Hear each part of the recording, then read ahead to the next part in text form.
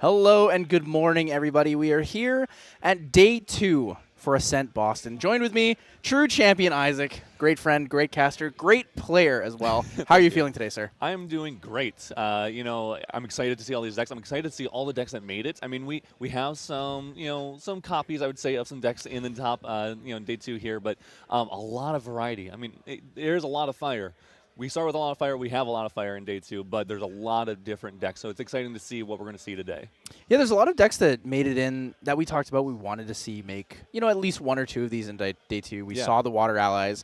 Fellow caster Bonnie Rien is on that, the Water Lorraine Huaji Allies, also playing Snow White, like we wanted to see. Yes. We saw a couple Wind decks in here as well, some Tristans. Yep. I believe we saw some, we know we see some suited. Yes. That'll be our first round feature here. Yes. We're going to be seeing Superior, Jim from Canada on the suited Xander, as well as Vegan, who is the core TCG director on Jin. Yeah, it's exciting to see. I'm excited. Both great people. You and me both love them both, and we're excited to see their gameplay. Both excellent players, both excellent people. Both super nice. Honestly, if you haven't got to talk with either of them, they're just genuinely great people. So I'm sure we'll have a great match watching them. It's going to be interesting because we have a Jin versus suited allies. Now, Jin in the past, has had some decent matchups into ally decks. So it might be a little rough for Jim if Jim can't put down pressure early, but we'll see because, something about all these Ryle decks is that they can draw pretty dead if they, draw the incorrect hand, I will say. Yeah, there's definitely some tough things you can draw as the Jin. That's kind of, I guess, why the Serene Fire is like such a big focus. On top of having the Recover 6 from that, the Glimpse 6 Spirit is crucial. Yeah. It really is crucial. It allows you to get that early dig, fix your hand, especially when you're playing this many XA cards, right? Like we have 4 Relentless Outburst, 4 Proof of Life, 4 Mend Flesh, 4 Enrage. So that's already 16 cards. And then we also have a Savage Thunder. Yeah. And the Sovereign Sanctuaries. Sovereign Sanctuaries, which you don't get to play until level 3. And then also Evercurrent Raiders, which are literally just dead cards in the deck. They're only there to be discarded. So there's a lot of dead cards that you can't play. And even stuff like the Rending Flames. There's only one of them, but that is basically a level 3 card. You're not playing it early. Maybe you can do stuff with level 2 and Jin, but mainly it's there to... There are actually some funny lines. Yeah. Since you mentioned the level 2.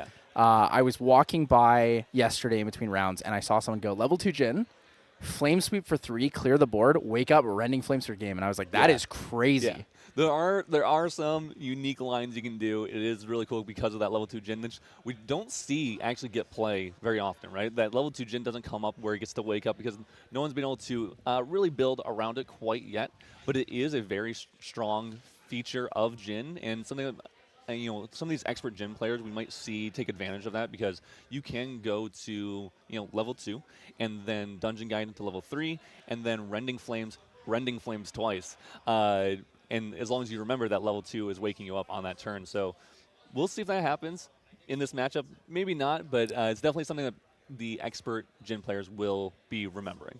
Yeah, and a lot of players who have loved Jin for a long time have really complained that the level 2 felt kind of useless in a sense. We do get the wake up on attack. You're able to, wake up and then attack again. Yeah.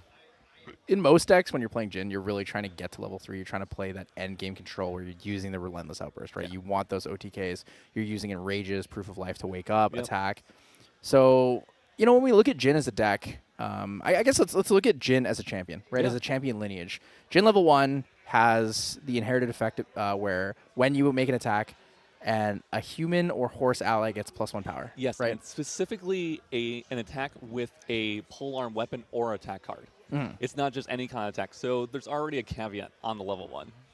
Yeah. So like when we look at that and we compare it to, let's say, like a Xander 1 or a Lorraine 1, Xander 1 has on enter Glimpse 2, 1 prep counter, which is essentially 1 damage, right? Mercenary Blade can be converted from the prep counter into damage. Lorraine 1 has on enter materialize a weapon of 0 cost. Yeah. So, 1 to 2 damage with that one. Yeah, like when we compare these things, it feels like Jin kind of has like the weaker lineage.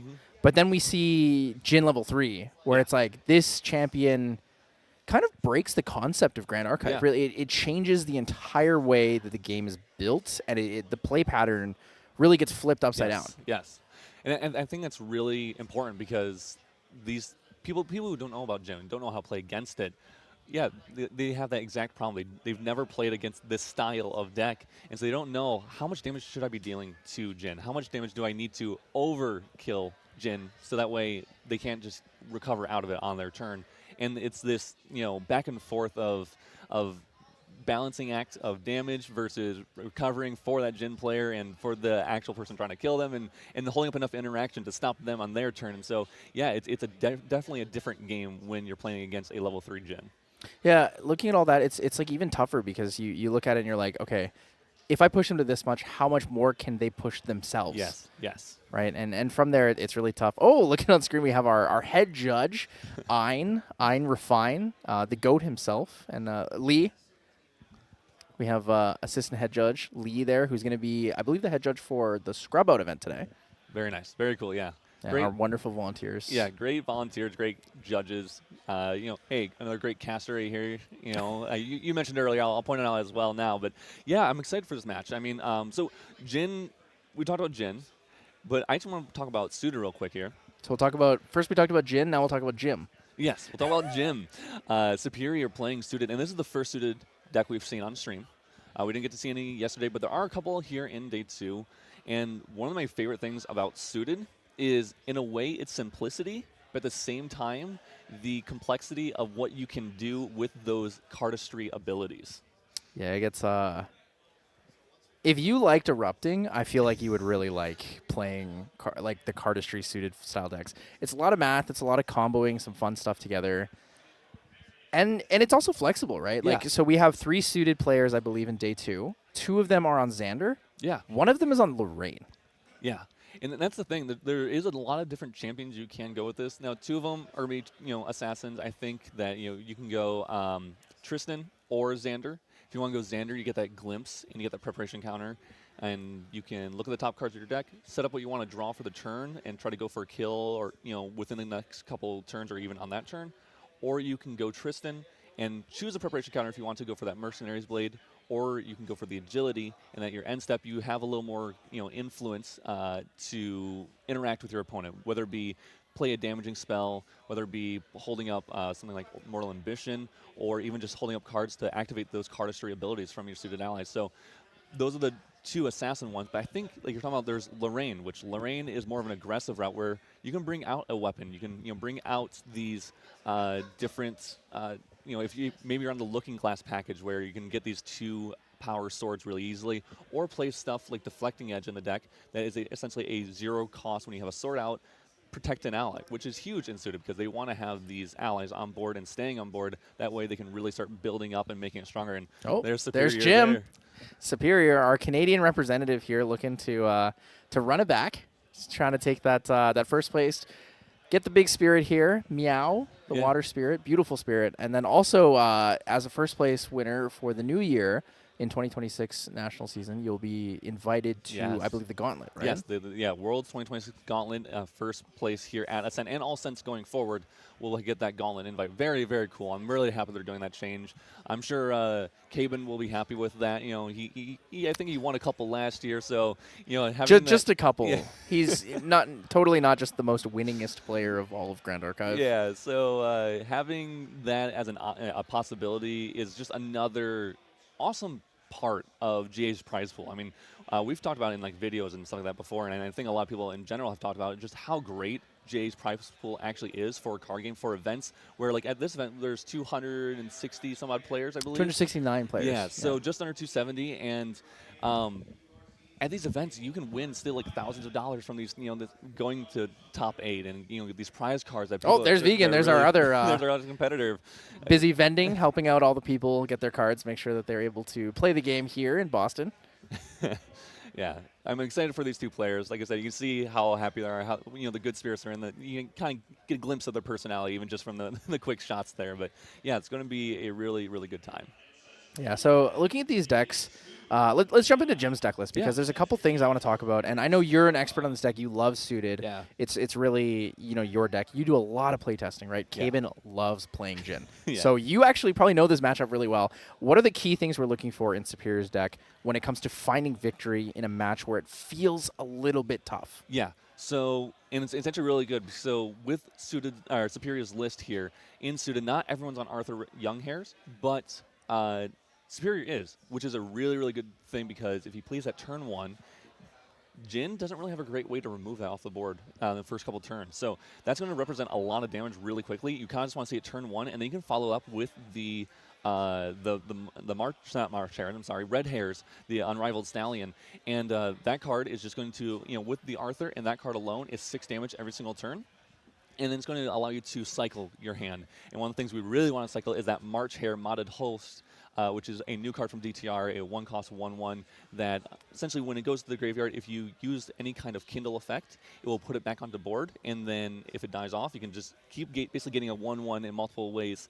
And if you have multiple modeled hairs in the graveyard, because of the unique rule of you can only have one unique ally of the same ally on board, if you have multiple, it's kind of like free Kindles. So you can see that in Jim's list, which we don't always see. We actually see something like Dazzling Courtesan, which we don't actually see in a lot of Suited lists. We see Duchess of Six of Hearts, and that is another Kindle target that we can use here. So if Jim is able to cycle, get the red hair on the line with the Arthur Young hair, and then use pitching those March hairs, the modeled host, and getting a lot of Kindle value, he can build up a really big board really quickly, which is what's going to be the biggest, win con for them to beat down this Jin list earlier on than later on until, once they're 28, R8 that are 28 life pool and Undying, it's going to be a little harder at that point. But if we can push enough damage early and not give them, Vegan enough time, then it's going to be the direction that Jim's going to be looking for at the very least.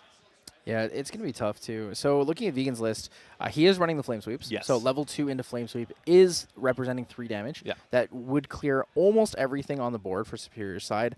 But the tech card, right? Mortal Ambition is the card to be looking for in this matchup. On the level 2, it can actually push lethal before Jin Undying Resolve comes out, right? Yeah.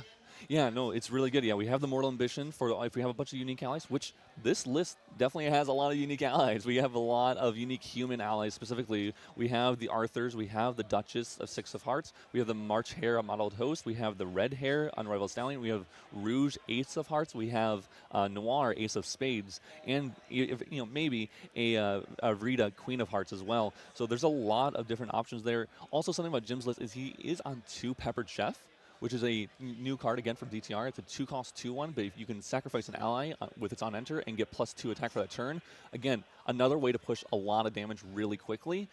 With an Arthur on board that's swinging for 5 attack, 5 power from that 1/2 drop.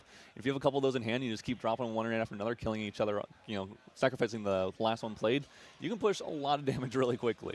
Yeah, there's also a lot of synergy there, like you talked about with March Hare, right? March Hare is a 1/1 ally, 1 cost, that allows you to bring it back on the board if it is used for a Kindle cost, right? So Peppered Chef, target the March Hare, sacrifice that, play a Dazzling Courtesan, represents so much damage. Yeah. Right? It's 1 less cost for Dazzling Courtesan, and you're also going to bring another damage back with the March Hare, plus more if you have Arthur on the field. So, the suited deck is very explosive. It has a lot of really neat combos. Other things to look out for that I think a lot of players don't necessarily know the timings on, which make this deck more of a unique interaction-based deck, is that a lot of the cards, a lot of the named cards, I guess the unique allies in this, have on-enter abilities, right? So Noir, Rouge have those on-enter. If you have certain reserve cost numbers, you will get this effect. And in response to those on-enters, you can activate other card effects. So the 4 of Hearts allows you to, it's a card, well, so I guess let's explain cardistry first. So cardistry basically says if your reserve cost equal to the cardistry, right? So a 4 of Hearts has a cardistry effect for 4 reserve cost. Yes. It is lowered by 1 for every unique reserve cost cardistry card that you have on the field. Yeah. So when you play a 4 of Hearts, nothing else on the field, its 4 cost effect becomes 3. Yes. Now, its effect is probably the most interesting and the most unique of all of them. Yeah. The 4 of Hearts allows you to draw a card into memory and then play a suited card from there if its reserve cost, I believe, is 3 or less. Yeah. It puts it onto the field. And it has to be a fire or norm specifically. But and it just puts onto the field. You don't have to pay that reserve cost. You kind of already paid it with that cardistry effect. Which there's a lot of playability with that, a lot of unique things you get to do with that. My favorite thing is to put out a 3 of Spades because and hold that ability. Usually I have a 4 of Hearts on board and I'll build up a couple more allies, maybe a 2 of Hearts and a 1 of Spades or Heart or something like that. So that effect only costs like 1, and then what I'll do is wait till my opponent goes. I pass to their turn. They try to kill it off. And then once they kill it off, or go to kill it off, I can use that cardistry effect, bring out that 3 of Spades. 3 of Spades has another cardistry effect that says gives an ally +2 life.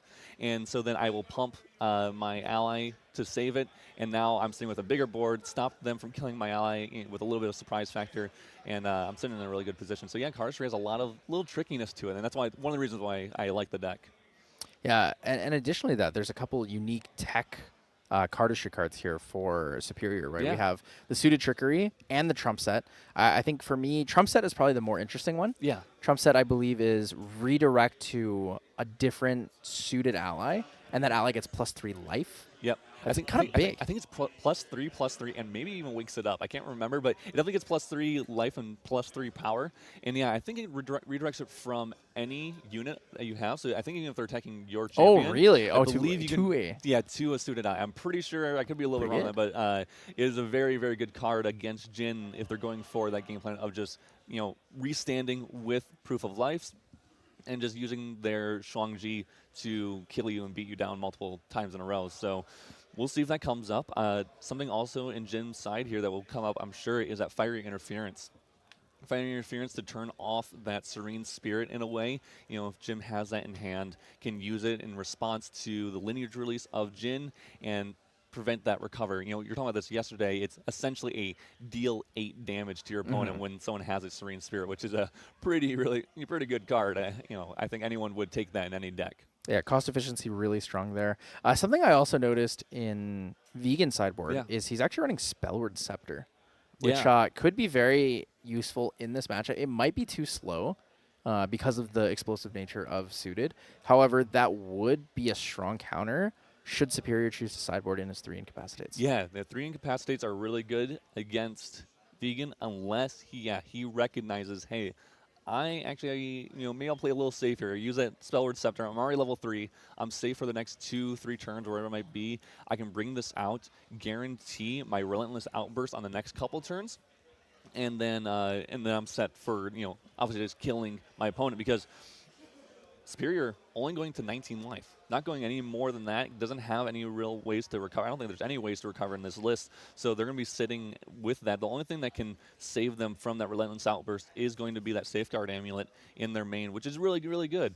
It's going to prevent that Relentless Outburst line from happening if Superior recognizes that is a line that could occur. Yeah, the big thing here is, like you said, Relentless Outburst, right? Yeah. That is going to clear the entire board in game one. There's Yeah. no incapacity to deal with it. There's nothing on here that will really comfortably protect the board, right? Maybe the 3 of Spades effect could keep one ally alive. Yeah. Maybe, but overall, Maybe Queen of Hearts will protect it for a turn, but I believe even if it, if they deal exactly enough damage to kill the Queen of Hearts, those damage counters are actually still on those allies. And so when the Queen of Hearts dies, they'll still die. So because they're immortal, it's not that they don't take damage. Yes, correct. So Queen of Hearts kind of stops more like your board getting blown up on your own side, and gives you like a little bit of a turn to swing one last time or something like that usually. Or, if it's more like a ally v ally matchup where you have to kill off the Queen of Hearts, so then you can kill off the other allies instead of sitting there doing nothing. So Queen of Hearts, not necessarily good against board clears, but it is good against, board v board scenarios. But we won't have that here. We'll just have that board clear occurring with either the Flame Sweep. It is only a one of in Vegan's list in the main, and there's another one on the side, but more likely that Relentless Outburst will occur. Yeah, Mortal Ambition could keep it alive, but we'll have to see. Yeah. So we're going to jump right into the game here. Round 1 of Day 2 Ascent Boston, guys. This will be Vegan on the Serene Fire Jin versus Superior on the Fire Suited Xander. Yeah, I'm really, really excited. We'll see. It looks like Jim gets to go first here. That's a great thing for any aggro deck. They love going first here. So it looks like we have in hand. We have that modeled here. We have the Noir already. And I believe that's a spade, 4 of spades, which another really, really solid card, because it's one of those cards that can keep your influence up. So we might even see that just drop here instantly on turn 1. Definitely possible. Oh, it's definitely my favorite. I like calling it the card up charger. You play it, 4 cost goes down to 3, and then suddenly you're able to use it as a backup charger effect, draw a card into memory. Yeah. But we're going to start with the 3 of spades. It's a classic defensive option here for the suited set, like you said. Yeah, and 3 of spades, even if for whatever reason Vegan has something that can kill it off or try to attempt to kill it off, it can pump itself at the very least, keep itself alive. And in a suited/cardistry deck, anything that you can allow to keep another ally on board is really, really important. Holy, Vegan with a fantastic start here. So he puts 3 cards back, opens up with the Rile the Abyss, Evercurrent Raider, double Dungeon Guide, and a Liminal Guide alongside that Creative Shock. He's going to have a fantastic opener. He has a Resolute Stand in hand as well. Now, the question is, does he have a Reduced Dash?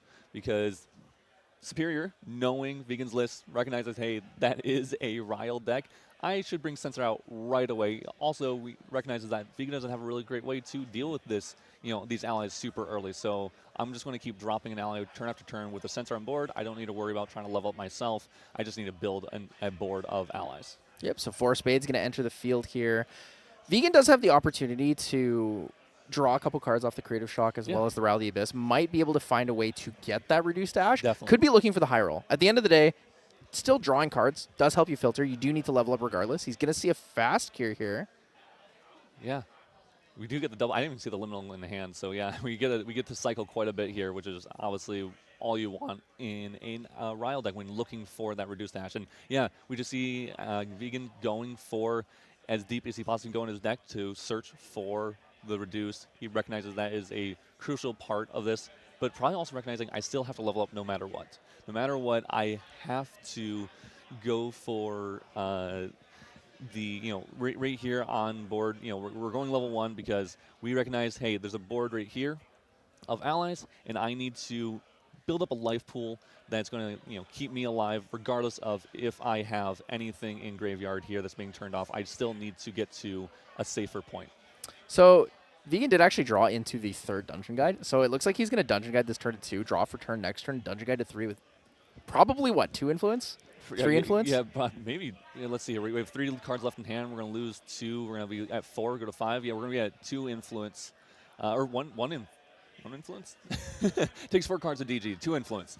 We're going to be at 2 influence on our next turn if we DG in next turn. So, I mean, yeah, you have to do what you have to do. You're scared of dying, so makes sense. Let's just get to level 3, stay as safe. Once we get to level 3, we can just bring out that Berserker Plate. We can just start generating our own value based off that Berserker Plate, and also generate a win con because we're slowly taking damage that way as well. Yeah, the value is good here. So the activation of the 4 of Spades is going to cost 2 due to having 2 different cardistry cards with different reserve costs. It's going to draw a card to memory from that 4 of Spades effect. Superior, you're thinking about what to go with next. Probably going to go with a simple draw card. Fire Resonance Bauble, fairly okay to pull out now. Yeah, I like Fire Resonance Bauble here. Use it early if the Jin's going to recover. They're only going to recover 4 instead of that 6. That's a big deal, actually. That 2 minus essentially on the recover is actually definitely could matter in the matchup like this. Yeah, it also nicely turns off the Rending Flames angle, right? Rending Flames is not like a super common angle for big damage kills this early in the game, but it always does exist in the back of your mind. You're always like, oh, they could Rending me for... bring out Shuang-Ji, maybe they have 10 damage counters. They Rending me for 6, I take 12.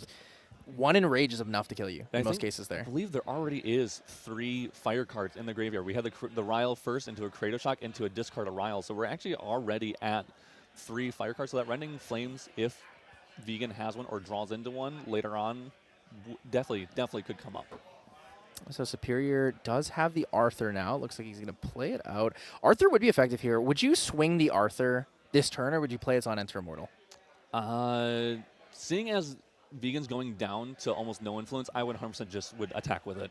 I don't really care. I don't think it's dying anytime soon, so I think it's just going to stay alive. Might as well push the extra 2 damage. The thing about Jin is that it still needs some kind of influence to win the game. Now, it can be really small depending on the type of hand that they have, but it is essentially, even though Vegan is going down to 2 cards doesn't really do much in a Jin deck. They need to see 3, 4, 5, 6, 7 cards even to really push a large turn for lethal. So the backup charger materialized here from Vegan. Alexander is going to get that. The Power Cell should be arrested in this case. Doesn't really matter because he doesn't actually play any allies that could use it active. But is relevant to remember. Things are important here. He's going to Recollect, draw for turn. He should be at 6 cards, so if he Dungeon Guides up, he'll have influence of 3, 1 in memory, 2 in hand. Yeah, honestly, not bad. He's also holding the Resolute Stand if he really needs it to find a way. And he does have a Fast Gear in hand. Yeah, I don't mind this position at all, actually, for Vegan. I mean, we're going to use that Dungeon Guide most likely here. Hold on to the Enrage. Hold on to probably that Resolute like you're mentioning earlier, and keeping the 2 most important cards in our hand. That way we can survive another turn, 2, 3, 4 turns here. We're at 14 damage taken out of our possible eventually 28. So with that Resolute, it's probably going to buy us another at least 1 turn, if not more. And if we get Berserker's Breastplate online, then we are going to be really actually in an okay position. So Vegan's going to look for the 2nd Dungeon Guide here up to level 3. He's going to keep one of the 2 Enrages he had in hand, as well as the Resolute Stand. So he's going to keep both the Enrages. That was the best case scenario there with the Dungeon Guide banishments. So yeah, I'm sure Vegan's very happy to see what just occurred. Now, that might go away if Vegan brings out Berserker Plate here. It might be getting rid of it anyway, so probably didn't matter. But we are finally at level 3, and we are at definitely a safer position than we were a moment ago. Yep, Jin Undying Resolve, that static effect. As long as it is not your end phase, Jin has immortality, so Jin will survive until the end phase here. Yeah, so he's in this position. Alexander's kind of chilling here. He's stabilized. Like you said, he will likely banish the Enrage there for the Berserker's Plate. It's going to allow him to take 3 unpreventable damage at the beginning of his Recollection and draw a card every single turn that this is on the field. Right? Superior, I don't believe, has any answers for that in his deck. Reduced Ash does not work because it is a 1 memory cost, and he does not run anything like Spurn to Ash or Meltdown. Yeah. That Berserker Plate definitely is going to be putting in a lot of work for Alexander. I'm sure once Superior sees that come out, he's going to be a little bit bummed, but we have 2 different suited allies on board. 2 different reserve cost student allies on board. So if we can get a couple more, it looks like we have another 3 of spades and another 4 of spades, along with that courtesan. Now, we do have that modeled hare in graveyard here, so this actually can come up with for that courtesan, at least, reducing its cost by 1 and bringing this back out on the board. So we can push a little bit of damage with that if we want to. Probably just, I think we're just thinking about materialization here. Could just go Grand Crusader Ring, but also could be thinking about, do I need to go Tariff Ring? Do I need to bring out Safeguard Amulet? Do I need to go Impact Hammer to push a little more damage a little quicker here? So we'll see what Superior is thinking about. It's almost looking like it might be a Tariff Ring. There's also the potential for him to go into level 1 here, right? If you go level 1, you lose a card. You go to Xander, Prepared Scout, and you gain the Prep counter, which gives you access to the Mercenary Blade for a Blazing Throw if you wanted another fire card for the Dazzling Courtesan Kindle. Yeah, definitely. Definitely a possibility here. I don't think we do see a red hare, March hare, or sorry, red hare Unrivaled Stallion in hand with a March hare in hand as well. So we could see a very cheap Kindle situation happening here by cycling all those modeled hare and unique allies. Yep, so that's a big one there. We're going to have that interesting setup here. So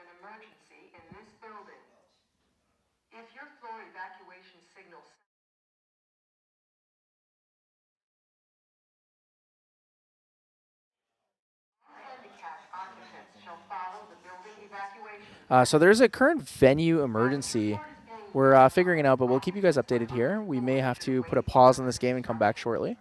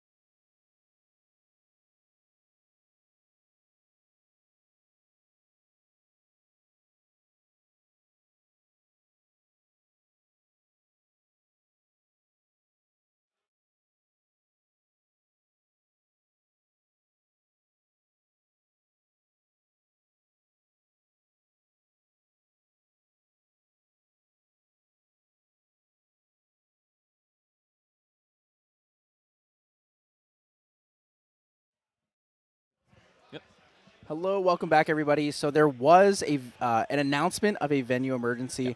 It looks like it is not affecting our floor, so we will be continuing the game. We are restarting the timer from when the announcement came on. So we will be resuming the game here at 52 minutes. Yep. So back into the game. Superior, thinking about his line, looking like that March Hare is going to come on board. This is going to be representing 4 damage. I'm assuming we're getting rid of the modeled host that we have in hand. Oh, actually getting rid of a different card. Maybe Ember Crypt Burn. Ember Crypt Burn. Kind of makes sense here. Maybe we're just playing that modeled host because it does only cost 1. And so we can just swing with 2 with that if we need to, along with, I believe we have a Noir and a Rouge in hand. Yeah, Rouge in hand. I think there was a 2, or is that 2 Rouges?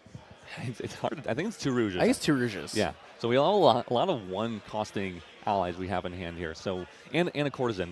Don't forget about that Courtesan, because a Courtesan is already only costing 2, or only costing 1 from hand. So it's also a possible 1 cost ally we can play here. Yeah, not a bad setup. Pretty comfortable. Honestly, throwing away the Rouge is not the worst, just to push the extra 2 damage should you wish to put Alexander in like a less comfortable position. The problem is if he does draw the Relentless Outburst, your whole game plan is offline, right? Yes, yeah, your whole game plan's offline, but I believe how many times it does it per every 6 damage counters on your champion. So yeah, Jin if gets put to around 30 damage counter here, can deal 5 damage to the entire board.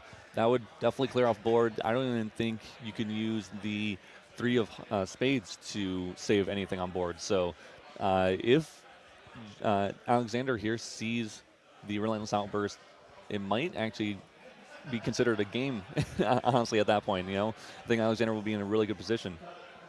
Yep. It's going to be really tough based on where he's at right now. He has a lot of potential outs, but not guaranteed ones, right? So you're really hoping to get a good draw. You get 2 draws here, so 1 off the Berserker Plate in the future here, and then 1 off of your draw for turn. And Jim, Mr. Superior is just like, he's just praying at this point, right? Yeah. And it looks like we're holding back a couple cards.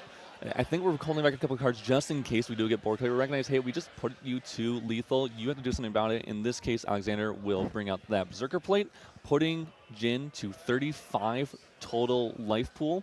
Now, Alexander going to be taking 3 damage every single turn from it, but getting a resource every time they take that 3 damage. So it's hurting you, but also getting you resource, and also for a couple turns here, making you a little more healthy than you would have been. Yep, so it's going to be a Proof of Life banished, not the Enraged that I thought it was. Gotcha. But we'll see what the draw here is for Alexander. Does he get what he needs? It's going to be, obviously we're probably just swinging to face, recognizing, hey, we just need to... He does have the Outburst. Does have the Outburst. Oh, Outburst could be huge here. We are at 31 damage on our champion. We do just pass instead. Makes sense. We are alive. We know we're alive. It's up to Superior here to do more damage to us to put us into a lethal range. Safeguard Amulet coming out. Definitely going to keep Superior a little healthier against that Relentless Outburst. So I think Superior is actually pretty okay with this scenario. Yeah, it's tough because you're at the point where you want to push damage, right? You want to put pressure onto Jin, but there's that delicate balance of too much pressure. If you put too much pressure on, a kill line really does exist in a fast situation, right? You could go into a Shuangji, into just a Flame Sweep. Yeah. Shuangji into a Hemorrhaging Rend in some of these cases. And that's really scary. This deck list does not actually play Hemorrhaging Rend, but the cleave examples do exist. Flame Sweep in this case scenario. Yeah, the something that's interesting about Alexander's list is that they are on Grand Crusader's Ring instead of Quicksilver Grail. We've seen a couple lists playing either one. And one thing that's nice about obviously Grand Crusader's Ring, you get an extra influence, right? That's great. The nice thing about Quicksilver Grail though is that you can bring out that Shuangji underneath it and banish it off the Quicksilver Grail on enter, and then get an effect where you can play a card and then in response in your main phase pop that Quicksilver Grail and get that Shuangji on board. So that unfortunately isn't an option for Alexander. Otherwise, he could go for a more easy lethal line. So we're going to have to definitely play around with just building an influence instead. Yeah, so Alexander's going to play the Resolute Stand here, paying the full cost for it. Wants to be able to draw a card next turn. Needs to be able to put that Relentless Outburst online. So Resolute Stand will stop all the damage from everything except for Red Hair, because the Arthur is already rested. Red Hair will come in for 4 damage here. He's going to be able to get that on attack. Discard a card here. What would you discard from Superior's hand? I mean, Personally, I would still get rid of that modeled host. I mean, to me, I don't need to keep it for any other specific reason. One will come back in, and then, like I talked about earlier, when you have multiple of those in your graveyard, you're able to kindle for really cheaply. And I think, do we still? No, it's only 2 Rouges. I thought, and now we have that 2 of the hearts in there. I thought it was maybe a Duchess. It was even a Duchess as well. That's going to help fuel that even more so as well. So I do like pitching discarding the modeled host in the graveyard. But, you can also just get rid of, I mean, in this case, it doesn't look like they got rid of any. Did he get rid of Yeah, I think Rouge? he declined it. I think he declined it. Okay, he did decline. Oh, no, he discarded the Rouge. You're right. There is a Rouge. He discarded the Rouge. So, yeah, this is going to put another 4 of Spades on the board. We have 3. We have one here, and one here, different reserve cost suited allies. So this 4 of Spades ability is only going to cost us 1, which is really nice, especially if our board dies off here. So here's the card that's that causes a lot of issues in a lot of these matchups, right? Chalice of Blood allows you to draw 2 if your champion has taken 20 or more damage counters, it has 20 or more damage counters on them. This is actually on category 2. I think after this tournament, this card might see some changes. It's very effective in CL, extremely effective in Jhin. And it's really popular in Luxem too, right? All these Serene Spirit decks utilize the Chalice of Blood really well. Yeah, and we've seen it even in Lorraine level 3 decks. We've seen it in Merlin level 3 decks. So Chalice of Blood, definitely a card that is very, very strong. There's a lot of champions that can use their life pool as a resource, and Chalice of Blood capitalizes on that even more.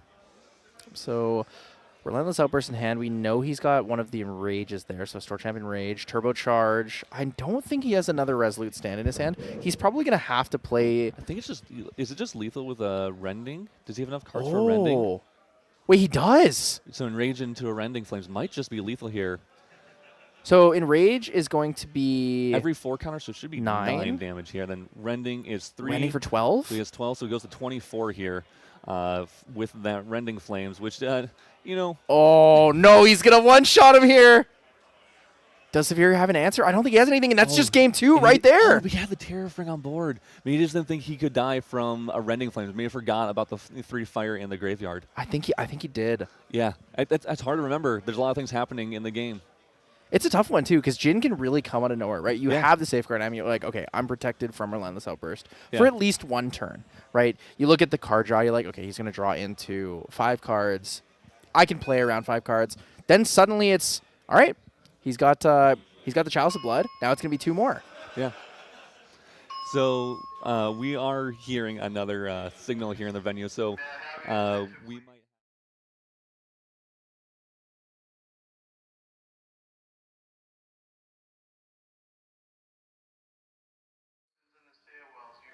All right, so this is a confirmation from the venue that the fire department has found the issue and that we can return to the venue. Anyone who was taking shelter in the stairwell is able to return back to where they were before. So we will be able to continue on with Ascent Boston Day 2 here. Sorry so much for the interruption, everybody, but I mean, that was an explosive game. Alexander, out of nowhere, just pops him. Enrage, Rending Flames, 24, 1 shot. Doesn't matter what you have on the field. Yeah, I mean, this is obviously the power of Jhin, the power of Rending Flames. Some people are not on Rending Flames. I was talking to Caben earlier, and he would refuse to take the card out of the deck because it just allows for those quick kills when you need them. Yeah, I mean, Alexander, the Rending Flames, maybe he was the reason for the fire alarm. He just popped it so hot with Jhin right there. I mean, such a handsome fellow too, right? It's just hard to beat. It's hard to beat, yeah. And one thing I was thinking about for Superior's side here, we're thinking about that Terrafring and like, why didn't he pop it? Well, Alexander drew 3 cards in Recollection. We had 2 from the Chalice of Blood, 1 from the Berserker play, and then 1 for turn. So just kind of forgot how much influence Alexander could have gotten. He's like, even if he had the Enrage and Rending, he doesn't have enough cards to do it because he would need 4 more cards to do it. Well, hey, Alexander drew 4 cards on that turn to get enough to be able to play both the Enrage and the Rending. Yeah, and the other side to it, too, is we're at day 2, right? Deck lists are open to the players. You look at this list and you go, I know he has 1 Rending Flames. Do I respect that he has 1 Rending Flames? Sometimes you don't. Sometimes you're not the kind of player who respects what your opponent might have as the one of, right? If they have the one of Title Lock and they're holding 2 cards, you might just not respect that. But you might also be the player on the other side who always respects that. Right?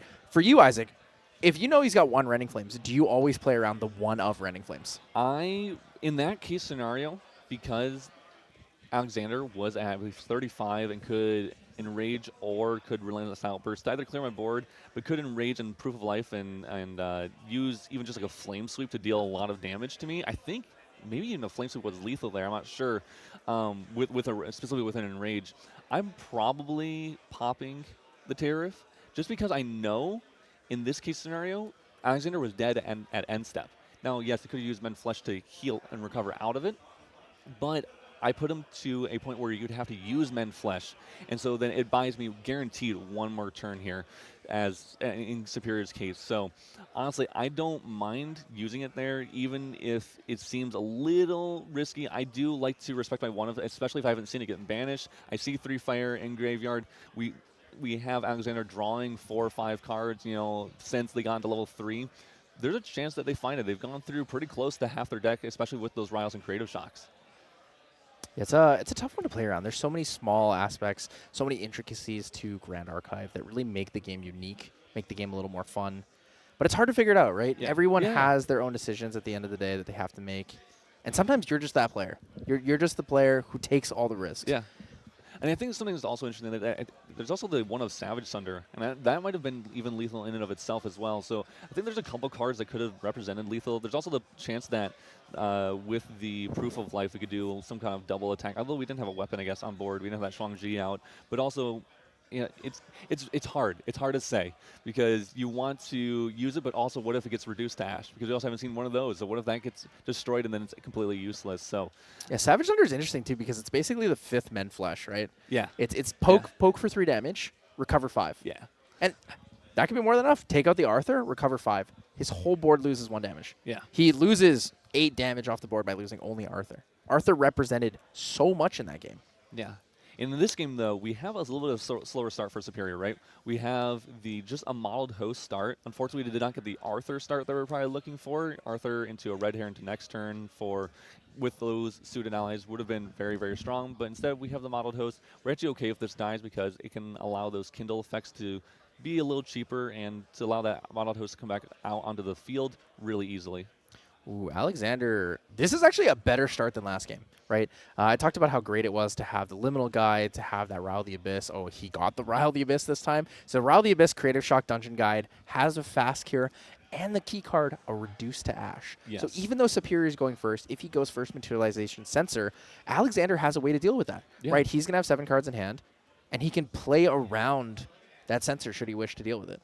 Yeah, this is a really, really solid hand. Obviously, we want a couple more Liminal Guides, or, I should say Spectre allies with that Riles, which hopefully we find after we Creative Shock. But yeah, getting to level 1 here with the Creative Shock into the fast gear, into Reduce the Ash, the Sensor of Restful Peace, will be very, very solid.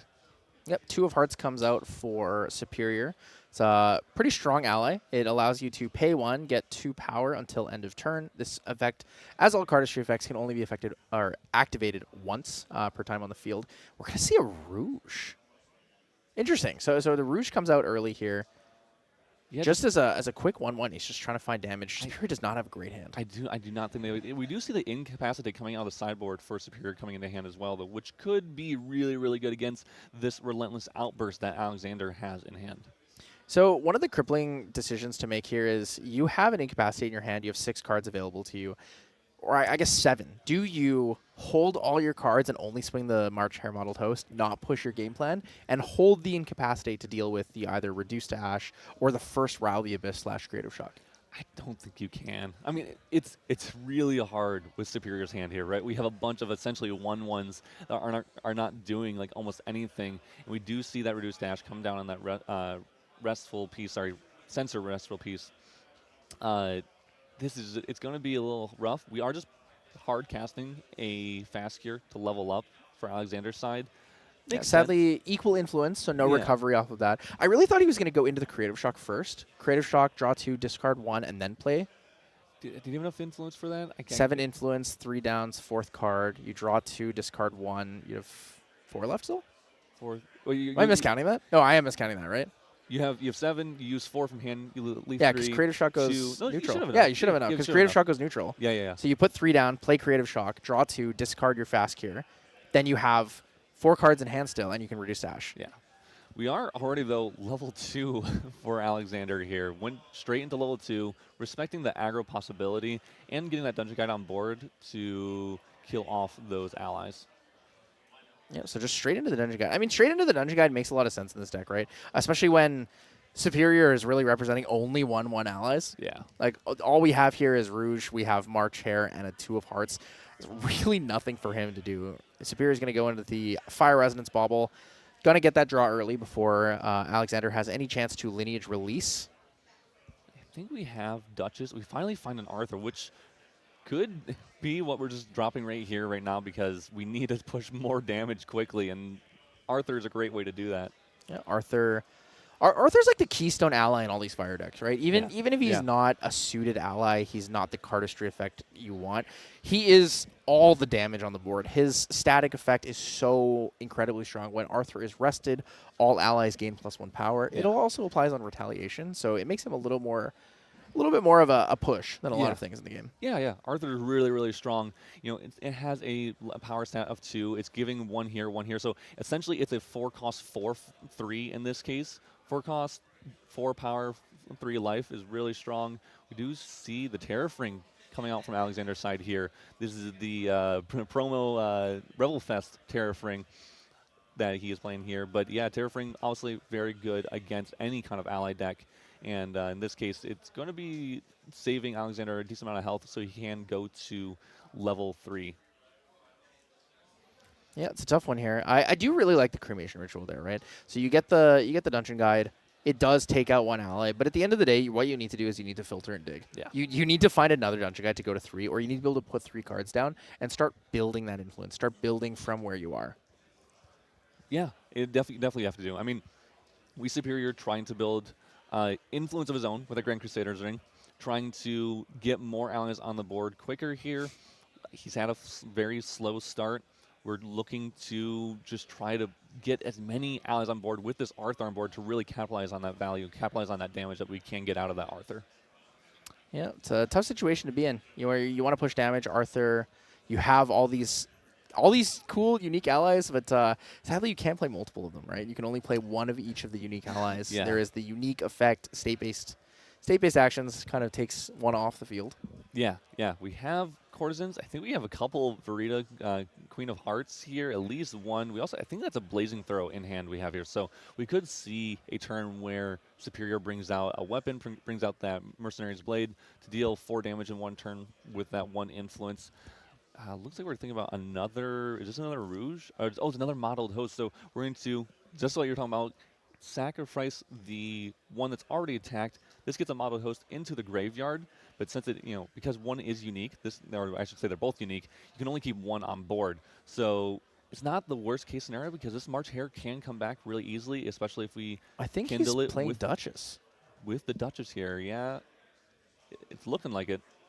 We're just using everything for this Duchess. Yeah, we're not even kindling. I would kindle.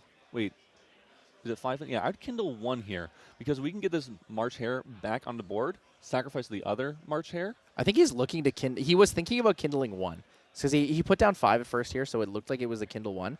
He might go for a higher Kindle count. Could go for 3 or 4, just to represent. I might have a Mortal Ambition in my hand. Yeah, so we're doing exactly this. We are kindling a total of 5 here. I thought I'm sorry, he has 6 influence, but I'm getting confused because he already played a modeled host. So yeah, we are kindling 5 here, pushing. Let's see, we had this normally has 4 power, but we're getting 5 from the Arthur. This is 2 from this this modeled host here because of the Arthur as well. So we're actually pushing 7 damage with 1 ally. Pretty okay. It's a lot of extra damage coming in here. It's going to be tough. So banishment of Rile the Abyss, Undying Dreams, and a Relentless Outburst. Relentless Outburst, it's that key card we talked about, right? That's the one that's really important here for Alexander. It's going to be one of the things that allows him to play around all these allies on board, right? It's like a very, very simple board clear, especially knowing that Superior has all of his cards down. No access to Incapacitate, no access to playing a Mortal Ambition to give an extra life to any of his allies, but Alexander's just going to pass. Just going to chill on that.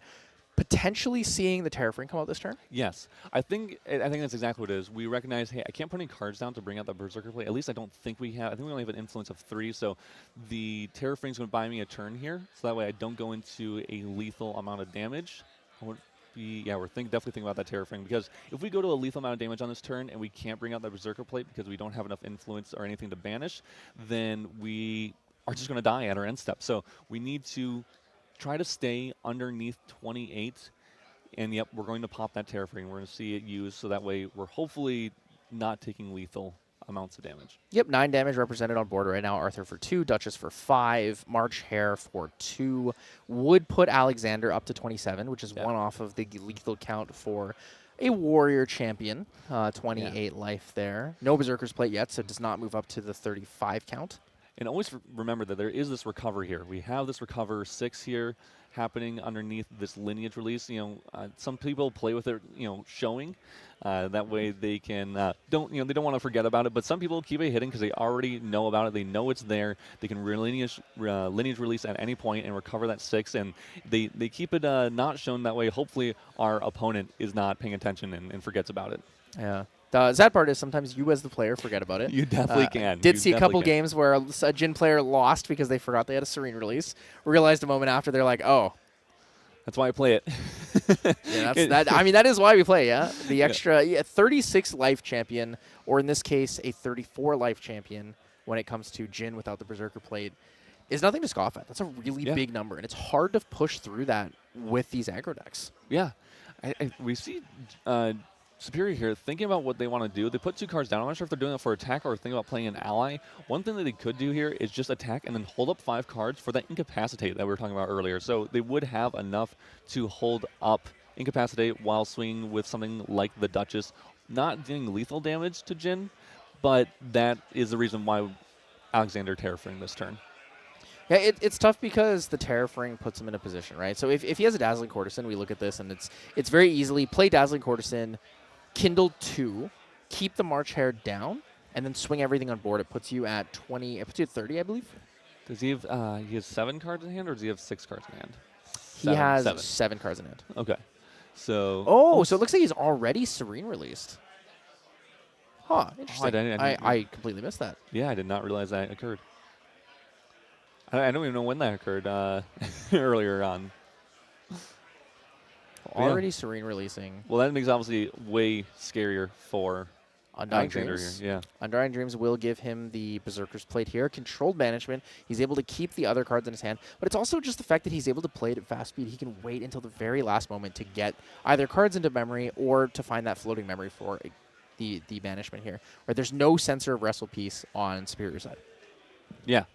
This Berserker Plate's really good. I mean, this is Alexander's in a good spot where we've taken some damage. We're going to be able to build up an influence. We're going to build up a life pool.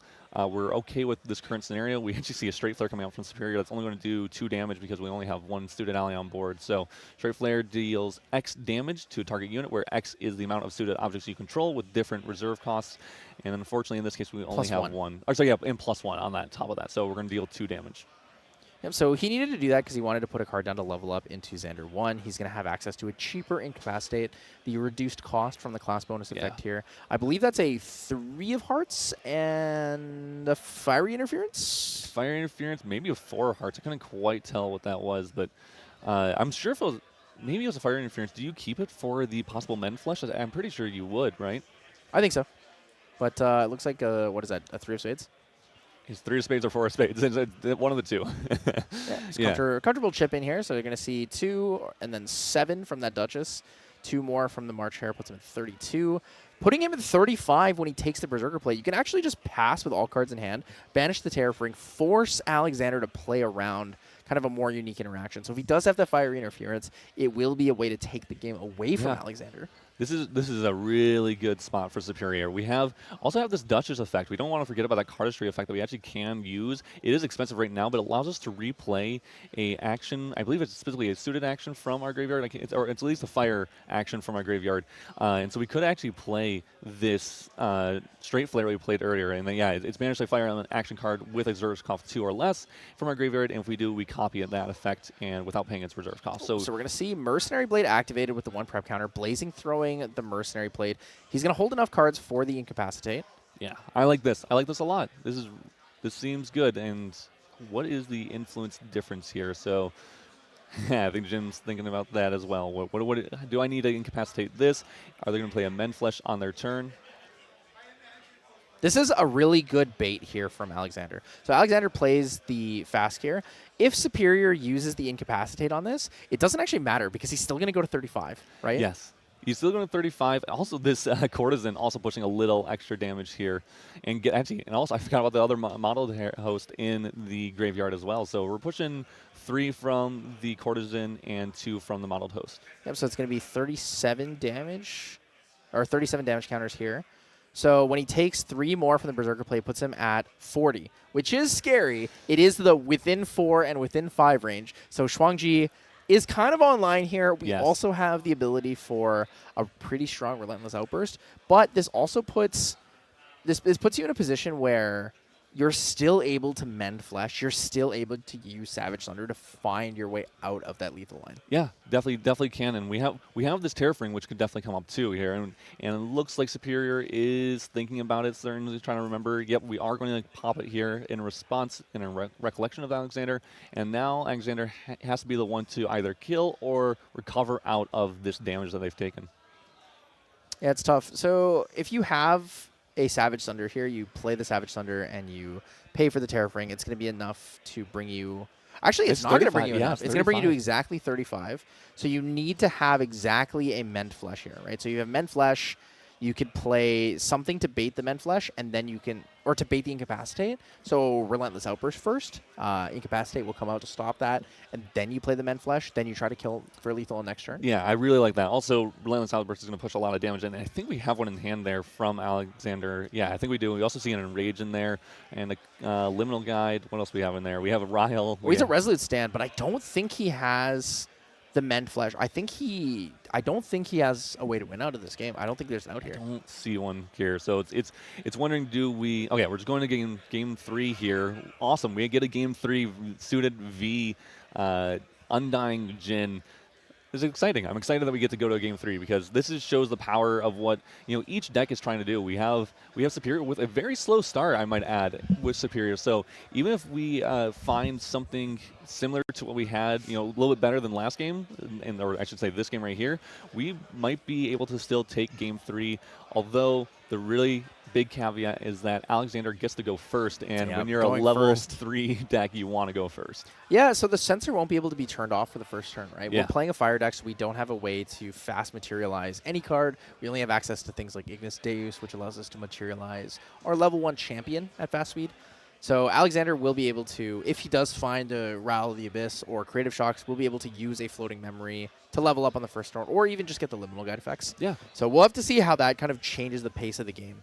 I don't think it's very favored for Superior here, but I'm interested to see how well he can adapt and what his materialization order is going to be, right? Yeah. Are we going to see a really early Terrafring? Are we going to see a lot of damage pushed early? Are we going to see, does he want to go into the Impact Hammer and push for faster, aggressive, lethal? Yeah, definitely. I think there's a lot of play in Suited, and that's, again, one of the many reasons why I love it, right? It has so many different things, and materializations in Grand Archive, I think, is one of the hardest and most important things, though, that you can do and have knowledge of and know when you need to materialize certain things. So Superior, a great player. I don't doubt his ability to materialize correctly, and I'm excited to go into game 3 here. Alexander's start with that Serene Spirit getting to Glimpse 6.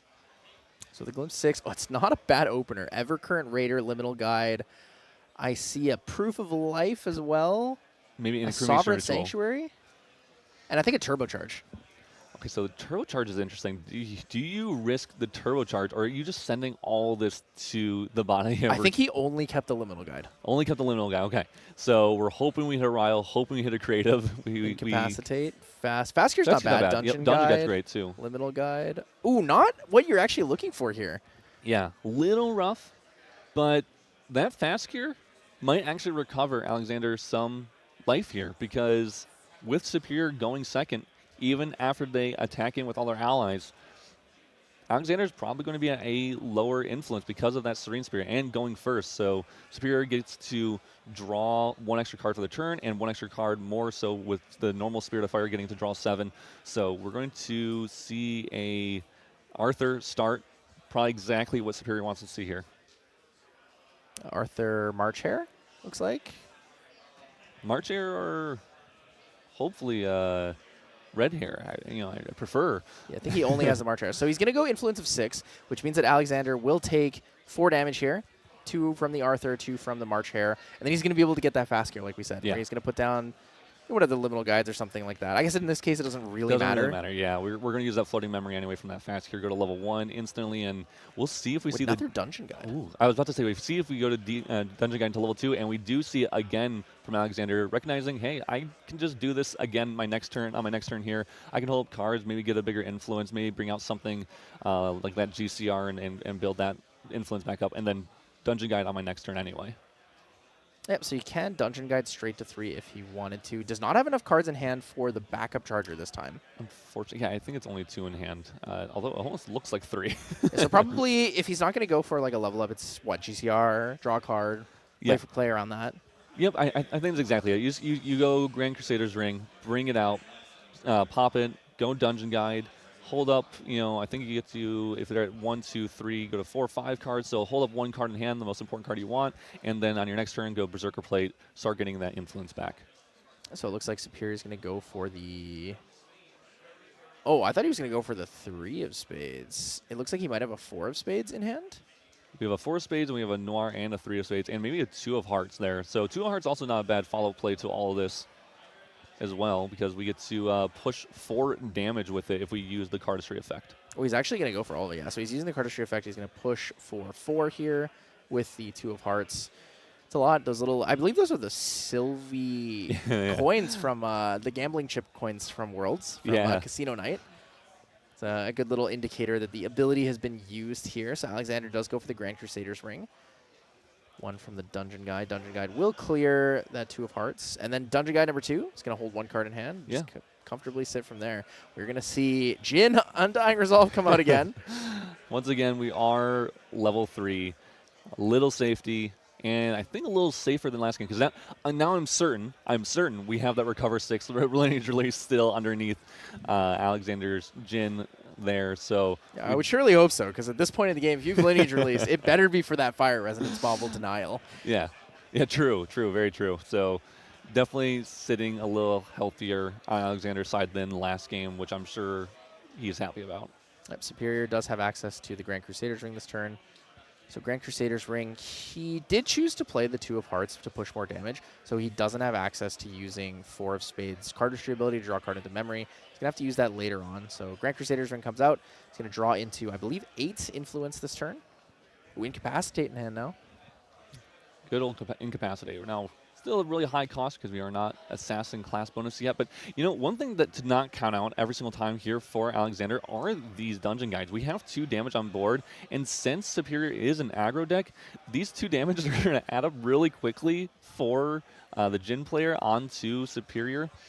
And, after a short amount of time here, all we're going to need is bring out that Shuangji from our material deck to go for a lethal if these are left alone. And so far, Superior has been leaving them alone, recognizing I just need to push as much damage face as possible, as much damage to the enemy champion as possible. That way, they can't get enough influence to actually kill me on their turn. And this is the beautiful part about the Dungeon Guide play into level 3 for Jin, is that it does leave 1 card in memory for you. Yes. So it gives you access to that Berserker's Blade always. You put those 3 cards down, not trying to gamble on one of the influence, but you put it down knowing you're getting rid of all 3 in the long term. Yeah. No, it's very, very good here. And actually, Superior holding up 4 cards. I actually don't even mind. It looks like we have that, I think is that the Suited Trickery, or is that the Trump set in hand there that Superior has, which essentially a card that I think it's Suited Trickery. I want to say it's Suited Trickery. It looks like Trump set. I think it's Trump set. Oh, is it Trump set? Okay. But we are instead just going to play the modeled March Hare, modeled Host, to push an extra damage here, extra 2 damage because of that Arthur. And even if it dies, we can use that for later on for kindling effects. Yeah, Trump set would be pretty big here. It is a 2 cost. Sadly, he's not a Guardian, so he does not have the 1 less. But like you said, change the target of an attack to a suited ally you control. If you do, that ally gets +3/+3 until end of turn. Yeah. We do see the Shuangji come out from Jin. So Alexander saying, hey, I can actually just kill you over the next couple of turns if I just swing with Champion. Or in this case, we're going to kill off the Arthur, actually, slow down the damage we're taking, get Shuangji out so that way we can use it for a lethal line later. It's going to lose a durability. We have 2 durability left on that polearm, and on our next turn, if we want to, maybe we'll go into the Berserker Plate. Was Superior at 1 damage counter or 2 damage counters? Because Inherited Effect actually applies in this case for Jin level 1. So Jin level 1 Inherited Effect, attacking with a polearm would give +1 power to one of the dungeon guides, which would have been the one dungeon guide that's going to face. Yes, very true, very true. It's a very, very rare interaction to come up. This is what we're talking about earlier. It's hard to remember that earlier Inherited Effect from Jin. I don't know if we are in fact taking on 1 damage. I'm pretty sure we took. I'm pretty sure we had the damage taken or not hit for the dungeon guide. We see Superior going to level 1 Xander. This is going to make the incapacitates quite a bit cheaper in this case, allowing Superior just to hold up 3 cards instead. And this is going to be a better spot because now we can stop that Relentless Outburst. Now we can stop that Enraged from coming online and slow down our opponent. I keep thinking about it. It's actually really rare to see just a raw swing with the Shuang-Ji clear an ally. Normally it's like, we bring out Shuang-Ji, I'm going to one-shot my opponent, right? So it's kind of neat to see that. We're going to see the Fast Cure come out here from Alexander, potentially. Yeah, it looks like they are talking about the Jin Inherited Effect. Yeah, just talking about how they're one of the dungeon guides, because it is a human, gets a damage here. So just going to try to see if we can correct that, figure out what we need to do with that. But yeah, we do see that Fast Cure come out. Alexander definitely at a lower lineage here, probably going to that Berserker Plate to get a higher life pool. Again, I've said this every single round, I think. Once you get that Berserker Plate, you're getting a higher life pool. Yes, you're taking damage, but that also kind of fuels your game plan. And then also getting the draw every single turn. Yeah, so we are going to see a small adjustment to the life pool here of Superior. Jin Inherited Effect at level 1, Jin Fates Defiant, does say, whenever Jin attacks with a polearm weapon and or polearm attack card, target horse or human ally you control gets +1 until end of turn. The 1 damage from the first dungeon guide swings into the March Hare with a 1 life pool, so it clears it.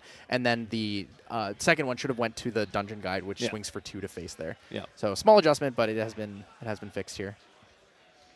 Yeah, just thinking about what we're doing here, or I think we definitely just fast cured in our opponent's recollection. Is that what occurred here? I think that, or maybe we just, I think we just, maybe in our own, we fast cured. And so making sure that Superior can't play a bunch of cards from hand to go at a lower influence. I think that's all that was occurring there.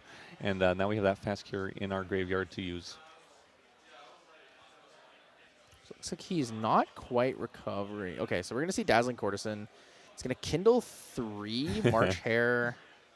Is going to repeat itself, sacrifice, and go back. Yes. Yeah, like you said. So it recycles itself for the Kindle effect, which is really cool, actually. It's really, really cool. When you get several of those March Hares, Modeled Host into your graveyard, when you Kindle something, you just get a bunch of free Kindles for going into the future. It obviously can be turned off by something like Nullifying Lantern, but in this case, Alexander doesn't have that run it in their deck, so it's just always going to be online for Superior.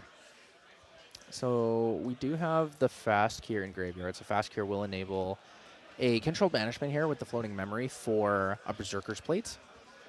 It's going to bring Alexander up to a life pool of 35. We'll take 3 from the plate, go putting him to 30. It still puts him in a safe place against Superior, right? Superior doesn't have any fast action damage to deal with him right now. We do know he runs it in his deck, so there is the Fiery Interference. We also, I believe, have Straight Flares and Embercrypt Burns. Yep. I do like the idea, and it looks like Superior's thinking about it, is that do I just hold up this Incapacitate and do I hold up this Trump set? That way I have multiple ways to out anything Alexander does. Because we can't really put him to a lethal range here when we know that with that Fast Cure in the graveyard, like you're just talking about, getting that Berserker Plate, we know we can actually put him to a point that's actually lethal range. So can I just hold all this interaction and obviously stop, like, let's say, the swing from the weapon here and just stay a little safer. The interesting thing with Trump Set is that Trump Set only gives power and life if you change the target of an attack. Yeah. So if he plays a Relentless Outburst, for example, it has to be the Incapacitate, right? He doesn't have a way to use Trump Set to kind of make that declaration. We're going to see a Mercenary Blade Blazing Throw. He's going to push Alexander up to 31. It's still going to put him 1 short of lethal at the end of turn there because he's going to have 34 out of 35 after the Berserker. I don't think we have anything else in hand that we can do here. Yeah, so 34 4 out of 35, and we still, I believe still, we have that recover 6. I think Alexander has yet to use that lineage release here, so it is still underneath champion, and effect that Alexander can use at any point to make sure they're not going to die in their end phase too. Yep, so we have 2 Dungeon Guides available for damage.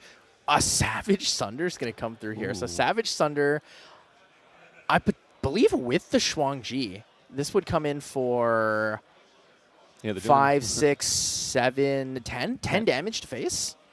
So he could play the trump set here. Yeah, could play trump set. This would actually stop a lot. No matter what, Alexander is going to recover 5, which is, I'm sure, maybe more of the game plan, but might as well try to deal a decent chunk to face.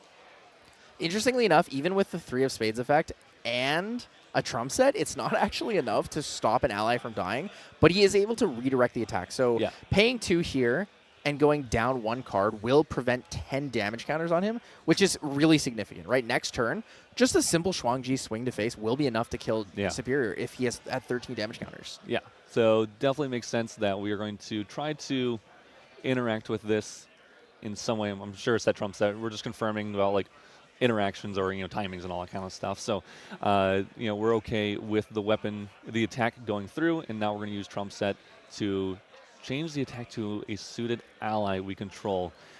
What suited ally do you change this to? Do you use to the 2, 3, the 4 of hearts, or sorry, 4 of spades that you've already used the ability on, or do you do it to the 3 of spades that can definitely die a little easier, but can save another ally if you need to, another suited ally if need be? So I think you put this onto the 4 of spades because you haven't really built a board that has a significant difference in costs. Either way, neither is a huge loss in the long term. It's hard to say because, if you think about stuff of, do you want this 4 of spades to stay online because it's going to be harder to play, obviously, that cost because our influence is getting lower, right? So our influence is getting lower, so if I want different suited costs on board, then 4 of hearts is going to be one of those harder ones to put back onto board if it does die off. Yeah, definitely. And again, that Jin Fate's Defiant, giving one of the Dungeon Guides +1 power, allows it to clear the Dazzling Courtesan alongside the March Hare. So Alexander's in a place where he's actually very comfortably protecting himself, right? He's able to get the Savage Thunder. I believe he did draw a Men Flesh in the turn. So I think he has access to that for next rotation. But he's also in a place where Superior needs to be careful. Superior could die at any point. Yeah. And actually in Superior hand, we find another trump set right there, right on the edge. We drew it for turn, so we actually can stop this other swing. Oh, it's not. It's a 4 of spades. He actually has a 4. Oh, it's a 4 of spades. Oh, I thought it was a trump set. Ooh, interesting. My goodness, those arts. This is scary. If he puts down this 4 of spades and puts his entire hand down, he's in a very, very scary place because he is available to die to a Relentless Outburst. Yeah, definitely a 4 of spades, Verita, and Incapacity. So think about playing the Noir here. Ace of spades. This is going to just swing for 1. I think we're just pushing anyone down. Actually, this 1 is actually really important here, right? This 1 is making it so the Berserker plate here on Alexander's turn is a mandatory effect. So Alexander has to take that damage, has to go to 35, which then puts them to lethal, and we're holding up in hand now that incapacitates. So I really, really like this play. And we also have this Terrafring to try to prevent any more attack shenanigans from occurring, at least any, too strong of ones from occurring. Yep, so Chalice of Blood will counter the usage of the Terrafring should he choose to banish it this turn, which he will. Yeah. There is the banishment. Also, Alexander still has the lineage release this game. He still has access to a recover 6 from there. We do not see a Fiery Interference to stop that recover on Superior's side. Only has 3 cards in hand. Alexander must assume that it's going to be an Incapacitate, right? I mean, he did draw the Rending Flame, so he has access to that if he could use it in some cases, but Fast Here's offline, right? Not enough. He has way high influence against Superior. I think the only card we have in Graveyard is that Savage Thunder. So I don't think we have enough cards to Rending Flames, or enough fire cards to use Rending Flames effect. And I think we have an Enrage, a Rile, and is it 2 Men Flesh? Or is it might be 1 or 2 Men Flesh, or if not, it looks like a Relentless, which also would be very good. But unless, we see that Incapacitate. Ooh, okay, so the Men Flesh will come in. Oh, he's going to allow it. He just said it's good. He's really saving it for the Relentless Outburst, right? Because if he plays the Incapacitate on this turn, the Relentless Outburst will come in for... Relentless Outburst every 6, right? Yes, if for every 6 damage counters, we're going to deal an extra wave of damage, an extra pulse of damage from that Relentless Outburst. So if we're at 35, it's going to be 5 damage doubled because your champion will take double. Yes. Yep. Exactly. Yeah. At 35 damage counters plus, that Relentless Outburst is definitely going to be pumping damage. Hopefully. Or sorry, one more. It's not double. It's 1 extra damage. For each hit, though. But it's 1 extra damage for the rest of the turn. Yeah. So it applies to everything else. Yes, so yes, if he attacks him, he gets +1 as well. Yes. Yes. So a lot of interesting math there. These dungeon guides are actually would put in a decent amount of work, and in that case, if we are able to use that Relentless Outburst. Tough situation to be in here for Superior. So Alexander does have access to Serene Release, putting him at an effective 21 out of 25 for his life pool here. Superior is going to use that, Smoke Bombs, just try to cycle the card, right? Doesn't have the floating memory, but needs to find something. Did draw into the Mortal Ambition and the Red Hair, but it's kind of a little too far to use the Red Hair in this game. It's I mean, the writing might be on the wall here. It's not looking very good for Canada. Yeah, unfortunately, yeah, Superior's in a little bit of a rough position now with the hand. If we saw that Mortal Ambition earlier, when we have the Arthurs on board, when we had that modeled host on board, and I think even a Rouge at one point on board, that definitely would have been a little more helpful. But unfortunately, in this scenario, it is not going to do much. It's going to have that full cost. Actually, it's going to be reduced by 2 at least for the Noir. Holy. Oh my goodness! The end of game, we're gonna play the Rally Abyss, discard 2, so he's gonna draw into 3 cards off of that, and it's gonna help him look for that way to find lethal against Superior, right? Yeah. If he draws into the Incapacitate, at this point he has the influence to play it. Yeah, very true, very true. Yeah, I think we saw another Men Flesh at the very least, so we know that Alexander is sticking around for at least another turn, even if we don't find a lethal line here. Oh my god, we're drawing into another card here. So the backup charger puts him to 7 influence. Berserker's Plate puts him to 8. Draw for turn is 9. That's access to Relentless Outburst and an Incapacitate? Yeah. It would literally be both. So we're only at 33 damage, so we're not getting that double effect from the extra damage, 35 plus additional ability from the Relentless Outburst. So we'd have to do something else instead. But we definitely could bait out a couple of things here. If we use an Enrage here, that's pretty scary for Superior. And Rage, let's see, we're at 37. We go to, or we're at 33. We go to 37, and so we would have 9 damage from that, and then Shuang Ji here every 5 counters, so 35. So 7 plus the 1 would be 8. So that'd be 17 damage, which would be lethal. So we could definitely use Enrage here to bait out a Incapacitate if there is one, and if we have one in hand, we can just play Enrage and Incapacitate at the same time, and then effect and go for a lethal guaranteed at that point. Yeah, it's tough because Superior does have access to a Mortal Ambition here, but he really needs to play to live, right? Yes. Mortal Ambitioning and then retaliating isn't enough to go over the Recover 6 from the Serene Release. Yeah. So he's really just trying to live off of that Incapacitate right now, because otherwise, what other options do you have, right? You've used the Four of Spades ability. You can't draw another card into memory here. You have no other way to cycle. And Alexander's just building influence. Every turn he's drawing 1 extra card over you. Yep. And you're not clearing those dungeon guides. So they're going to come in and clear your allies slowly over time. Yeah, and we see that Enrage drop here. So this will, if resolves, put Jin to 37. I'm assuming this is getting incapacitated because this is just lethal if Superior allows it. Unfortunately, Superior does not have that trump set to redirect the attack if that is what Alexander goes for here. So interesting enough, he has a Sovereign Sanctuary in hand. So what's going to happen here is he plays the Enrage to bait out the Incapacitate. If the Incapacitate comes out, he just plays a Sovereign Sanctuary and passes, because then he's able to protect himself, cycle the card at the beginning of his Recollection, because Sovereign Sanctuary will require itself to sacrifice, and then he's able to draw another card off Berserker Plate and find a stronger lethal in that situation. Yep. 1 less incap on Superior's side. It puts him down in influence, but you're gaining 1 influence over him every single turn. So you're happy to make him lose a card in this situation. Yeah, Alexander's in a very good spot. Also multiple ways to recover here too. So we really are very okay if this gets incapacitated. We know that that's 1 less that Superior can have, and so we're just going to sit back and play something again to just bait out anything interaction that Superior has, which the Incapacitate does come down. Makes sense. That is just lethal if we don't incapacitate this Enrage. And now we think about the rest of our turn on Alexander's side, and we don't have the Incapacitate. Unfortunately, it's to stop theirs. But honestly, again, like you're saying, that's okay. Yeah, Sovereign Sanctuary, perfect here. It'll protect you and make it so that Superior has to push more than 2 damage, right? Sovereign Sanctuary only protects 2 for each unit. So if you do put that out on the field, it protects everything. You're going to be very comfortable. You're going to go to 36 off your Berserker's Plate. You still have the Serene Lineage release available to you. And he's actually just going to pass. Not even attacking with the Dungeon Guides, it seems. Yeah, I mean, it's... Oh, yeah. Oh, maybe not. Maybe he's discussing. Oh, just discussing. Superior Yeah. just looking at his potential next materialization. Yeah, maybe we're just thinking about what we're doing because, yeah, we could...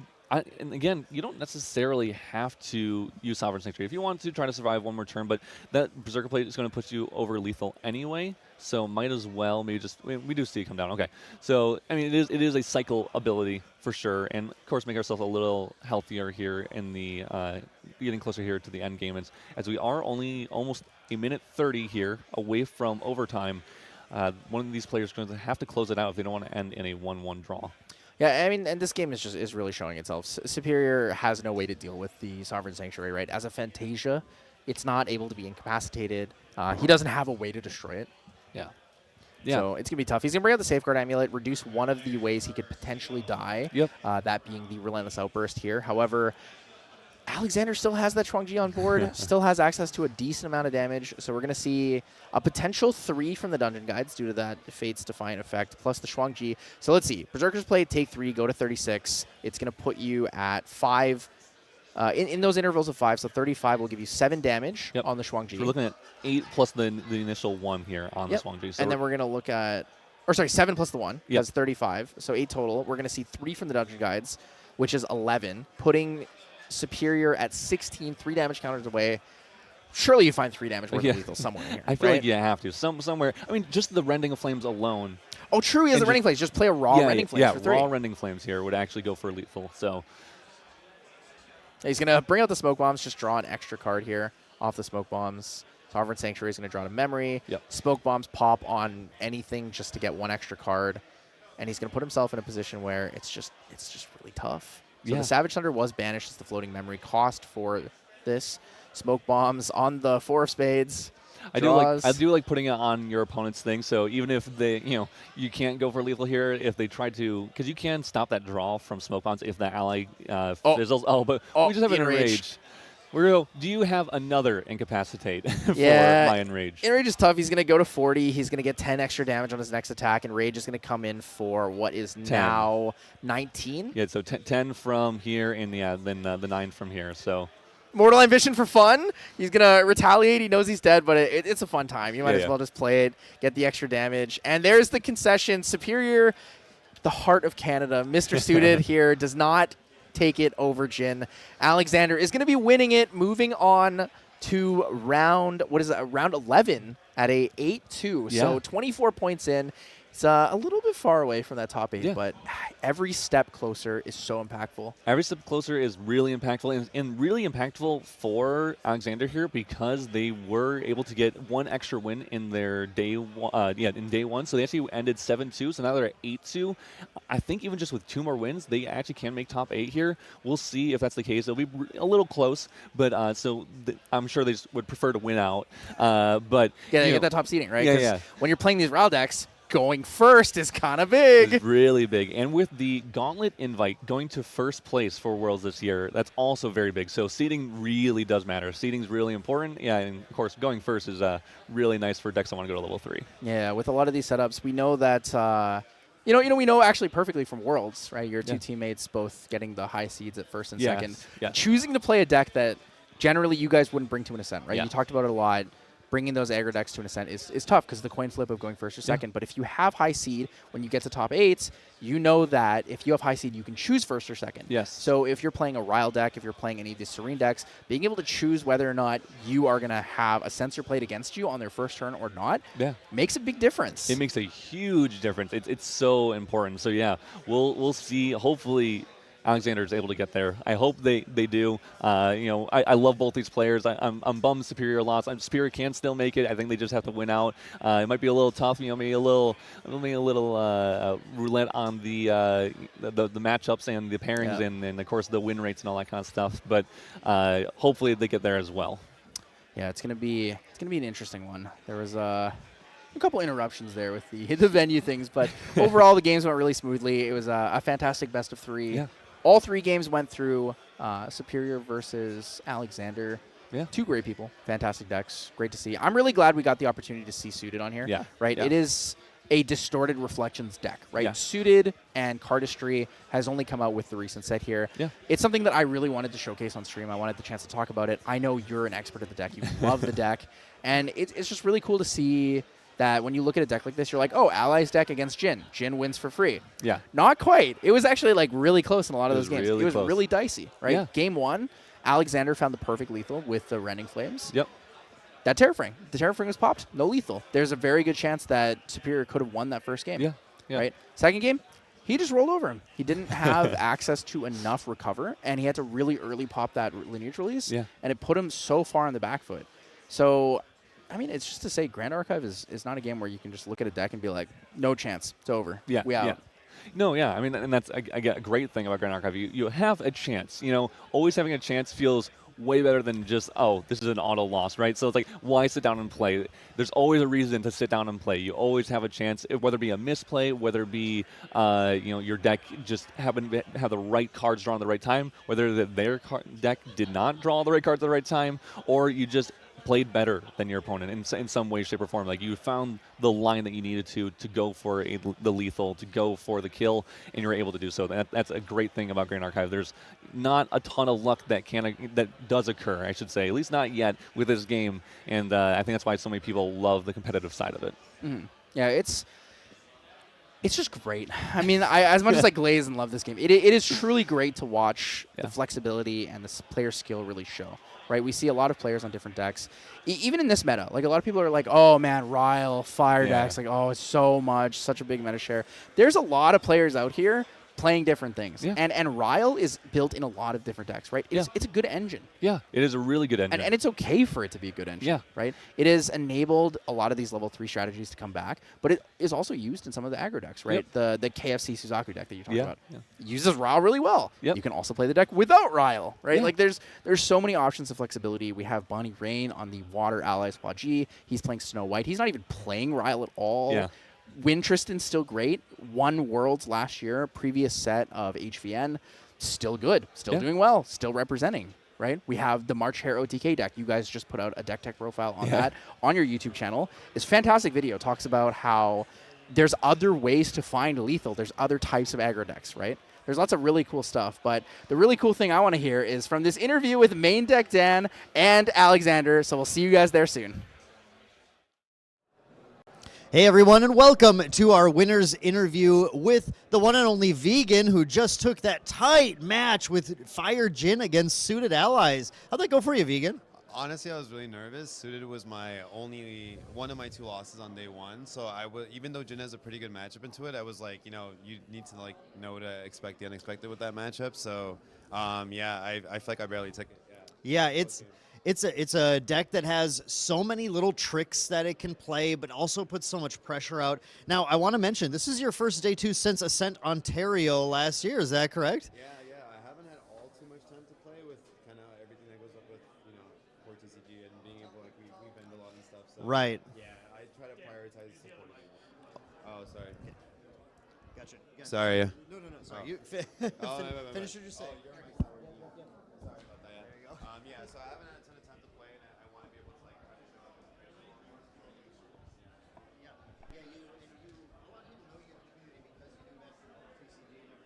You're a well-known figure who's been around a lot, but it's really nice to see you getting another day 2 under your belt, getting a little more success.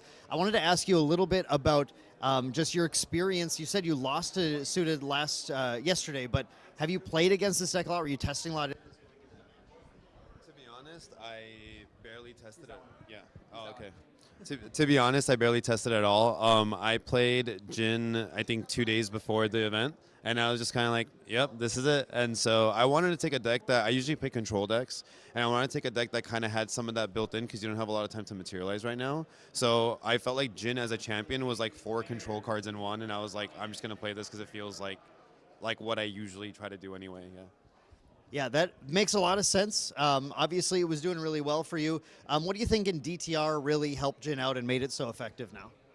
I mean, I'm pretty sure obviously the Royal package just gives them the ability to get to 3 really quickly. I'm also playing Sovereign Sanctuary, which is, that card is insane. Like, when you just loop multiples of them, you just buy yourself so many turns, and Berserker play just makes you Merlin every turn instead of every other. So you're just gaining so much advantage, and you don't lose anything for it. And it lets you really kind of milk how much damage you take, so you're in way more control of your, like, life pool. So I think that card was a really big push too. And then we side Regal too, and Regal's just so strong from taking, like, you know, fireballs out of Merlin's hands and stuff like that. So Yeah, it's been really fun to see. A lot of success from Jin. Again, great to see you hitting the top tables again at another event, Vegan. The top tables instead of the vendors' tables for once, which is really nice. But going to be watching, seeing how well you perform in the rest of the day. Good luck. Thank you so much for doing this. And yeah, we'll send it back to you guys. We're coming with the next round very soon.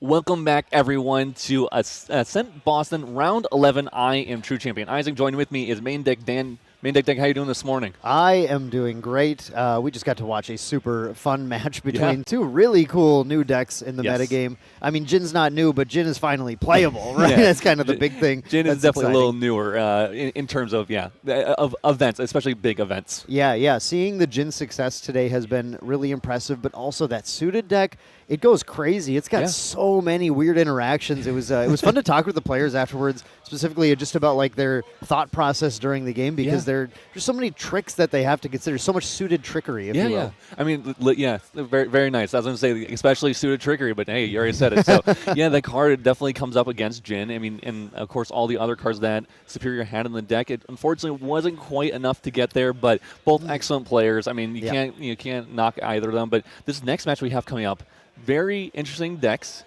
We've seen them both. We've seen both players, at least one of them on stream, and we probably know the other player, Pickle Sword versus Sano here. So Pickle Sword, the creator of at least the kind of initializer and reformer of the Fire Venitas deck we have.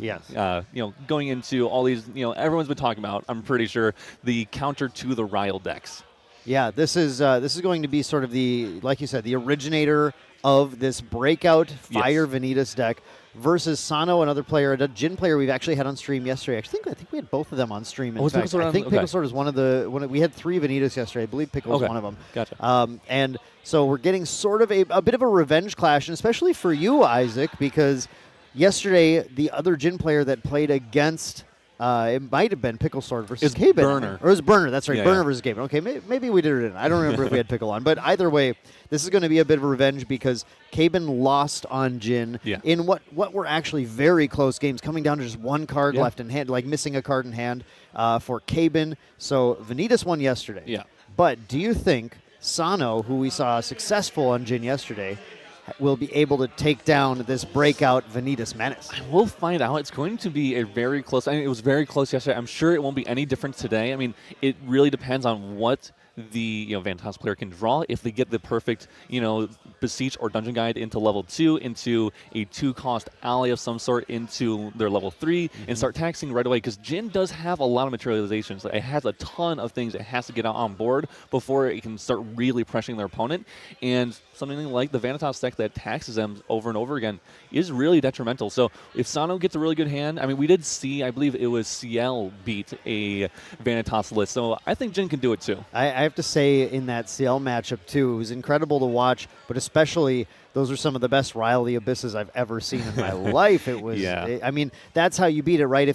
The taxation is going to hurt, but if you can build enough value, you can find those liminals, you can find those specters to discard Ryle the Abyss, you can make your way through, I think, and still have enough resources to play the game. So we're going to hop into the game right here. Let's take a look at the start of round 11. Sano on Serene Fire Jin versus Pickle Sword on Spirit of Fire Venitas. And does get to go first. I think this is crucial for the deck against, I would say probably detrimental to the Jin deck more so than anything else, because this allows Pickle Sword to get something like Ryle here, which we're seeing right now, to gain that value of when we go to level 1 and we get to pitch a liminal guide, so we're going to have an extra damage already on board when we go to level 1, and then we can go to level 1 Vanitas. I think we saw a dungeon guide in hand. We can go to level 2, we can go to level 3, and then all we need is that follow-up ally, and that means we'll have 3 allies on board that can attack, and then we also have our champion that can attack every single turn. So very solid start for Pickle Sword. On the other hand, we're looking at Sano's hand here. So we do have the Ryles, and this is on the glimpse of the spirit here, the Serene Spirit here. And I think we're going to see Sano being pretty liberal with what he places on the bottom, just saying, these Ryles, this is all I need right now. Again, it's a value game, right? And what we did see yesterday with that CL deck that was so effective against this Venitas deck is just having that massive, massive life pool, right? CL in the case 30 plus the Serene. Jin still 28 plus the Serene, but then that bonus that, like, I always get an extra turn. You can't just take me out of the game on your turn. And so if Sano can just leverage this value and play that longer game, definitely has a chance to win. Yeah, definitely. And we do see at least a Ryle and one Spectre card in hand for Sano, so we're losing a little bit of value on that. We see a double Ryle the Abyss for Pickle Sword. In this case, it's just in a recollection, so that way, honestly, it's just a cycle. We don't actually need Ryles anymore. We're not going to need these later on, so if we happen to get a +1 there, cool. If not, whatever. We're going to Dungeon Guide to level 2. We do have a Dilute. We do have the Brisk Wind Trotters in hand, so we can actually go to level 3 and really easily here. We also had, apparently, the red hair there, so we had a lot of options that we could use. Dilute, definitely a better ally to be playing because it has that extra life than red hair, but still a very solid option if need be. And we get to we have, in this case, we are playing the Wind Trotter, so we are actually buffing 2 different allies, making 2 different 2-force. Makes sense. We want to spread out that damage that we have, and then we can probably hold up that Dilute in hand and go use that on a next turn, or I should say probably in our next 2 turns here, depending on what is occurring. One thing that we can do with Venitas on our next turn is go for something like a Bauble, and then we can play that Dilute because we'll draw for a turn, draw off the Bauble, and then play our Dilute. So Pickle Sword representing a very scary, very lethal board here already. Yeah, this is the exact ideal start for this Venitas deck. Exactly what Pickle Sword had intended, right? When he designed this deck, figured out this line, found these 2 drops that are able to just kind of set everything up perfectly. Brilliant deck from a brilliant creator, not just creator of the deck. I just want to shout out real quick mention. Pickle Sword is one of the inaugural Creators Guild members as well, and he is there as the creator of the Shout at Your Decks deck building platform that a lot of players love to use. Yeah, so we have a creator that also is a player, which is like a common theme actually in Grand Archive. We have a lot of creators who are also players because not only, which makes sense, I mean, to a point, but they're also like high skilled players. They're not just players who are just like, I'm going to play like at my locals and that's it. It's players who actually fully commit to the game, understanding the game, and then making something alongside of it because they appreciate the game so much. So very, very cool there. Yeah, absolutely. But man, what a pressuring board to put out on turn 2 while you're still a spirit like this. It always looks super overwhelming. Although Sano's about to build just a lot of room, a lot of potential value here for himself. Similar to Pickle Sword, goes for the Ryle the Abyss just for that cycle. Just needs to try and find cards, especially Dungeon Guide. That's like the one thing right now that Sano is going to be desperate to find. Dungeon Guide is the way that you can get around that taxation on your level 2 and 3s. But unfortunately, just not finding it goes for a pass. Yeah, and Sano's hand's not looking too great. We have 4 Exia. We have a kind of a 5th Exia with that Sovereign Sanctuary. I'm pretty sure it's there. And then if not, it's maybe a Regal Inquisition. But it's then everything else is just a Fast Cure and an Incapacitate, which is not really what we're looking for here. So I believe that is a Sovereign. Yeah, this is kind of your advanced element brick, right? Yes, I was really hoping to find some more of my playable cards right now. And I remember this about Sano. Sano's my 2 turbocharged gamer. I'm a big fan of Sano here. I love that part of the list. But yeah, this is the version of Jin. We saw True Champion Caben on a different version. Definitely not running the Proof of Life, not running the Relentless Outburst, but this is the Proof of Life Outburst version.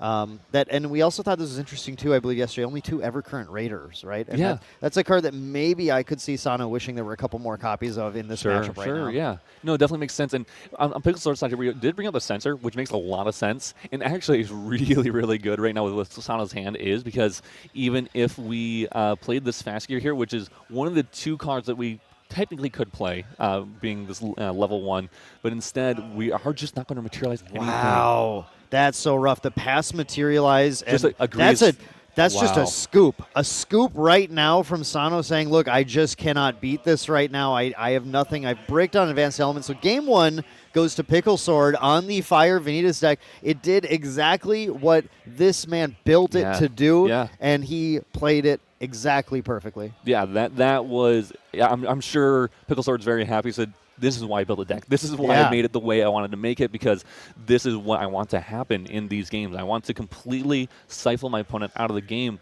with that level 3 Vanitas Dominus Rex ability. And for those who don't know, Vanitas level 3 has 3 innate attack power from a champion, which we don't almost ever see, but Vanitas has it, and also so allows them to attack without having a weapon, without using an attack card. But then when they hit the enemy champion, cards the opponent materializes cost 1 more to materialize until the beginning of your next turn. So anything that they do when they want to bring out anything, whether it be a backup charger, a Quicksilver, a GCR, it's going to cost 1 more. So some of those that cost 0 cost 1, which makes GCR moot. The point of bringing out GCR, not like it doesn't do anything. You -1, but you can +1, but you didn't do anything with your turn. So it's kind of just like a cycle at that point. So Vanitas, Dominus Rex, really, really strong against these level 3 decks that are just trying to turbo there, and in combination with Sensor Wrestle Piece. Yeah, it's a really smart way to look at this metagame. Look at, okay, everybody's trying to level. Everybody's, and especially with the resurgence of Lorraine, right? And we have the new Looking Glass, Inert Sword, Sword of Shadow, some powerful new swords that these Lorraine decks are running, or these Merlin decks that start on Lorraine. And I believe Pickle identified that and said, you know what would be really cool is if I hit them with Vanny level 3 before they went to level 1, which means on those Lorraine turns, they have to pay 2 for Lorraine and then still 1 more for the sword she materializes on enter as well, which is just devastating against those decks. Whether you're going level 3 or even Lorraine aggro, that's just so much to have to lose when you're, especially when you're already at 25 health on Vanny 3, right? So this is really just this deck is an obscenely strong meta call into today, which is why we saw at those top standings going into the day, the top 3, all this Fire Venitas deck, all from the same team. They just they built the deck. They knew what they were going to go into, and they called it right. Yeah, they made an excellent meta call, and that's the biggest thing about this deck. I think I heard a lot of people really dislike the deck. They feel like it might be too oppressive for those level 3 decks. I think that's coming specifically from level 3 players. And maybe specifically the ones in Fire. But the thing is, there's ways to play around this. There's counter ability to this deck. Really, really easy one. Something just from Water, because you can actually negate that level 3 effect. So using something as simple as Frostbind, as something as simple as Tidal Lock, when they use to activate level 3 in their main phase, you can actually Frostbind that effect, and then it gets banished to their level 3, and now that whole win con of the deck is gone. But Isaac, I thought you could only Frostbind cards people play from hand. Isn't that right? No, you can Frostbind activations of cards, and so it's kind of a unique thing about Grand Archive. Materialization counts as we're going to get a little specifics here, but I'll keep it simple and short. When you activate stuff in your main phase specifically, when stuff like the Mercenary's Blade, stuff like Varuk Soul Knife, stuff like Vanitas level 3, or Polaris for Ari, those are all cards being activated, and essentially Frostbind can actually interact with those cards specifically. Right. Frostbind says a card, negate target card activation. So it doesn't matter whether it's a card from hand or a card from material, like as long as you're specifically activating it, not materializing it. Correct. So that is a nice area of tech, which I did know, but I wanted to set it up for everyone. It's a nice area of tech to look at as we approach the metagame going forward with this new Fire Venitas deck that's entering in there, looking at how can we start to interact with this deck and force them to not just go to level 3, turn 2, and start punching. So I'm looking forward to seeing how players approach that. Now, going into this game, too, now we did see just a pretty slow, or I guess not a slow, but an expected start from Sano going that Spirit of Serene Fire. Now, gets definitely not slow, because gets that Rile the Abyss for the Liminal Guide, the float, able to go to level 1, spending that float, getting that Liminal Guide trigger here. Pickle Sword is going to respond, it looks like, to the materialization of the level 1, having gotten the Spirit of Fire. This is really smart by Pickle Sword. I love this. Using the Ember Crypt Burn, so a 2-cost action cleric spell that banishes a target card from graveyard and then deal 2 damage to each champion. So before that Liminal Guide can actually go onto the field, we're going to remove it. And so now, granted, we both 1-for-1 in this case, or I should say Pickle lost a card, but also denied an ally and a card to Sano.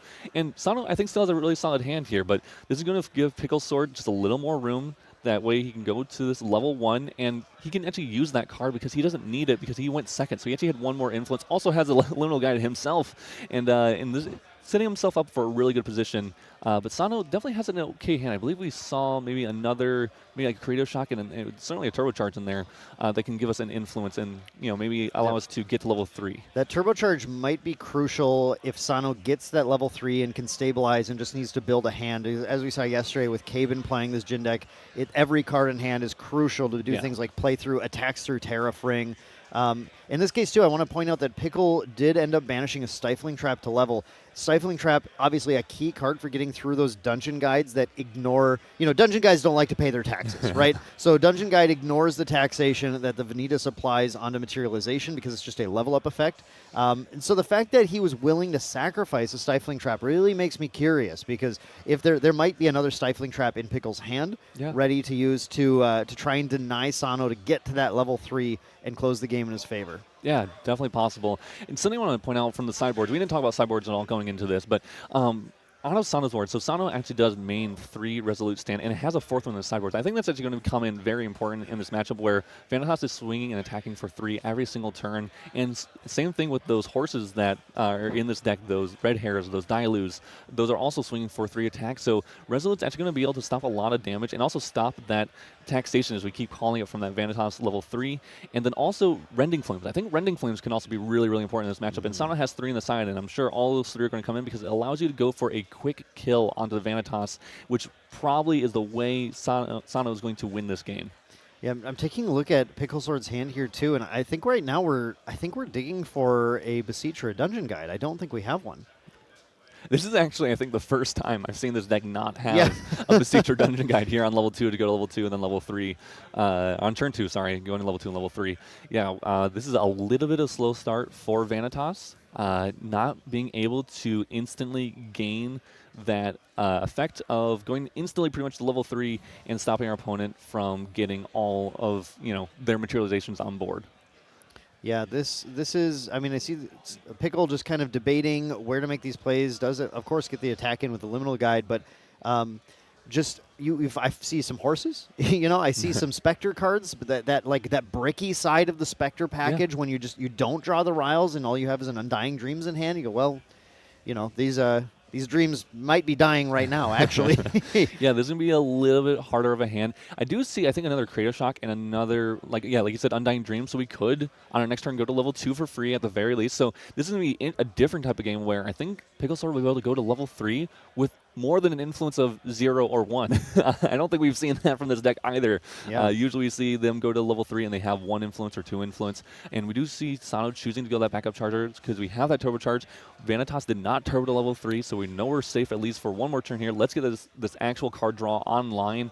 And even if we do get taxed, we can start having an actual influence to do something. And remember, Sano's looking for a Dungeon Guide, right? Because the key will be, especially if Sano can go to level 2 without being taxed and then can DG. I think it's there too. If we found the DG, that's going to be nice too.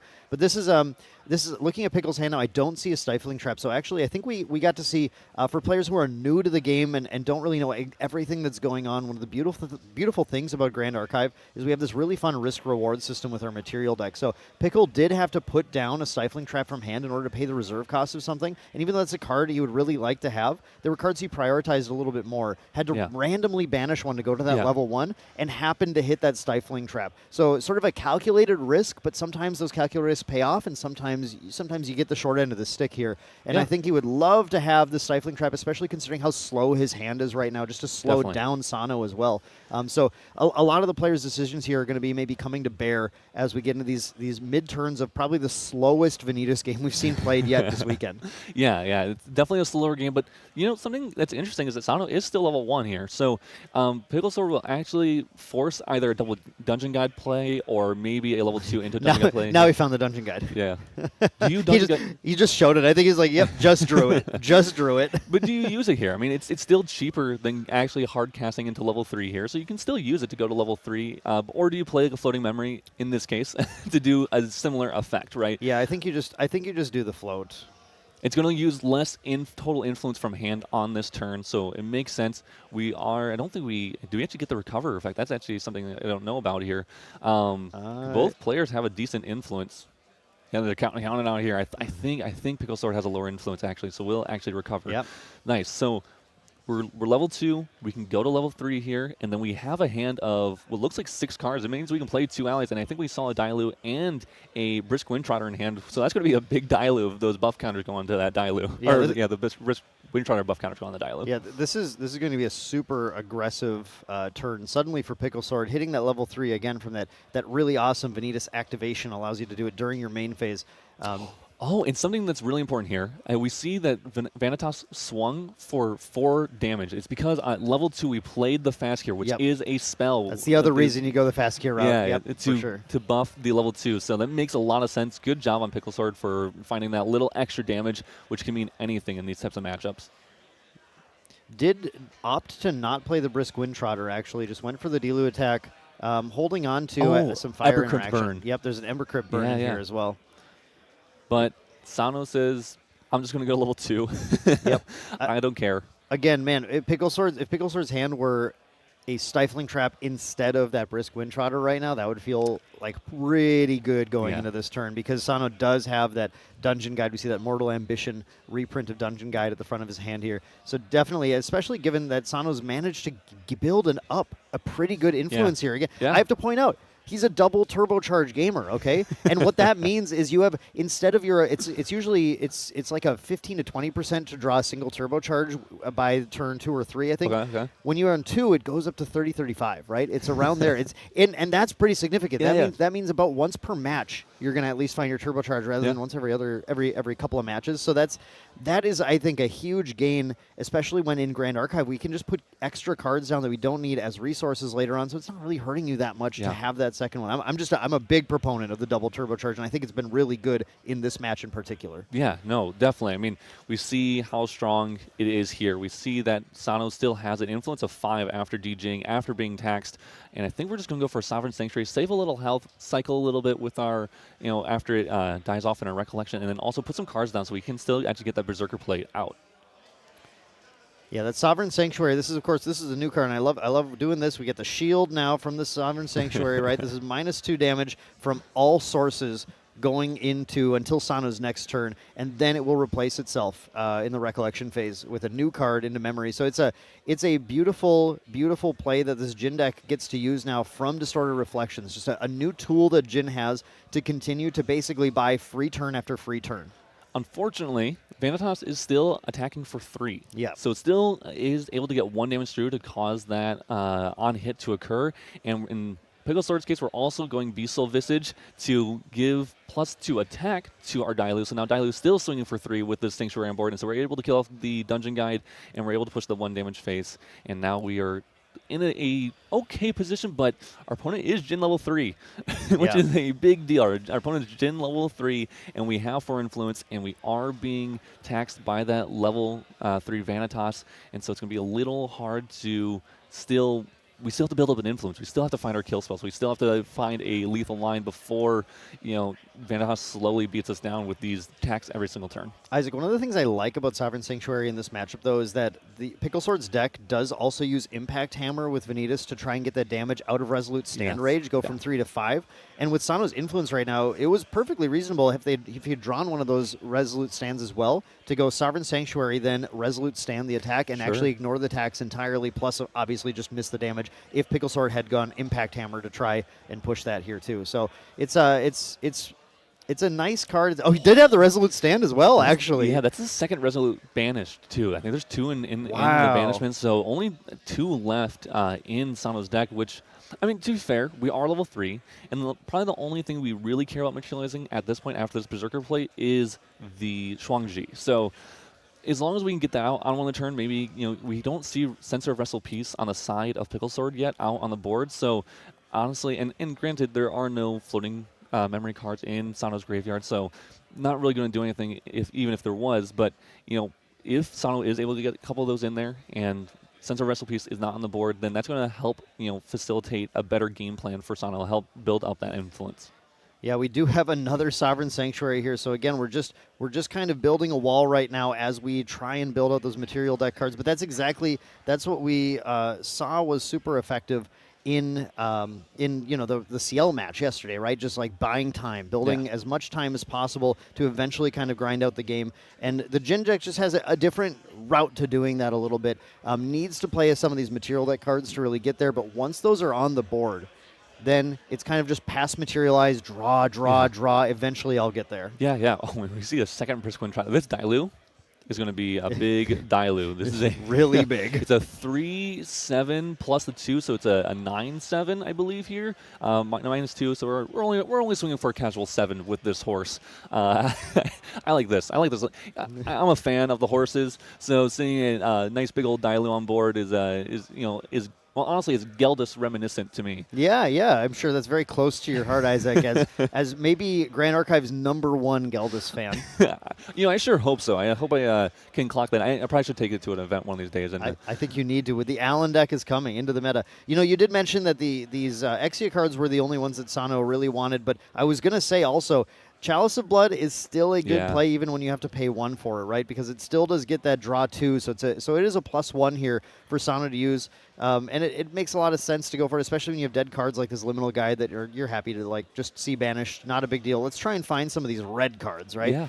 Get the dead cards out and get the red cards in, because those are the powerhouse cards in this Jin deck. And I think in Sano's hand, we see an Enrage. So we finally have something that we can allow us to push a little extra damage. We have, I think, another Resolute Stand. We actually found a third Resolute Stand, so we could use that. Now, it's not going to really stop all that damage from that Dialoo there. Now that it's so large, it can actually attack us for quite a bit every single turn. But Sano just passing, holding up interaction, makes a lot of sense. We just want to, try to take a little less damage, a little less lethal damage if we don't have a lethal on our turn, which currently we don't. Maybe there's a Relentless Outburst in there, actually, in his hand, too. Pickle needs to go Impact Hammer here if he wants to stop Sano from getting that Shuang-Ji for its regular cost of 1. Yeah. And in this case, Pickle does go for that Terrafring to try and sort of tax any attacks that happen, but I feel like Sano's influence is a little too high at this point for that Terrafring to get there. Now, this ends up being a game of inches, like just one card short either way, but what Sano's going to possibly look to do is finally get this Shuang-Ji out. If he Resolute stands this attack, is able to go tax-free, right his tax off on the next Materialize, gets to do that, gets to get the Shuang-Ji out, draw the card off the Shuang-Ji, draw the card off the Breastplate, and then push in an Enraged Shuang-Ji attack. I haven't done the math yet because, let's see, we should think about that. So we got a 31, 36, so Shuang-Ji would be hitting for 8, Enrage would be then 4 more, 40, 10, 18. So that's only 18 damage, so we're still not quite there. Still not quite there, but if my math is on. Pickle Sword still has to push for lethal here. Sano did take the 3 from Vanitas, probably just to get a little extra damage. It does look like Sano has an Undying Dreams in hand, so could just use this on a Brisk Wind Trotter in our end phase, put that Floating Memory in the drop, kind of acts as the same thing. We'd -1 from Resolute anyway. This way, we are just going to -1 from when we banish stuff instead. So makes sense in that case. I do like the Fractal Sparks play here actually quite a bit, because in Pickle Sword's hand, I think we do have one of those Searing Rebukes. So we can actually do 3 damage at fast speed, or even just 1 damage at fast speed. Could come up here. And the trick, well, it definitely can come, because the trick to beating Jin is trying to get them in the place where they heal so they're just below lethal when they go into their end phase, and then on your turn you push back damage, but they still get another turn no matter what, because Jin is only able to die during his end phase. Yes. But when you have fast speed damage, you can go to Jin's end phase and go, I'm going to deal 1 to myself, Searing Rebuke it, deal 3 to you, that's 35, that's game. Yeah. So very, very good play for Pickle Sword here, setting up maybe not a lethal on this next turn, but maybe 1 turn after this is going to be the turn where we do so. So I think we're either thinking about Pickle's end step here, thinking about what we're trying to play from on Sano's side. Do we play this Undying Dreams? Do we play Riley Abyss just to try to, pitch some cards and get some value? Maybe we'll hit another Spectral card that we can put into our graveyard. And if so, then we're really happy, because then we can go Shuang-Ji for basically free. I think the question here is exactly that, because we have no float in yard right now, so we would only have the 1 float that we're going to discard. We're guaranteed to discard right now at the Ryle. But that means we have to put 3 cards down to play that Ryle. And one of those cards is going to end up getting banished if we don't happen to draw another float on the single card draw that Ryle gives you right away. Right? Yeah. So we have to risk it, because there's only, there's a Dungeon Guy, which we don't care about, but then there's a Resolute Stand, and then there are 4 Exia cards. And what, again, I mentioned this earlier, again, for newer players, but we have to risk something. Yeah. And that's what this taxation deck is really adding back into the game. Is like a lot of people, especially with this Ryle meta, are like, oh, guaranteed floating memory. Pitch the float, banish the float. Pitch the float, banish the float. You have to start banishing for memory now. And when you start banishing for memory, your game plan can get totally thrown off here. Yeah, definitely. I think that's what Sano was doing here. I think he has, it looked like 2 Rages in hand possibly. So we could see, depending on if Pickle Sword thinks they're going to die to a Taxus turn, they could be popping that Terrafring, which I think they would here. We drew a Creative Shock on the first draw. Then on the draw after pitching the Spectre, we drew a Sovereign Sanctuary. Okay. We are just going to Creative Shock. We're going to risk. Only one of those Enrages is getting banished. If this draws a float, then we are safe to Shuang-Ji. Liminal Guide. I didn't. Oh, but we did find a Menflesh. Menflesh is huge here. Yeah, definitely guarantees us 1 more turn here, unless Pickle Sword brought in those Fiery Interferences and holding on one of those up in hand, which currently doesn't look like he has, but something that Sano definitely has to consider. Yeah, but look at this influence Sano has built now, right? And has this Menflesh in hand. Sano, I think, is out of the woods now with that Menflesh. I don't think that there's a need to get a kill this turn. And the longer the game goes on, the more it favors the deck that isn't the Venitas deck. Yeah. Yeah, I definitely agree. And we are going for that Shuang-Chi, so we're going to pay 1 random from memory. We do, probably force Pickle Sword to pop this Terrafring because at some point we need to get rid of this Terrafring if we're on Sano's side. We want to get that removed so we can actually maybe even use our Proof of Lives, which I think we're actually going to be in exactly Proof of Life's range here. And we can cast it in Recollection, which is actually really, really good for Sano, right? We can we're going to take the 5 from Shuang-Chi. We're going to draw a card. We're going to Berserker Plate, draw a card, take 3 from that, put us exactly to 40, allow our Proof of Life to our Proof of Life to give us the extra attack if we pay 2 and banish the graveyard. That would create a lethal line with the Enrage and the Shuang-Chi. Yeah, so Terrafring definitely has to be popped from Pickle Sword's side if he wants to live and recognizes that play line as well. That is, well, he could use the Terrafring. Yeah, we're getting the draws now. Yeah, so the Terrafring is being popped. I was just trying to figure out if that was actually going to happen here. Terrafring is indeed popped, and there we finally found the other float. Just in time, as always. It was just 6 or 7 cards down. Yeah, so wow. So close. This is a massive hand of Exia cards, though, for Sano. A lot of options. It really is. When you see that much red, you're feeling pretty okay in the Jin spot, even sitting here at 40 damage. The one thing I was curious about, too, here is there are fiery interferences that were certainly brought in the sideboard because that is a very strong card against Jin. But right now... Can we still just double Enrage? I think I don't actually know that we need any of that. I think we can double Enrage and just swing once. Double Enrage Shuang-Chi is definitely lethal. Yeah. That's going to bring you up to 48 damage, which is just it's a ridiculous amount, and then you can still pay the 2 for the Terrafring. That's 12 from each, 11 from the first Enrage, 12 from the second Enrage. That's 23 right there, and then Shuang-Chi is swinging for 10 after that. So 10, 11, 12. It's pretty good. 10, 11, 12. We love doing our 10, 11, 12 math here. Yeah. Pretty normal numbers to add up when you're doing attacks in Grand Archive. It is 10. I did my math right. Yeah. You got it. You divided by 5 correctly. Cool, Good job. cool, yeah. For people, math. For people who are new at Jin, one of the nice things about trying to do Jin math that I like is a lot of these Jin cards deal self damage and then count some multiple of numbers to deal extra damage. But the multiple is always the amount of damage it deals to you. Yeah. So Shuang-Chi deals 5, and then you have to count 5s. Yeah.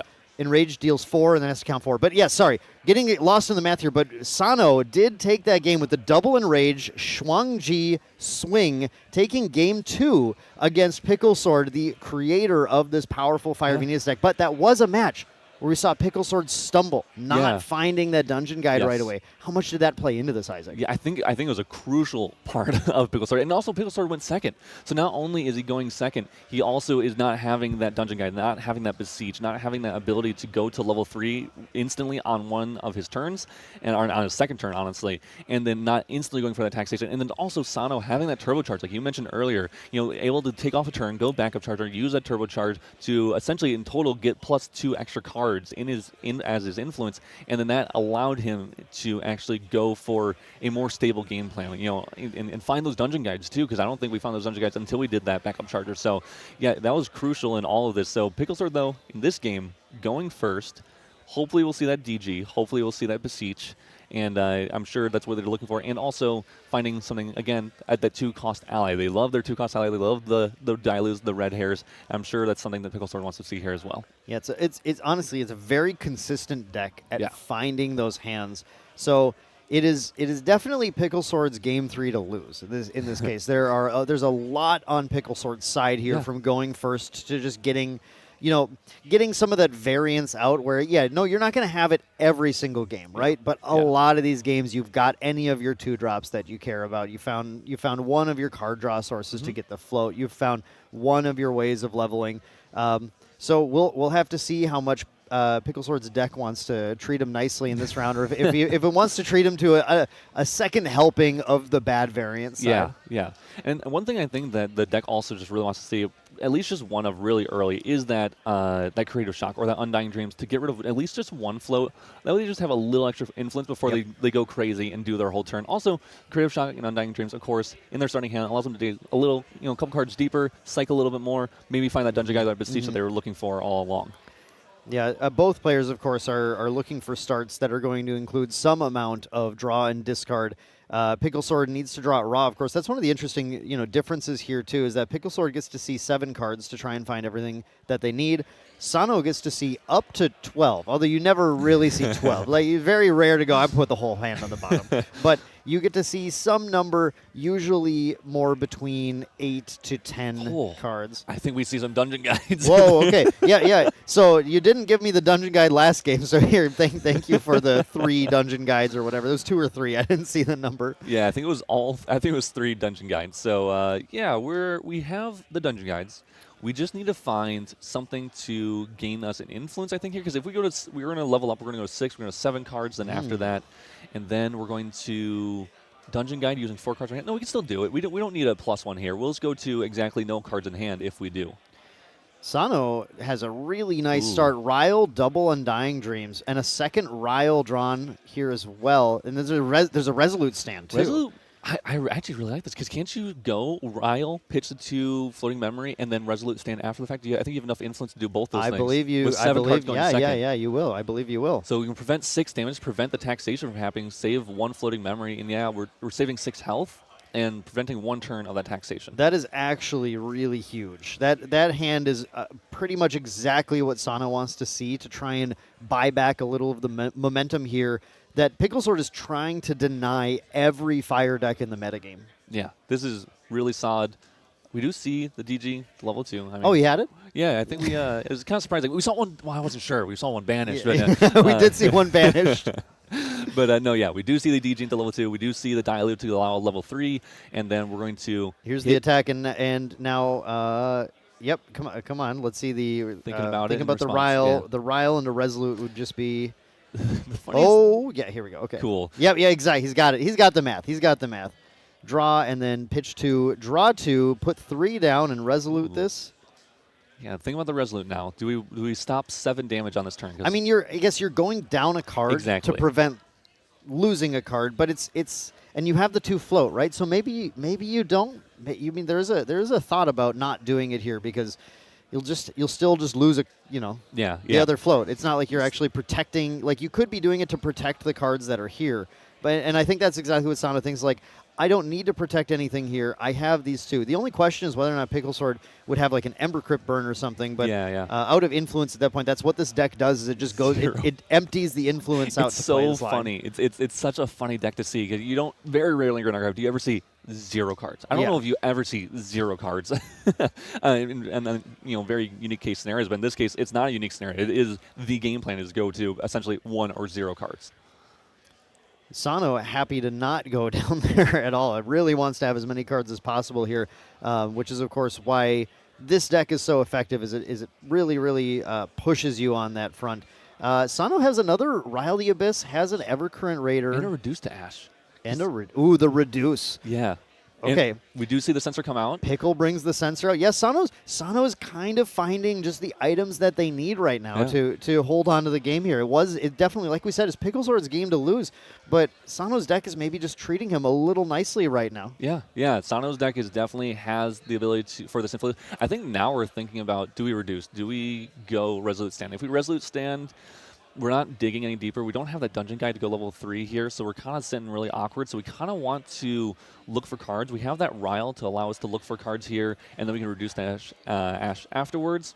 And I think that might be exactly what we're going for. Hopefully we draw 1 more Spectre card here. We draw an Incapacitate instead. And we do have the Fast Gear here already as well. So we're looking like we're, unlike what we've seen in some of these matchups, we're actually developing float, right? And so if we just hold up that Reduce, it's not like Pickle Sword has any way to interact with this, right? Though it is a win deck, it hardly runs any win cards. It doesn't have something like Zephyr to try and protect the Censor of Restful Peace. Nope. So instead, Sano just goes, that's cool. I'm just going to put a float here. I'll just reduce this probably at end of turn, and then I'll just level to 2, really only losing 1 card to do so. Yeah. This makes a lot of sense. I mean, we're just going to reduce.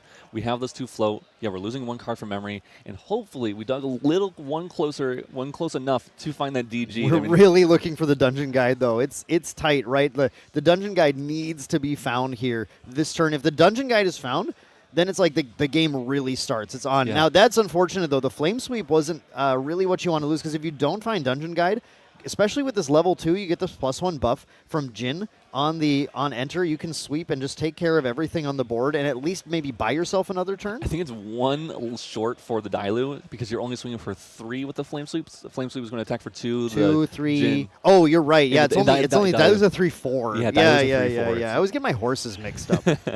Yeah, but Sano's hand, we have the Resolutes, we have an Incap, and we have some Exias, and I think a Ryle. There's another Ryle here. It's unfortunately at this point just a cycling Ryle. Yeah. There's no other Spectre cards to discard, so it looks like that's just a pass from Sano. But because of those Resolutes, able to cling on. Like, I really like this. This is a really smart play for Pickle Sword, recognizing Resolute could be a factor here. So let me remove the ability to not tax my opponent, and or make it so I can tax them even through a Resolute while pushing. It is going to hurt myself a little bit, but it's worth it because I get to push this damage. Yeah, we get this +2 from this Impact Hammer, and Resolute always protects 3, so that's able to easily kind of prevent that that extra or make that extra damage come through to prevent that prevention from stopping the taxation from happening here. Sano does have the capability of playing a Ryle and then free playing another one because he is at level 2 now, right? And level 2 is when you get to be able to free play a Resolute stand, but at the cost of not getting to draw a card next turn. I think that's we just took the damage. Yeah. I mean, you're just so low though. You're 23 damage. You're not Jin level 3 yet, but I think he said, "Look, I don't think you have a Fractal of Sparks to finish me off." Yeah, because the Fractal of Sparks would be it, right? Yeah. How many cards does Pickle Sword? Only 2 left. Only 2. So Fractal Sparks cost 2. So it costs 2. Influence too low. Influence too low. Yep. So unfortunately, though, Riley Abyss did not find a floating memory. We're at 3 cards in memory. We can't level up yet. We're still short of leveling up. You have to play the Resolute stand for no value to level. Or do we go Chalice of Blood and try and draw? You can go Chalice of Blood for 1, draw 2. Hope we hit a DG. Yeah. I think that is the only. I mean, if you go Resolute and you're minusing a card from Resolute, minusing 4 from leveling up. That's why I thought if you go pay 3 for Resolute and then free play the second Resolute, even though you skip your draw, you have 3 cards to banish, you go to the next level, and then maybe you stabilize at that point. Sure. That was why that line was something I was thinking about, but of course Sano knows the deck here, knows what he's trying to dig for, and at some point you always, in Grand Archive, take some sort of a calculated risk. Yeah, of course. Yeah, you have to figure out what is my best course of action, and it is just a free cast Resolute. And maybe Sano feeling a little bit bummed that he didn't hit something off the top with the Ryle of the Abyss, but now we're going to level 3. We're going to get rid of 4 cards, 4 of the 6, and hopefully on Pickle Sword, hopefully we're hitting some Exia and leaving some other dead cards in hand.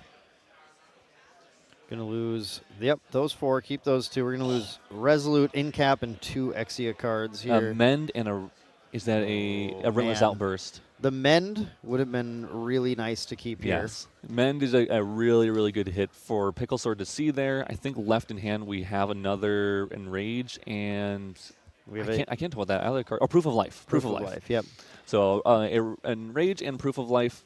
Unfortunately, we could technically we could cast that Proof of Life if we wanted to kind of go for a really scary play on our next turn. But you could, and let's keep in mind too, we are Serene, right? So we still have this. We can always release this to get that Recover 6, right? We have a Recover 6. I'm gonna write this on the board. Just keep it for a sec. Get it in everyone's mind here, because that is always going to be available to Sano. The question is though, with those fiery interferences potentially coming in from Pickle's sideboard. Yeah. When can you safely release? Because if you have fiery interference and your opponent releases, you can just respond to the interference, and now they don't get any recovery. Yep, exactly. Yeah. So Pickle Sword, I think we're maybe in Sano's turn, just figuring out what we want to do. But Pickle Sword, I'm assuming, is going to go for either just a basic draw. We guess we could go that Beast Soul Visage or even a Tariff Ring, but I wouldn't be surprised if we just see a draw. I think we're sitting at a pretty okay point. We're going to tax our opponent one more time. They don't have a weapon out, and then that would allow us to, if we go for a draw, it gives us one step closer to that fire interference you were just talking about, which I do really like. And we also do have the Red Hair in hand, so we also put that on board and start pushing a little more lethal lines as well. But instead, just the Tariff Ring. We're just going to try to prevent our opponent from doing too much more, and we're going to attack for, let's see, we got 3, 4, 7, of course, on board here, putting our opponent to 30, and they can't bring out Berserker play unless they pay something for 2, which there's a couple things that can be played. But not on Sano's side, unfortunately. I don't think he has anything he can actually use to get that Berserker played out. I don't think so. Yeah, it's gonna be this is gonna be a rough position. That for, recover 6 might just have to pop to make it Yeah. into the next turn. Yeah. And if that's the case, if you think that's going to happen to you, and I think that's what Pickle Sword is exactly what he's thinking. I was like, do I swing with my champion? Do I swing with the dungeon guide here? And do I play the red hair to push my opponent into a lethal range? You know, like, where's the line, right? How much do I need to push to where they can't kill me, and how much can I push to make sure they can't recover out of it? Because I saw that Men Flesh. Is there a second Men Flesh in hand? Yeah. This is tough, too, because that Impact Hammer dealing 3 more Yes. damage to Venitas brings this threshold down to 19 damage to take him out. And 19 damage is actually pretty easy for Jin to hit. Yeah. Yeah. That's not that hard with the Shuangji and an Enrage or some setup like that, or a double Enrage attack. I like this. We actually do see, that's funny, we do just see the recovery here at the end step of Pickle Sword. You know, I get it. Like, test the waters. Am I going to get fire interference right now? Is it going to be later? You know, it's better to do it now and take the damage from it. And so now I'm a little safer. I know exactly what my turn's going to be. We can't, unfortunately, play that Creative Shock like we want to. We do. Is that the That's Sovereign the Sanctuary? Sovereign Sanctuary. So we can at least blunt the attacks a little bit going into the next turn. I think this might be game for Pickle Sword. We have that Ember Crypt burn in hand, so even in burn. response to the Ember Crypt or into the Sanctuary, we will should just use the Ember Crypt burn.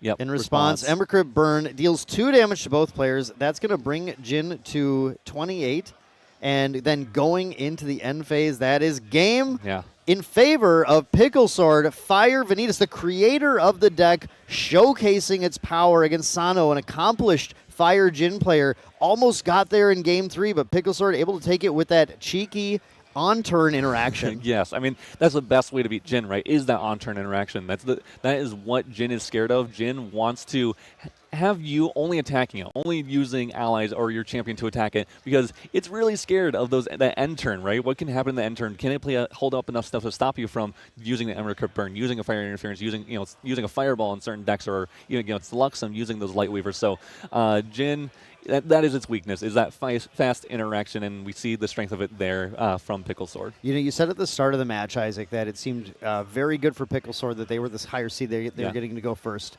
here, and that obviously really played out here because it meant that they got to go first in 2 of those games, and Pickle Sword going first was just so much momentum for them. It was almost if they're going to take a game that is where the variance doesn't turn out in their favor, it's better that it's the game where they're going second, right? It's like I have a pretty good shot at winning the games where I go first against this deck. I have a much lower shot when I'm going second. So I'll just take the L on my card draws there, and I'll crush in the other 2. Yeah, exactly. Yeah, and we've seen decks that do that. Usually, it's funny. This is the first kind of non-aggro deck we've seen take part in that. Usually, we see aggro decks where it's like I'm probably going to lose if I go second, but going first, I have multiple turn 2 kills. Faiza was a classic of that. Like when their win percentage going first was so much higher, and usually it's aggro decks that do that. But in this case, it's a kind of a mid-range deck. It's a unique deck, a deck that preys on those level 3 decks, and so it's a cool take on that deck that really wants to go first to capitalize on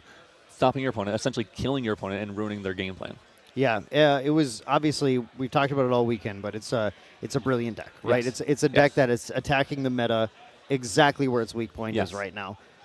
It'll just be fun to see now how these continue to perform. Obviously, Pickle Sword is in a really good spot right now. It's going to be just a little bit more to make it into that top 8 with that deck.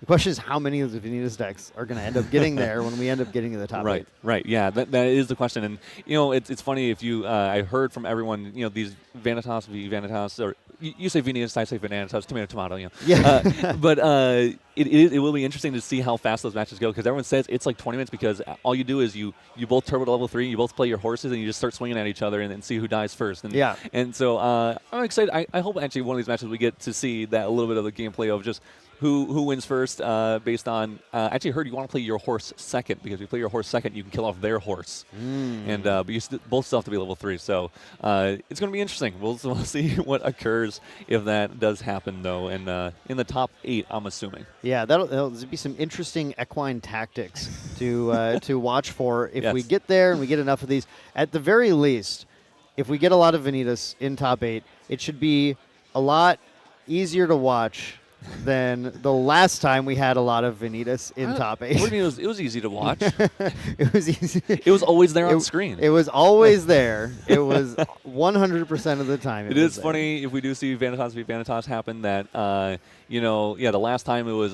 2 to 3 hour matches in top 8, and this one will be 20 to 30 minutes in top 8, at least what I hear. So the contrast is very stark, but, almost poetic because it is a fire spirit, which is usually leaning towards aggro, so it makes sense that this Vanitas is going to go fast instead of the Wind Spirit, which is more of a control, usually focused type deck. You know what just occurred to me, too? It's very funny this weekend in particular that the champion spirit, the one that everyone's going to win for hitting top 8, is actually a water spirit, and it's the 12% representation at today's event. I think everybody here is like, man, I wish I could get a fire spirit. But is it more poetic that water spirit is a deck that really counters that Vanitas deck? If Vanitas wins, that's the deck. It's fire and water, fire and wind is what won. If it wins, comes first place. But water is the spirit that comes in. So you got the trifecta. True. I think there is some poetry to that as well. But we definitely don't want to get too far ahead of ourselves here, right? Because there are 2 more rounds left in the event.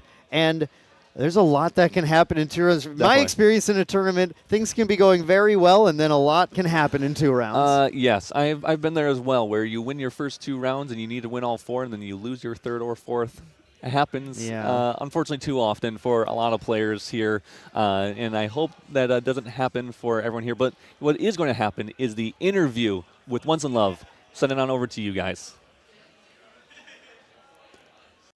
Hello and welcome back. I'm here with the winner of the round 11 feature match, Pickle Sword. You are the essential, as the others have said, the godfather of this deck, the pony toss, the horse and taxes. How do you feel going into this, knowing your record? It's pretty solid now. You're what, 9-2, right? Yeah, I'm 9-2 right now. I'm really excited to be playing in this event, and with all my friends from Chess Club, we worked really hard for this event, and I'm glad that we're seeing some results. Yeah, I mean, your guys' results were fantastic. If I recall correctly, there were 6 people that converted into day 2. That is, on top of being really big, this deck is so unique. There's nobody else playing anything even remotely like it, and you guys have shown that your ingenuity really takes you to new heights, right? You guys are here. You're at the cusp of a guaranteed top 8. You're very close. So how does it feel going into this next round, knowing you're like almost there? Being right at the precipice of being able to know that top 8 might be in my future is really exciting, and so I just need to trust in the deck and trust my practice, and I hope it converts well in these last couple rounds. Yeah, and it has so far. We've seen some fantastic games. Looking at the Jin matchup, how do you feel about the matchup? Do you feel like significantly favored, only a little bit favored? It looked a little tricky in some of the situations. The dungeon guy does kind of get around a little bit of that taxation, but they do require a lot of materialization. So walk me through what your kind of mind process is when you're doing that match. Yeah, so XE in general is more of a combo list, and they tend to thrive on lots of cards to kill you. They can play 2 mages, maybe hold up a negate. So if Venitas can early get the tax on them, forcing them to pay extra, it's a lot harder for them to combo kill you with a large number of influence cards. And there's some good cards for the matchup, such as Fiery Interference that can prevent them from healing. You have Fluffy Shopkeep to potentially force them to try to remove that first before going through the lethal. So it's kind of denying them as many resources as possible. You might have noticed Embercrypt Burn came up maybe a couple times, and being able to make sure that they have as few cards as possible when your deck only needs 1 or 2 to function, I believe is the way to approach the matchup. Yeah, if I recall correctly, Mr. Oakage Business Burner was talking about how the deck operates. It's essentially you're looking for some sort of neutral line or positive line, whether it's the Rally Abyss, discard a Liminal Guide or a floating, or Creative Shock, discard floating. And then you guys need either a Dungeon Guide or Beseech, and then any 2-drop, right? That's how you get to your Turbo level 3. So from that, why did you choose all the horses? Were they just the most efficient 2-drop options for you? I used to play a version of this list way in the past. And my experience was I was playing things like attacks for Vanitas to go higher and stuff like Disorienting Winds to prevent blockers. And when I started thinking about, I guess, what the weaknesses for that was, I came to the realization that just putting lots of bodies on board was the best way to deal with, basically having no control over the game. Because attacks and actions and spells, they just go away at the end of the turn. But the bodies, the horses, they're just the most efficient way to play with 1, 2, 3 cards at a time.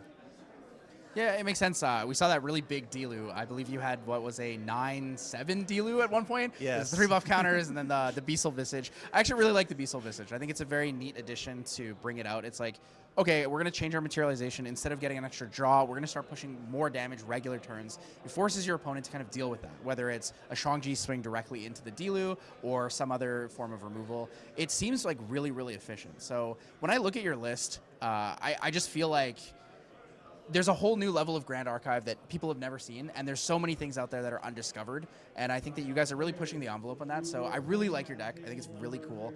I gotta ask a question. Yes. Silidar asked me this because it's just the moment, but how close are we to getting a Nico Ni from... Nico Ni. Nico Ni. Is that good? Yeah, it's exactly what Silidar was looking for. You know, we saw it last time at, I believe it was Ascent Chicago. You had a fantastic showing there, but...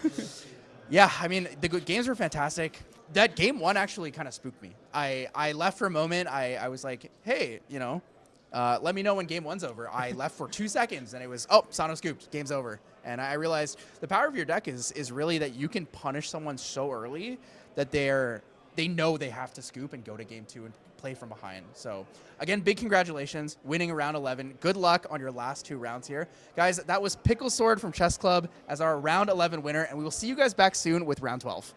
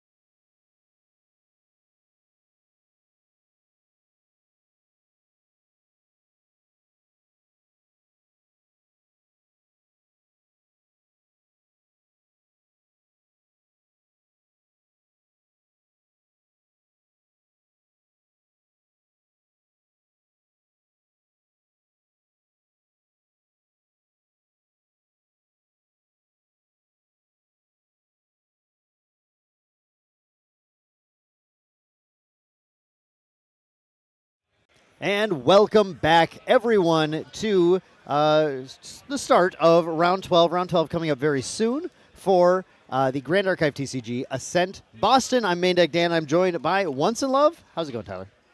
It's good. It's good. That Nico Ni will be forever immortalized in the interviews of interviews for Grand Archive.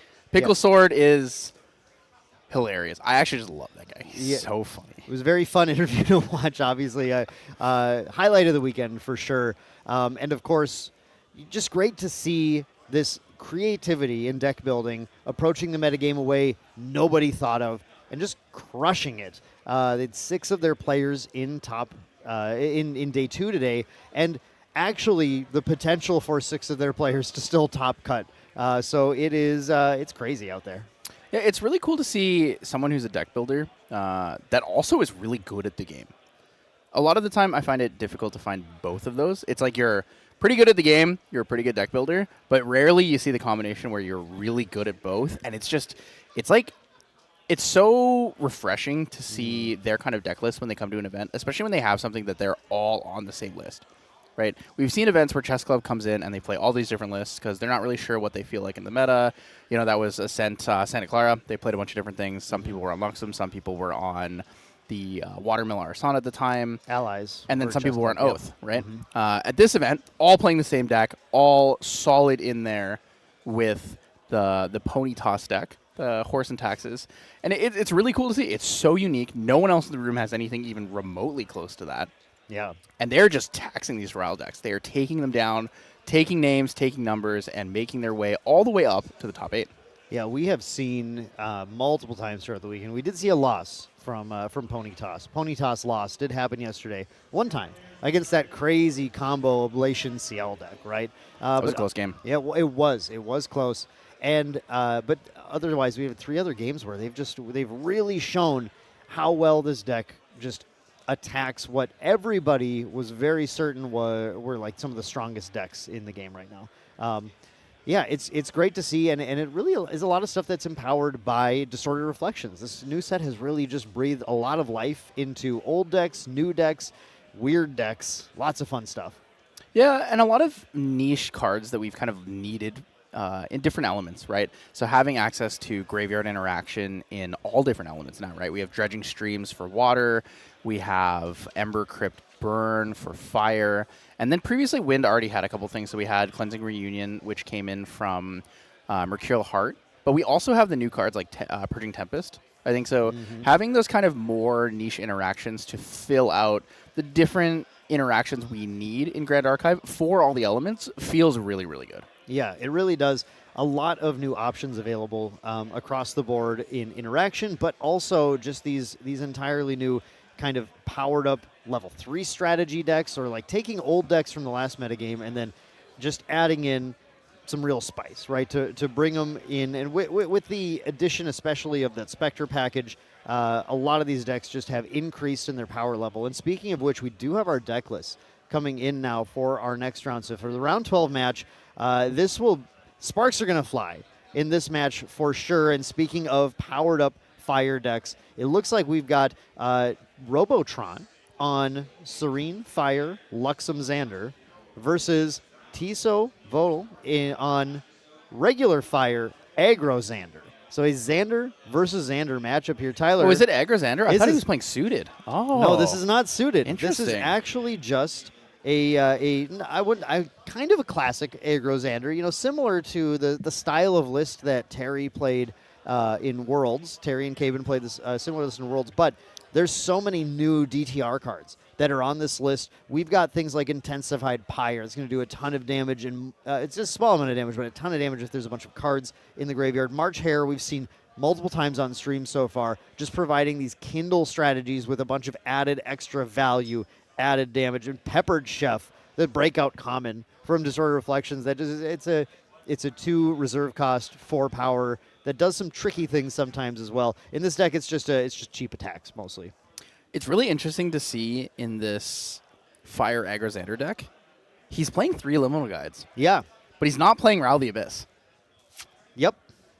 That is that is a thing That is the thing that we see here. I was trying to find if there's any other discard. Like obviously I think there are some cheeky things that Peppered Chef is going to do here. And Peppered Chef might be just tossing the liminal at level 1. Peppered Chef at level 0 and then level to 1 and get the liminal back out. Yeah, swing 5. It's not bad. It does give you like the target for Peppered Chef. Oh, Hasty. We have you Hasty. also have Hasty Messengers and the Red Hair. Red Hair and able the red to discard if yep, you have. There's our discard. I was like, set up. No creative shocks here, and I like this too. Taylor and I talk a lot on our podcast. We really like when aggro decks focusing on being aggro decks, right? And have those consistent draws, consistent damage sources. And we've always gone back and forth about whether or not creative shock or cards like Rile the Abyss are really what makes sense to put in your aggro deck, because you just end up you give you some high roll potential, but also you end up like bricking sometimes in the mid game as well. So I like this focusing on just ways to attack, deal damage, and Liminal Guide is just it's an interesting new thing here at this 3 of to put into to get an extra ally on board, that extra card. So we'll see if this Fire aggro deck can keep up with. I'm so glad to have you here for this one. For the Serene Luxem deck. Serene Luxem once again. Xander versus Xander. You're going to know all the lines here, but let's jump right into the game. We have Robotron taking the first turn with, again, Robotron is our Luxem player here, getting that Spirit of Serene Fire out, and then doing a little bit of just debating about what's exactly getting glimpsed to the bottom. Now, once I know you are you're a big proponent of some pretty, I think, liberal glimpsing to the bottom here. We did just see one go down and a Luxem site drawn. So how do you feel about this? I mean, I see why now. That is a crazy opener. Holy moly. So it's double Liminal Guide, right? And then he also has the Evercurrent Raider. So he has available floating with the Rile the Abyss. Something I want to mention in this deck is he's playing to his consistent outs. So no Excaliburs in the main. Mm-hmm. There are no striking Illuminants in the deck at all. So this is really focused on a classic setup. Mm-hmm. Yeah, there are a lot of just like 4 copies of Uncover the Plot, something that we don't see a lot these days in these decks, where they're kind of bringing down those copies of Uncover down to something like 2 or 3, and just trying to rely on resolving just a single one of them to kind of bring them back into the game here. But actually, I think if you're going into an aggro deck like this, I don't know about you, Tyler, I really like that idea of saying, you know what, I'm going to make it so that when I go to level 3, I can immediately reveal Luxem sites. I can immediately stabilize. Yeah, it's really good to have those kind of consistent level 3 turns where you go to level 3, get the Dungeon Guide, you're able to play a card, whether it's the Uncover the Plot, right? This is a rare deck. Nobody runs for Uncover the Plot, except for Robotron. And maybe people should. He's 8-3 here at Ascent Boston. It's a fantastic setup. Something I want to talk about in this deck, though, 4 Thieving Cuts. 4 Thieving Cuts in this matchup will bring some interesting removal. It's really good for the Arthur. I think that's the most important ally you want to be removing here. I'm glad you brought that up. That was the next thing I was going to say, because we did see Serene Luxem yesterday in the final round against main deck Mitch, and that was only on like 2 of a lot of these. It was maybe kind of a more traditional DTR variant of the Serene Fire Luxem Xander that we've seen. But looking at Vodel's turn, we do have the drop of the Hasty Messenger Arthur. Pretty solid turn 1, just trying to put some damage down there, but nothing cool to discard. We didn't have that Liminal Guide or anything. We did discard a Rending Flames to the Hasty Messenger, but just starting to punch in some damage. And the question is, sorry, it looks like actually the Arthur was played Immortal. I just realized. So only 1 damage dealt with the Hasty. Immortal Arthur down, kind of getting set up to try and deal a lot of damage on the next turn.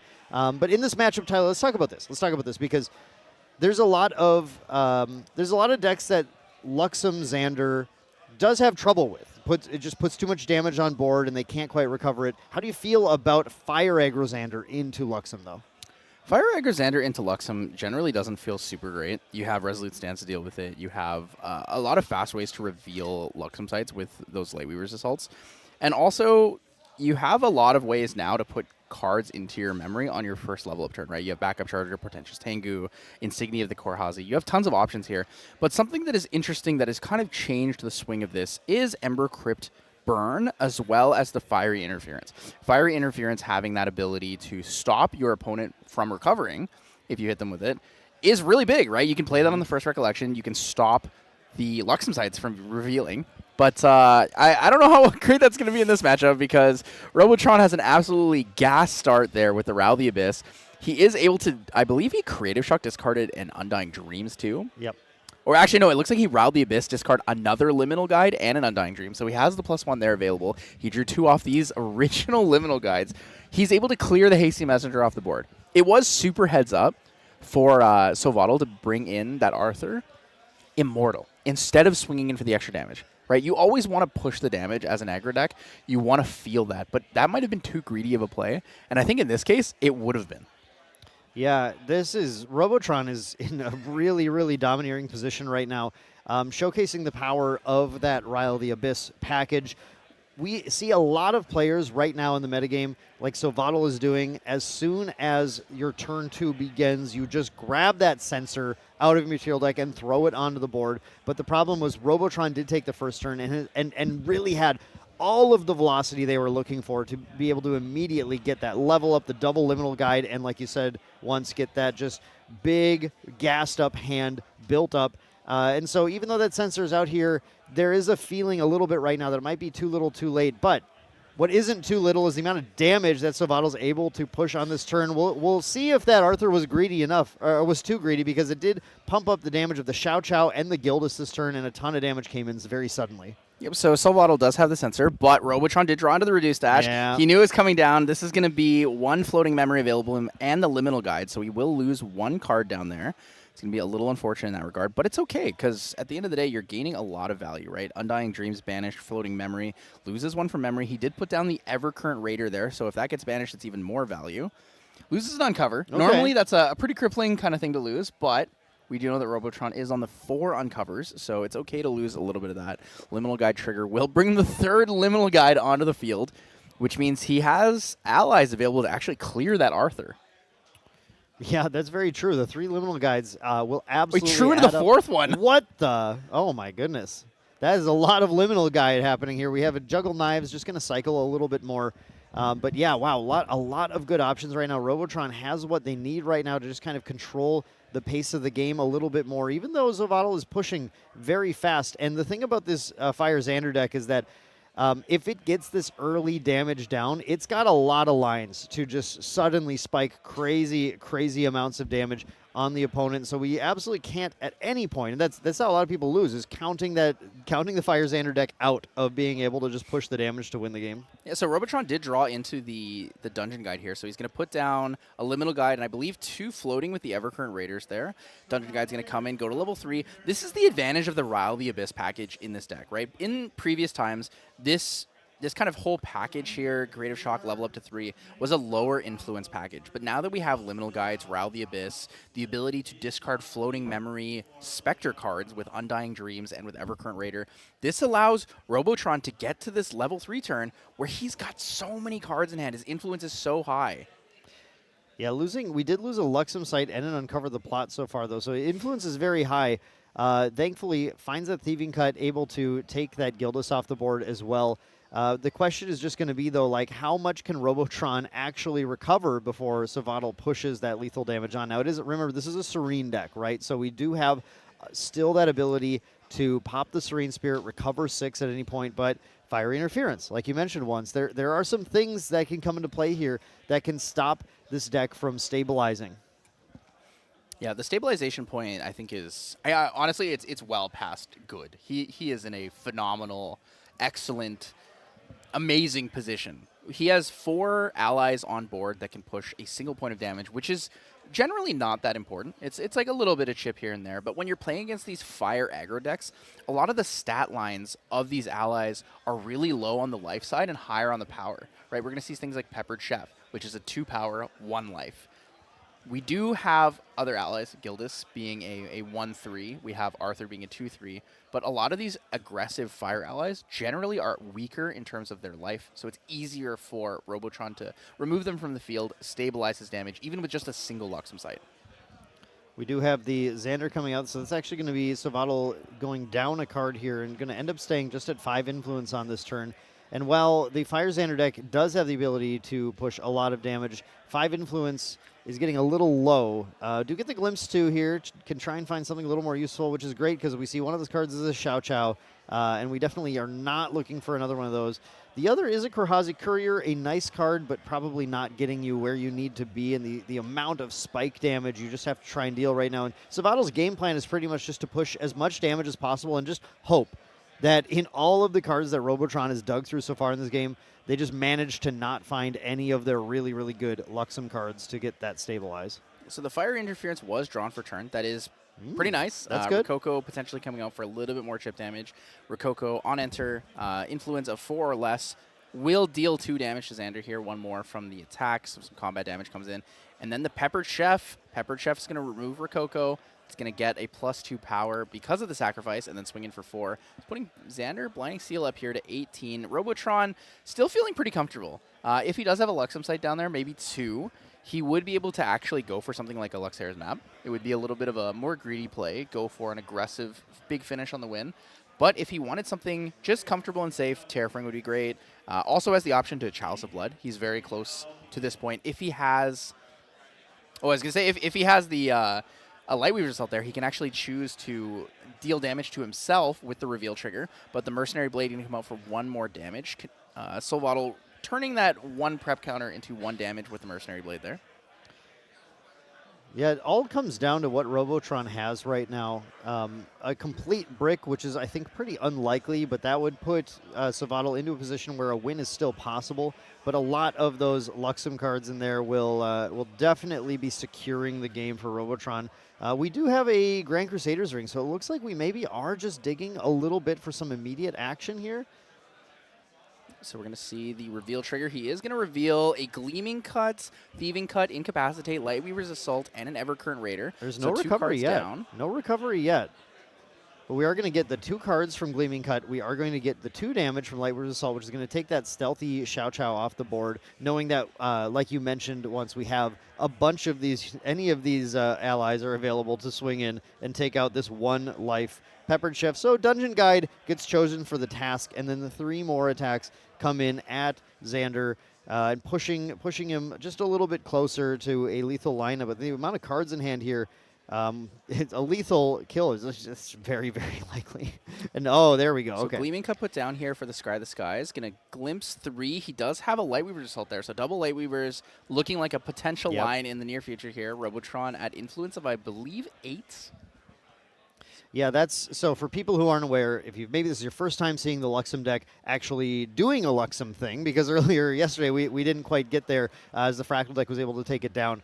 But what Luxem really likes to do is to get to 10 cards. 10 cards is kind of that special breakpoint where you get to go Lightweaver's Assault, which is a card that's going to deal damage equal to the number of cards you reveal in your memory.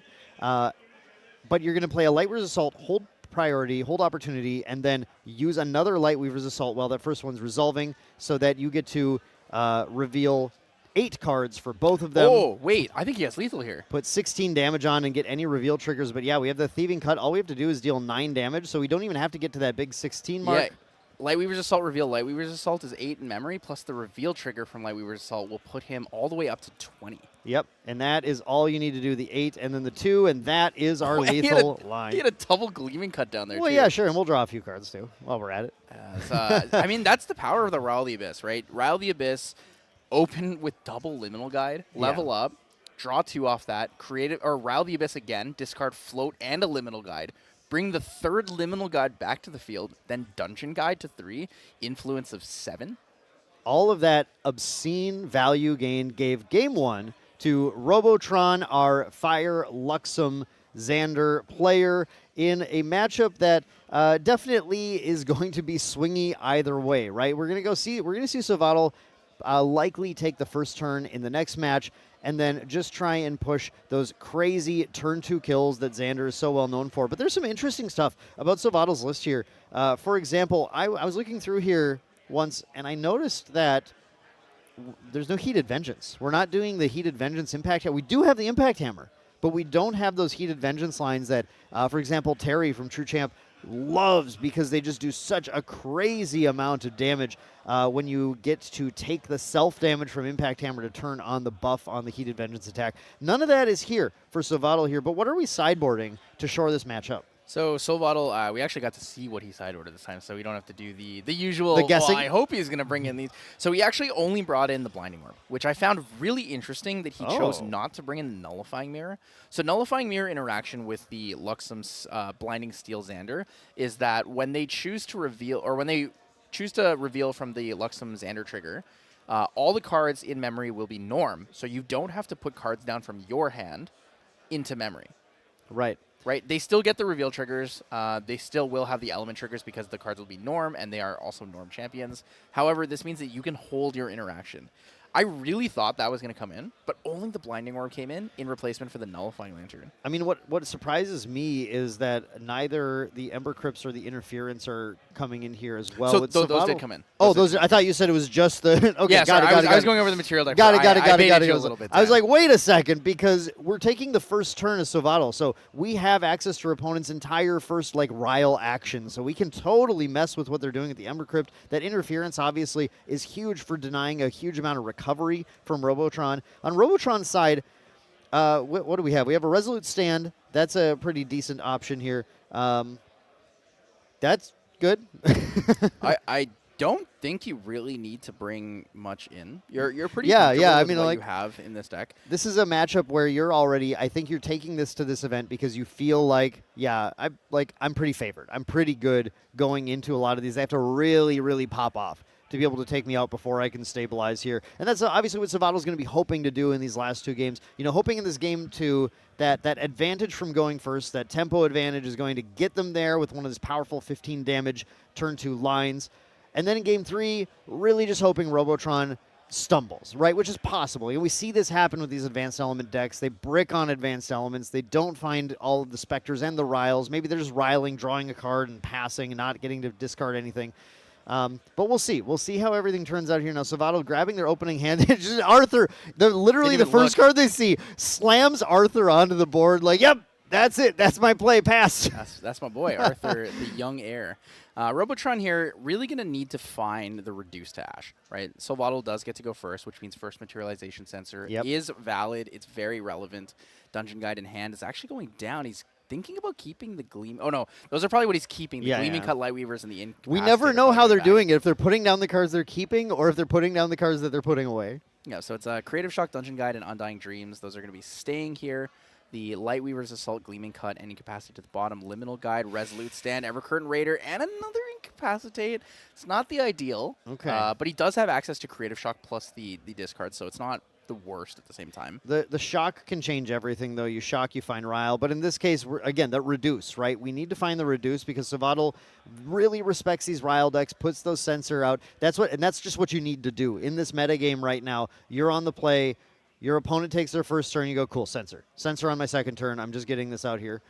And that's going to, try to just give Savato that time that they need in order to get the kill through. Yeah, what you want to look for here. Oh, it's the Reduce. He actually draws it right off the top first card. A champion. It was funny, too, because Savato, as soon as he saw the 3 cards down, reached for the Censor, assuming it was just an immediate Reduce to Ash. He's going to have to... He's probably feeling relief that it wasn't a Reduce to Ash, but now he's going to look at it in End-Step and go, oh, man, he really did draw it off the Creative Shock. Yeah. So he's going to get access to that Evercurrent Raider. He's going to remove the Censor from the field, which brings back Floating Memory and all these other effects, such as the Liminal Guide. It's a tough place to be in, man. It really is. Savato here going for a lot of damage, though. We have the Gildas into the Arthur. This is a very ally-focused version of Fire Aggro Xander. And we have the red hair to follow it up, too, which is able to attack because Arthur is a, fire, unique, human ally, right? Then it loses pride and it's able to get that. Also discard and draw, though that is not accessible, right? Yep. All right, you drew it. You can almost see it in his face there. So it gets that damage in, really pushes Robotron, but Robotron finding that Reduce to Ash is going to change the game. So the thing is, even though Robotron did draw into the Reduce to Ash, having to play the Reduce... We talked about this in other games. Having to play the Reduce to Ash means you have one less Creative Shock, one less Rile the Abyss, one less game action that progresses your game state, right? You have to play something to regain the board state and the game state that your opponent materialized to slow you down. Right. Right? We have a lot of damage on field. Arthur for 2, Red Hair for 4, Gildas for 5 if balanced. 19 life champion. You could outright die here. He, I believe, does have the Resolute Stand, which will be very effective for this turn. Most likely Resolute Stand to live. Yep. Level up to 2, Dungeon Guide to 3. Yeah, exactly. The question is, I just wanted to double check here. Yeah, no incapacitates in either the side or the main of Savatal's list. That's the one thing where you could be cheeky. You could run 1 or 2 in caps. The opponent goes for Resolute. You go, actually, I got you, and you in cap it. If they didn't also keep an in cap up here, but in this case, Savatal just kind of gonna hope now.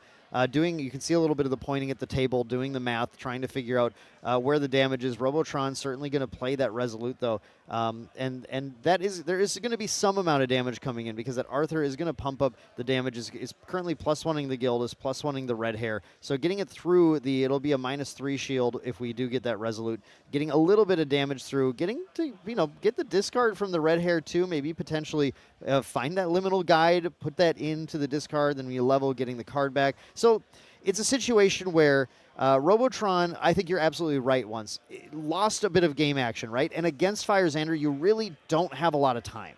And so losing time is still a loss, but it might be enough. We'll just have to see. Ooh, Ember Crypt Burn. That's actually kind of relevant in this matchup. Even without the floating memory available for Robotron, you can use that to banish the Juggle Knives, which means that there's one less available card for Xander level 2 to bring back because it says Assassin, Attack, or Action, and I believe that's the only one in the graveyard for Robotron. Yeah, that Ember Crypt Burn actually could be really strong here. The other question is Savatal going to find the Fire Interference that would stop that pop of the Serene Spirit of Fire as well. There's trying to see if it's in the hand here. I see a lot of fire, and sometimes with these fire cards, there's so much fire. It's tough to see exactly which one is which here. We're going to get the Korhazi Courier, which is an interesting play just because with that Resolute stand, it's not going to get an on-hit effect here, but it is just going to be kind of set up for the next turn to push even more damage. It's a board. This is a board, right? 4 allies. This is a lot to deal with, and we do have these cards up still in hand that Savatal is going to be able to use. Like you said, Tyler, I think going to try and interact with this Juggle Knives and prevent the value and deal a little bit of damage. Interesting. So he's holding on to the on. So he's not going to banish it with the Ember Crypt Burn. Okay. He's holding on for the Fiery Interference. Yeah, that is the interference. I see that now. The interference is in hand there. That's interesting.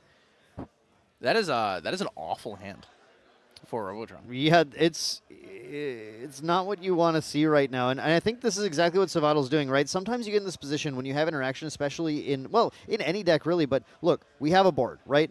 Do we need to commit anything else to the board right now? No, we've got a lot of damage. We're just going to constantly hold up these 3, right? And the reason for that is you are ready anytime that Spirit of Serene Fire tries to pop. You can just immediately interference it and force your opponent to have the in cap in order to deal with the interference, or you deny them a ton of their life. Fiery Interference coming out in response to the Serene Lineage release is lethal on board. Yep, exactly. It's going to be 2 from Arthur. It's going to be 4 from the Red Hair, 2 plus a potential 1 extra from the Korhazi Courier, and then up to 5 from the Gildas. In response to Lineage release, Fiery Interference deals 2 and stops the recovery. Yep. I think that's 100% what Savatal is trying to do here. And look, we only have 2 cards in Robotron's hand, so this is actually looking like a pretty good spot for Savatal to be able to come back in and push this game into a game 3 right now. They're going to the materialize phase. They have to do a little bit of math. The tricky thing here too is that to get that, you do need to balance Gildas, right? So we need to think about making sure we get an extra card here, but is there anything else? We won't get the class bonus then if we try to get the extra card on the Korhazi Courier, so you won't get that on hit. So a little bit of tricky math to figure out. I think level up to Xander 1 here is really efficient. You do see the Blazing Throw in hand, which means you can use Blazing Throw plus Fire Interference for extra damage. You convert the Mercenary's Blade into the Blazing Throw for damage.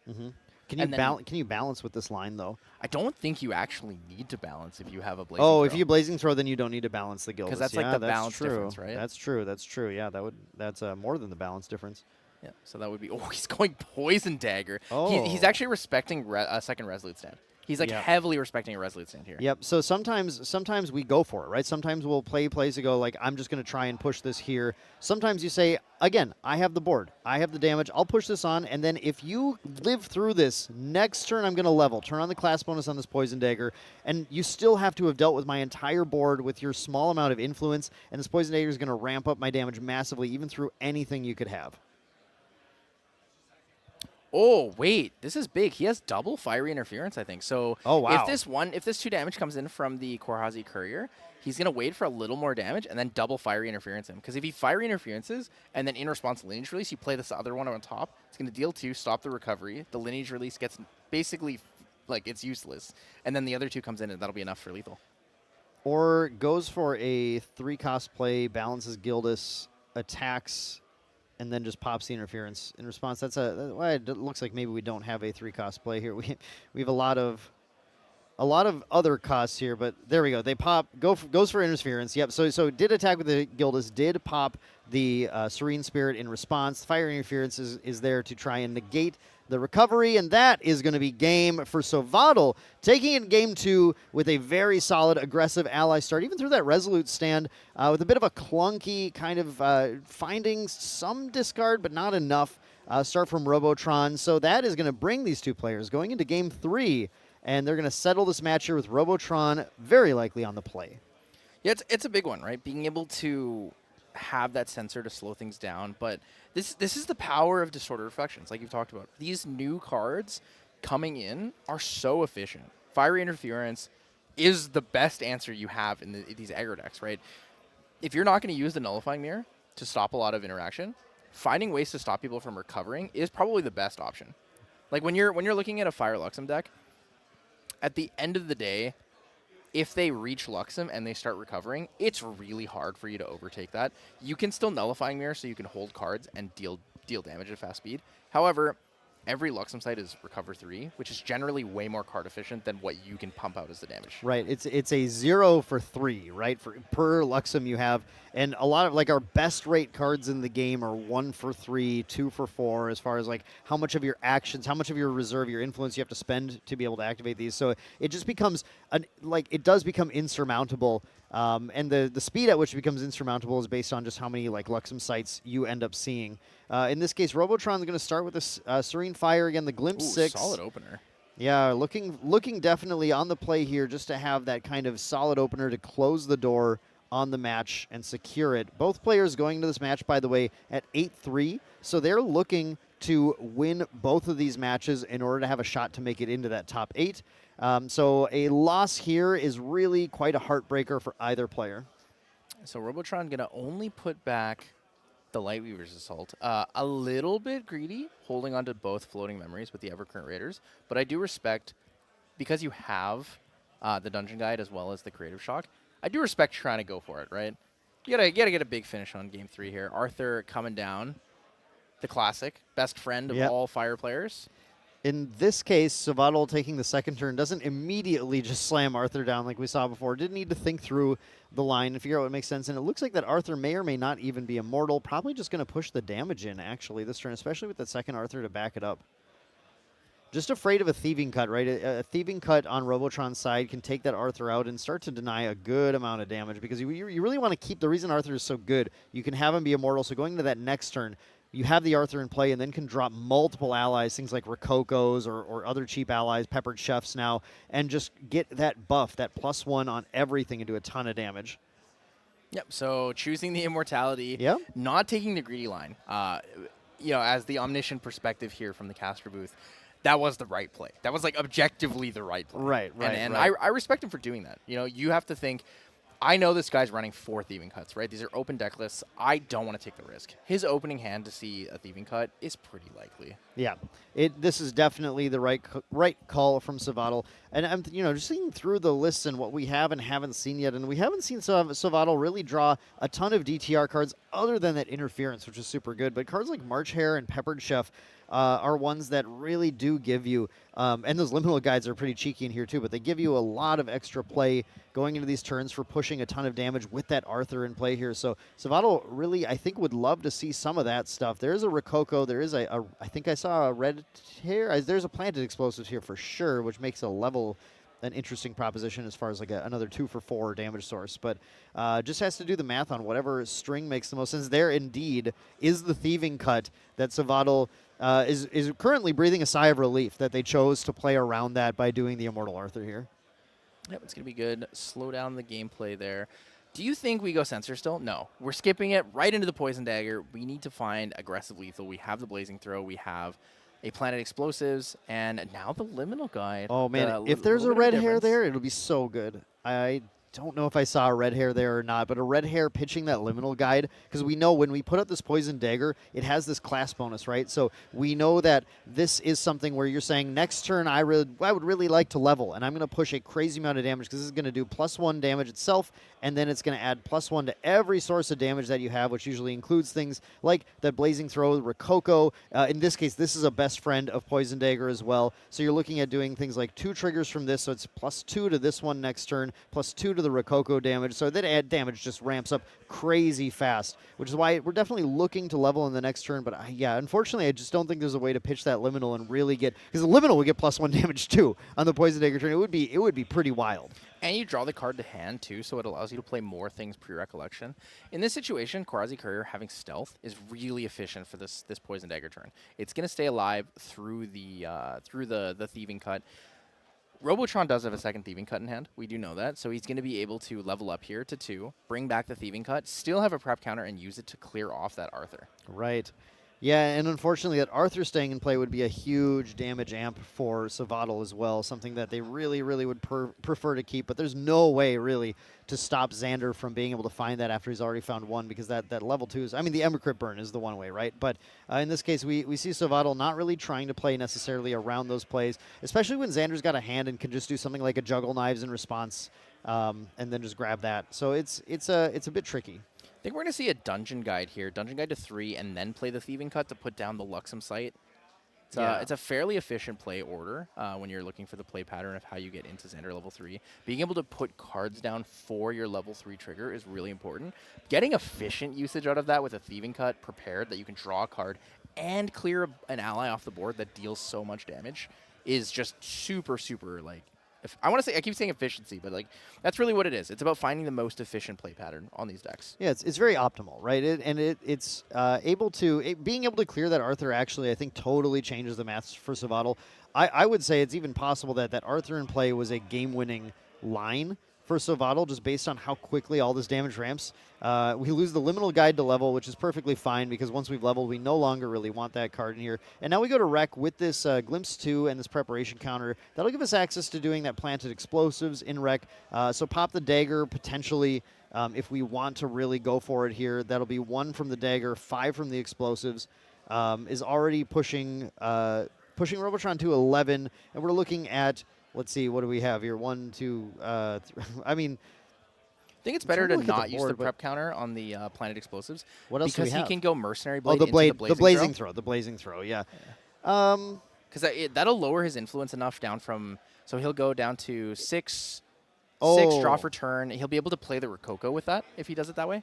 Sure. Yeah, I didn't see. So we have the Intensified Pyre here, right? I didn't see the Pyre in the hand, but I wanted, for Savadal, I wanted to play something during Wreck, because you have those cards held up. You get that Poison Dagger, which was activated. So you want to take advantage of every ounce of action economy that you have. So I would still maybe argue for the Planet Explosives, even if we didn't have another thing to play. But the fact that we had the Intensified Pyre gives you enough play. Okay, so this is really interesting. He plays the Quarazi Courier. He leaves the March Hare on top, draws into that for turn. Then he Quarazi Couriers, draws a red hair, has a Dazzling Courtesan available to him, I believe, so he can find more ways to kindle and get the red hair out there and active. But it looks like he's just going to go for the Rococo. This is Rococo represents 5 damage, 3 from the on-enter trigger and 2 from the attack as well. We have, Courtesan Kindle for another 3. So we're actually at pushing into lethal, but we don't have enough cards to go have over the Serene release. I believe he still has Serene, right? It's the release that where I don't think we're going to be able to get there on. But it's close. It pushes a lot of pressure on Robotron, and that's really important if you're Savadal here, right? There's so much you can't do after that first trigger of Xander Blinding Steel, and this is where he needs to push him. If he doesn't show a Luxem Sight, it's going to be a really hard position for him to be in. So he's going to Kindle 2 here. March Hare is going to come out. Damage from the Intensified Pyre. We're going to see the Lineage release, recover 6, go down to 16. It's going to take 2 from the Intensified Pyre? 3 from the Pyre, because, again, Poison Dagger this turn. Oh, true. Yep. And then 2 more coming in from the March Hare. Again, yeah, this is what I said. If Arthur didn't die, this turn was like mega, mega lethal. Yep, it was Yeah, it was mega lethal. Mega giga lethal at this Yeah. point. I mean, you're overkilling him by at least 10 with the Arthur on field. It's pretty wild. We do have the Verucan Soul Knife here too, punching and look even through the release. We have 23 damage taken. So now Robotron just digging needs. And I want to mention too, we didn't call it out, but on the dungeon guide did lose and uncover the plot. It's a little bit unfortunate. So we're going to get the Chalice of Blood. Chalice of Blood, like we talked about in all these matches, great in Guardian, great in Warrior, great in Jhin. Also great in Serene Luxem Xander. He's going to reveal the double Luxem Sight, uncover the plot, so we know he's going to be able to play the uncover, reveal those Luxem Sights again, recover another 6, draw a card. The Creative Shock isn't going to do anything for him. He's already released, but he's at the point of stabilization. He's going to go down to 11 here, cycle and draw another card, and he's able to clear both the, well, maybe not both, but at least the March Hare or the Rococo with that Dungeon Guide. All Savadal needed was for Robotron just to not be holding on to those Luxem Sights. Oh, so he has Juggle Knives and he has Uncover, I think. So he's going to play the Gleaming Cut down with the Uncover, reveal triple, so double Luxem Sight plus the Gleaming Cut, draw 2. Oh, this is brutal. So Vaudel is seeing the writing on the wall. He's revealing everything. He's going to go down to 11, banish 2, draw more, and then I think with the Lightweavers in hand, on the banishment of the Gleaming Cut, he can actually play the Lightweavers at fast speed, reveal a 3rd time if he needs to. I hate to say it, but I think it's Rubover. It's Rubover. It's Rubover. Oh, no. Oh my, that was so much recovery that happened, so much action, so much being taken off the board. It's, this is definitely going to be, it's everything that Robotron needed to be holding on to stabilize. Savadal 2 damage off of lethal on that last turn. The amount of damage dealt was insane. It was a ton of damage, but not quite there. Still going to try and push as much as possible, but lacking kind of the influence, lacking that poison dagger oomph now, and just drawing into things like Hasty Messenger, which just really are not the kind of efficient damage sources you need right now. We have the Korhazi Courier. Let's try trading a card, right? And of course, all these Kindle strategies, right? The ability to banish fire cards in order to play things for cheaper, that adds a good amount. But I don't think it's going to be enough at this stage, but we'll have to see if Savadal can string it together. So I think we're going to see the Red Hare played here. Red Hare with the March Hare is going to be kind of nice. The problem is, in response to this attack declaration, you can activate Lightweaver's Assault. It's going to be Lightweavers for 7. It'll clear the entire board, recover you for 6, and it puts Savadal so far behind that he's not able to recover the damage lost from the double reveal of 2 Luxem Sights. Yeah, the question is whether or not you have like a fiery interference that you can hold in response to the Lightweavers to try and deny like some amount of that recovery and try and mount an offense on the next turn and kill it. But it just doesn't. Yeah, it's a little tough because you still have to continue to commit to board to put pressure on, because just having a March Hare and a Korhazi Courier is nowhere near enough to fight against 2 Luxem Sights. So on attack trigger resolves, he's actually going to let the damage go through. He wants to hold on to that Lightweaver's Assault. Almost kind of giving a little bit of false hope here to Savadal. I would say so, yeah. Wants to see if there's any last possibility, any like combat tricks he might have available for this. But he's comfortable. He's just going to backup Charger. He's going to draw another card into memory. He's going to be able to reveal the Luxem Sight or the Lightweaver's Assault from memory now, which will kill that Korhazi Courier that has stealth. Backup Charger is so powerful in these Luxem decks. This ability just to put cards down, draw into memory as well. Sometimes you draw another Luxem card with it into memory, right? It is going to really, really slam the door shut here, I think, on the game with Savadal. It's going to be, it's going to be the Dungeon Guide. Top big Dungeon Guide here on the level 3 Xander turn. Yep, so good. Once we get a level 4 Xander, we almost had one, but... Wait, he just skipped his reveal trigger by accident. Oh, way. Hang on a second. Okay. I think he accidentally just picked up all his cards. I mean, it doesn't really matter because he has access to the Lightweaver's Assault at fast speed. But, yeah, that's a little unfortunate, though. That's, I guess, technically choosing with Blinding Seal, it's choosing not to reveal any. Yeah, I think at this point you have to play the Lightweaver's Assault right now, recover the 6, clear the whole board, and then swing face. Yeah. Yep, that makes sense. So 2, 3... So it's 2, 5, 6 on board. You can basically go... What's the most efficient way to do this now? The order's a little bit off.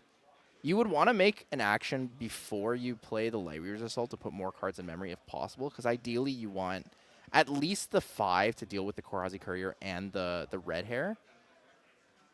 and then the dungeon guy can clear the March Hare. Yeah. But it's a little bit unfortunate. Yeah, that was a big loss there, not being able to recover the 6 from the Luxem site and deal the 2 from the Lightweaver's Assault. So Robotron really has to think about how he's going to make this action now. Yeah, and it's something that just happens, especially you get to day 2, you get deeper into the Swiss rounds. You know, we're on these win and ins, the high pressure mounting for players on stream as well. And sometimes you've already been working this whole weekend grinding. Your brain has been working so hard, you just miss things. Yep. So has opportunities to do this on his turn. The other option is in response to materialization, just to see what Silvato goes with. Right.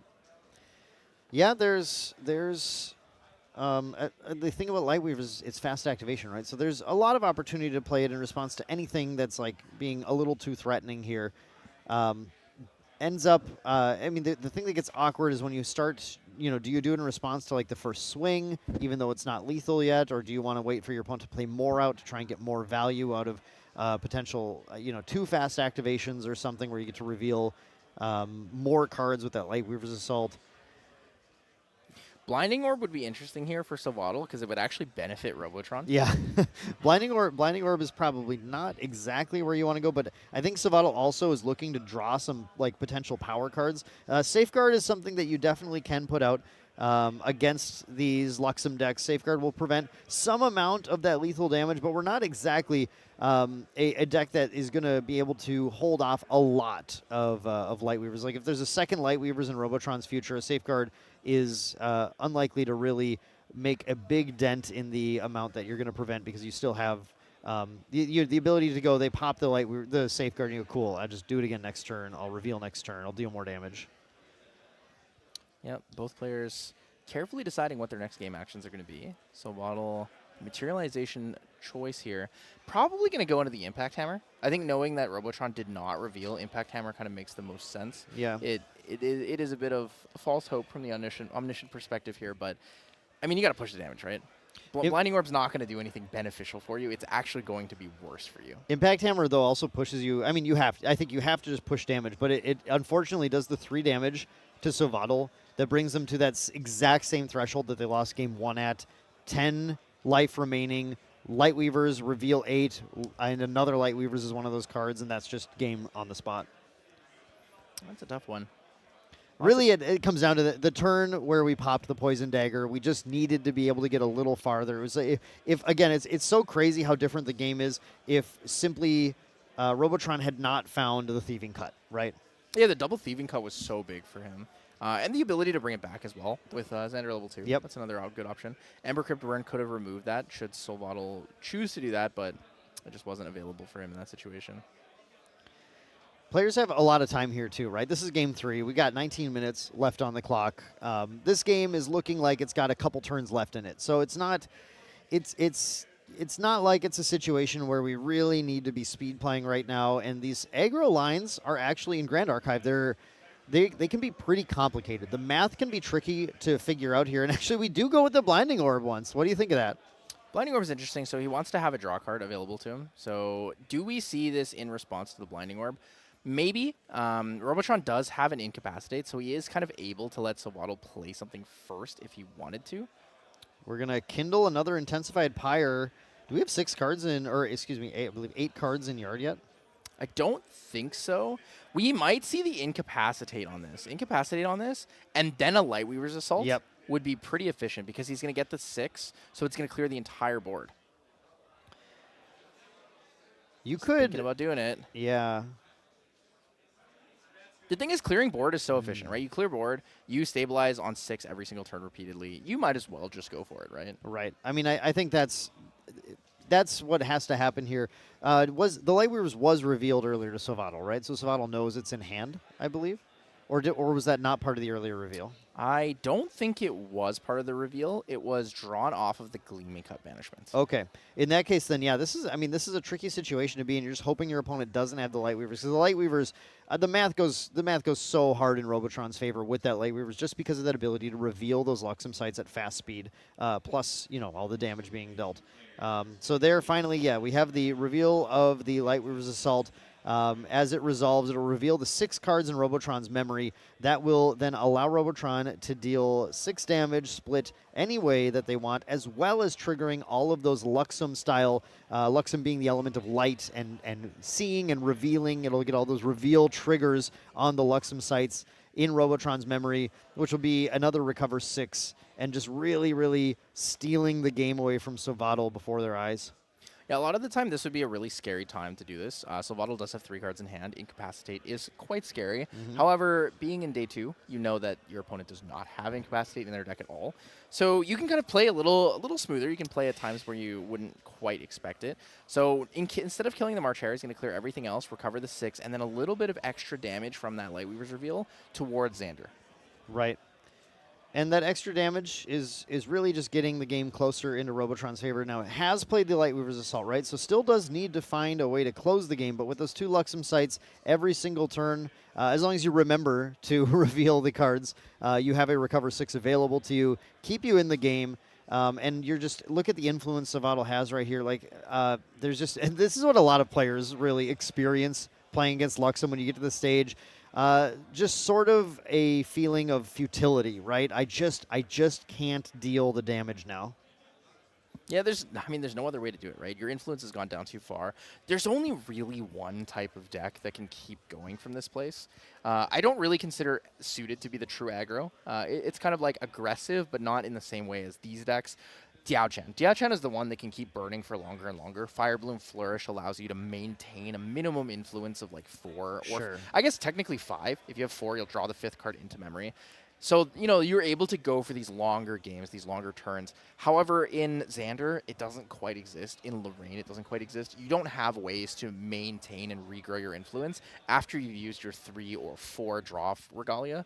You're burning fast and bright in a lot of those. I do think Lorraine, depending on how you focus on like things like fiery momentum, you do have those mid-game, like, actually, no, I can still push you for 12 here on this attack. And that can be a little different. But yeah, Xander is definitely a fast and bright deck that just tries to close the game. And like we saw earlier, even on that Poison Dagger turn, just 2 damage short. So we do see that March Hare cleared by the Dungeon Guide. Robotron at a very healthy 6 damage marked now. Just plenty of space available to be able to play the game. Again, fire element cards not available, right? That Spirit of Serene Fire was forced to be popped earlier.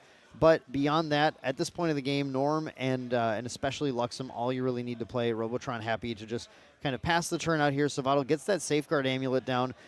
Like we said, a modicum of protection, I guess, against the Lightweaver's Assault. But yeah, sort of a disheartened swing in here with the Korhazi Courier, and looking like a pass the turn after that.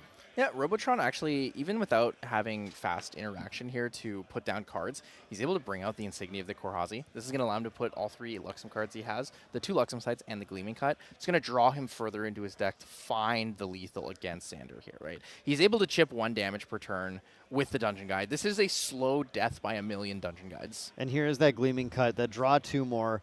We're definitely, getting to the point where finding a lethal line, anytime you find the Lightweavers, if you find 2 Lightweavers, it's 100% done. But even now, with those, double Lightweavers. We do have the 2 Lightweavers now. Yeah, the Lightweavers were drawn. That means at a 10-card hand, this is very, very, very, well, the Safeguard Amulet. Let's see, actually, let's do the math here on that. So the Safeguard Amulet means it's not going to be quite lethal this turn, so that actually does buy Sovadal a little bit more time, but you can get him to pop the Safeguard Amulet and then find a kill potentially next turn as well. Sovadal takes the turn, goes for the Impact Hammer Materialize, swings in with the Korhazi Courier, now going to get to the draw, and then we did find a Rending Flames. Well, hang on a second, Tyler. Rending Flame's still not enough damage. Yeah. Rending Flame's Impact Hammer comes in for 5, doubles to 10, puts him to 14. He goes, cool, take 10. Insignia of the Korhazi, put down my Luxem sites, my Lightweaver's Assault, kill your Korhazi Courier. Would you like to pop the Safeguard Amulet? The moment he pops the Safeguard Amulet, next turn, in response to your Materialization, double Lightweavers. Game's over. If he shows him double Lightweavers and doesn't even put down the Luxem site, Sovadal should just know the game's over instantly. Going to go for it anyway. Still swing in with that Rending Flames. We have the Impact Hammer. We're going to be able to banish 3 Fire Element cards, double the damage. So we're looking at a 12 damage Rending Flames here. Oh, actually, So if he doesn't pop the Safeguard in response to the Impact Hammer damage, double Lightweavers will kill over the Safeguard Amulet at this point.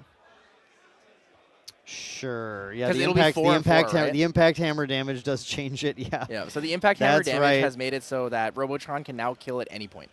But Robotron just says, "Cool, take it. I'll take the damage." I'll take it. I'm Oh, good. sorry, it wasn't even 12. We don't have the class bonus there. Excuse me. I would say it's just the 2. I was thinking about a Heated Vengeance with Impact Hammer, but again, we're not using that here. Robotron goes for that Nullifying Lantern. Is really just playing slow. Like I agree. A kill was available there. I think if the numbers were right, but we're just going to go ahead and slowly get there instead. Yeah, 1, 2, 3. Yeah. We definitely had the cards in hand too. Right, so double Lightweavers is going to be 8 cards in Influence, because it's normally a 16 damage combo. Yep. If you're stopping 4 from each of them, then what you're going to do is you're going to stop 4 and 4 and still take 4 and 4. So you go to 19, and that's lethal against What I think, what I would imagine happened is probably did the math right away. The facial reaction there from Yeah. Silvano. He's like, Yeah, look he at looked that. at that. He's like, I'm cooked. Oh man. I giga cooked. Yep. Yeah, probably just like locked the math in, not thinking about the 3 damage from Impact Hammer, and just didn't redo the math after the Impact Hammer damage happened. But it also doesn't matter, right? At this point, you can just play slow and conservative. Robotron is in a position of absolute safety in this matchup and is just waiting for the opportune moment to go ahead and spring the trap. I think what's funny is I believe he has 2 more Undying Dreams, so there was a possibility for him to actually play double Undying Dreams and swing the Dungeon Guide for lethal. Yep. And so we do have, this is an interesting thing too. In response to the activation of the Lightweavers, we're going to pop that Blinding Orb, which is going to force that second Lightweavers to pop right now. But then at this point, we can pop the Safeguard, but it's only 2 damage that needs to be dealt. So revealing... He's revealing all the cards, all the kill lethal, and there's the handshake. Robotron will take the game 2-1 against Silvadal in round 12 here of Ascent Boston. It truly was Rabover several turns ago. But there, we did have to play it out, did have to get to the end, and that means Robotron is 1 win away now from potentially making the top 8 with a deck that you very much love, once in love, Serene Fire Xander. How are you feeling about that? I'm feeling fantastic about that. I would love to see a Luxem deck, top again. We've seen it happen at a couple different events. We've seen CNATs, for example. Bob is the GOAT. Like that guy goes level 3, reveal trigger, triple Gleaming Cut, like every time. Every time. Right, he's the GOAT. But Robotron might become the NA Luxem player. We also had Sarav on Luxem. He was doing fantastic. Haven't had a chance to see if he made it in as well with Robotron. But both of these guys, they're great on Luxem. I love the way he goes for more consistency in his deck. Yeah. This is something that I think a lot of people don't do. They want all the tools in the toolbox. Whereas Robotron goes, game 1, I'm set in stone. Game 2, I will side in every tool I need. Right. Because he's confident. He's confident in playing game 2, game 3 within the reasonable amount of time. You find lethal in so many ways. Row the Abyss, Liminal Guides.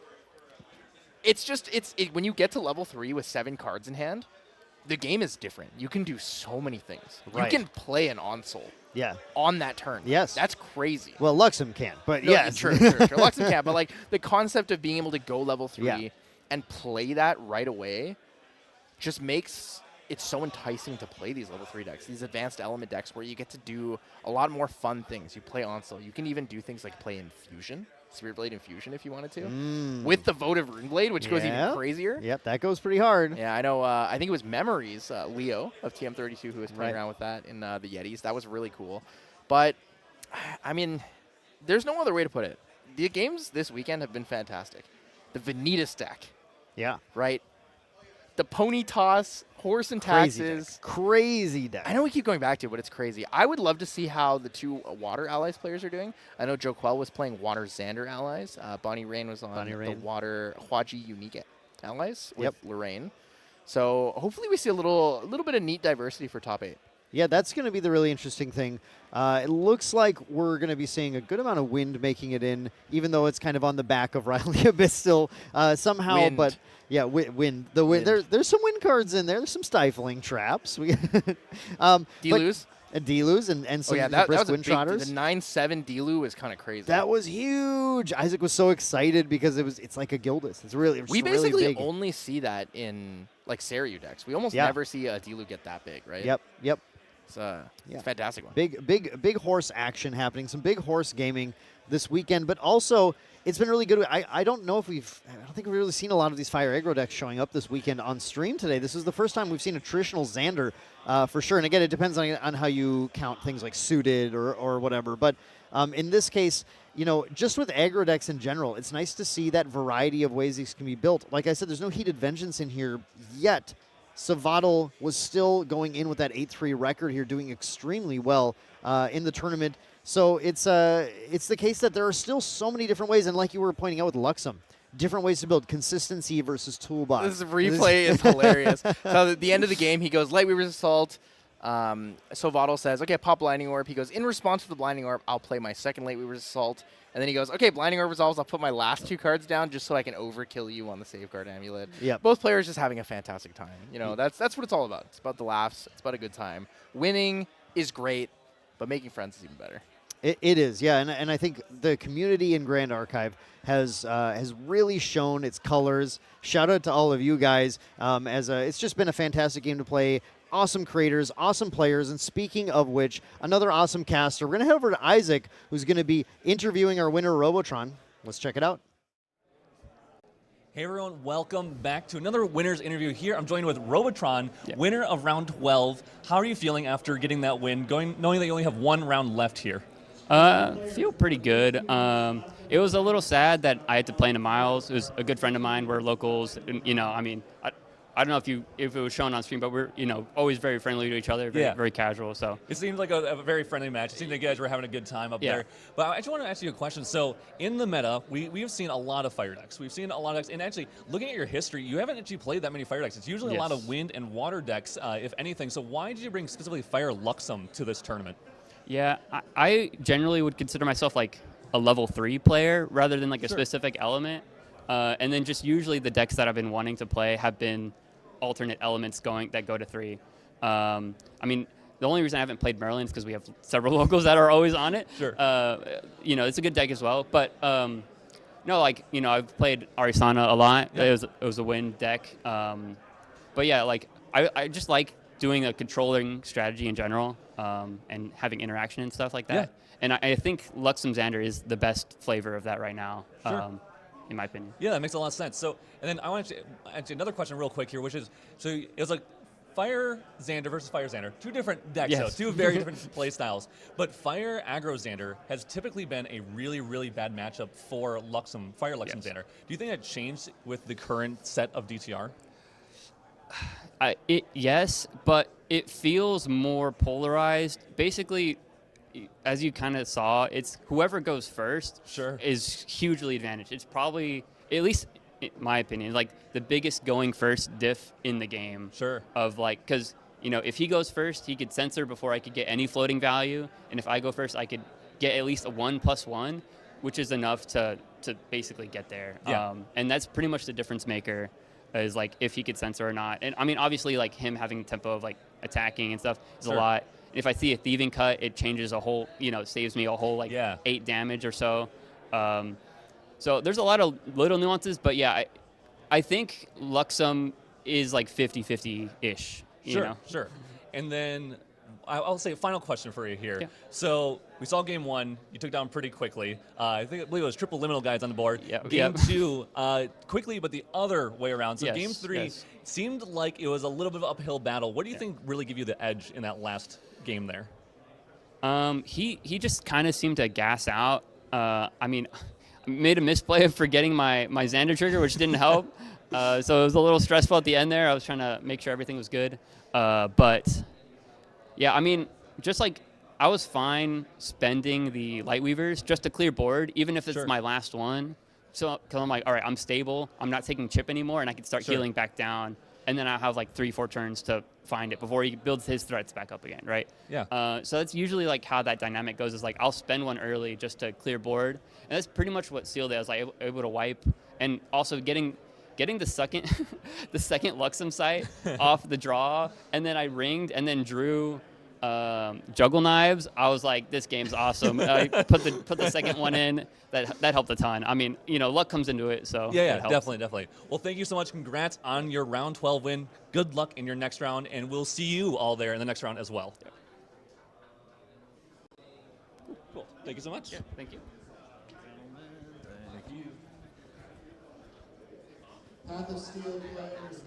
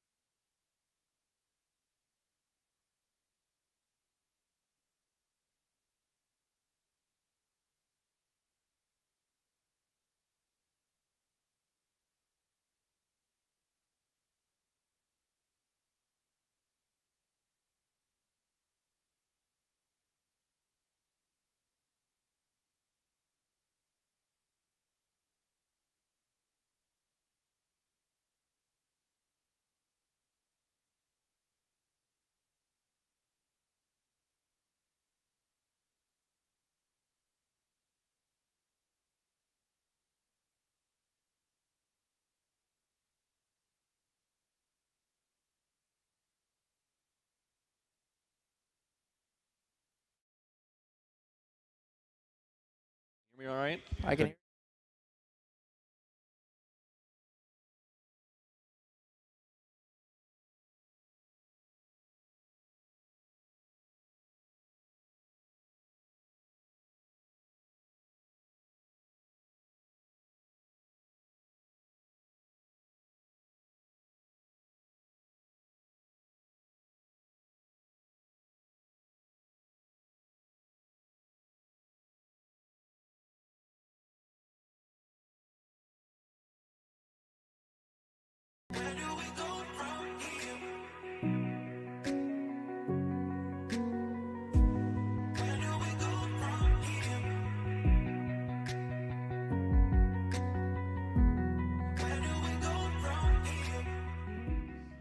Hello, welcome back, guys. We are here with the final round of Swiss for day 2 at Ascent Boston. I'm joined with true champion Isaac. How you doing? I'm doing all right. I'm joined by Once in Love, so I'm doing great. Can't complain at all. It's good, it's good. I'm excited to see what our win and in will be for round 13 of Yes. Swiss here. What do you want to see?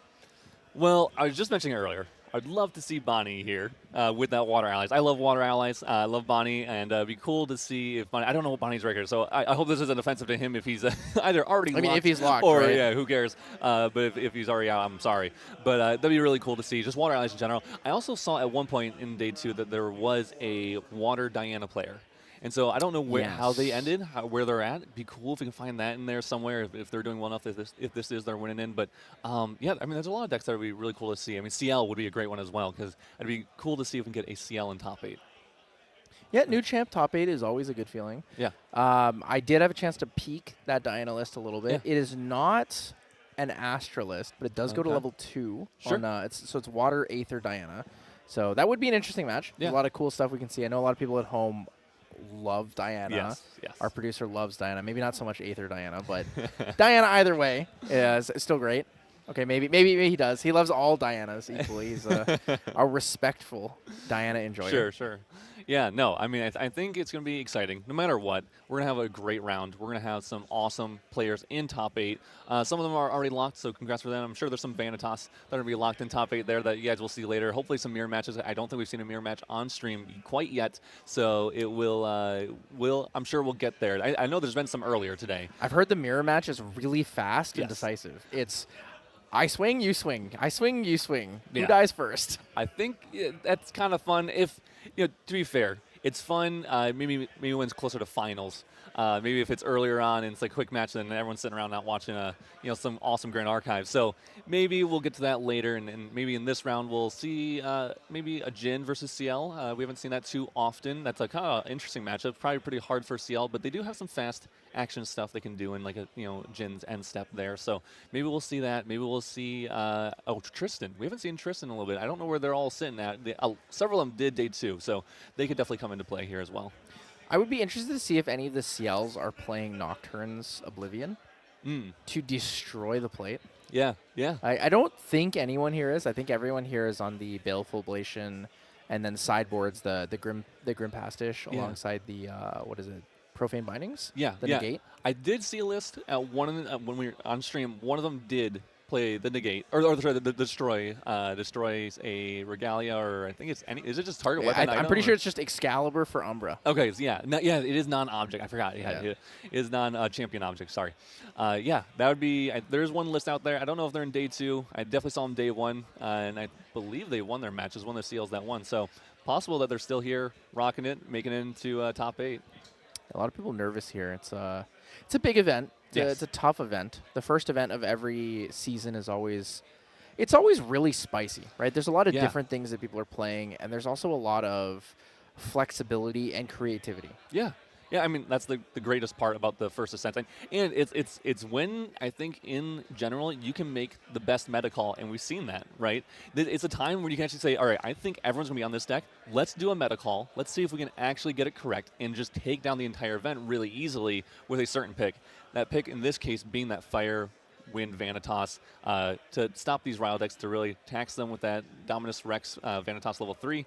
And, I honestly, it's a really cool list. I'm probably going to play it at some regional or locals, honestly. It seems like my kind of thing. I always wanted to play Vanitas. I was bummed when Razorgale actually fell down, the hill. Nerf. Yeah, I got its nerf, pretty big nerf, and actually, I thought about, if I was going to play, I thought about bringing it here as well. Just a standard Razorgale, while nerf might not have been too bad, especially against that Taxes deck that is only going to level 1. Might not have been. I'll have to get to level 1 as Vanitas, and I have Veiling Breezes. Veiling Breeze is one of those cards that's really good against that list. So those Tristans might have a way better time into those Vanitas lists. And if we get a Tristan in top 8. I wouldn't be surprised if we see that one actually take it down, maybe a little repeat of Worlds of a first place winner with Tristan. So True. The hope. Yeah, it's definitely a lot of unique and interesting setups there. So I want to talk about something in terms of like the event and kind of the way the player environment has changed. Yeah. I've casted a bunch of Ascents in the last year, and I've noticed that in the past, a lot of people would really just ID to get into day 2, and then put themselves in a position where it's very difficult to get into that top 8, right? Yes. They have to win all 4 rounds. I've been noticing as the events go on, as time goes on, there are a lot more players who are really aggressively playing day 1 for their standings in day 2 to get top 8. And I think that that's really cool to see. It's cool to see the competitive nature of the game grow a lot. Yeah. But, talking about competitive environment, let's talk about the standings here going into the last round. So Pickle Sword with the 10-2. We have 4 players 10-2, 3 of which are Vanitas. Oh, my God. 8 Guoja 6 too. of 8? This is crazy. We have also, not to mention, we had an Ensel at the 3rd place, I believe. But yeah, look at all these Tristans, all these, man, there's so many players here. Now, some of these players are not in contention for top 8, but those first couple lists, those first Vanitas lists, they're, a lot of them are locked here. So, there's a lot of awesome decks here. I think some of those Guojas can still make it in. Some of those Jins can still make it in. Some of those Tristans can still even make it in. I'm pretty sure. I'll have to take a look at their record again. But, yeah, a lot of lists that are going to be in contention. A lot of different types. But I think some Vanitas lists are definitely guaranteed in that case. Yeah, Vanitas, what was that? 6 of top 8 is Vanitas. 4 players at 30 points, which means 10-2, and there were, I believe, 3 Vanitas lists in that, or 2. It's kind of crazy. Like that's a really, really aggressive deck to make the standings. So, we look at this. They've just done such a fantastic job. Right? Yeah, it's insane. So we do have. Man, there's so many. We have the Vanitases, we have some Guojas, we have the Ensel, we have a Jin, and we have a couple of Luxem and a CL. So there is a CL that can make it. Death at Ward been on stream a couple of times, so CL might have a chance to make top 8 here. We've seen Death at Ward beat that Vanitas list actually earlier today, so definitely possible for them to do it again. Yeah, I'd be also interested to see how well the Burn Suzaku decks do. Yeah. The KFC Suzaku into these Vanitas decks. Yeah. I want to say it's probably not as good as I think it is, but it might actually be able to push enough damage. It might be a going first, big difference, right? Vanitas goes first, can tax the Guoja for their level 2, or for going to level 1, that makes it cost 2. And then on the otother side, if Guoja gets to go first, they get to go to level 1 without being taxed, and then they can start dealing the damage earlier as well and get their combos off. So it might literally just be, I don't want to jinx anything here, but 20% difference of that of the die roll, which is pretty crucial. That's not a great feeling. Grand Archive, I think, in past has done really well with balancing that. Of going first hasn't really meant too much. It does matter a little bit, especially in those aggro decks, and Guoja is definitely an aggro deck, but in this type of matchup where Vanitas really wants to go first to tax them, and Guoja really wants to go first and not get taxed, and then also to push that damage and get those retaliations earlier, it probably is the difference in the entire match as a whole. Yeah, and that's also a really big factor when you look at the standings, right? Yeah. When we go into top 8, who goes first is decided by top seed. Yeah. So if you are top seed on Vanitas and you know that going first is a big differential for you, it makes a really, really big difference. You really need to play the rounds out. You need to win the rounds. You can't just be, I'm going to take my comfortable top 8 ID. If you want to win, you want that gauntlet spot, you're going to have to lock in and go for it. Yeah, it's going to be difficult. I think I'm hoping we will see I'm hoping to see some, aggro. And I think we're going to see some aggro. We're talking about those Guoja lists, and I think that might be what we're getting here. Actually, but instead of Guoja versus that Vanitas list, we're going to see Guoja v. Guoja. I feel like this might be a faster match here with these two aggro decks. So we're going to be seeing number 1 VP player, Sky Sama himself, Yes. versus, as some say, the people's champ, Henki the GOAT. Yes. The undisputed GOAT of Europe. Did Yes. win the European Nationals last year. Had a great placement at Worlds. Third place at Worlds. Yes, we have a Worlds contender, a third place Worlds contender. And Sky Sama been around, played a lot of Grand Archive. I mean, a lot, more than anyone plays Grand Archive. Quite literally more than anyone. Official matches played, number 1. Yeah. Highest VP. One of the nicest guys out there, honestly. Yes. Super, super kind. I'm excited for this match. It should be a good one. This is going to be, obviously, it's probably further winning in, so definitely a tense match. Definitely players are going to be thinking about their lines, thinking about their decisions. Even if it is quick in general with the gameplay, it might take a little longer to make sure we're being really sure that this is a line I want to go for. Because, if I'm not going to kill you this turn, how can I survive one more turn to kill you next turn? Because that's all it's going to take. Send it! Send it! Just keep sending it! And I looked at Henki's list earlier, just earlier in the day, just in general, and he does have some tricks up his sleeves. He has some sideboard cards to stop the aggro decks from completely beating him down. No way. You're talking about 54 ally Henki playing interaction cards. Playing interaction. There's no way A little bit of that reduced. the 54 ally Henki the GOAT is playing interaction cards. Yeah. I refuse to believe it. He's playing some Crystallized Destiny, which might not come up in this match, but something that probably will come up would be the I'm forgetting the card, the fire card. It makes you stealth. You deal Under fire. Under fire. Thank you. Under fire. Take 4 damage and become stealth. He does run that. So if Sky Sama's going for that Suzaku, Pepper Chef, Suzaku swing again, Pepper Chef, Suzaku swing again, and so the Pepper Chefs again. I mean, that's a lot, That's a lot big. of damage, and that's a lot of attack damage coming in. So that under fire it would be really, really good in that case. Speaking of that, Henki also told me earlier today that in one of his games yesterday, a player went level 2 Lorraine against him, put all his cards down for a Rending Flames, and he underfired it. Yes. And then the guy said, "Oh, I put down my Resolute Stand," and just died. He had 1 card left in hand, put down his Resolute Stand. He's like, "Oh, Yep. I'm cooked." That's what happens when you move a little too fast. So, and that's what I was talking about, right? So both these players will be taking their time because, and also, it's kind of the nice thing about doing a fire or aggro v aggro matchup, right? Especially fire aggro v aggro, not allies v allies, because that's a little bit of a longer match there. But in this case, you can take a little bit more time for those direct lines. Make sure you're thinking things through and not too much time, obviously, but because the games will go fast, you can make sure you're doing stuff correctly, and you should be doing stuff correctly, especially in your winning in here for Henki and Sky Sama.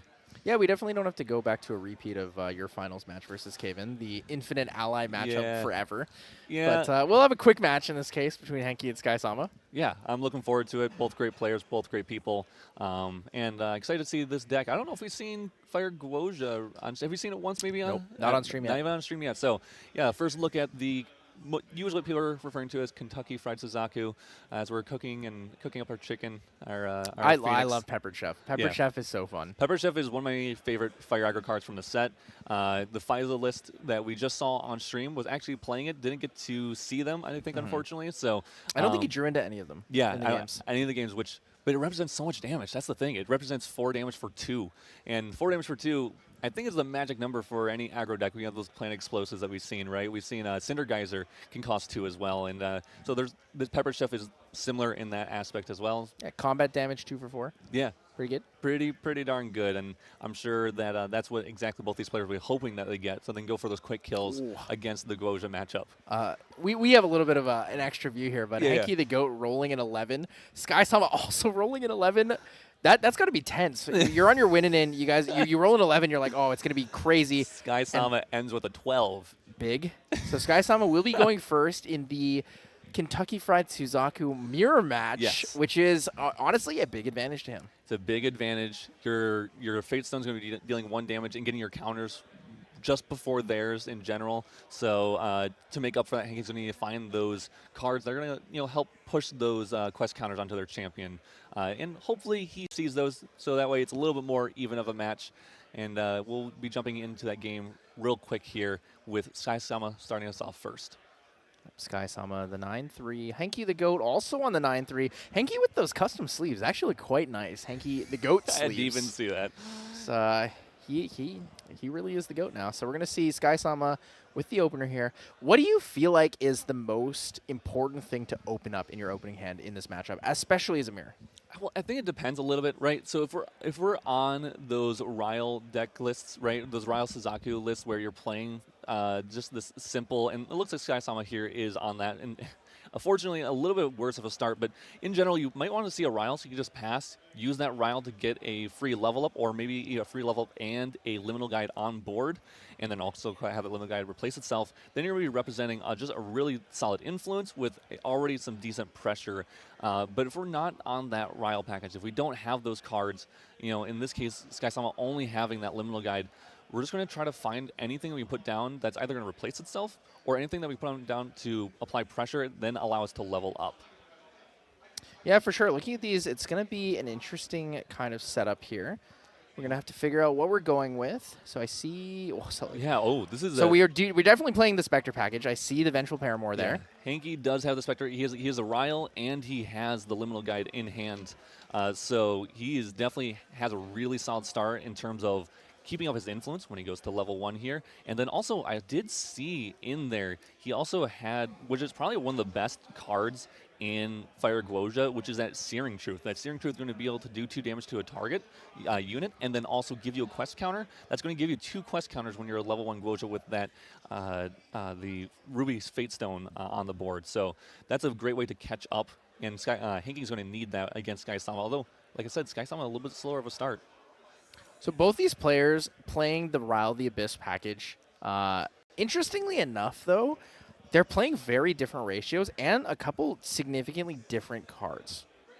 Yeah. I mean, and this is one thing we've talked about a lot. We actually talked about it recently on a podcast, which is, Fire Suzaku, Fire Guoja has so many different builds. There's so many different things they can actually that they can throw in and out of their deck to make their decks unique and play style unique, right? There's Fire Guojas that have the Ryle package. There's Fire Guojas that don't have the Fire Ryle package, and there's ones that have the Fate Stone package, and ones that don't have the Fate Stone package. There's ones that are doing this Peppered Chef game plan. One are using Fire Graveyard, situations with the Red Hairs and the March Hairs. But in this case, we are kind of going just leaning more into the no Fate Stones.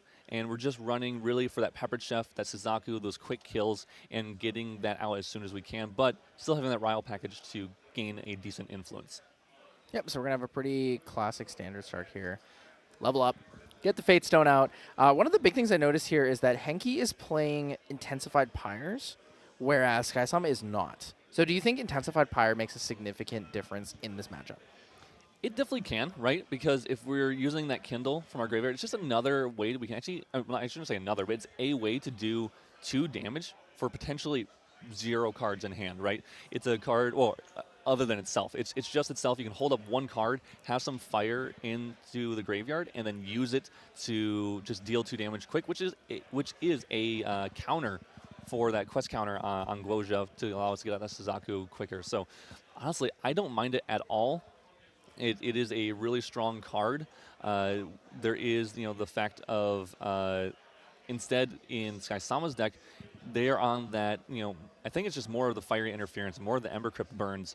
I think both decks have the Ember Crypt burns, but the fiery interference for Sky Sama probably won't come up here, although I want to say Henki might be on Restorative Flames. I believe they're both on Restorative Okay, Flames. yeah. So that could actually come up here if Henki builds up enough fire cards in graveyard, then Fire Interference might be a really solid card to keep in hand for whenever Henki tries to go for that, if Henki's feeling a little scared about his damage taken.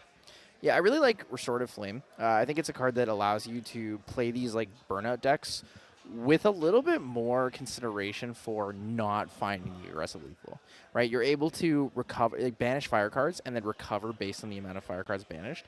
It's unique and it's interesting, and it's a very good way to kind of bait your opponent into thinking they have lethal against you. Yeah.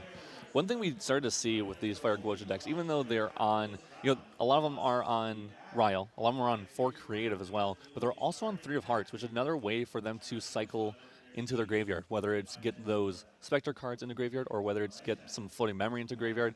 They actually have so much cycle and allows them to do multiple plays, allows them to really thin out their deck, find and fix their hand, and figure out what they actually want to have and play on each of their turns. So don't be surprised if you see these decks just cycling cards, putting cards in graveyard, putting Spectre cards in graveyard, floating memory in graveyard, and then going to level 2, which most of these decks, these Ghost decks, do play level 2. Yeah, so I believe only Sky Sama is playing a level 3 in the sideboard as well, which is interesting. So if he does have the Suzaku out already, flipped from the fabled Ruby Fatestone, he's able to level up and then get the free recover off of that. Yeah. Yeah, and it could come down to also something I was bringing up earlier. We're talking about cycling all those cards in the graveyard. Well, that intensified Pyre, Skysa doesn't have any of those, right? That's the difference between the two lists. Hanky does have 2, and if they're cycling, if Skysa starts cycling a bunch of cards and starts building up a graveyard and they get to 8 cards in graveyard, that intensified Pyre is going to could potentially represent a 0 costing deal 6 damage spell from hand, which I think Hanky would be very happy to see if that gets to that point in the game. Yeah, that would also be a great time to have the Restorative Flames, right? Because in response to that, you can banish cards out of your graveyard. Yes. Yeah, that is a really cool interaction. A little bit of play back and forth between, what Restorative Flames not necessarily meant to do. It's not, the whole point of it is mainly to restore, to recover, but the ability to mess with the counts in graveyard for that Intensified Pyre is very, very cool. So Sky Sama goes for the Impact Hammer, does deal 1 damage to himself, so Heated Vengeance is viable. For Million Decree coming out here. This is... in Recollection, I believe. We do see Heated Vengeance in memory, we see the Demolition in memory, we see the Fiery Interference in memory. So this could do 2 and 3, get 2 quest counters, I believe. So we're going to get 2 quest counters off this. Million Decree, one of those spells that actually triggers twice as long as you're targeting an ally and the champion. It's just a little unique interaction there, so it's kind of like a double quest counter for 1 card, similar to Searing Truth. So very efficient. Looking at the Fabled Ruby Fatestone here, what is the magic number we're looking for in terms of quest counters? It's 7, correct? Yes, it's all 7. So the materialization cost of all the Fate Stones is the same as the amount of quest counters we get. So Suzaku needs 7, I believe it's Genbu needs 8, and... Genbu's 9. Byaku's 8, sorry. Byaku's 8, Genbu's 9, and Siryu is 10. So we're 3 quest counters away from being able to transform that Fabled Ruby Fatestone into Suzaku, the Vermilion Phoenix. Represents 4 damage every time it attacks. It's pretty big. It's very big, a lot of damage. And that Spell Shroud. All those Senju allies have that Spell Shroud, and they hit for, well, all of them hit for a decent amount, but this one in particular has a little bit of protection built in with that on banish effect where you can banish 3 fire element cards from graveyard. If you do, you return Suzaku to the field transformed, meaning it can attack again. There's that Peppered Chef combo that people talk about where you kind of can just put Suzaku on the board, kill it off with Peppered Chef, allow, banish 3 fire cards and bring back the Suzaku and swing another 4 with it and then swing 4 with Peppered Chef. That's 12 damage with just 1 card in hand potentially and 3 cards in graveyard. Interesting. So Sky Sama main phase activates Fiery Interference. Hanky the Goat takes the 2 damage, is no longer able to recover until end of turn for his champion. Sky Sama coming in with the Liminal Guide. Hanky really thinking about if this is too much damage to take, right? This puts him 10 off lethal, puts him up to 9 here. Impact Hammer, Heated Vengeance only comes in, I believe, for 7. I think we're just swinging with the Impact Hammer to get the extra counter on our champion because we're dealing, non-attack damage to our champion.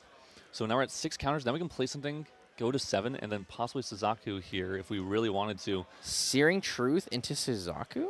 Blazing Throw. This is lethal technically if Hanky doesn't have any way to save himself, and he can't restore, he can't recover with the restorative flames even if he had it in hand. So yeah, Underfire doesn't work either. You would die to the Underfire taking the 4 damage. So needs to have a way to deal with this Suzaku, which because it has Spell Shroud, you need to have action skills. Skills specifically, yeah. And I think Fiery Interference is a spell, right? I think almost all of them are spells, yeah. It's like Planet Explosives, like your best answer to this? Planet Explosives, if you're in fire, you can play Flame Wreath Call, which is normally costs 5, but then costs 2 less if you are Tamer, and then deal 3 damage to 2 allies Unfortunately, I don't think Heike is playing that. He's smiling, looking through his hand multiple times, double checking, make sure that these are all only spells and not skills. I think that might be it for... I don't think he has an answer there. So we see the Demolition, we see the multiple fire interference, Searing Truth. All of these are spells, and none of them are going to be able to target Suzaku because it does have Spell Shroud. Yeah, I think this might be it. And Heike might just be responding, I believe, to the flip, the actual remove 7 quest counters from champion to make Suzaku and making sure there's nothing that he can do about it, nothing he can play. And might just see game 1 go over to Sky-sama here already. Yep. Game 1. I mean, it is going to be a fast match. There's not a lot you can do about it in either case. It's just a very, very tough matchup based on who goes first, really, here. Yeah, I wonder if Henke's trying to figure out, can he actually go for a lethal play here, right? Can he actually kill Sky-sama in response to this attack? He's really close. Sky-sama's at 11 damage taken already. He only needs 8 more. He has a Demolition hand that does 4. Nope, okay. It is game, unfortunately. He actually was really close. He had the Demolition's 3, right? Or sorry, yeah. Demolition's 3. He had a Pyre in hand that would have been another 2. Sorry, I mean, he put him so to 14 and then put him to 16. Yeah, I think 3 off there. But I was wondering if you could do the intensified Pyre and kindle it. So it would have been really, really close. I think he's actually surprisingly close. And that's the crazy thing about these decks is that you can get really, really close games, close interactions, and kill your opponent when they didn't even expect it. When they go hands down and don't have any interaction, and you know they don't, you can actually try to kill them then. So, like you talked about, the Flame Wreath Call, that is a potential card to come in here for Sky-sama. Definitely. Something that's really interesting, though, you talked about it with Henke earlier. You mentioned the interaction that he has. Henke is playing a 3 Potion of Healing. Yeah, it is interesting. I think my best guess is that it's there for those decks that maybe are running Lantern, so you can take out Restorative Flame, and then you can bring in the Potion of Healing. It's a straight 3/3 swap.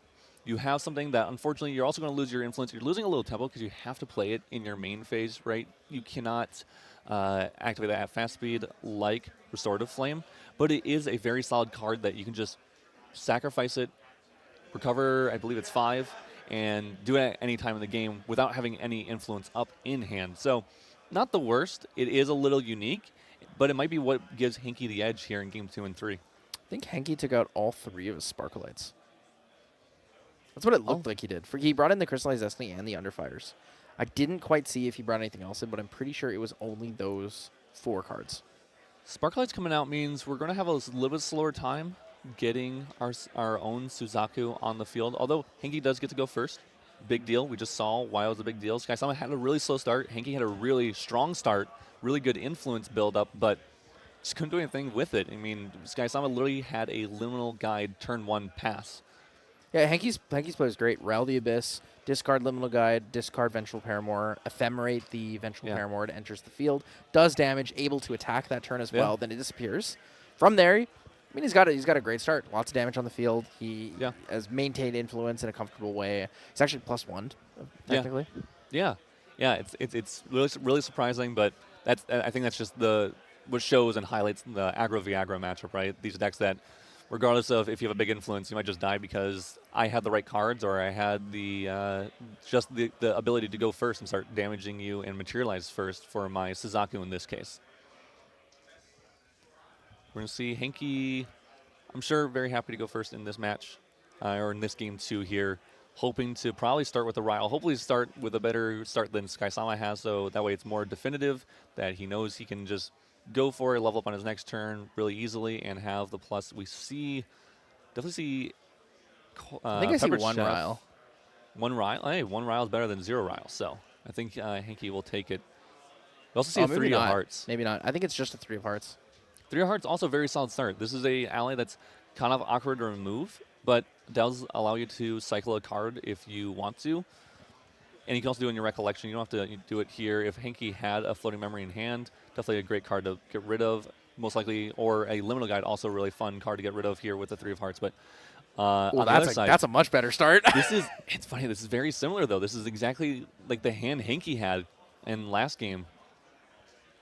I mean, we're seeing that Rile. It looked like Sky-sama had a Rile the Abyss in hand. Looked like they had a Tengu Liminal came in. Guide. Oh, Tengu? I didn't. Oh, yeah, there is a Tengu in there. I think Censor came out. I think he realized there's no point. Sure. That makes sense. Why turn off your own graveyard? Why take the time? It's aggro v aggro, right? Are you going to spend a turn going Censor and risk essentially the ability to kill your opponent faster, or are you just going to go for more gas? You can just get that Grand Crusader's Ring and go faster, or that potential Tongu and get an extra draw and go a little faster. Yeah, the quest counter is really nice from the on-enter there. So Searing Truth from Henki and Recollection is going to put the counters up to three quest counters here for Guoja on Henki's side. He's going to swing in with that 3 of Hearts past turn. All cards in hand. Rile the Abyss most likely coming out from Sky Sama's side. He did have that liminal guide, so we'll draw one, see what he gets from this. Yeah. Rile the Abyss, we definitely saw that double discard pretty good. In this case, we can level up for free and get a 1/3 ally on board with Ephemeral. I mean, yeah. Pretty good. Great start for Sky Sama as well. A little scary, though. I mean, we have taken 5. Only 14 left even after we level up. Unless we kill this 3 of Hearts, it's going to deal another 2. Henki's going to go to 4 counters here. I mean, yeah, this is going to go really, really quickly. What I'm interested in seeing is, in this game, Sky Sama has the Rile the Abyss to go +1, +2 with a liminal guide. In this situation, do you aggressively look for level 2 lines? Do you try to level up to get quest counters faster and increase your life pool? I mean, I think you do. If you do have that Rile hand, right? If you have another Rile here, certainly, if you can get rid of even just one more floating, one more liminal guide, you probably can just go to level 2 to get those 2 quest counters if need be. And also, yeah, the extra padded life stat doesn't hurt at all as well. I mean, these aggro v aggro matchups come down to literally 1 life difference sometimes. And we saw that literally last game. Sky Sama put exact lethal onto Henki there with only 1 card left in hand. I mean, and Henki almost counter lethal in response to that last activation. Exactly. So the 1 life, the extra 2 life in this case, it'll be 3 life. Definitely could come up. So it did not. So Henki actually did not get rid of all of his Sparklights. He did bring at least 1 out, but I do see 1 in his hand there. We're going to see a Searing Truth here in Recollection for Sky Sama. He's going to get the same line as Henki here. He's going to get an extra quest counter. 1 damage into that 3 of Hearts. So the liminal guide will be able to clear that. Yeah, 1 life left there. In response, Henki can still activate its ability. Still want to discard if we want to. Just cycle a card, put a fire card in the graveyard, and allow us to... I mean, putting that fire card in the graveyard is really important, right? If Henki has that Peppered Chef in hand. Ember Crypt Burn here. Interesting. So he's going to banish, get rid of deal 2 to card. Both. Extra quest counter, right? That's not bad.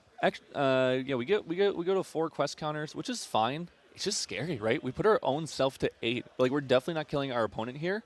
So Henki now just needs to deal a total of 11 damage. 11 damage in an aggro deck. Technically 10 because of the Suzaku trigger, automatically dealing 1 per turn. Sure, yeah, definitely, yep. So it's very realistic to find that damage, right? Impact Hammer, Heated Vengeance, it's always turned on because you deal damage to yourself from your Suzaku. 7 damage represented there for 4 cards in hand. And then something simple, you know, a Blazing Throw. Blazing Throw would be 11. Throw would be great, yeah. Think about, are we doing Intensified Pyre? I don't know what we're thinking about here, but...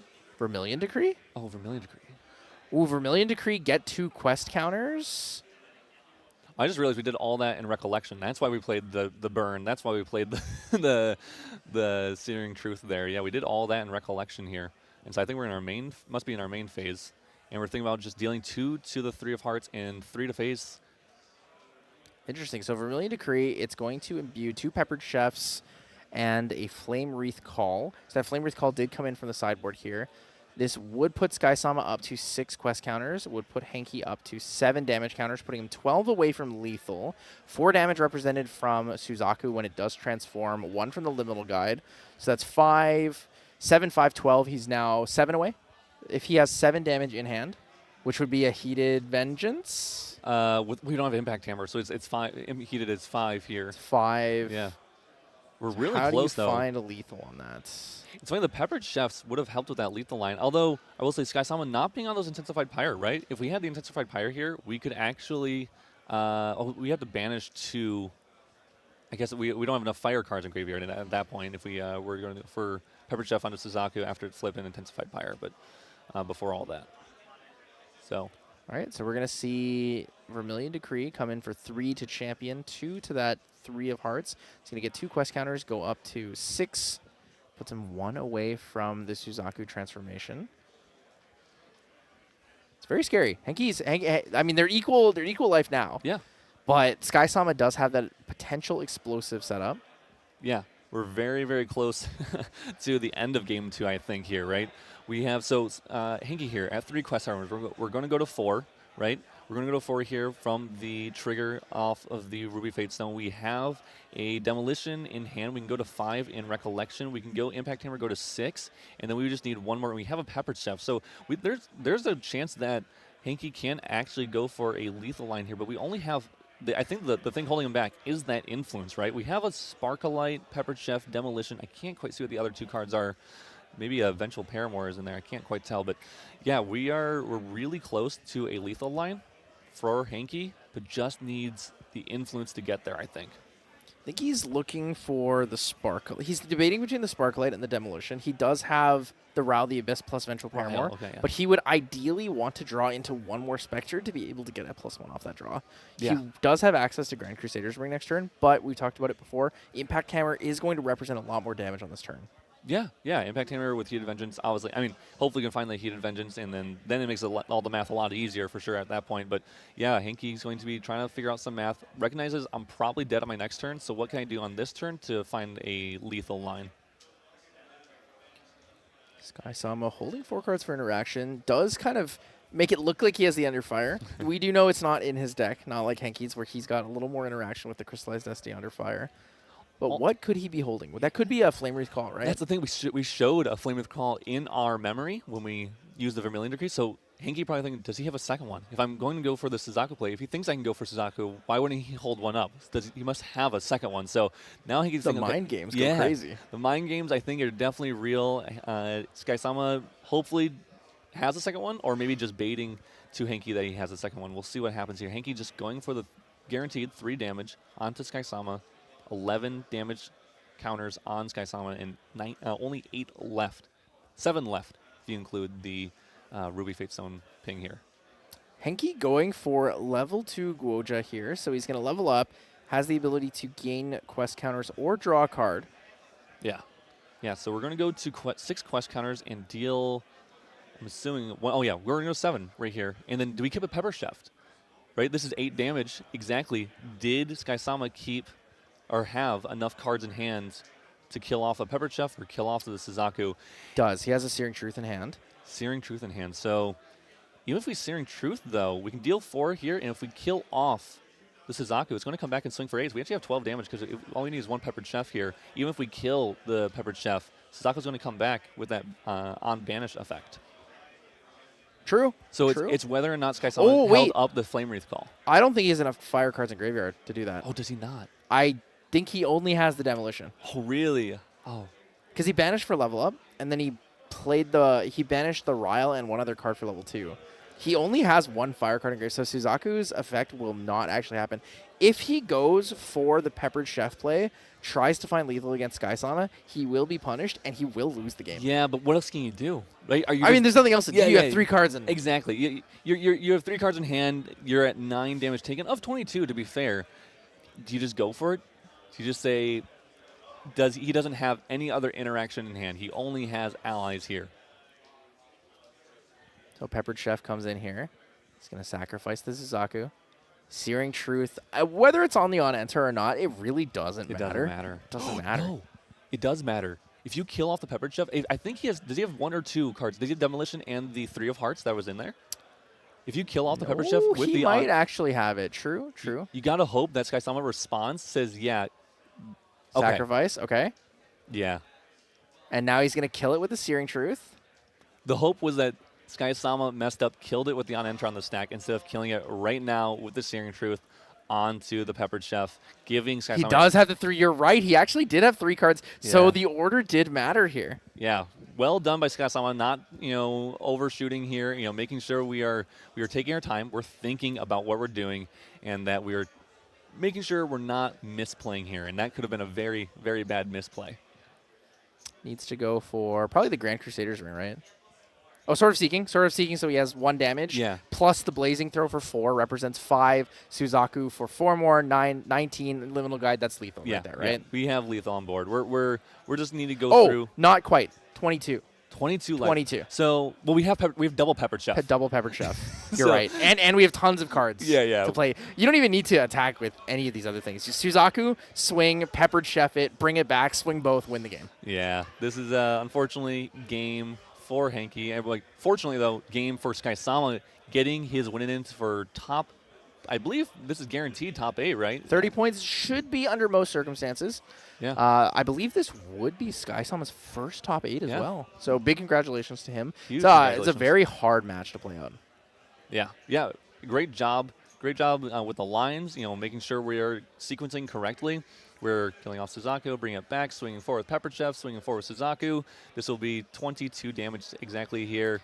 And Well there's the done. fist bump. GG's here called in round 13 of Swiss. Skysama will be taking it He did. as a 10-3 for the weekend. Henki the Goat, sadly not quite making it there at the 9-4.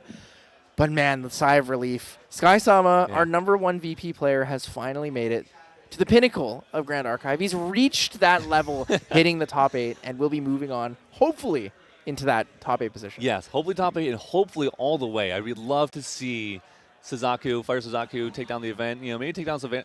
I think those Vanitas matchups might not be too bad for this Fire Guoja deck, right? If Fire Guoja gets to go first, and if Skysama has the correct seeding, it depends on what everything happens with the other players here in this round. Skysama might be sitting in a really good spot, being able to go first and guaranteed going first, and having 2 rounds where they get to go first, even if they lose. If they win the first one, lose the second one, they still get to go first in the third one. That'd be huge for Fire Guoja. Yeah, it's gonna be interesting to see. We're gonna have to wait till the finalized standings to figure out what our top 8 is. From there, we should be able to hopefully discern what the favorable matchups look like. Yeah. It's gonna be interesting because there are a lot of different things that could get into that top 8, Yeah. and the order of which match plays which is really big. So, for example, we look at this Kentucky Fried Suzaku, the KFC build, and then we look at decks like Vanitas and Jin. Yeah. If you play against Jin, your chances are much lower. If you play against Vanitas, you probably have a much higher chance to play into that game. Yeah. We saw the Jin versus Vanitas game. Vanitas can win it out, Yeah. but the Jin deck has legs. Yes. It is done so well this weekend. It is shown that, I want to say it this way, the dude champs are on top for once, guys. The dude champs are on top. Vanitas, Jin, CL potentially. Potentially CL. I'm really hoping CL as well. Yeah, we're finally seeing, and if we see a CL top, that'll be our first. Xander? Yeah, true. We've seen some Xanders top before, I believe, in a couple events. But yeah, it's less Merlin, less Lorraine, less Guoja. Raihu? Unfortunately, Rai hasn't seen some play in a little bit. But hey, who knows? Hey, Advent's seeing play. Yeah, Close enough, right? it's basically the same thing, right? Rai living on the back of CL. Yeah. But, it's funny, though, that I think that Rai isn't too bad into those Vanitas lists if you're able to use, like, Peaceful Reunion, right? True. Rai loves playing Peaceful Reunion. Playing Peaceful Reunion against a list that wants to attack you, and if they don't, they lose their whole game plan. Sounds pretty good to me. So we could see a little resurgence of Rai coming back, and also Vanitas doesn't have much protection against a couple arcane blasts. And a blast, and a blast, and a blast. So we could see that happening, but congrats to Skysama. Congrats to Henki. Good job to Henki, making it this far again. I mean, he is consistent too. Like, right? Like he is multiple events over the last year. He is day 2 at very least, if not top 8, or obviously he went to World, but he is a very consistent player, and finally showing, he was a little bit of a allies, player. I think that's pretty much the only deck we've seen on. But we've seen him a slightly different variation. We've seen him on Fire Guoja He's adapting. now. He's adapting. He's He's learning. playing interaction cards. I've never seen this before. Yeah. I've casted so many of Henki's games. I've watched and I've researched so many of the decks. Being able to host Worlds, I got the opportunity to do these player interviews. I sat down on the couch and talked to these guys. He's like, I love the consistency of 54 allies. When he swapped to the Fire Allies deck, Lorraine, he was like, I don't know how comfortable I feel with this. It's only 48 allies. Now I see this guy sideboarding. Like, he's got 4 attack cards in here. He's got 9 interaction cards. I'm like, who is this guy? Like, things have changed. The meta of the game is changing, and it's evolving, and it's just wonderful to see how everything just grows, right? Yeah. No, and that's the cool thing about every set that comes out, right? And players have to adapt to the meta. They have to change their perspective. They have to change their play styles because decks just get worse or fall in and out of the meta. I mean, I feel like Ensolar Rain is the perfect example of that, right? How it was so prominent at the very beginning of Grand Archive. It fell out of the meta hard. We didn't see it for so many sets. We saw people trying to play it here and there. I don't know if it really ever won a big event. It was just maybe day 2 here and there, maybe one regional here and there, but we never saw it really, really shine for the past, I don't know, five-ish sets. I think this is our 7th set, so I want to say 5 sets. But in this set, it came back full force. I believe we see one. We saw one at 3rd place or 4th place just when we showed the standings earlier. So, that's a great thing. When we have these, decks that can fall out of the meta, come back into the meta just based on the different sets and can adapt and play into these new styles and be revived. It's really cool. Yeah, there were tough times during MRC when Incapacitate was released. A lot of these action focused, I want to say spell focused, action focused decks, big combo decks really took a hit, right? Onsol was a big hit. Yep. Rai got a big hit. And it happens, right? You lose some of the effective nature of some of your decks, and then DTR rolls around. You get things like Spellword Scepter. You can no longer negate the next card that's played. Yeah. That's huge. That's absolutely fantastic. Massive. It's a bit slow because it does require you to materialize it. It's hindered. You wait the next turn. But we also have this Rile the Abyss package, which has empowered. I mean, I guess maybe not empowered because that is actually a Grand Archive keyword. It has created a new environment for these level 3 advanced element focused decks. It's given them a new breath of life. Yeah. And a new breath of life we'll hear as well from Main Deck Dan with the interview of round 13 winner, Sky Sama. Yeah. Hey everyone, we're back with another end of round player interview, and what a round we have here. This was our final round of Swizz. I'm joined by the winner, Sky Sama, who just beat Henki the GOAT, the players champion. How are you feeling? Feeling good. This was potential top 8 for both of us, so it was high stakes. So, but yeah, he's a great guy. So I'm pretty happy about the win still. Yeah, of course. I mean, very fun to watch. Of course, we have players around the world, especially in the EU region, cheering on Henki the GOAT. But what was really fun about this was that Sky Sama, you're actually, I had to look this up. You're the number 3 most recorded events on Fractal of Insight. Did you know that? Oh, yeah. Yeah, I did. Yeah, I mean, you play a lot, right? Yeah, I show up at a lot of different events. Definitely a lot of in-person events too around the world. So. Right. Yeah. I mean, obviously a very accomplished player. You've been around the block. You play events all the time, and I've noticed just kind of looking at your history, you play a lot of like often. Okay, this is the best deck. I'm gonna master this. I'm gonna play this deck. But also, you kind of have 2 modes. There's another deck that you're a huge fan of, which is Wind Allies, Wind Balanced Allies. So you kind of swap between playing, this is the good deck, I'm going to be good at this, or, I don't know, do you just want to talk about how you approach bringing Fire Suzaku Guoja today? Did you consider Wind Balanced Allies, or what were you thinking? Okay. So at the start of this season, I started off with Wind Allies. Yep. I did fairly well at some larger local events. But I quickly saw that Ryle was just too strong, and it quickly outpaced my Wind Allies decks. After that, I tried Fire Suited, actually, so another ally deck. Okay. I really liked the deck, but it also felt counterable. Sure. And then I saw some players get a lot of success with Suzaku. And before Wind Allies, I actually mained Fire Xander, so I had some fundamentals into Fire aggro decks. Okay.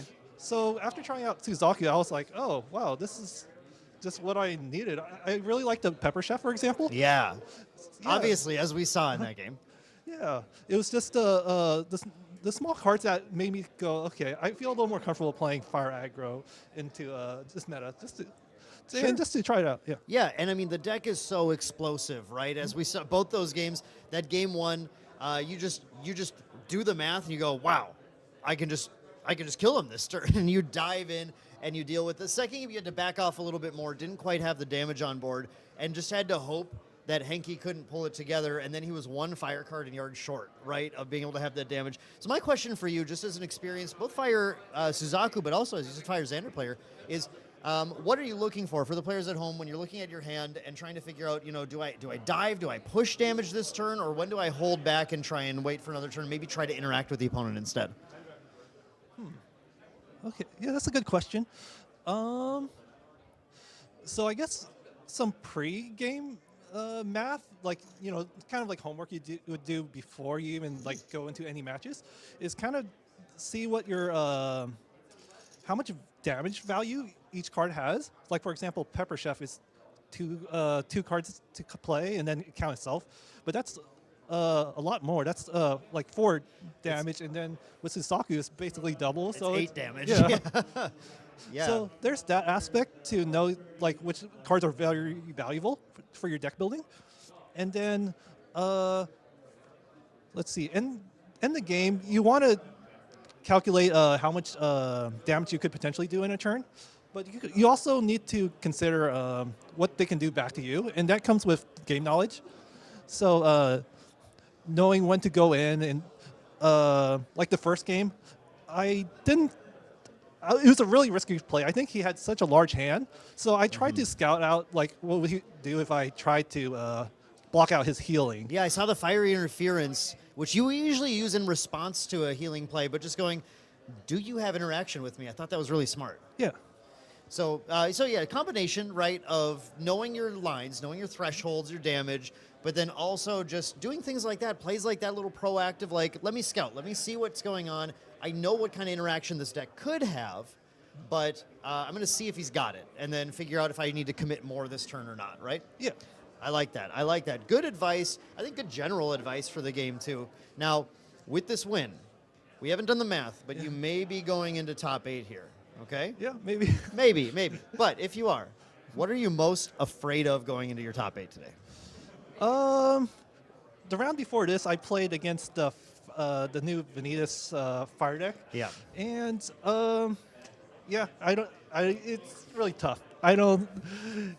It's going to be an uphill battle. I mean, I got 1 win, but I think I was lucky to get that 1 win out of that match. I still lost the match. Yeah, that's what a lot of people are seeing. It's a pretty scary deck, and looks like there's going to be a good chunk of those in the top 8. So if you do end up taking one of those coveted slots and you don't end up like main deck Dan does, bubble out at 9th, so that'd be a heartbreaker, and I'd feel for you. But if you do make it in, good luck in your Venitas rounds. A lot of people want to see what beats this deck.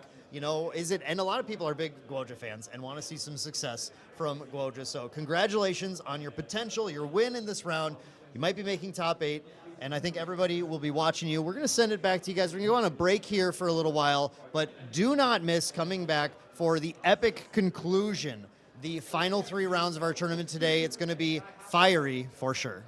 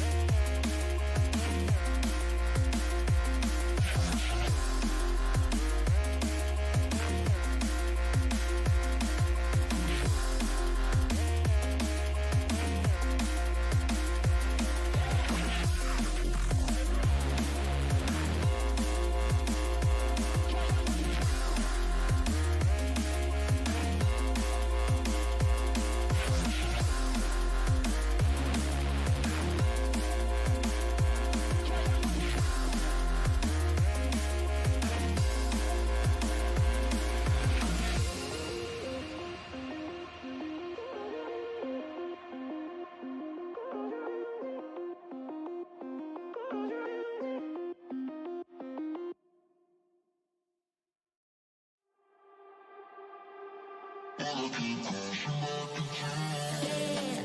I'm stuck like I'm touchdown. I can do my dance like a touchdown. Yo, like I'm touchdown. I can do my dance like a touchdown. Yeah. No, I'm stuck like I'm touchdown. I can do my dance like a touchdown. Yo, like I'm touchdown.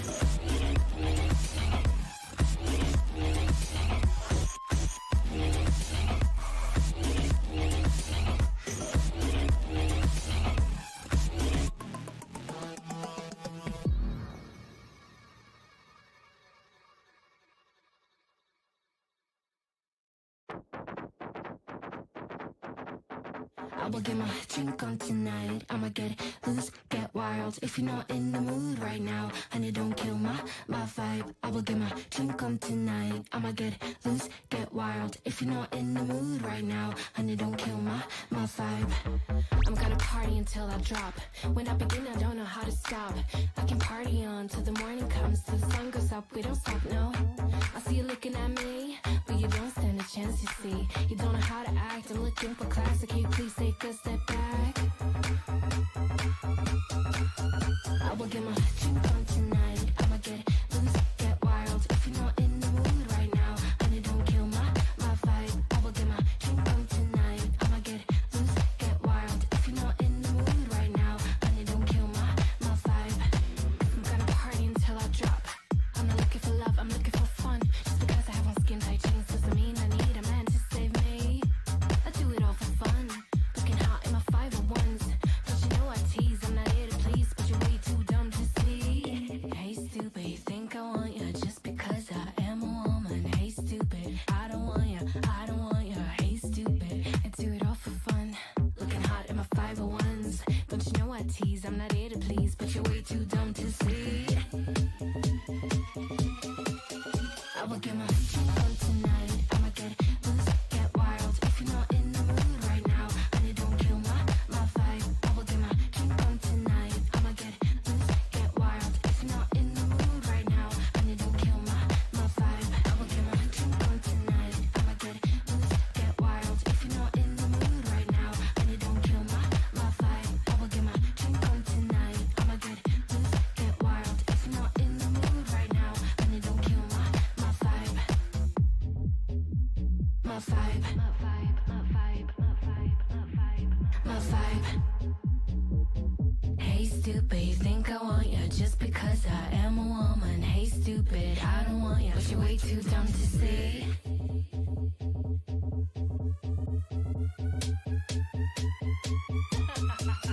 I will get my drink on tonight. I'ma get loose, get wild. If you're not in the mood right now, honey, don't kill my vibe. I will get my drink on tonight. I'ma get loose, get wild. If you're not in the mood right now, honey, don't kill my vibe. I will get my drink on tonight. I'ma get loose, get wild. If you're not in the mood right now, honey, don't kill my vibe. I will get my drink on tonight. I'ma get loose, get wild. If you're not in the mood right now, honey, don't kill my vibe. My vibe.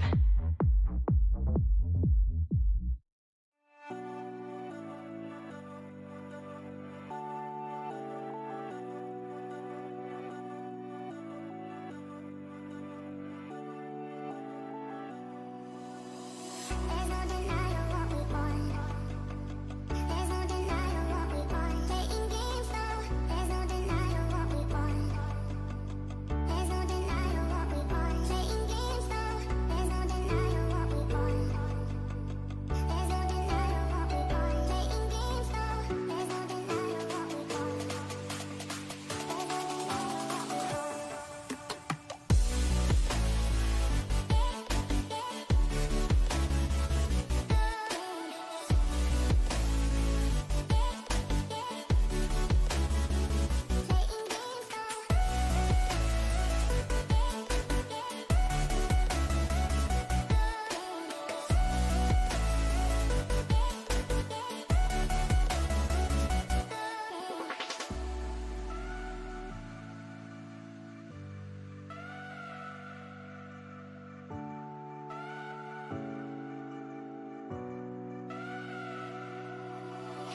There's no denying what we want. There's no denying what we want. There's no denying what we want. Playing games, no. There's no denying what we want. There's no denying what we want. Playing games, no. There's no denying what we want. There's no denying what we want. Playing games, no. There's no denying what we want. There's no denying what we want.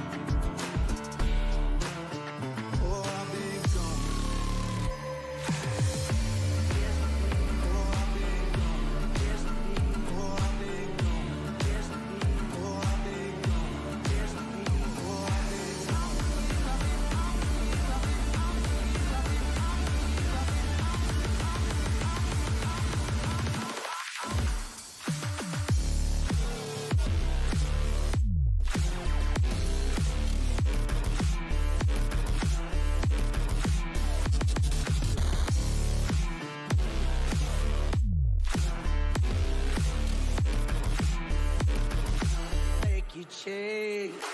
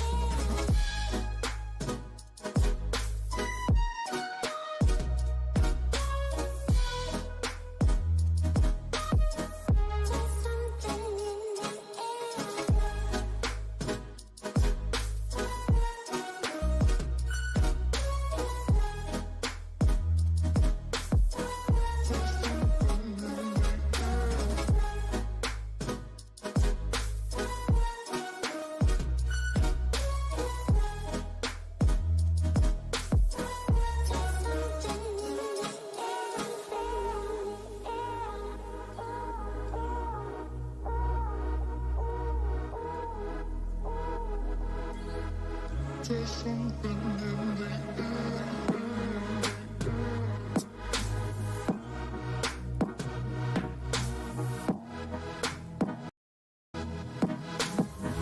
There's something in the air.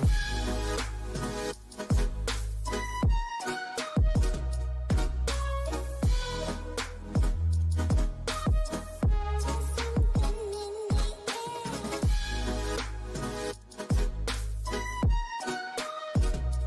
air.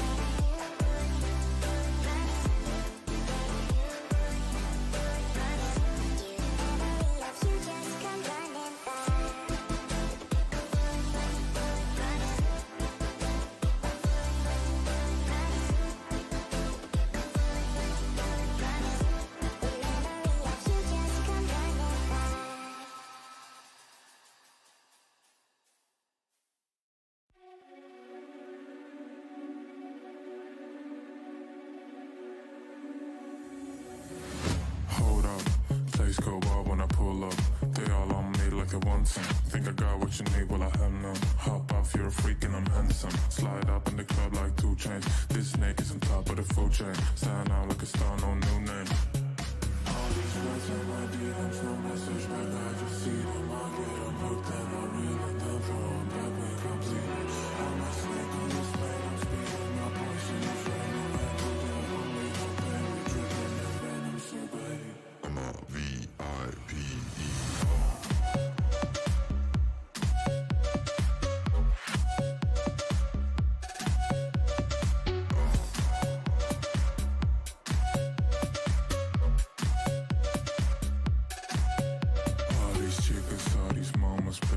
For affection, but just like C. Darwin, I live for natural selection. Never hugs or connections, I just constrict and reject them. I make my snake-hole transactions, eject my papers and stack them. All these words and my DMs, no message back, I can see them. I get them hooked and I reel it down, throw them back when completed. I'm a snake on this lane, I'm speaking my poison is rain. I'm happy to hold it, the pain, the dripping in venom, so baby, I'm a V-I-P-E.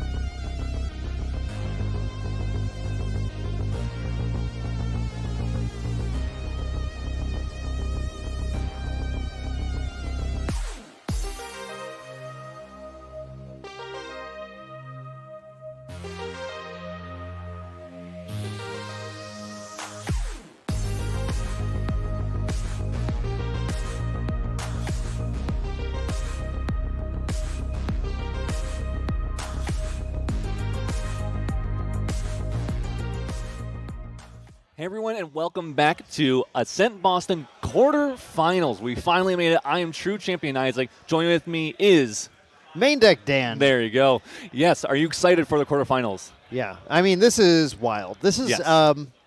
Is this actually the first time we've had 100% element representation in the top 8? Is it really? I didn't even look. Is it? I'm not. I was asking because I don't remember. Houston had wind and fire. Yeah. So this might be, but actually, it's the fun thing is it's not just 100% representation. Yeah. It's 138% representation. Yes, I was going to say, we have a little wind still in there. It's all fire, yes. But it's also a large portion of wind is also part of this. 100% fire, 38% wind for a full 138%. Yeah, it makes sense. It's just simple, adds up. It's just simple math. Yes, we have a lot of fire Vanitas decks. Vanitas being one of those lineage spirits, champions, that have wind in their lineage, so you can play wind cards after going to level 1. Mm-hmm. And Vanitas specifically is one of the ones that can actually go all the way to level 3, right? We have Polcock and we have Nico. Here are the standings here for today, for the top 8. We can see 1, 2, 3, 4, 5 lists there, being that Fire Vanitas. Yeah, this is crazy. 5 Fire Vanitas made it into the top 8, as well as 1 Bobby Tortilla on Fire on Soul Lorraine. We have Robotron, who we got to see earlier today on that Fire Luxem, and then Sky Sama, who we saw at the very last round in that crazy fast round against Henki the Goat in the mirror, taking it 2-0 with that Fire Suzaku Gojo. But I want to point out just how tight this was. Yes. 3 more lists that bubbled out. Yeah. It's sad. It's a bummer to those people who made it. I empathize. yeah, I am sure. Yeah, it's a bummer. We had Frentian there in 9th place with another Fire Xander and list, and another Ensel and a Jin list as well. All of them Fire. All of them were really close to making this top 8. All 3 of these players were just 1 point. Actually, not even 1 point shy. They were purely just tiebreakers, right? It all comes down to who they played against and those people that they played against, who they lost to, who they were fighting throughout the day as well. And so congrats to those players that they did exceptionally well, just a hair short of making the top 8. Yeah, really, really unfortunate. Obviously, you work so hard, you get to the very end, and it just comes down to who your opponents were throughout the day and what happened to them. Like I said, I empathize quite a bit, going all the way back to Ascent Houston, where you had a great run. You had missed Ascent Houston, right? Ascent Houston, the first one. You 3 were all on top. We were all on top. It was me and Cabe in finals. You and Cabe in finals, not Cabe. I was thinking Cabe and Terry for some reason, but no, that's right. Terry was lower. You and Cabe were finals. Yeah. And I was in 9th place there, wishing so badly I could have played your deck against your deck instead. Yes, I heard you had a pretty good deck into our deck. So, it's funny. I didn't realize this. I mean, I didn't know anyone in the community at all when I played. Right. I joined playing Grand Archive when Kevin told me, hey, you should try this game and play it with me. And I hadn't really played card games before. So Grand Archive was my first actual TCG that I ever played competitively. And the fact that I ID'd with Limelight to guarantee him top 8. Because he's the only name I didn't even know. No offense, I didn't know who you were at the time. Wow. Yeah, I didn't pay attention to anything.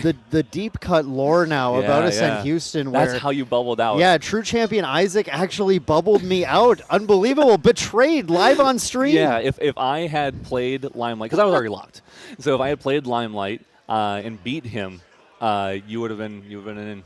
So why do you tell me this right now? Yeah, I didn't think about it until just now. I didn't know you bubbled to 9th place in top 8. I think I remember people hearing about the bubble mage and that whole scenario about people who make 9th place. But yeah, there you go. There's some lore about Ascent Houston, the very first You know what, one. though? It was defensive for you because if you or Cabin or Terry ended up playing me, I'm pretty sure I just trounced you. So you made the right call. You're on Fire Lorraine, right? Fire Hybrid Merlin.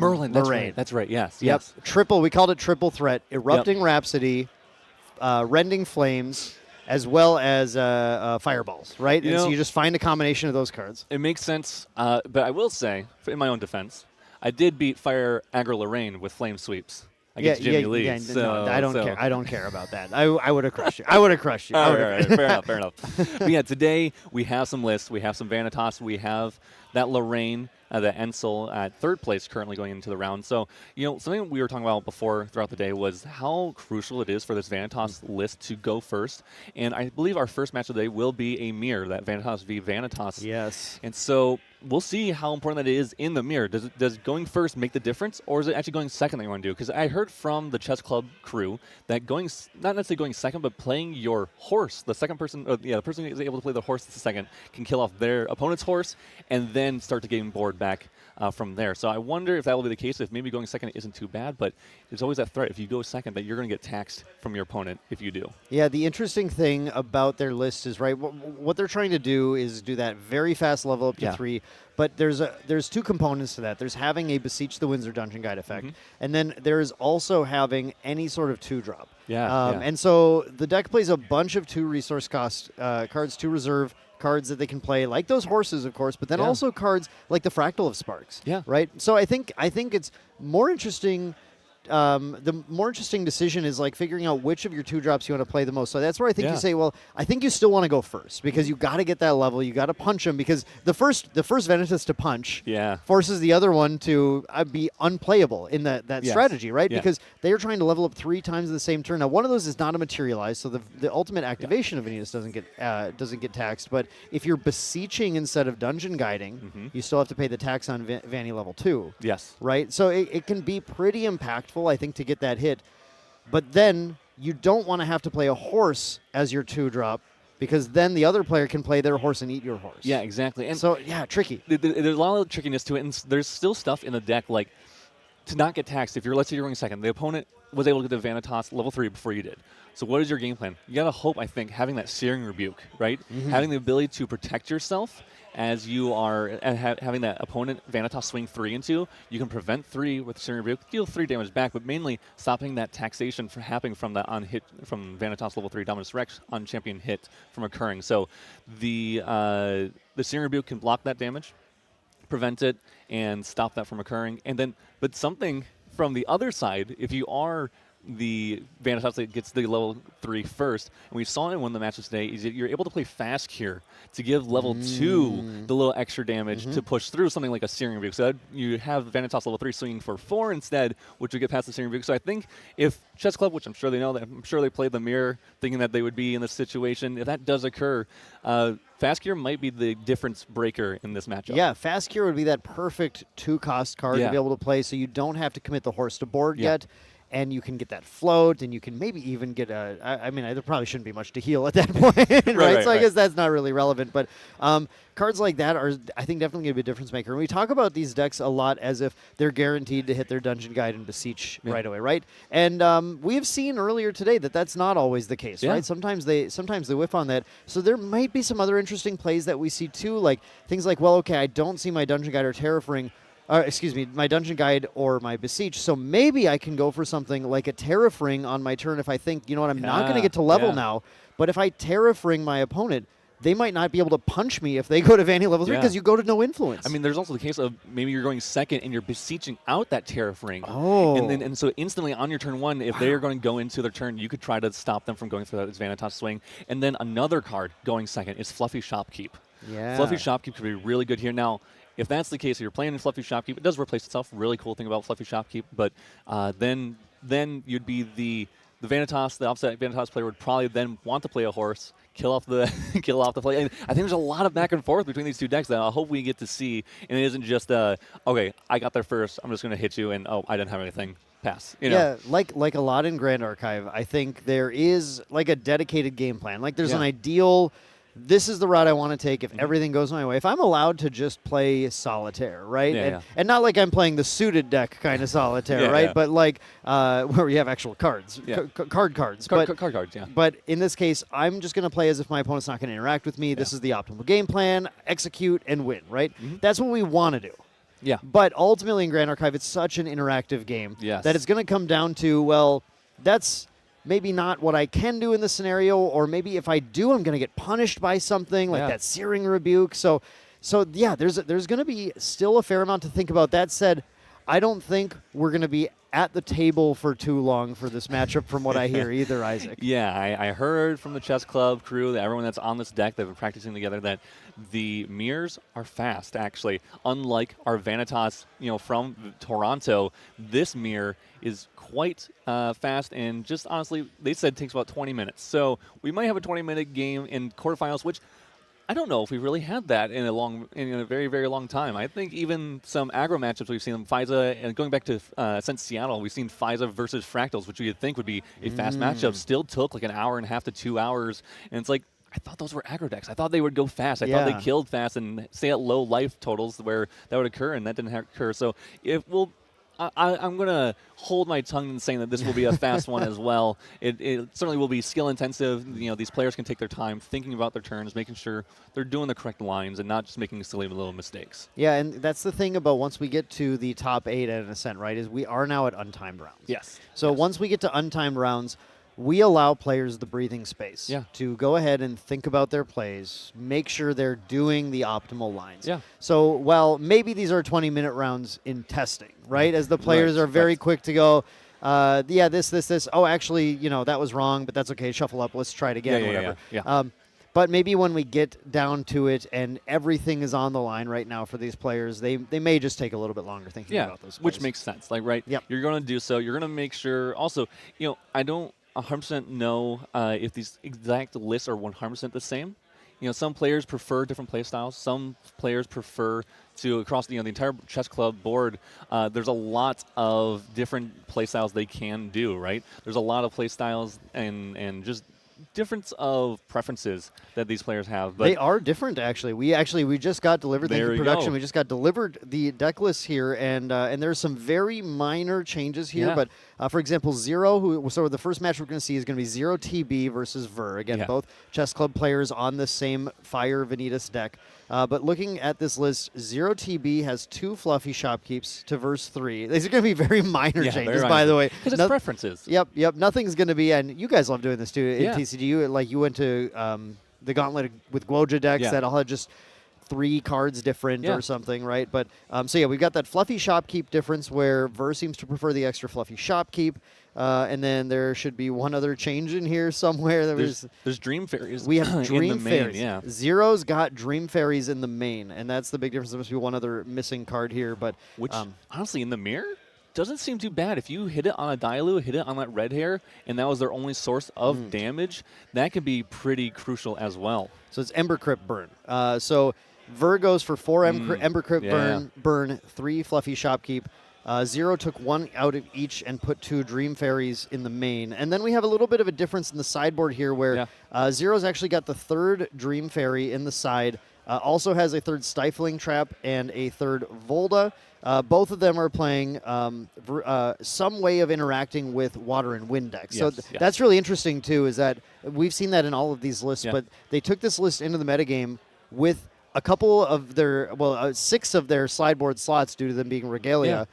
Being cards specifically to interact with Water and Wind decks, the least seen decks in the format. Yeah, least seen decks in the format, but still respecting them because I recognize those are going to be our worst matchups, honestly. So we're fully teched for our best matchup. We're going to crush Fire Ryle.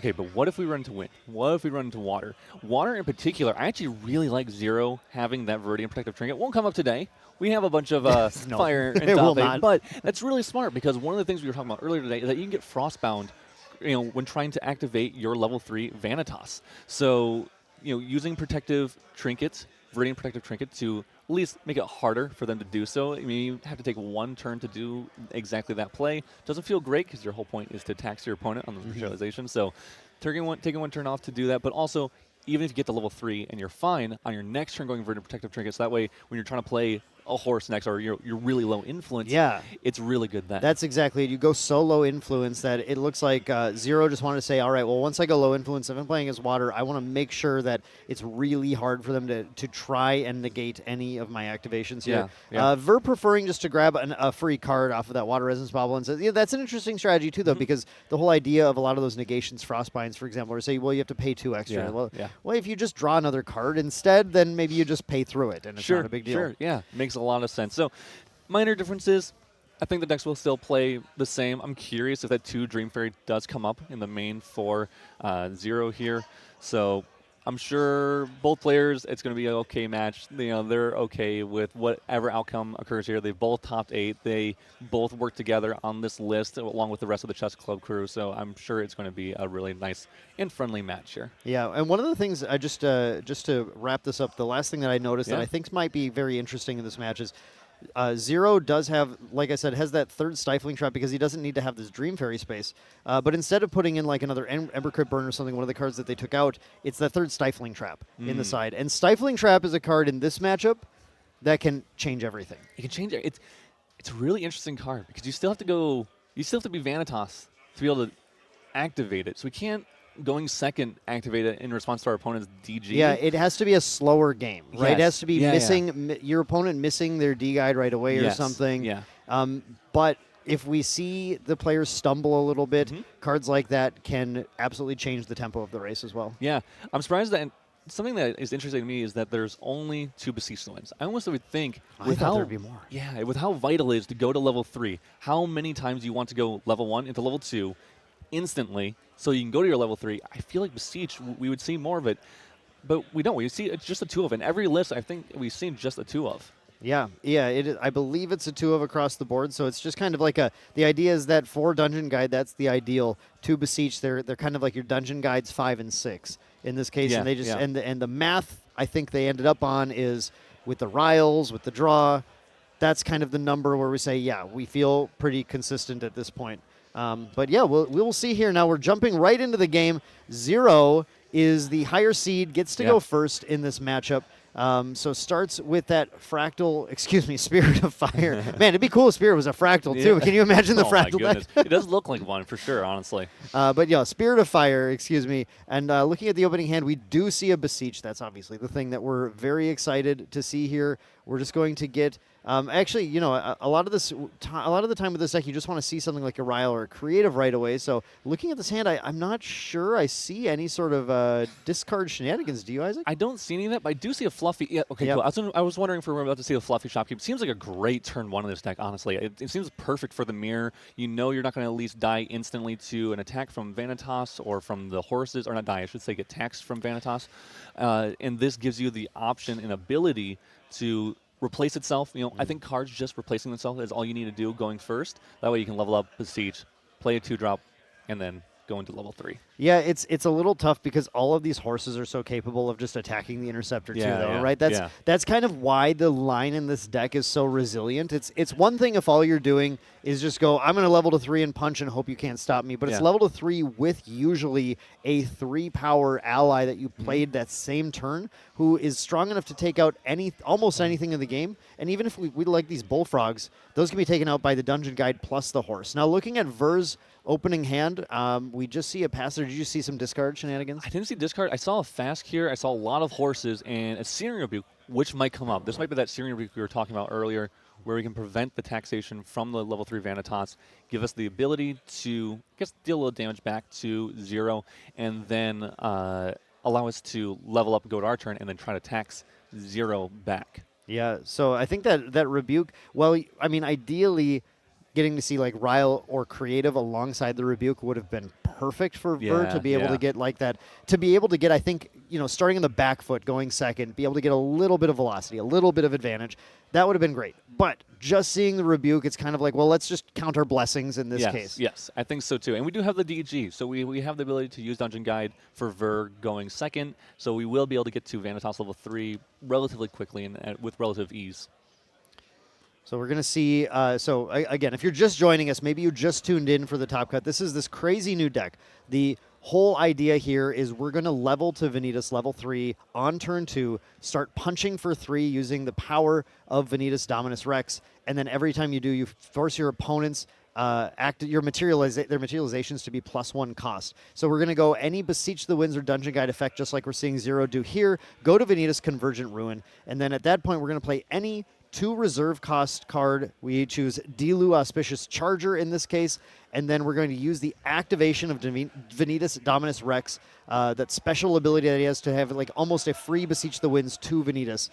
Get up there and then immediately attack for 3 to get that taxation in place, and then attack with Dilu. Now, Isaac, I'm confused because I think we really expected that Searing Rebuke to come down. You don't have the class bonus on it right now, but the class bonus is just dealing damage. Yeah, I'm a little surprised here, but obviously they know the deck better than us. Yeah. So they piloted it better than us. they're going to have to teach us a little bit here about, because this is a completely new breakout deck, right? Like this was a hidden deck that Chess Club, this team had put together, prepared for this event, prepared to prey on Ryle decks with it. And this is the first time we've seen them being played against each other. So, audience, you're going to be learning with us some of these lines, some of the tricks that they have to fight each other. And I guess one of them is holding onto the Rebuke. Maybe it's a numbers game, right? Maybe it's I don't want to go down a card right now.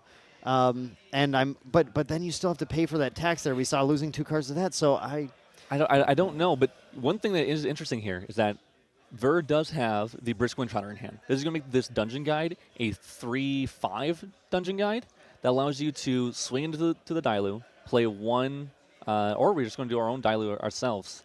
So I think there's 2 options here. You can go your own Dailu, or you can go the Brisk Windtrotter, right?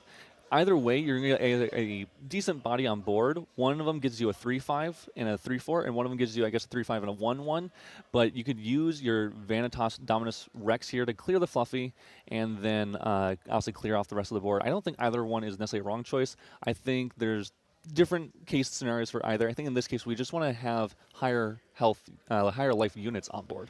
So this is the funny thing, Yes. is that, like you were talking about, Isaac, Ver went second and ends up with the board. Yes. Right.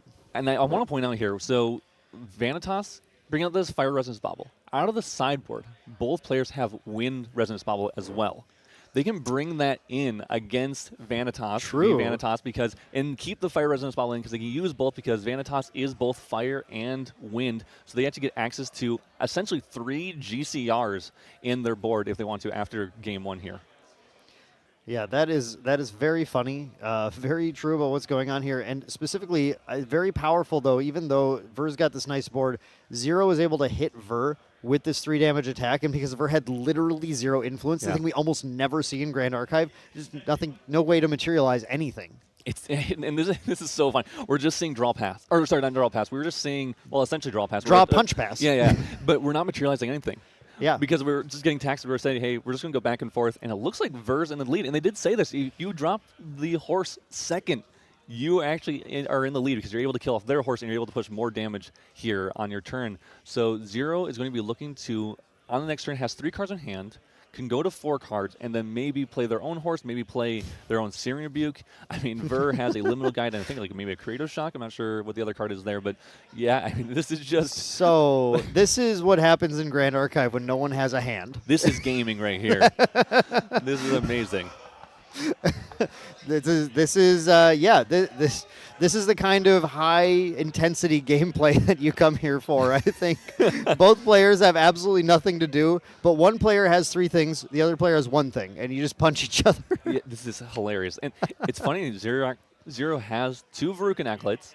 They actually have the ability to punch for 3 as well. So I'm not sure if we're thinking about, hey, we're going to go Vanitas, or obviously we're going to punch 3, and then we're going to eventually on one of these turns drop a Verucan to help maybe close out the game, maybe a little sneaky thing, or we're going to do it now. We're going to play a Verucan Acolyte here, maybe punch 3 face, and know that we can play another one next turn. Take out the dungeon guide instead. Yep, that forces the Dilu to attack into the Verucan if Ver has nothing else to follow it up, just to take that out. Potentially, I mean, it's a close damage race, actually, surprisingly. Oh, another Dilu is actually kind of interesting, though, here. Oh, wow. We can't 3, 6, 9. We were close to lethal there. We were really close to lethal. We could play, swing with a Dailu, attack with Vanitas, play another Dailu. Play the new Dilu, sacrifice the first Dilu, and then jam in with both that turn as a potential. But this is so. This is I think the funniest game of Grand Archive I've ever casted. It's amazing. Okay. All right, so looking at Zero's hand here, is that another Verucan we have? No, it's actually a red hair. That's the red hair. Okay, Yeah. that's the red hair. Something a little better. There's fire on all these cards. Yeah. So Okay. guess what we're gonna do? We're gonna use Vanitas to attack and maybe kill that's off a the red hair. Dailu. I think that last card is a Verucan still too, though. Yeah, there is another Okay, Verucan there was and a there is a red. Verucan. Yeah. Got it. And there's red hair. Okay, So I wasn't wrong about that. I thought I was going crazy. no, don't worry. You're completely sane. It feels like I'm going crazy while watching this gameplay So right now. this is really interesting turn. Actually, we actually get a materialization out for Ver because Zero chose to kill off the opponent's Dailu. Yeah. I don't know how much this matters. We get to essentially get up to the same influence as We draw Zero was. Just drawing creative shocks. This which is in recollection here. Okay, yeah. I guess that's really huge. Having the creative shock right now in recollection is going to be a is that pretty big fast gear? benefit. Oh my goodness, that's actually really good. So even if we get taxed, we can still use something for a draw or whatever effect, Okay. like a GCR, and actually get the plus off of that. So I think this is actually a really big deal for Ver here, allowing him to either play a Dailu and or clear off, probably kill off the red hair, I would assume here. Yeah, the Dilu can come in and take the red hair out and just kind of it's the players doing it's like a traditional Wind Allies list Yeah, where they're both yeah. jockeying for board position, right? Want to be the one with the dominant board position here. It's just that neither of them are following their plays up with anything. It's like one card per turn. Yes, exactly. Yep, and we do see the clear. Unfortunate thing for Zero is that they did not find the Dailu. That would have been a much better pickup. The 4 life mattering a lot in this matchup because everything is swinging 4-3. Yeah, huge. Dilu is definitely the superior horse in this particular setup.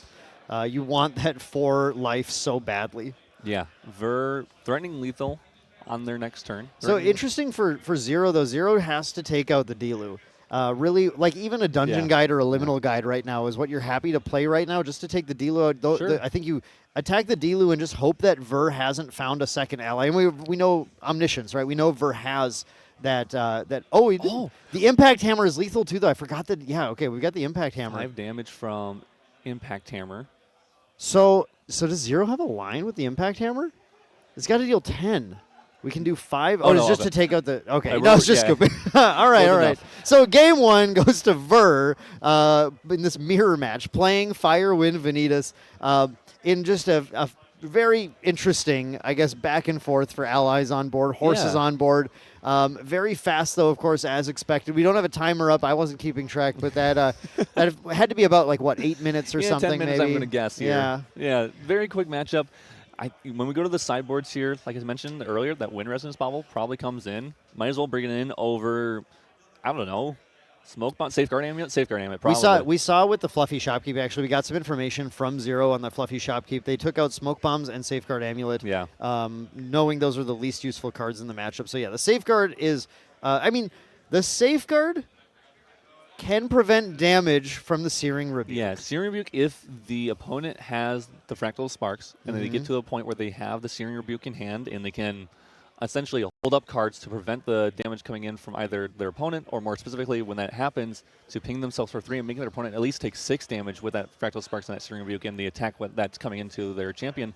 That could be a nice little swing turn there to really turn the tides of the game. The Smoke Bombs, though, could save a horse. That's the other thing. Can save a horse, you have to get it out. And it's going to Right. cost 2. It costs 2, but it draws a card. I mean, same thing for Safeguard, though. You have to get it out. It costs Sure, 1, sure, and sure, it doesn't sure. draw a card. Exactly. So it's, either way, what we're talking about is material deck changes in a match where we see the least materialization of any Grand Archive match we've ever seen, right? Yes, and I think the most important things is this going first action and also specifically finding the Dungeon Guide or Beseech. That seems to be the crucial thing. You need to find Dungeon Guide. You need to see Beseech. You need to have some way to get from level 1 to level 2 on your turn and make sure you get to your level 3 game plan. The Dream Fairy is an interesting thing to discuss here. Yeah. Because the Dream Fairy definitely can come in and it can answer a horse on the board, and that can give you a good advantage. But Yeah. it gives influence back to the player and allows them to materialize things. This matchup's it's just funny. It is very funny. It's just unique. We haven't seen this type of mirror before at all. I mean, mirrors in this game have felt a little odd, I think, to some people. I think a lot of people think they just feel a little bit lucky. It feels like maybe, they just literally drew better part of their deck than I did. But this, I don't even know if it's drawing lucky. It feels like I don't. It's just odd. It's just weird. It is a hard to describe match because we feel like in Grand Archive you're keeping influence so much. And we focus so much on your influence, having high influence, drawing cards. That's why Rile the Abyss is so popular, right? But those matchups, then even in a mirror match, maybe there's some luck element to it, especially in this Rile meta. We know a lot of players like, he drew the Rile and the Spectres, I didn't. But you still are playing the game. You go to that mid game and you go, okay, I'm going to find what plays I'm making that make best. The reason this feels so weird is as soon as we get to both players at level 3, we're not playing around each other much. It's because we're not playing and we can't activate cards. We don't have influence to do it. It's kind of about who has that better first 2 turns of setup, and then just trying to work with whatever your top decks give you for the next few turns. It's definitely a top deck mode. You just go, okay, I'm going to send it, and then just see what I draw, and hope I draw better, or hope I draw what I need. Yeah, one thing I do want to point out, the Volda, Smolder Spire, Spite. I didn't even know it said Spite. I really thought it was Spire. I didn't even know there were 2 words after Volda's name. I just called her Volda. Yeah, Volda, Smolder's Spite. This could be a pretty good card as well. If we think our opponent's going to be holding up that Searing Rebuke, be able to play this as our level 2 ally, or the 2-drop ally that we want to play to get to level 3, and making sure that our opponent, even if they play Searing Rebuke, so we can't, to stop the taxation from Dominus Rex, that's a really solid card to have in hand. So we might see that come up. Again, Ver didn't go for that play, so I'm not sure, again, if there's something else there. I think it might be better because in the end they got taxed and still end up having to get rid of 2 cards. In this way, they would have gotten rid of 2 cards and dealt 3 damage back at the very least. So I think Volda sounds like an interesting, depending on the setup. Again, that Fractal Sparks. But the one thing I'm afraid of is Horse kills it. Yeah. So it is tricky. Now we do see Zero taking. So just to answer our question from earlier, Isaac, we do see Zero choosing to go first in this place. Okay. In this point, so we know that they prefer to go first. Yes. Even though Ver won that going second. Very, very interesting. We do see. Oh, actually took the Wind Bobble out. I guess you have enough draws, right? The things we're getting rid of with the Fluffy Shopkeep, Censor makes a lot of sense, right? If they get the 1 influence, they got the 1 influence. What can I do about it? I'm just going to go to my level 3 at this point. It doesn't matter. I'm not going to be able to materialize that Censor. But the Wind Bobble is interesting to me. Because it's so weird to sideboard a card in, and then your first turn you go, I think I'm going to banish this. To Fluffy Shopkeep. Exactly. But we do still have that Fire Resonance Bobble. We do still have the Grand Crusader's Ring if we need it. So maybe it's just 2 draws is enough. We're not going to get to that 3rd draw. And maybe they did that in practice. And I think it tells me that there must be certain cards that Zero saw, because sometimes you have your material deck not as a game plan in every game, but a game plan around I saw these cards, so I want this. I saw these cards, so I want this instead. In this case, Zero's hand must have some cards that indicates to him that he doesn't feel like he's going to need to get a second draw. Yeah, and Ver finding a really nice play here with the Liminal Guide and following it up with a Creative Shock here. Wow, with a Fast Cure in hand. Yeah, getting the float, getting a Liminal Guide. I mean, this is a really nice start here for Ver, even if he does get taxed by Dominus Rex. Yeah, it gives Ver a lot of float now, right? So that Dominus Rex can hit. But the key is, I didn't get to see the rest of the hand. If Ver has Dungeon Guide to level 2 gets around the tax. And then, again, activation of Venitas Dominus Rex gets around the tax. It's not a materialization. It's an activation. The wording is specific. So that means that just by putting 2 float in that yard, Ver is just going to say, cool, hit me. That's perfectly fine. Yeah. Yeah, this is really, really solid for both players. Honestly, I really like this Fluffy Shopkeep. This is one of my favorite. First of all, it's one of my favorite cards from DTR, but it's really neat to see it in this deck as well. Fluffy Shopkeep allowing to have you to play a 3-cost 1/3 Interceptor, which I'll be honest, I didn't even know I had Interceptor until like 2-3 weeks after the set. I just thought it was a really good card in general. I was like, cool, a card that replaced itself, and maybe if we're in Lorraine, we get to put some swords in our graveyard and we get to go to Crux Knight and swing for more. But yeah, it actually has Intercept. It's even better than that. So it makes sense in this deck when we're trying to prevent that damage coming into our champion here. Yeah, 100%. Fluffy Shopkeep is a card that I think we're going to see around in the metagame for quite a while. It just is. It's like Library Witch was back in set 1. We still do see Library Witch is seeing play, for example, in the CL Ablation deck. Loves that card. But here, Fluffy Shopkeep just being like a little more proactive in certain strategies and having better stats in general, being able to kind of just hold the fort a little better. Now, Zero, this are we we must be in rec right now. Yeah, we're in rec right now. We're doing a rec Ryle, I believe, which is going to give us some potentially some float. There we go. We're going to discard that Spectre card. So a little bit of float just to use on the activation of the Venitas. I don't know if we are in rec. I'll be honest. Really? I think we're in our main. Yeah, we're dungeon. Oh, guiding. okay. We were holding dungeon guide. Excuse me. Yeah. Yeah. We got so wrapped up talking about Fluffy Shop. We want to play our horse second. That's what we're trying to do. That was it, exactly like we talked about. Yeah, that's it. So the Ryle was the 2-cost play that allows Zero to go to the Dungeon Guide activation of Venitas, and we'll actually hold a card back, too, because of that float from the Ryle, so that's pretty good. Yeah, we have a little more influence, but we unfortunately hit one of our horses that we don't want to hit. We hit a red hair. So hopefully there's a couple more down in Graveyard there. Or sorry, not Graveyard, in memory here. And we're going to use a floating memory from our Graveyard and then get rid of 2 from our memory. I believe we have... there's 4 down there, right? Or 4 left. Yeah, 4. So we're going to keep 2. Yeah, we get to keep 2. That is a pretty big advantage for Zero in this matchup. Again, just like being able to hold anything is pretty strong. We did hit a second red hair. Hopefully there's a Dialu. Hopefully there's a Persuade Trotter down there. Yeah, the Dilus are what we want. Yeah. We take 3 from Ver, but Ver not sitting too poorly, right? We got this floating memory in Graveyard. We got this liminal guide in Graveyard.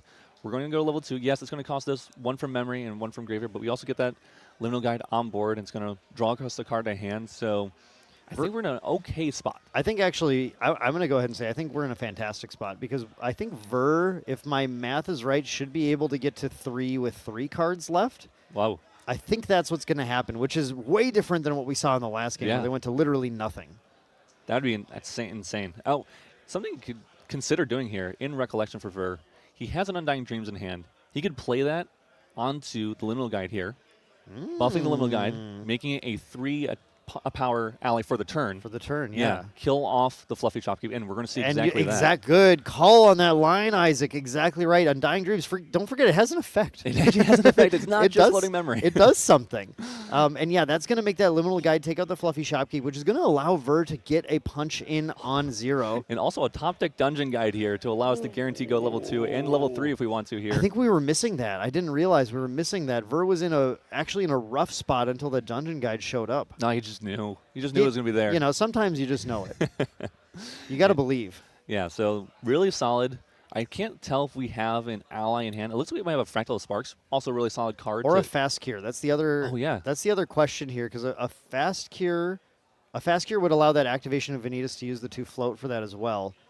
Yeah. Which would actually leave us with a lot of cards. It would leave us with a lot of cards, and technically that Fractal, which is like an influence that we can use later on if we don't want to just ping our opponent for 1 damage. So we go for Venitas Dominus Rex being activated here very shortly. Actually, see, we're not going to 3. We're going to Dream Fairy. Oh, sorry, we can go to 3. I keep forgetting. We get to activate it, but we're gonna Dream Fairy the Fluffy Shopkeep using then. Yeah, look at this.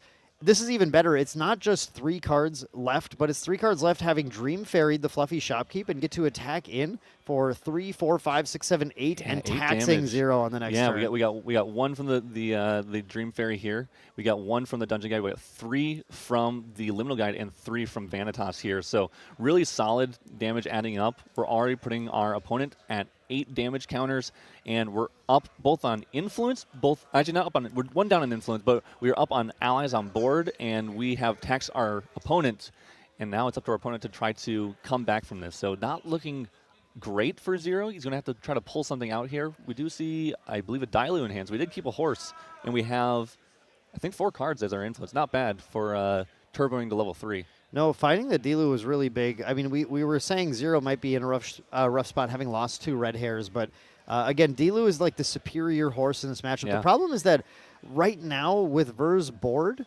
Dilu on its own can't take out the Liminal Guide, can't take out the Dream Fairy.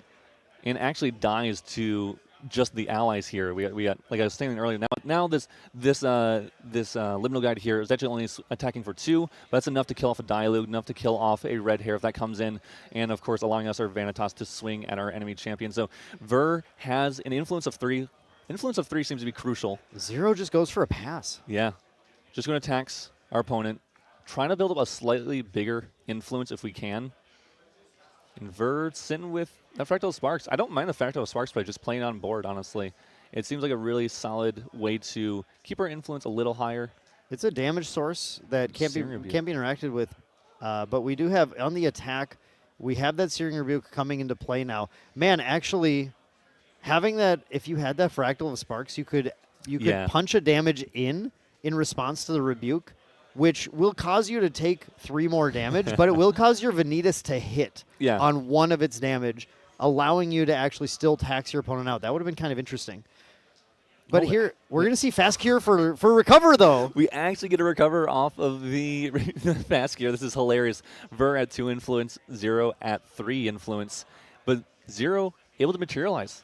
We're actually able to draw a card here because we did not take the damage from Dominus Rex from Ver. Or put a Tariff Ring out, which is actually something I would highly consider right now. I do really like a Tariff Ring. Tariff Ring also makes a lot of sense here for 0. Tariff Ring might just buy you a turn to kind of start to play the game again. It would allow 0 to play that Dilu, and it likely won't die, right? Yeah. I really like this. I mean, we'll see. We are just going over for the draw. That also seems like an acceptable line. We are behind. I don't think we also could go for our Tariff Ring next turn or something like that. So we just want to get a slightly bigger influence. Looks like we have a Dilu, a Red Hair, Briscoe. We got all the horse. We have the trifecta. I think we have the trifecta of all the horses. Yeah, we have all 3. Now, I'm curious if we actually just see a swing at enemy champion and pass. That way next turn we can play double horse and try to clear boards. Try to get that that board control back here. Or are we just going to play a horse and attacking the board? That's why I was thinking about the Tariff Ring so much, though, because the Tariff Ring would allow you to still play the Dilu attack, take out the Dungeon Guide, then pass turn, hit Ver as well, so you can tax that draw, so there's no way for Ver to get up to 4 cards. Yeah. And then you say, well, all you can do is attack with 1 thing at Dilu, and 1 thing can't kill Dilu, so you still get double horse the next turn. Yeah. Right? So that would, interesting. Again, these players who've been playing this deck a lot, I'm sure, have the optimal lines figured out. Maybe Zero's sandbagging the Dilu. Is that what's going on? Like, just putting the Red Hair out and saying, I'm saving this Dilu for when I can lock down the game. Yeah, I understand. And actually, what is the Dream Fairy on again? Oh, it's on the Fluffy Shopkeep.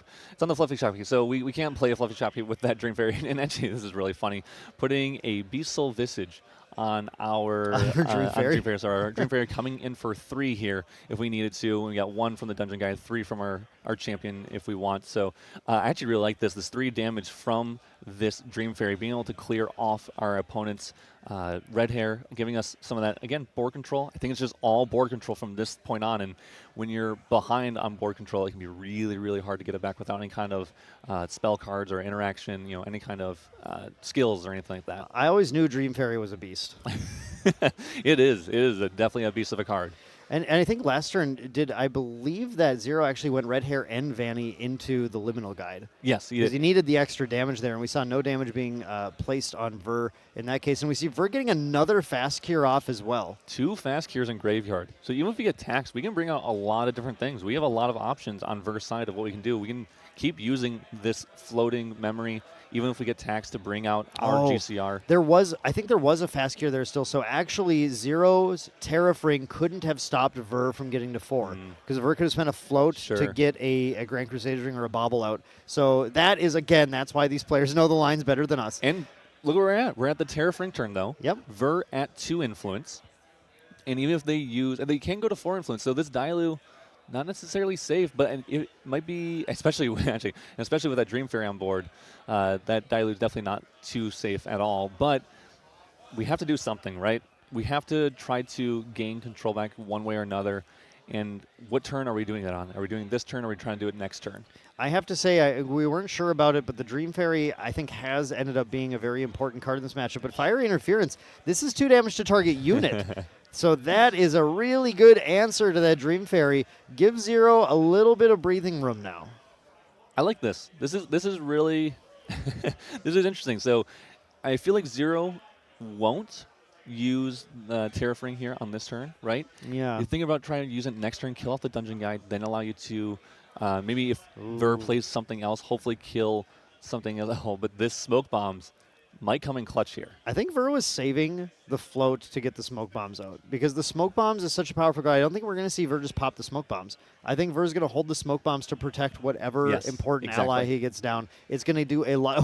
Draws another Dilu. Double Dilu yeah, and a fractal wow. of Sparks. Yep, that's exactly, I think, what we're going to see happen. We're going to get the punch in with Vanny. Then we're going to have that Dilu drop down. The Dilu can crack in for 3 more alongside the one here from the dungeon guide. And now the Dilu has this fractal, excuse me, everything's a fractal to me. Everything's a fractal. The smoke bombs that can allow Ver to grant the Dilu stealth. And with stealth, it would require a true sight unit to be able to attack into it. And that is going to protect that Dilu from basically anything that Zero can try to throw at it unless Zero draws one of those Dream Fairies. Yeah, Dream Fairy would be so big here. And that's why it's in either the side or the main of this deck. I'm sure it's not only just to get rid of those pesky Shenjus and maybe Incarnate Majesties or maybe even a Geldis here or there, and you never know, but also to deal with this combating of board here back and forth. Maybe a Geldis here or there. You snuck that in. I like that. But yeah, and keep in mind too, Ver just drew a second Dilu, right? Yeah, Dream Fairy doesn't just stop that individual card you choose. It starts the cards with that card name from being played. So a Dream Fairy would be an absolutely crazy card for Zero to top deck right now that would, in what looks like a very dire situation, might give Zero that opportunity to come back. Yeah, he's at 20 damage counters though. This is a scary point to be, right? Yep, and I think we're gonna lose a card here. Yep, a random card to get this Grand Crusader's ring. And there's that fluffy shopkeep. It was available to play now, but not very good at this stage of the game anymore. But that gives us 2 draws to be able to try and find a Dream Fairy. Yeah, desperate for a Dream Fairy here. I think this is our only way to try to survive. No, Now, I will say, unfortunately, I'm trying to see what's in. A Beseech, we just drew a Creative Shock, and then we have a Dilu, and we have one other card. Yeah, this Terrafring is going to put in work, though. Yeah. You definitely stop Ver from winning our next the turn. Brisk Wind Trotter. Yeah. So Zero can go ahead and put down.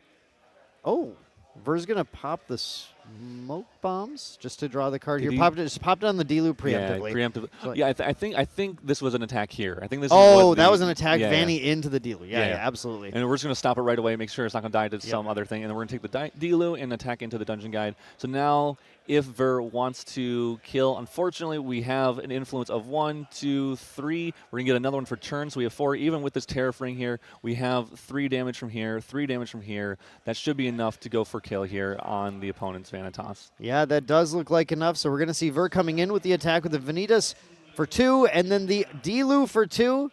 And that is going to secure the game for Ver in this mirror match of this incredible new breakout deck. Plays like nothing else we've ever seen before, but these players very experienced at it, and Ver manages to take it 2-0, moving on to semifinals. Yeah, moving on. Congrats to Ver. I mean, congrats to Zero as well for being here. Congrats to the whole team for making this call, right? Yeah. Fire, Wind, Vanitas, horses. I think it's been called horse and taxes, or you say Vanitas, or I say Vanitas, you say Venitas. So I say Ponitas. Ponitas, yeah, exactly. So I mean, a lot of congrats to both these players. Good job on making it to top 8. Good job to Ver making it to semifinals, and I'm sure we'll see a couple more coming up here. I expect to see a lot more horsing around today, Isaac. Yeah. A lot more horsing around. So the audience is not going to want to miss that. But we do have a few other decks in contention still, right? We do. The question is, which of them are going to make it through quarterfinals? Yes. Which ones didn't either get to play against Venitas, Vanitas, and which ones did play against them, but actually were able to get the win? I'm curious because I believe we had that Ensel, and we had what was the other? Oh, Fire Guoja. Fire Guoja and then a Fire Luxem. And Fire Luxem. So I think I'm going to put my money on that Fire Guoja. I think that's the best chance of getting there, just sneaking through a win. Yeah. So actually, I was talking with Pickle Sword, the deck's creator, a little bit earlier. Said that it is a matchup that they feel good about. Okay. But it is one of those volatile matchups. Yeah. And I think the advantage, though, that the Horse and Taxes deck, the Ponitas deck has, is that they have good seeding going into this. Exactly. Right? And just like True Champion knows very well, seeding can be everything as far as how your deck performs and what decks you choose to play. Yes. So in this case, having that seeding means they're going to get to go first in game 1. And man, those aggro decks want to go first. They definitely want to go first. Guoja specifically really wants to go first. Getting the Ruby Fate Stone online as your first materialization after you go level 1 and bringing that out and allowing you to start getting those quest counters is so big. In this case, I think it's going to be everything, because if you go to level 1 and you got tax from that Vanitas, you're going to pay 2 and you're in aggro losing influence. I don't want to be that deck, you know? Yeah. Yeah, that can be very, very tough. Now, of course, things can stumble, and aggro decks love when decks stumble, right? Yes. Aggro decks love when you say, wow, cool, you drew a bunch of Specters and then couldn't do anything. Yeah. Here's 19 damage, right? So there's certainly a possibility, and that's what Pickle Sword told me earlier. Yeah. The thing it can do is just high roll, deal a bunch of damage, and when things don't go their way, then that's the aggro deck that gets to win. Yeah. So certainly, I think has potential and but is still one of the decks that this deck was planning to beat this at this event and has done very well doing so far. Yeah.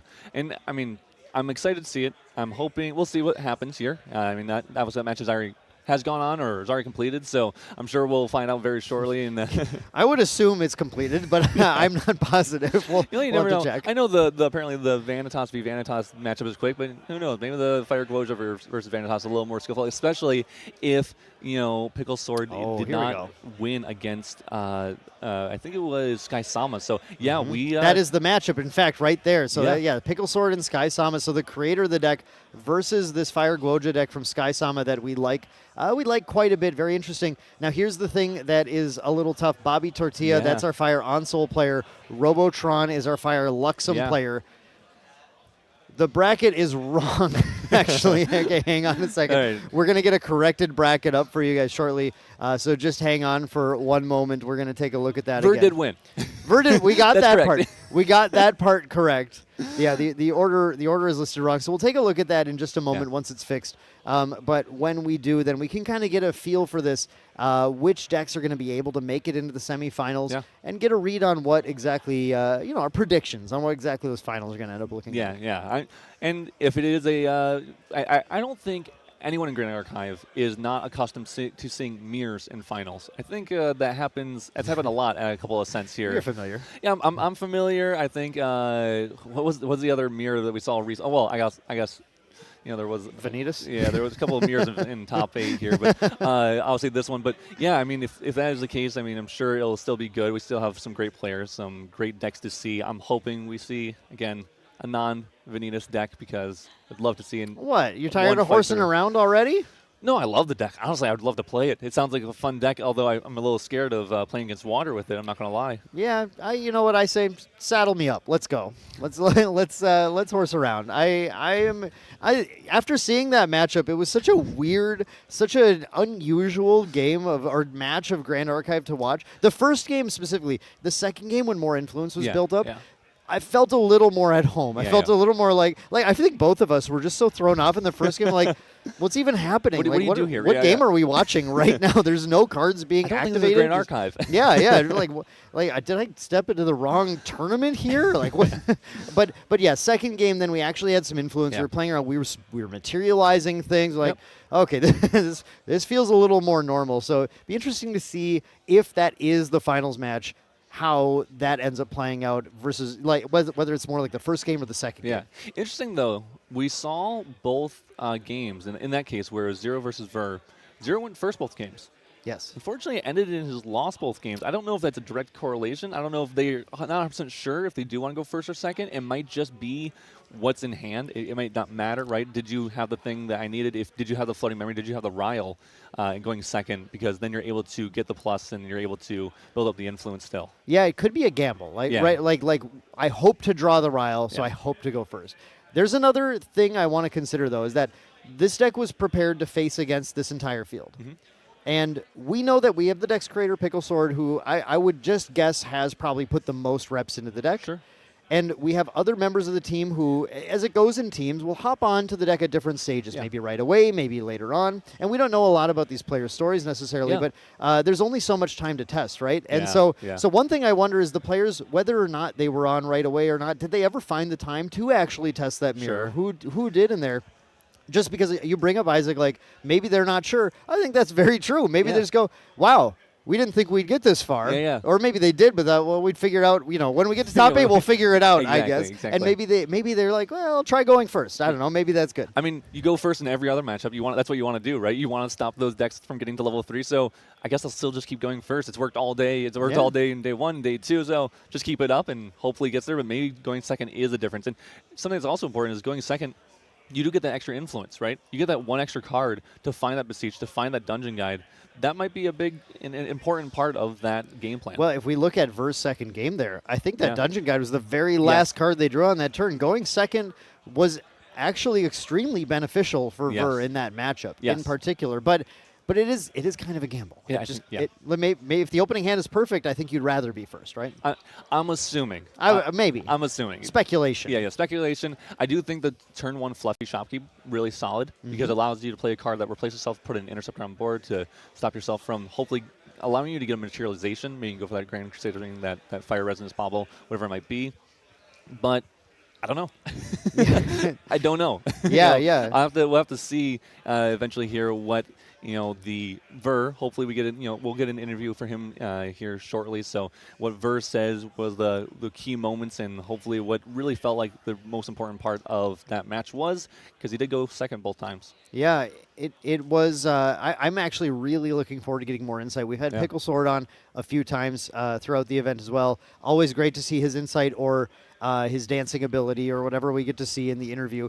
That's been really fantastic. I'm not positive we'll get quite the same performance from Ver in the interview, but what I do think we're going to get is a lot more insight, especially to hopefully if we can get some questions about whether or not you go first or second or what their thought process is, or maybe what their level of testing is into the mirror in general. Sure, yeah. I'm excited to see. I'm excited to hear, and me at this point, there's like, honestly, I still don't know. Maybe that's the answer we're going to get from Ver is like, I don't know if it's better to go first or second. I won going second, so maybe I'll try that later on today, but just happy I'm in semifinals, just happy that I got that spirit, just happy I made it top 8, and with almost the entire team, too, right? There's 5 of them? Or you said five of the 7, I believe, that were on the list. Made it into the top. So what that conversion is pretty absurd. Yes, getting 5 into top 8 is really, really good, I hear.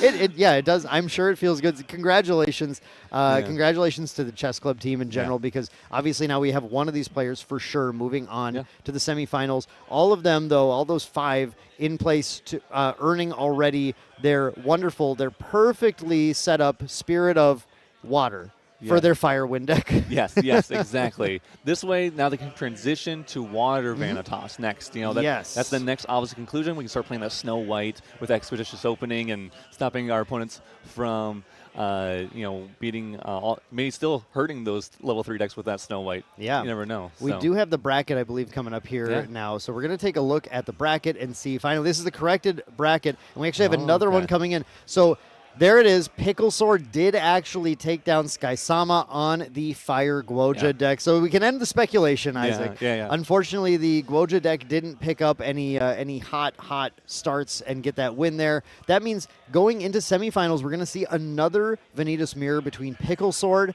and Ver, the winner of that matchup.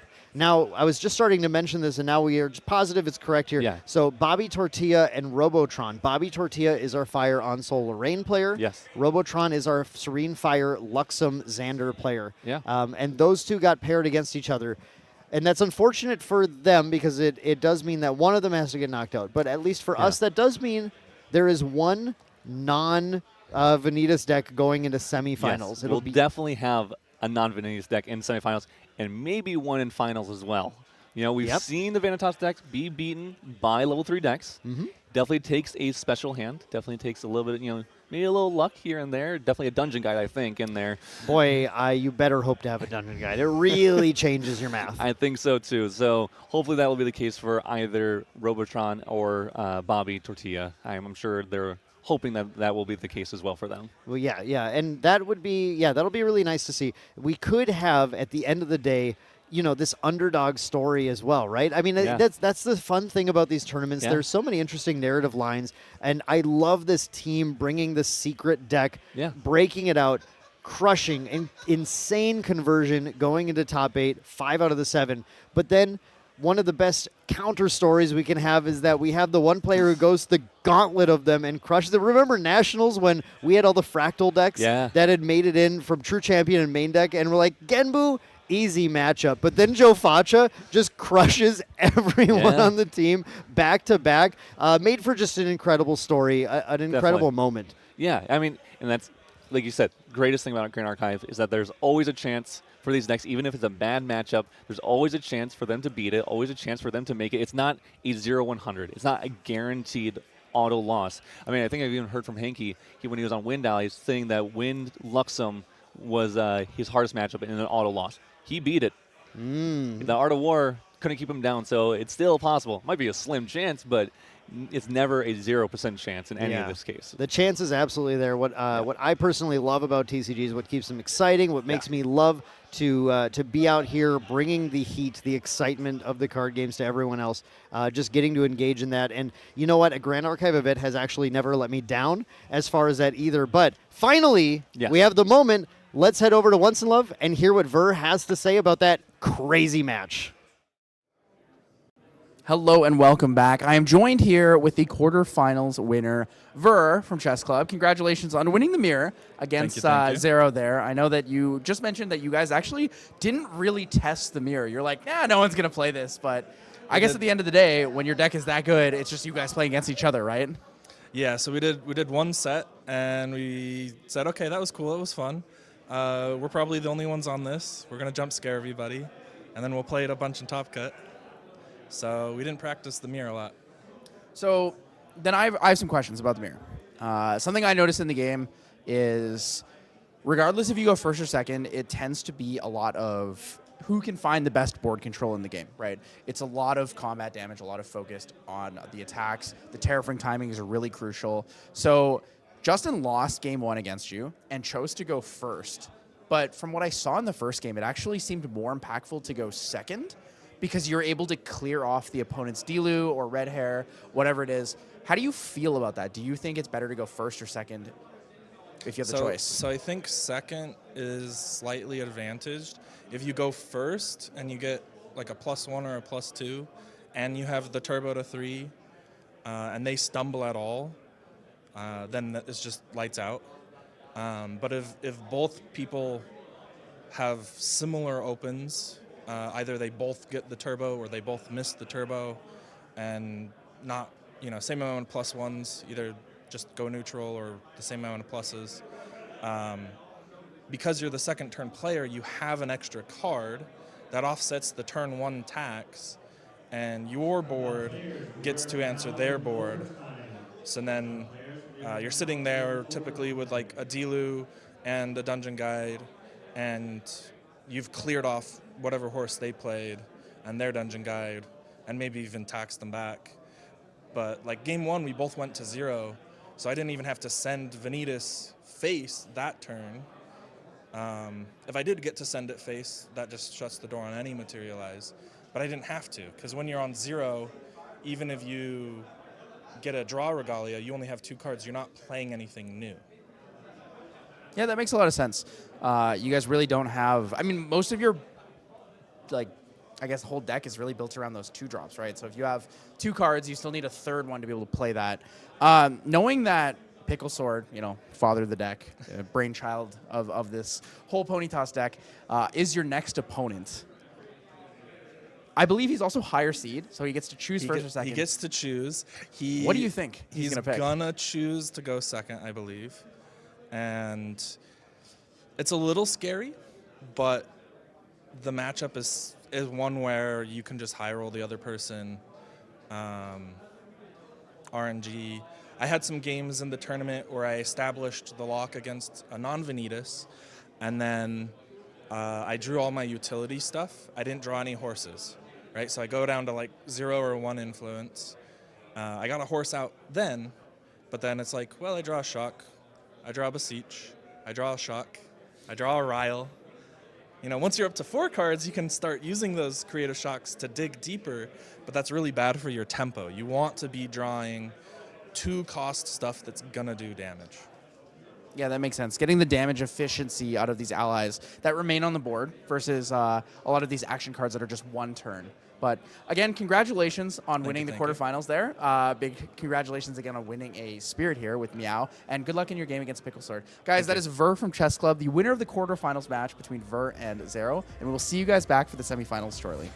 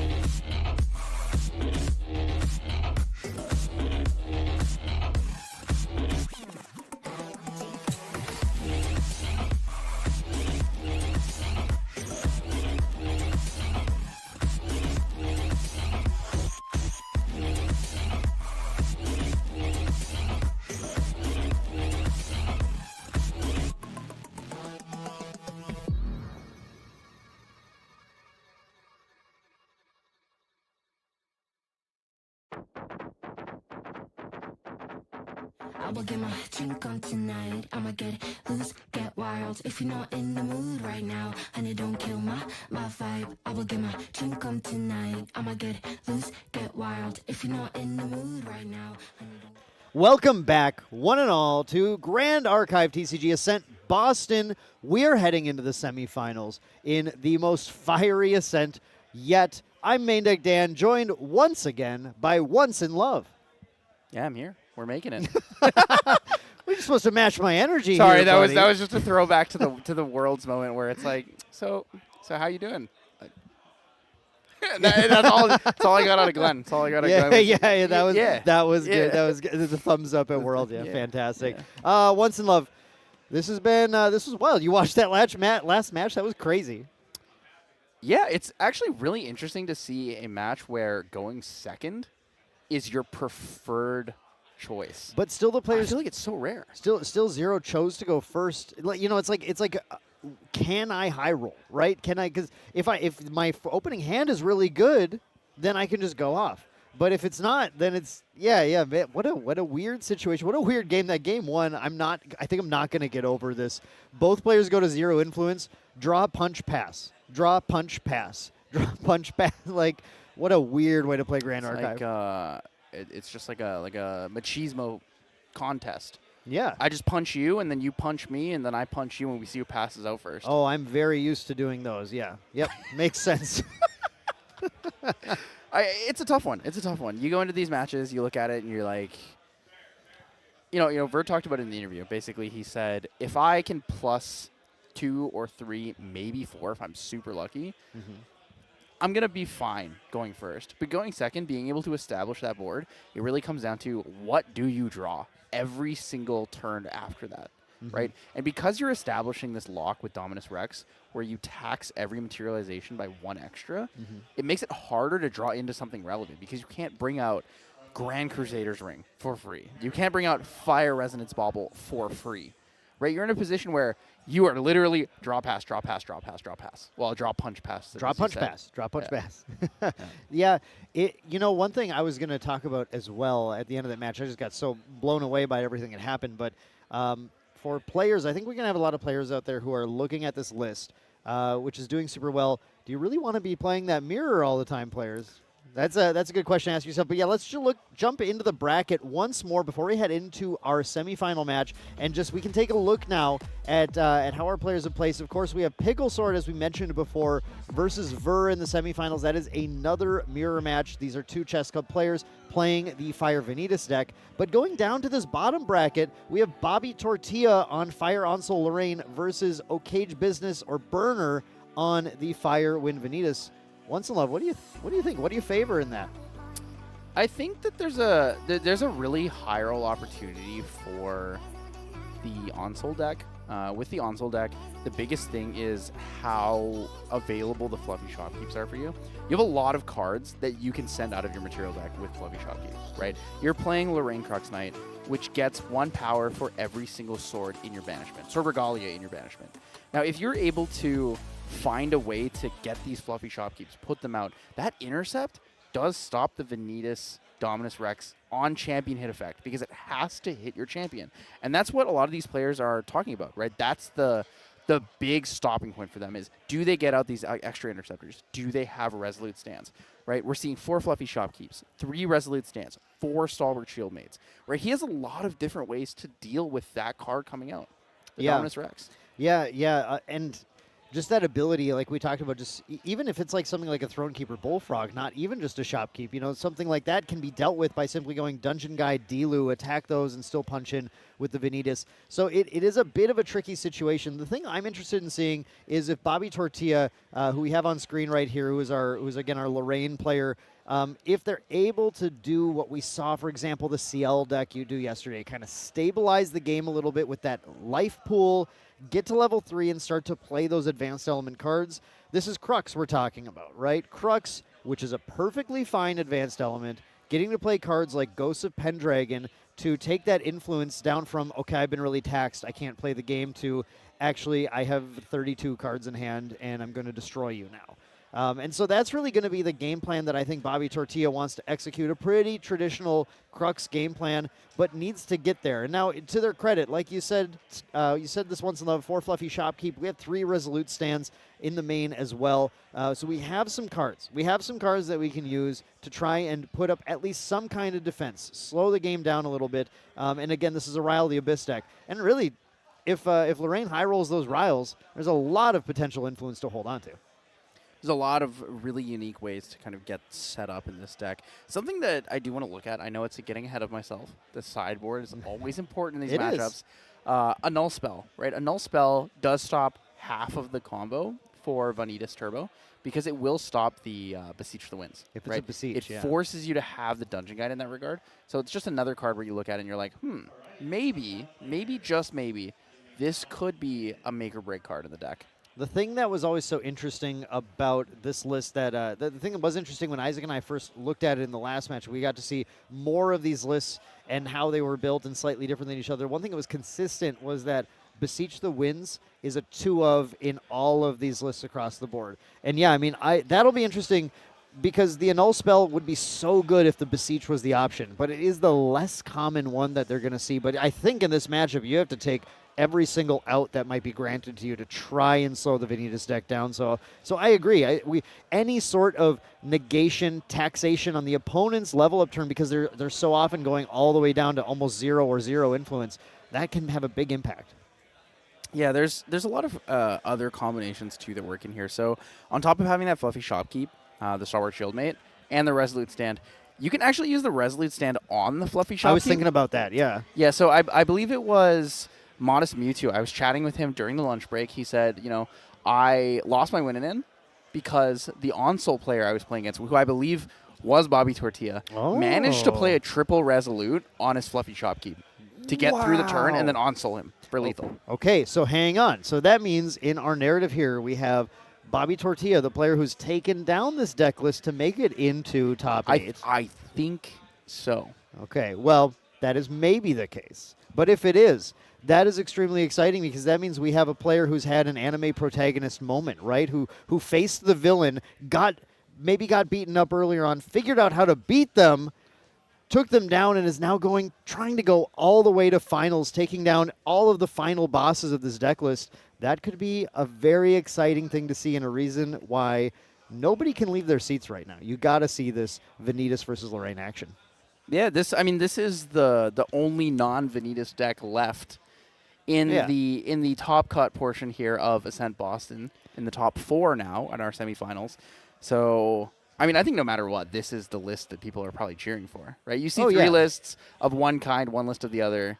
I think people naturally want to cheer for the underdog, right? Yeah, that's what we were talking about. It's so exciting to see the team coming into Boston, crushing it with this deck nobody's seen. Everybody loves that. Like, cool, we broke the meta. We have a new list. It's going to have a huge impact on what people play.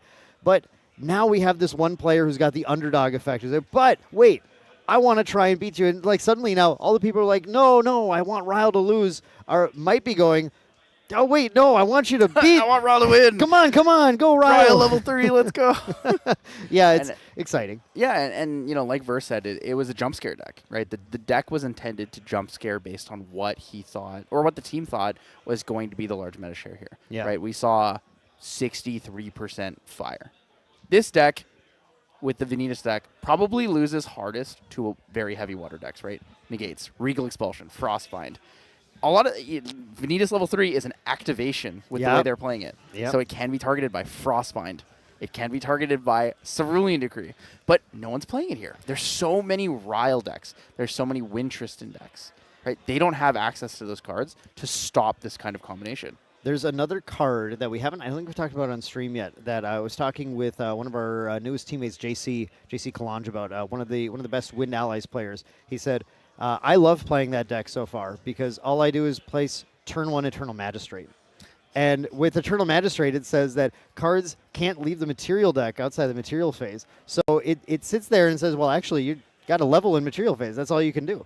That's pretty strong and pretty fun to see. But now we are jumping into the game here, and now look at this. This is a really cool advantage here. Bobby Tortilla at 2nd seed actually is going to take that first turn of the game. So whether you are a fan at home, you're rooting for the new Venitas deck to win, or you want our underdog, last remaining non-Venitas player to take it, it does mean that Bobby Tortilla, the Lorraine player, has a little bit of advantage. Taking this first turn immediately, starts with a Ryle. The Abyss knows that the only thing that Burner could do here would be to go Beseech Censor, which he has no influence really to be able to do on the first turn to stop some of this potential value. And we do see both a Liminal and a Float being pitched to that Ryle, as well as following it up with a Fluffy Shopkeep. What a high velocity start Bobby has. Yeah, this is fantastic. So he's going to have the floating memory available. He's going to have the Liminal Guide trigger from the level up, because Burner on first turn, Okage Business here, will not have access to play a Beseech the Winds. He's on a Fire Spirit. He can't access those win cards quite yet. So, I mean, it's a fantastic start. Oh, yeah. Fluffy Shopkeep. Totally forget. You can't even Intercept, Beseech. You can't even Beseech turn one. It's not even an option. So, yeah, that is really strong. It just gives so much potential value to Bobby. And really what you're trying to do is, like, you're going to get taxed, okay? But you have to make more influence so that you can pay your taxes properly, as we would advocate. Everyone would always advocate that here on the stream. You got to make sure you pay your taxes properly. And the best way to do that, draw more cards, get more float.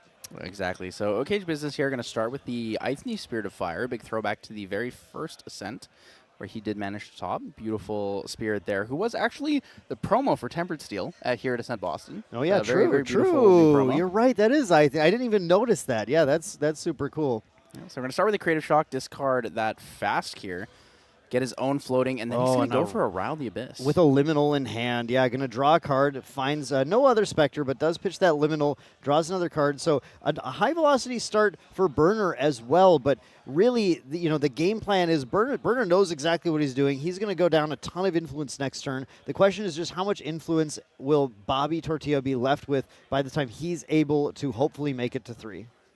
So he's going to come out here. It's going to be that Undying Dreams, level up into Lorraine Wandering Warrior. On enter, trigger. On the stack, he's going to bring in the Liminal Guide for the whenever level up. Whenever your champion levels up, you may enter the field with as an ephemeral object, as an ephemeral ally. I can't stress how important it is that Bobby has the first turn in this matchup. It's actually really crazy because Lorraine, more so than any other champion, is really hampered by this taxation because that is a materialize of that sort of seeking as well. It's not just putting it into play. So if Burner has the first turn, gets to level to Vanny 3, punches Lorraine and taxes both the materialization of Lorraine 1 and the sword, that's a ton of influence lost by the Lorraine player. So Bobby getting to a first this turn, and then if there's a game 3, potentially in a game 3 as well, is really, really big for their chances. This is a fantastic hand here for Bobby Tortilla. He does have another Fluffy Shopkeep in the hand. We see the Dungeon Guide as well. Flame Sweep available to him. He's thinking about it. He's thinking about going for that other Fluffy Shopkeep. He could also play the Creative Shock, discarding the Undying Dreams. This is going to protect him. He's going to have a lot of ways to play around this safely. We see both a Dungeon Guide and an Onsole, and had 2 Dungeon Guides, so one can even sacrifice. There's a Ghost that's actually going down into memory here as well, a potential loss depending on if that taxation hits Bobby hard enough. But Bobby has a lot of cards that you want to see in this matchup. I think Bobby Tortilla is also playing the Ghost of Pendragon CPR that he earned here at Ascent Boston. It looked like I saw that when he put it down into the memory. Good, so I don't have to call him a coward live on stream. He's that's actually correct. He's a courageous warrior, sleeving up that beautiful CPR Ghost of Pendragon artwork by Han Chu. We absolutely love it. Interesting. So declining the optional on-enter trigger here from Fluffy Shopkeep, we will not see the banishment of any other swords. We've already seen Erendite and Carnwanon banished. I was thinking he would banish potentially the Drawn Blade and the Votive Rune Blade, but the problem is if he does that, he doesn't have access to Clarent Reimagined, because he'll have to pay 1 for it, because he can banish Clarent, the original one, Sword of Peace, and then 1 additional sword, or pay the cost difference. Does he want specifically to get Clarent out to play around Searing Rebuke lines or something, or is this just the efficient line to get swords banished? I mean, using that Fluffy Shopkeep is the most efficient line to get swords banished. Yeah, I'm not really sure. I think just the intercept is more valuable to him. Yeah, Maybe he doesn't want to give away too much right? of the plan. Yeah, it could be. That having those 2 interceptors, though, we talked about how Fluffy Shopkeep and Resolute Stand, that's a really solid place to be to protect yourself. But also double Fluffy Shopkeep, I think that's actually too much for Burner to be able to get through on this turn. So I think that means Bobby's likely to go in the next turn without having to pay any additional taxes. And the interesting thing, too, he does have a Flame Sweep. So if Okage Business goes to play the Dungeon Guide, level 2, level up to 3, low influence, he's not going to have access to a lot of defensive tools. And he's also going to put another ally on the field for that on-kill effect. Yeah. Yeah, that on-kill effect, that is probably one of the scariest things that the Lorraine deck can do. And I do remember, I think we were talking to either Modest Mewtwo or Pickle Sword earlier about this list, and they said they did fear the cleaves. They feared the sweeps because it just puts you back so far, and in particular in Lorraine, getting that on-kill draw card from that level 2 ability, sweeping the board of a couple of allies, 2 or 3 depending on, and we have a liminal here, so 3 is the one that we're likely to see. Yep, there's the Dungeon Guide. So, yeah, I mean, this could be something that will give Bobby a ton of influence back and just really set him up for an easy cruise to victory once he gets to the mid to late game. Double Liminal Guide banished? It looked like. Yeah, it sure was. Oh, my goodness. Wow. We do have to have our 2-drop play here now, looking like a possible red hair. Or are we going to pay 3 for the Verucan? So 3 for the Verucan Acolyte to destroy the Sword of Seeking is fairly valuable. That's good. You do still get enough damage out of Lorraine Blademaster. The other interesting thing to do is even if he plays the Verucan Acolyte, destroys it, goes to level 3, has access to the 3-power Verucan Acolyte, Sword of Seeking going to banishment is still going to be the same amount of damage long term if Bobby Tortilla goes level 2 natural and then Dungeon Guide to 3, then Flame Sweep. Yeah, that's true. That is wow. Okay, so that means we got the Verucan down. We're going to 3 now, but that means with the Liminal Guide just being a 1/3, no Undying Dreams on it or anything. The Dungeon Guide just being a 1/3, and that Verucan now being a 3/1 with his level 3 bonus active. That still is not enough to break through 2 fluffy shopkeeps so the Venitas can swing cleanly. And Burner just with 2 cards left in hand, I don't think has a way. I think Bobby does get to go into the next turn tax-free. Yep, so Vanitas is going to clear one of the fluffy shopkeeps. He's thinking about it. He's thinking if he wants to potentially play an Undying Dreams on it. Ooh. It would give it a temporary +1/+1. It would become a 4-life ally. It's actually not a bad play because you get the floating. You get the float, yeah. And you can retaliate for 2, and he has to clear it. Because he's invested the attack into it. Yep. He's going to clear both of the fluffy shopkeeps long term if he does that. Looks like just going to go ahead and take the retaliate on that one. No Undying Dreams there.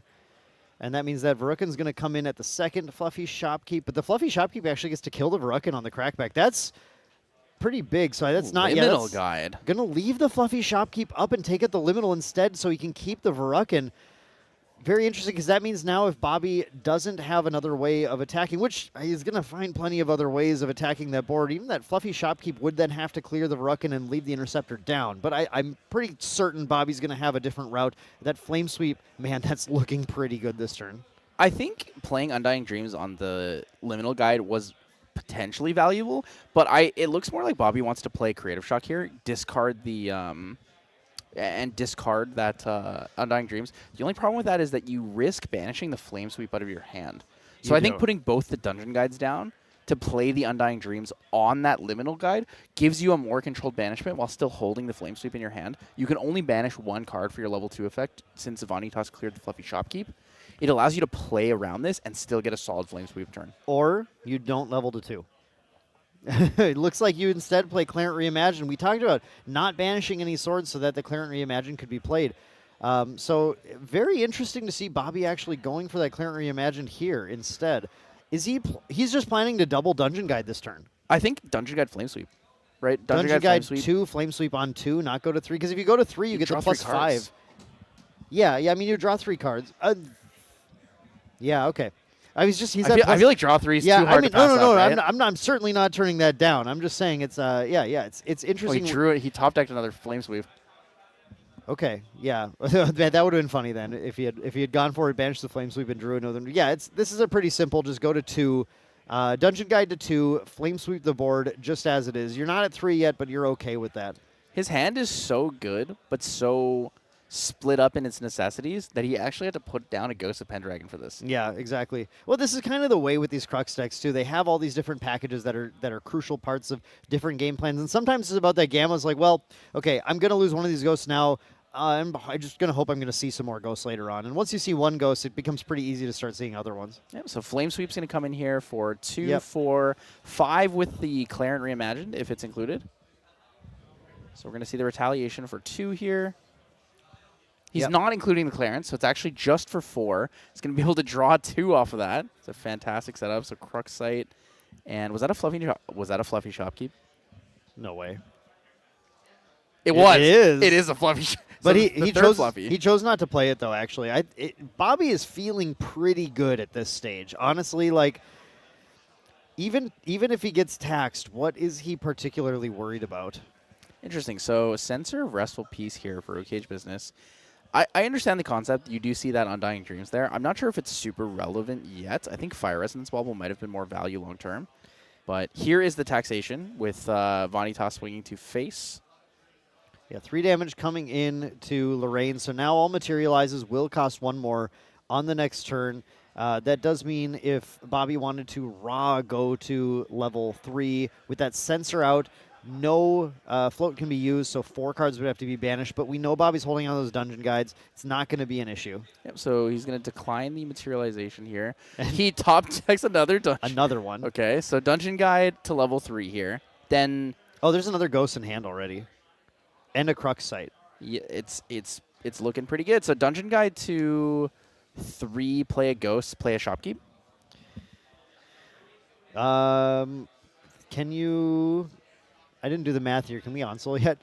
I don't think so. But yeah, probably play Ghost, play Shopkeep, and then onsole next turn. A little short on the I think we're short on that. Crux Sight down. Yeah, Crux Sight down makes sense. So he's going to have 4 cards in hand here. Only 4 cards left after that. Okay. Yep. That makes sense. So yeah, we're going to lose 2 cards to the Dungeon Guide, and then we are going to absolutely, it makes sense just to throw the Ghosts out there. The Clarent is the card you'll have to put back with the Ghosts if you do that.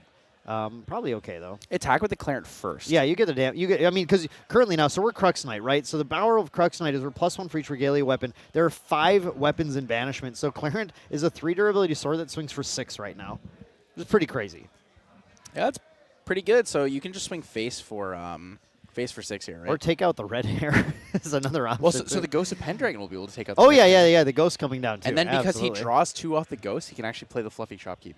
Yeah, this is a pretty insane turn that's just going to basically lock the game up for Bobby Tortilla. It'll be really, really hard for Burner at the low influence that this deck goes to come back from here. And that's really, like, this is an Achilles heel of the deck as well, right? Going down so far in influence just removes any of your ability to kind of start to play the game when it gets into a later stage. We just keep saying throughout the weekend, the longer the game goes, the more in favor it is of the non-Venitas player, and that's exactly what we see at play here with the combination of all the influence Bobby Tortilla was able to save early on.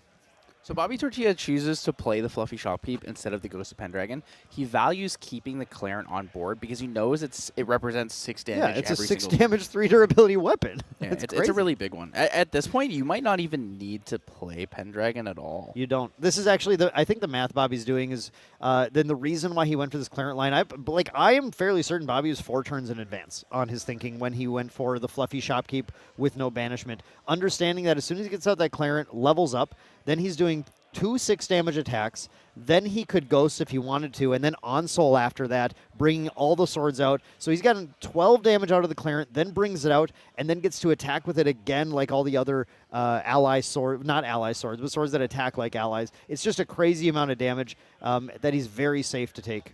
Yeah, it's a little unfortunate because the only sword he can't bring back is the Clarent Reimagined due to it being a 2 Oh, cost. right. You can't bring that one back. Right, But, exactly. but you can it's still, already on the field. So. Yeah, you can still tuck it away for the Ghost and Drawer. It's just right there. You can do a 3rd attack with it, so that's 18 damage. Man, I'm so on Soul. I always forget what cost my swords are, and I try to bring out the wrong ones all the time.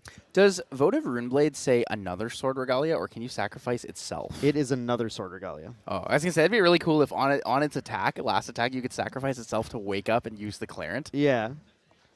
No, unfortunately not. So here we're going to see that damage coming in, but I mean, the writing is basically on the wall this turn. All you actually have to do is swing and Onsole to take the victory here.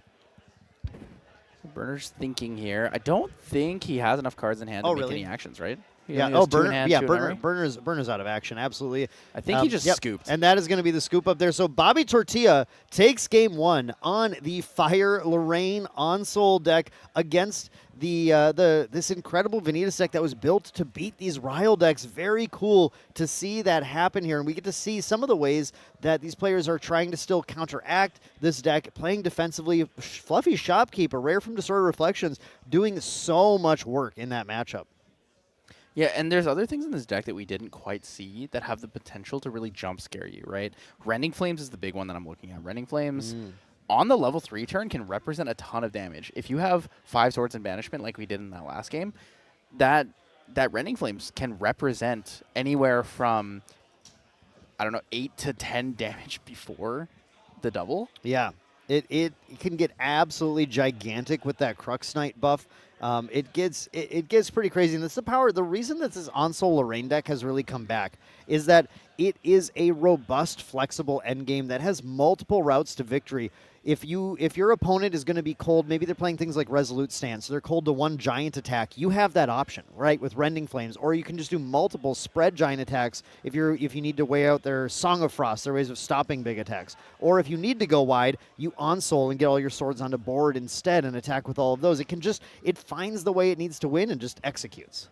Yeah, so it looked like Bobby Tortilla took out 3 cards for 3 cards. I'm thinking 2 Annul Spells and 1 Resolute Stand. Most likely for the Incapacitates, and maybe one of them being the Crux Sight. Cremation Ritual was a possible option, but Crux Sight doesn't feel super important in this matchup. It's more of a cycle card. You would just play it to draw a card. When it comes to the Incapacitates, there's not a lot of targets that would be super relevant to you, unless you're trying to play Incapacitate into the Ryle the Abyss. But Burner going second, or Burner most likely going first because he lost the first game. I don't think you're going to really be able to open your hand and hold the whole thing for Incapacitate. I think it's either a Null Spell or Crystallized Destiny as the two of that went in. I know we were going back and forth a little bit on Crystallized Destiny earlier. It's a little bit of an awkward card in some ways, but it can have some key damage prevention if you are planning to try to, if you haven't made it to Lorraine level 1 yet or something, and you really need to get that materialization without losing 2 extra cards. I could see that being a key to stop that damage, because we know that Burner's on the play this game. It's tough. It's tough. Looking at Burner's deck, and I mean the most obvious one to come in is Dream Fairy. I think Cinder Geyser is actually really relevant to come in because it allows you at some point to play it in Recollection to kill the Fluffy Shopkeep. Yeah. Yeah, it's a potential clear for Fluffy Shopkeep, just like Dream Fairy is. Those are obviously pretty solid options to bring in here. I do think a good amount of this matchup is coming down to who's getting the first turn. So obviously going into this game, Burner is definitely going to have some velocity. And as long as the deck doesn't brick on him too much, that might carry him all the way to victory in the end. But we're just going to have to see how much the pendulum kind of swings with him taking the first turn of the game. Yeah, so when you're looking at cards to take out here, the ones that stand out to me, Volda. I think Volda's not super impactful in this match. You don't necessarily need unpreventable fire source damage. Nope, there isn't a lot that's actually preventing things. Like, it gets you through the Resolute Stand, but the Dream Fairy also just removes whatever's protecting you. Right. And we've seen, if it's just a Resolute Stand on Champion, their deck already has built-in material deck ways of kind of pushing through that, from Beast Soul Visage to Impact Hammer. It's not something that's like super relevant either. Impact Hammer being the big one. You have to go a double Resolute just to stop that, which is obviously already taxing the opponent plenty. So yeah, I mean, I can definitely see Volda coming out here, not looking like it's super impactful. Ember Crypt Burn's great. Obviously, that's kind of a card you want to see early on. Yeah, I mean, I think that to me is the main thing. You probably just move those out, and that's probably why the sideboard is built with these particular 3-ofs, just to move around based on like a 3-of spot like that. Burner starting off the game with that Aethane Spirit of Fire, drawing 7, and we're going to see how spicy it is. I did see a D-Guide already popping in there, a fast cure, good early play. Double counting the cards every time, making sure you absolutely in this level of gameplay you don't want to overdraw by 1 card at all. Ryle the Abyss, very effective here. He's gonna have Creative Shock. Sorry, I thought he had a Ryle the Abyss. Creative Shock does find a liminal, has that fast cure here as well. Just gonna go for the fast cure actually. Discard fast here is pretty solid. Just thinking about just holding on to the rest of those, kind of chilling. Doesn't quite need to forcefully discard that liminal guide or play anything, really. Yeah, Burner does have everything they need. So no, I don't think we're going to see any stumbling from Burner in this case. Bobby, it'll just come down to how much value Bobby's able to gain. Ooh, that's good value. Yeah, we see a Ryle, we see a Creative Shock. Start with got the the Ryle. liminal guide. Got the liminal in there as well. And the Raider. And the Raider. Yeah, wow. Okay, so how much value is Bobby going to gain? It does actually look like all of the value was the answer to that question. Interesting. So Bobby puts down the Creative Shock. Doesn't want to hold on to it for the pre-recollection. That's he's going to wild. have the Stalwart Shieldmate available to him as well. Wow, the Shieldmate. Yeah, I didn't even realize that. We have the Shieldmate in the matchup here as well. 4 of that. Another way of just kind of putting things in the way. Like, for example, a Shieldmate Fluffy Shopkeep would probably be extremely protective against a lot of starts as well. So he does draw the Reduce to Ash. So instead of playing out that Shieldmate, he's going to hold on to it. Wants to see if OKage Business will go for the Sensor. Right? A lot of the time, he's not going to go for the Sensor. He Creative Shocked out that Fast Cure. He wants to get... Basically wants to utilize that first before turning off all Graveyard abilities. We have a Rending Flames in hand as well, and once you mentioned that, Rending Flames might just be a surprise out of nowhere gotcha that Bobby can execute at some point here. Yeah, especially if OKage Business does not play out, like ends up playing out most of his hand. He's holding on to a Searing Rebuke. Replacement effects would allow him to remove the damage before it gets doubled, so it would save him from 6 instead of just 3. Yeah, and Burger did have a pretty good start on just kind of generating influence, so might be in the case where the Searing Rebuke is something he is able to hold up a little bit, but also this deck is not like super excited to hold cards up when it needs to kind of put threats on board to prevent the game from going too long, right? So it'll be an interesting back and forth to see. Yep, so we're going to see the Dungeon Guide. This is the classic turbo setup. Banishing the Varukan Acolyte and Liminal Guide going to Vanitas Convergent Ruin here. In this case, since we didn't see any liminal guides, this is a start where if Bobby had the Stalwart Shieldmate Fluffy Shopkeep, I think he would have been completely protected from being taxed. He's potentially looking for that Brisk Windtrotter. Thinking about should he tax his opponent now. That Dungeon Guide, just great to see here, though, from Bobby. The problem is that, of course, with Burner going first, that taxation is going to, like I said, it's going to tax Lorraine. It's also going to tax the Sword Materialize that Bobby would do. So a little bit tricky here. We do see an Ember Crypt burn being played from Burner, which is going to take that Liminal Guide out of Bobby's graveyard, banish it, and prevent some of that influence from being gathered as well. That's pretty strong. Yeah, we're going to see the activation of Vanitas Dominus Rex after that and start taxing his opponent. Like, he does have a floating memory, which is great. However, now he's going to have to activate or lose a card at random from memory if he wants that materialization. And like you said in game 1, the Sword Materialization from Lorraine level 1 is going to be super crippling here. Yeah, that's going to be tough. Bobby, I wonder if Bobby just chooses not to materialize the Sword. Maybe it's just not that important to lose the card for the Sword in this match. Yeah, Fluffy Shopkeep. Comfortable position Did here. we materialized nothing is what we did, actually. Skip materialization is Wow. a little crippling, but sometimes it needs to be done. Materialize nothing. There's a Fluffy Shopkeep, likely going to on-enter banish 2 swords here. Going to be able to draw a card to memory. Holding on to that Reduce to Ash, since that is most likely OKage Business's next materialization.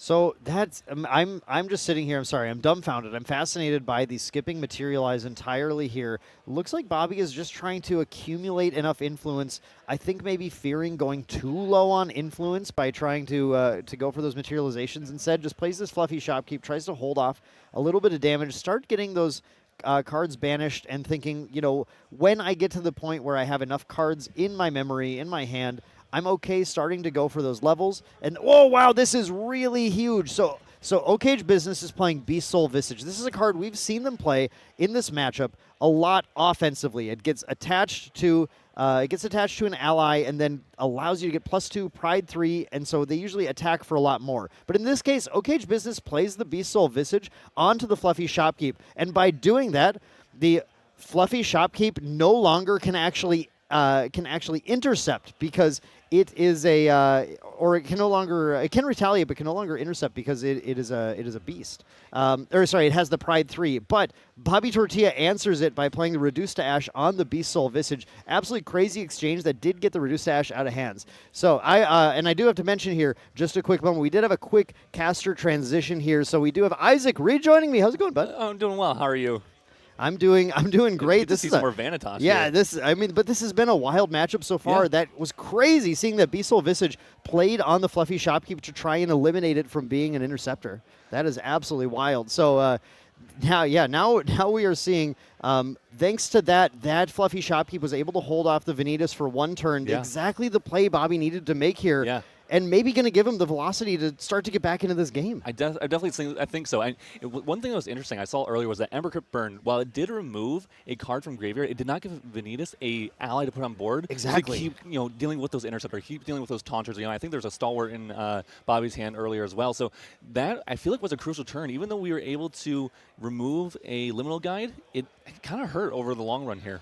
Yeah, and now Bobby is just happy to go, okay, fine, cool. I'm going to Dungeon Guide to 2. I'm going to start to get set up and start to try and take this game over a little bit here. That Dungeon Guide to 2 will allow that Lorraine to attack into to the opponent's Dungeon Guide. Too many Dungeon Guides floating around in this matchup. And that will get the on-kill draw from Lorraine Blademaster, giving Bobby a little bit more influence. And Bobby Another finds... fluffy shopkeep, the MVP of this matchup. Crazy. Fluffy Shopkeep. Man, buy them right now. These are going crazy here in this matchup. Absolutely nuts. We do see a Stalwart instead. Makes sense. Similar scenario, right? We have Stalwart is going to put a floating memory in the graveyard. We can also use our Fluffy Shopkeep. And we saw this in game 1, right? We saw Bobby Tortilla not using the Fluffy Shopkeep on enter because he wanted to keep that Clarence Sword of Peace, Clarence Reimagined for later on. So Censor, Restful Peace coming on the board for O'Cage Business, and this is going to help, even if we kill the Stalwart, help us, not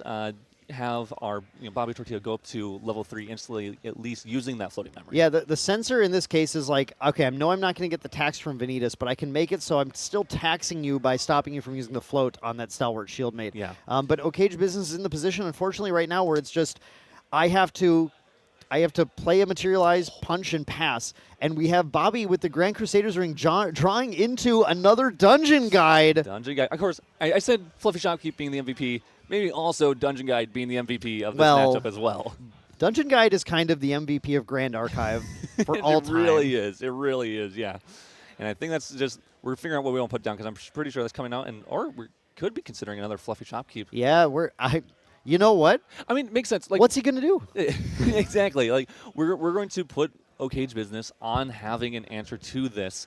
We do, it looks like we have a Fast Cure, a Searing Rebuke, and a Liminal Guide. Liminal Guide not going to do much. Fast Cure could allow us to get out something like a Smoke Bombs to use on that Fluffy Shopkeep. But even if that happens, even if we get taxed, we still have that Dungeon Guide for later if we need to. The Fluffy Shopkeep, this is what we saw the first game. This is so interesting too. Chooses again not to banish 2, and I'm confident Bobby Tortilla is 4 turns ahead right now. Yeah. When Bobby Tortilla does this, is basically positioning exactly the same way he did in the previous turn. He is saying, here's my answer. I'm going to play Clarent next turn. Clarent is going to come out, banish 2 more swords, and be a 3 durability sword. And the whole reason I'm doing that is going into the turn after that, when I've used my Sword of Seeking Up, banish that, then I level up to 3, and now I have what is effectively, due to Crux Knight's effect, a 6 damage, 3 durability sword. Yeah. And that's my win con. And we have a Rending Flames in hand. Well, okay, I could just do that too. Yeah, well, in conjunction with all Right, that. right. And this is amazing. The Resolute onto the Fluffy Shopkeep, keeping it alive against the red hair. You can't do anything with Champion on that. Champion could swing into the Dungeon Guide here, clear it off.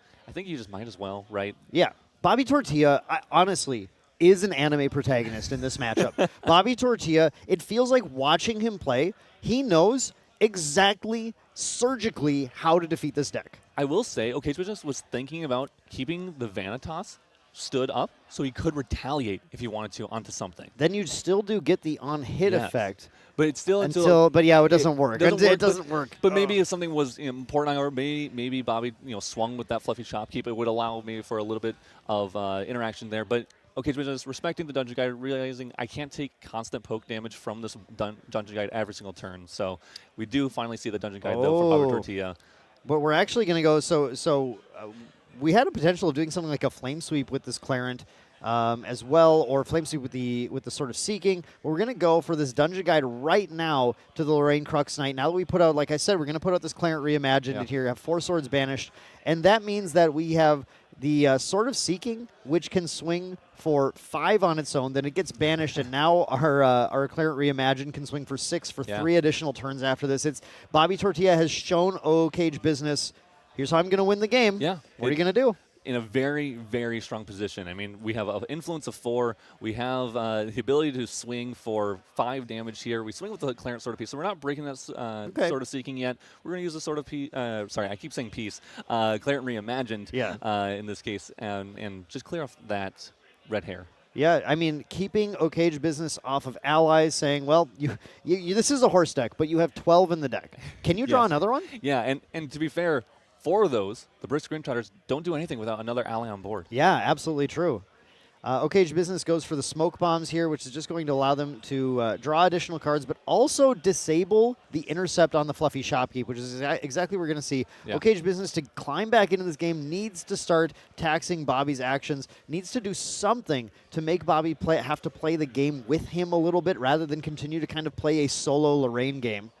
Yeah, there's only 1 card left in Bobby Tortilla's deck, and we saw in game 1 there. It's that Votive Rune Blade, which allows Bobby to go for those kind of turn 1, or not turn 1 kills, but 1 turn kills, the OTK almost. Do we have a Searing Rebuke? I think Cage Business has had one for multiple turns here. Cage is holding onto a Searing Rebuke, which will prevent that rending, a good chunk of damage on that Rending Flames from taking place if that's the plan. But he did hold up everything here, including a Dilu, just passing on to Bobby Tortilla's turn. Yeah, definitely. And I think what we're thinking about here is just maybe using Rile to cycle. We might just be swinging with face using that Clarent Reimagined. Just using... We're in a good position. We don't need to do anything here. Yeah, absolutely. So we're just getting that face damage here. Bobby Tortilla just still going to consider one more play here. And, of course, the Stalwart Shieldmate is a super safe one. Now that Smoke Bombs is out of the way, now we have a safe position. 2 Giant Swords, thanks to Crux Knight's effect. An Interceptor, a Stalwart Shieldmate, still with a Dungeon Guide, and Cage Business only with the Venitas and a Sensor. And I have to mention, just to keep things exciting once again, we have Once in Love back in the casting booth. Are you ready back. to see the end of this match? This match has been crazy so far. Fluffy Shopkeep is the MVP for me of Ascent Boston. It's crazy. She's cute. She draws you a card. She stops Venitas from punching you in the face. She might be the new best waifu in Grand Archive. Wow. There were Fluffy Shopkeeps available at the Ascent store this weekend as well. I assume those sold out. Everyone loves. I think Fluffy so. Shopkeep. Actually, I think it did sell. Everyone very loves popular Fluffy Shopkeep. Absolutely, everyone does. So, So wow, what a domineering position for Bobby Tortilla here, even on the game that Burner went first on. While they have similar amounts of damage dealt so far, just compare the 2 boards and try and tell me that Bobby Tortilla isn't currently in the lead. Yeah, and even when we look at like the sword count, once we break one of these swords, the Sword of Seeking, with the attack here for 5, it's going to increase the damage of the next sword attack that comes through, right? We're going to get another Sword Regalia in Banishment, and Crux Knight effect will give us another power. I have to just say, I think this is so surgical. Looking at the power on board, we have a swing with a sword for 5 and a Dungeon Guide for 1, that's 6, and then a swing with a sword for 6, and then a Dungeon Guide for 1, which is going to be a total of 7 on the following turn. That's exactly the 13 required to take out Cage Business. It feels to me like Bobby Tortilla had the entire game already seen in his head before he even sat down. It's crazy. Yeah, the combination here of having a taunt and an intercept really makes it difficult for Cage Business to push through that. You're going to need to find a Dilu. You're going to need to find a red hair. And every single turn, Bobby Tortilla is going to be taking out those allies as well. He could even be saving the Sword of Seeking, knowing that a Dream Fairy might come in. Yeah, he absolutely could. I think that makes sense. That's why he's been spending the durability counters on the Clarent instead, holding on to the Seeking, saying, this is my true sight option. This is how I can get through anything with stealth. We see Cage Business taking a defensive route, putting this Terrafring into play, and now going to play this Stifling Trap just to get rid of that Stalwart Shieldmate, that one taunt in the way. But still, that Fluffy Shopkeep is in the way of the Venitas. Now, Cage has actually built up a lot more influence than we typically see with this deck playing. And we have the red hair coming down, takes out the Fluffy Shopkeep. And now Venitas hitting for 3 more, getting that taxation online. But the lethal line is still available to Bobby. It's right there. In fact, Bobby, I think, is still holding on to that Rending Flames as well, and now that OK just put down his hand, that might just be it. Yeah, does he have 3 fire cards engraved, though, is the question, because that's Yeah, what it we're does really not. looking for. I believe he only has 1, maybe? But a Creative Shock can get 2 in hand. He can set up, we do have an Onsol drawn here as well. Yeah, a lot of potential here. Could wait the turn out. Onsol can come in soon. Rending Flames is available soon. Might even play the Reduce to Ash on that Sensor of Wrestle Piece. If he does break the Sensor of Wrestle Piece, it will give him access to 2 floating memory. So even with the taxation of Vanitas Dominus Rex, he'll be able to potentially materialize a card without having to pay additional costs out of his own memory. We're actually going to see the Flame Sweep here. Bobby spending the entire turn to use the Flame Sweep because we did see Okage choosing not to pop the Tariff Ring on this turn. So that does open the door now for this for Bobby Tortilla. It looks like he's going to use Clarent. Using Sword of Seeking, actually. So going to go ahead and use that up. That's going to be 5 damage plus the 2 from Flame Sweep for a 7 damage swing, pushing Venitas up to 20 with that Dungeon Guide attack. So just 5 life left on Venitas now, and that's right here. This is actually a 6 damage sword thanks to Crux Knight's effect that is already going to be saying, oh, well, you got to get something in the way of this or deal 14 to me on this turn, Burner. Yeah, I mean, he's representing lethal on board, like you said, without the Rending Flames, right? The Rending Flames just eats up the Searing Rebuke and kind of protects you from just a little bit of overkill damage. But without a fast cure or some way to deal with this, Okage Business is looking like he's on his last legs, I might say. Yeah, this is the horse on its last legs, unfortunately. And it is, we do have the Tariff Ring, right? That's going to tax it a little bit, but it's just on board. We don't need to play any attacks. Okage, a fast cure. I'm taking a look at the list. I'm trying to see what exactly could possibly get in the way. The Searing Rebuke can prevent a little bit of damage. Shopkeep? The Shop, yeah, that's right. We are running Shopkeeps in here as well. So we Fast Cure, Shopkeep, Searing Rebuke. Those are options that I can see. I think there's nothing else that's really going to get there. Yeah, while Okage Business is thinking about his materialization, I'd like to point out we do have a Flame Sweep here with the SP3 art, beautiful art, featuring Arthur Young Heir, but also the flavor text. My sword bears the bonds I have forged. No prophecy is stronger than my devotion. Bobby Tortilla being the main character protagonist with that kind of energy alongside the lore from those cards, really fitting the I'm going to defeat the Vanitas, the villain of Grand Archive, the villain of Ascent Toronto, that we will never forget. Lore-wise is a villain in the game as well, though. Every time Vanitas shows up in the top 8, he is very villainous feeling. Yeah, it's definitely an interesting little bit of flavor there. I think it's kind of fun to have. Yeah, Lorraine coming in and trying to take down Vanitas. Wow, that is actually, that lore-wise for Grand Archive, that is kind of iconic. I love this. Yeah, I mean, Lorraine has been the face of the game for so long. She is the champion, right? When we talk about the demo decks, Lorraine is the champion in both of the demo decks. Vanitas has been, both from lore and from our real-life lore, I guess, the villain, the boogeyman of many Ascents and many formats, right? Razor Gale with the 3 visits pre-errata was a terrifying deck to play against. I had I don't know if I could say the pleasure or the misery of casting those games. Yeah. It was different. It was something else. So for me, as much as I'm a big fan of Chess Club, I good friends with a lot of these players. Okage Business, I've traveled to many Ascents with him all across the world.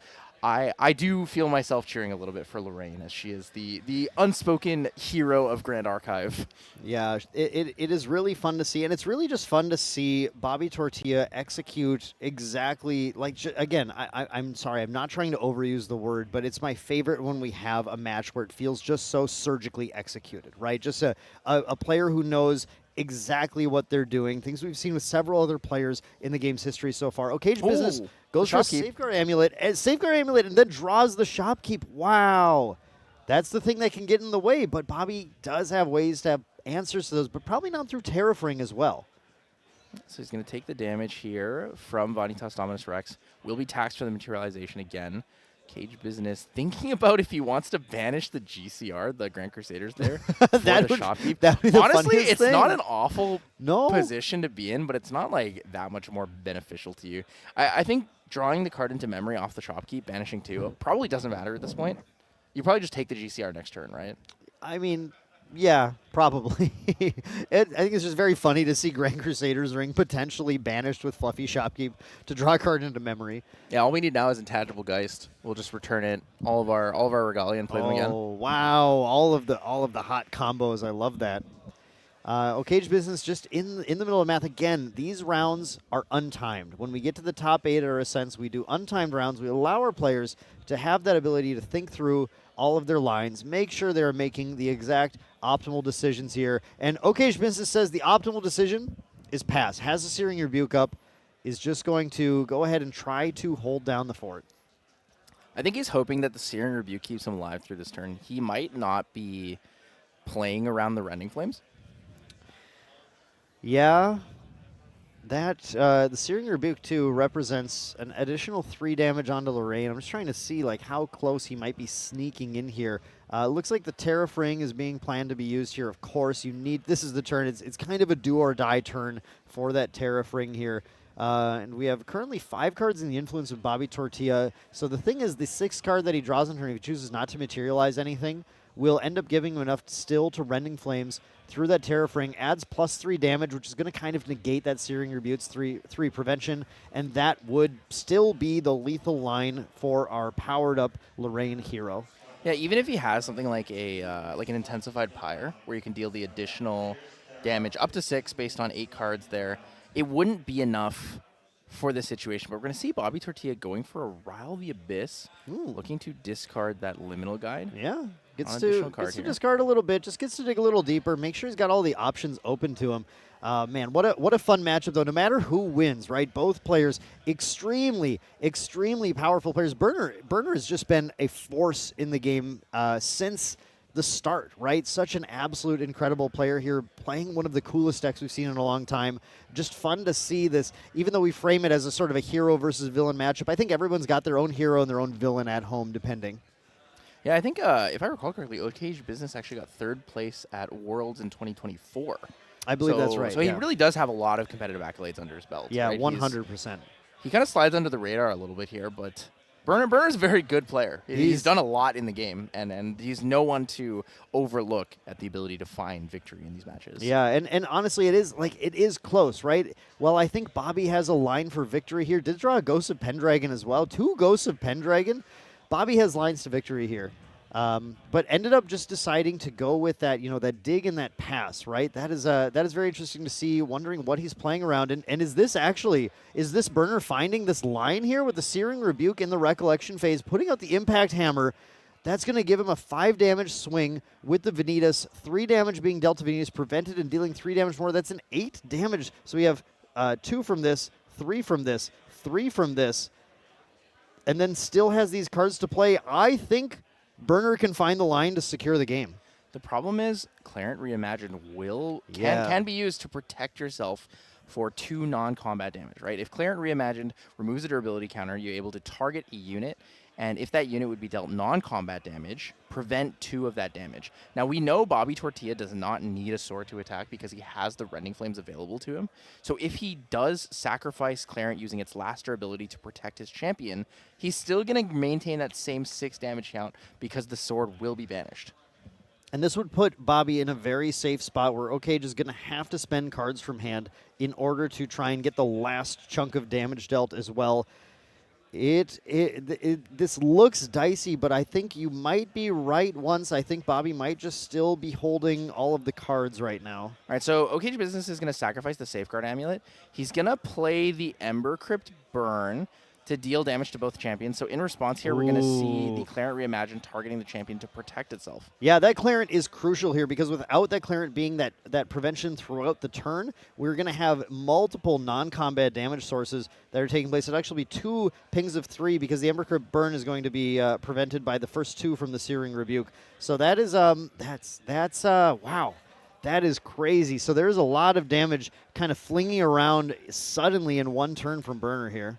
Burner really executed this comeback really, really well. I'm not positive it'll be enough at this point, but I don't know many other players that could have found this kind of crazy line to get all that damage dealt.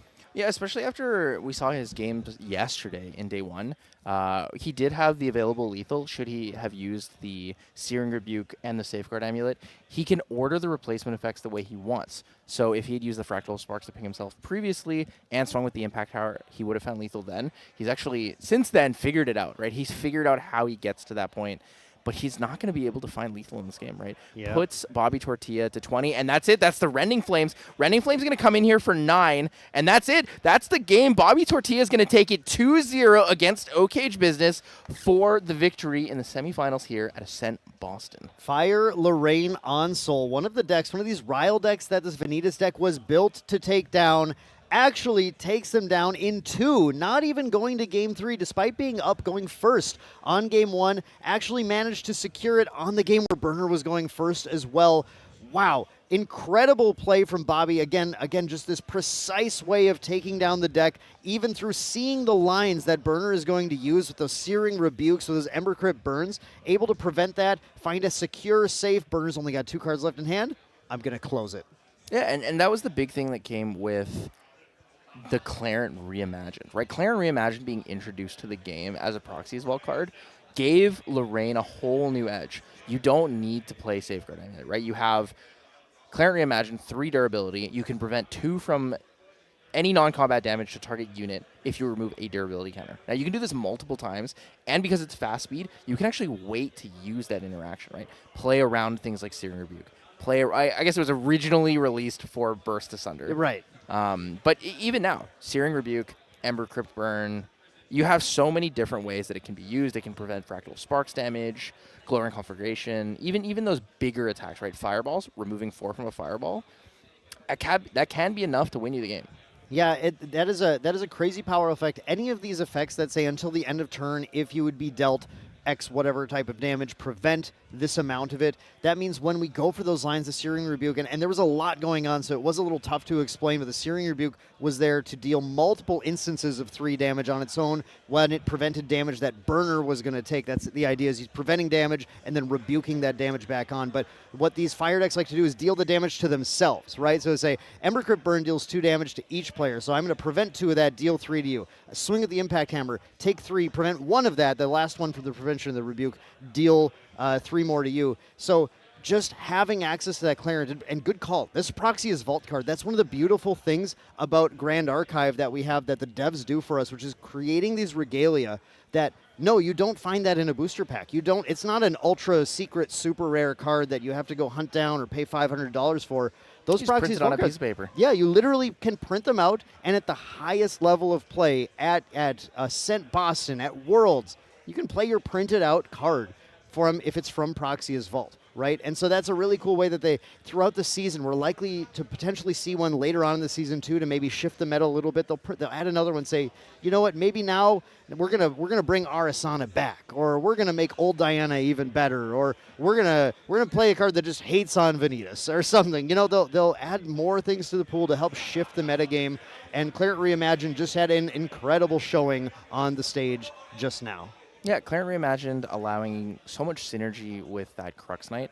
Since you want to banish swords, it's a faster way to get there, right? It even works well with Spirit Ruler when you're looking to have a sword and banishment, and then when you level up to level 3 Spirit Ruler, you're able to return a 1-cost or lower sword. So there's good value overall when it comes to looking at the different types of combinations you can use with these Proxy Evolve cards. But the main focus of the Proxy Evolve is that it allows champions who are underutilized or champions who lack a significant piece of the puzzle, I guess, for them to have those kind of options, right? Yeah, exactly. It's a way of just influencing the metagame just slightly, saying, yeah, man, Tenoris just still isn't really working. Let's try and add, what I don't know, maybe at some point he'll have 3 or 4 Proxies Vault cards, and then maybe he'll be able to take an Ascent or something. But, it's just the way of just kind of pushing a few extra tools, one extra tool here or there, to allow players to explore different strategies in the metagame, keep things fresh, keep things exciting,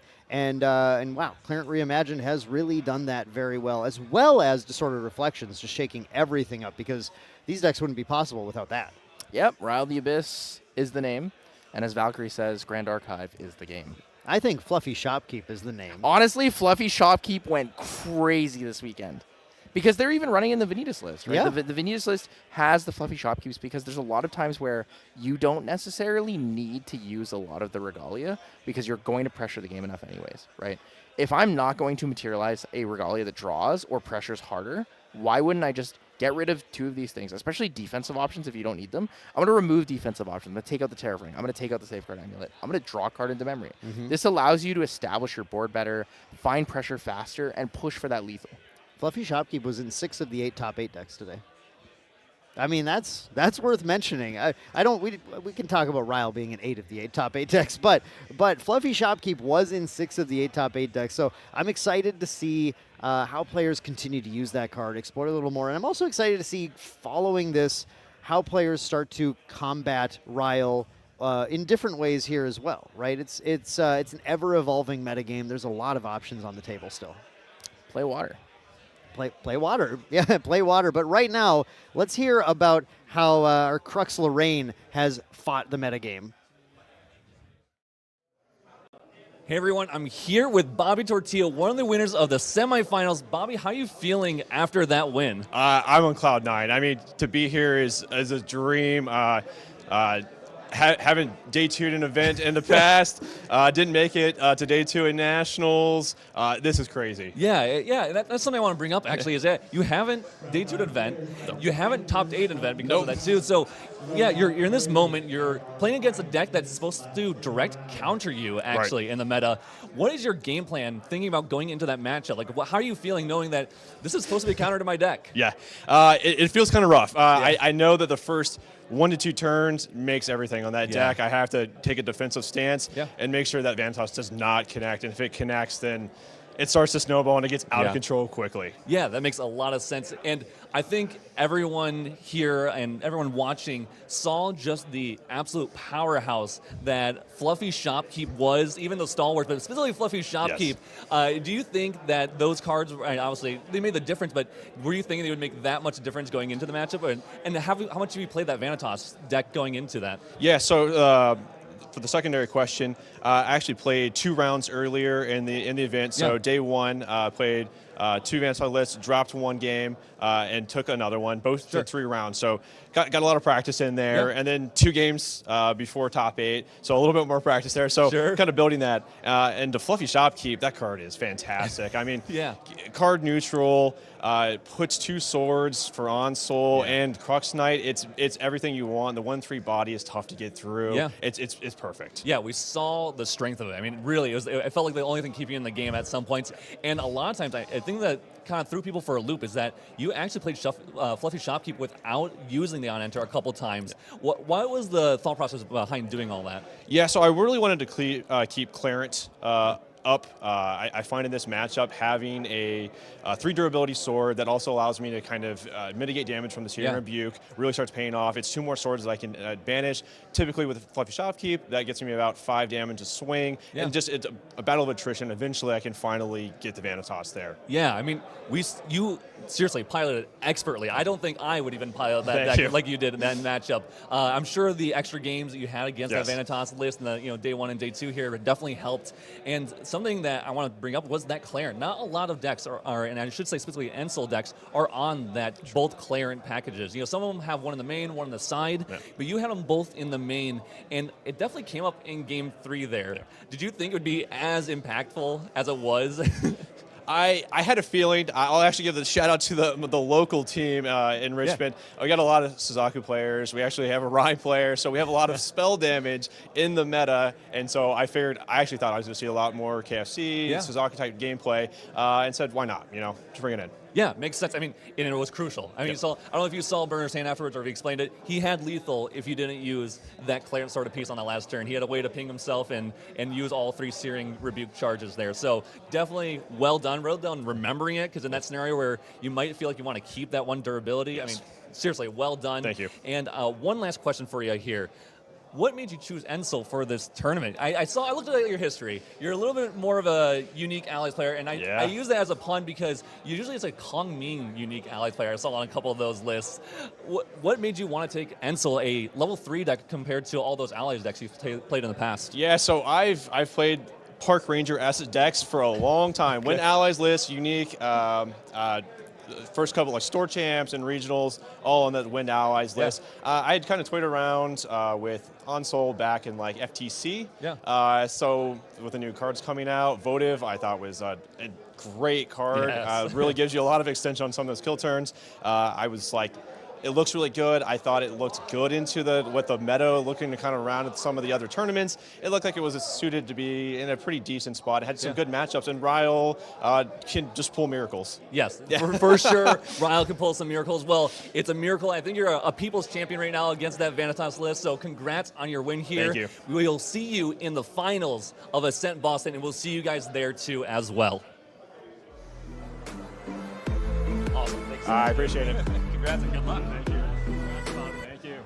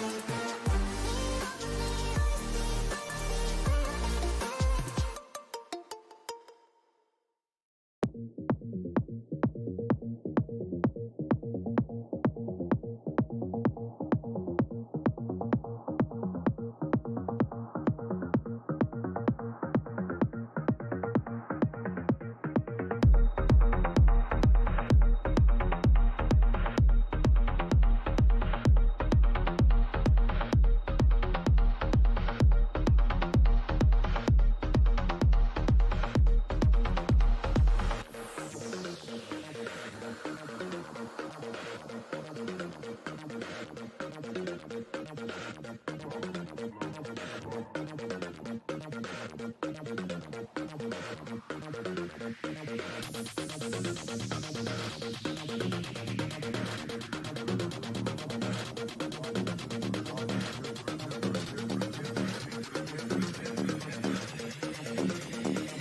for the gossip. Blah, blah.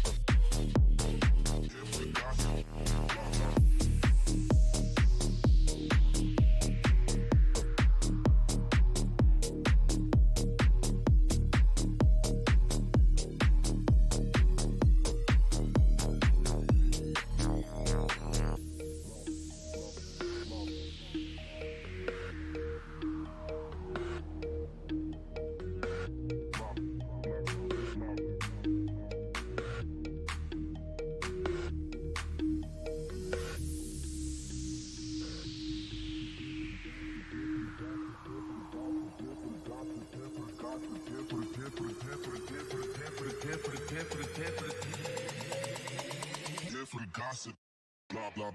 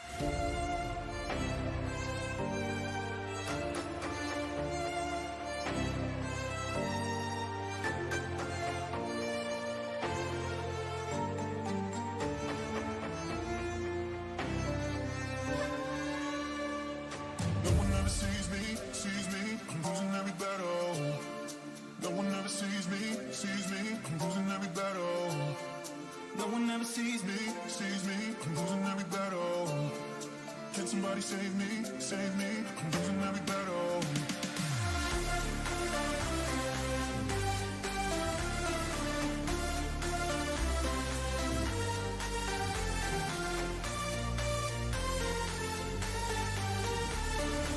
Somebody save me, save me.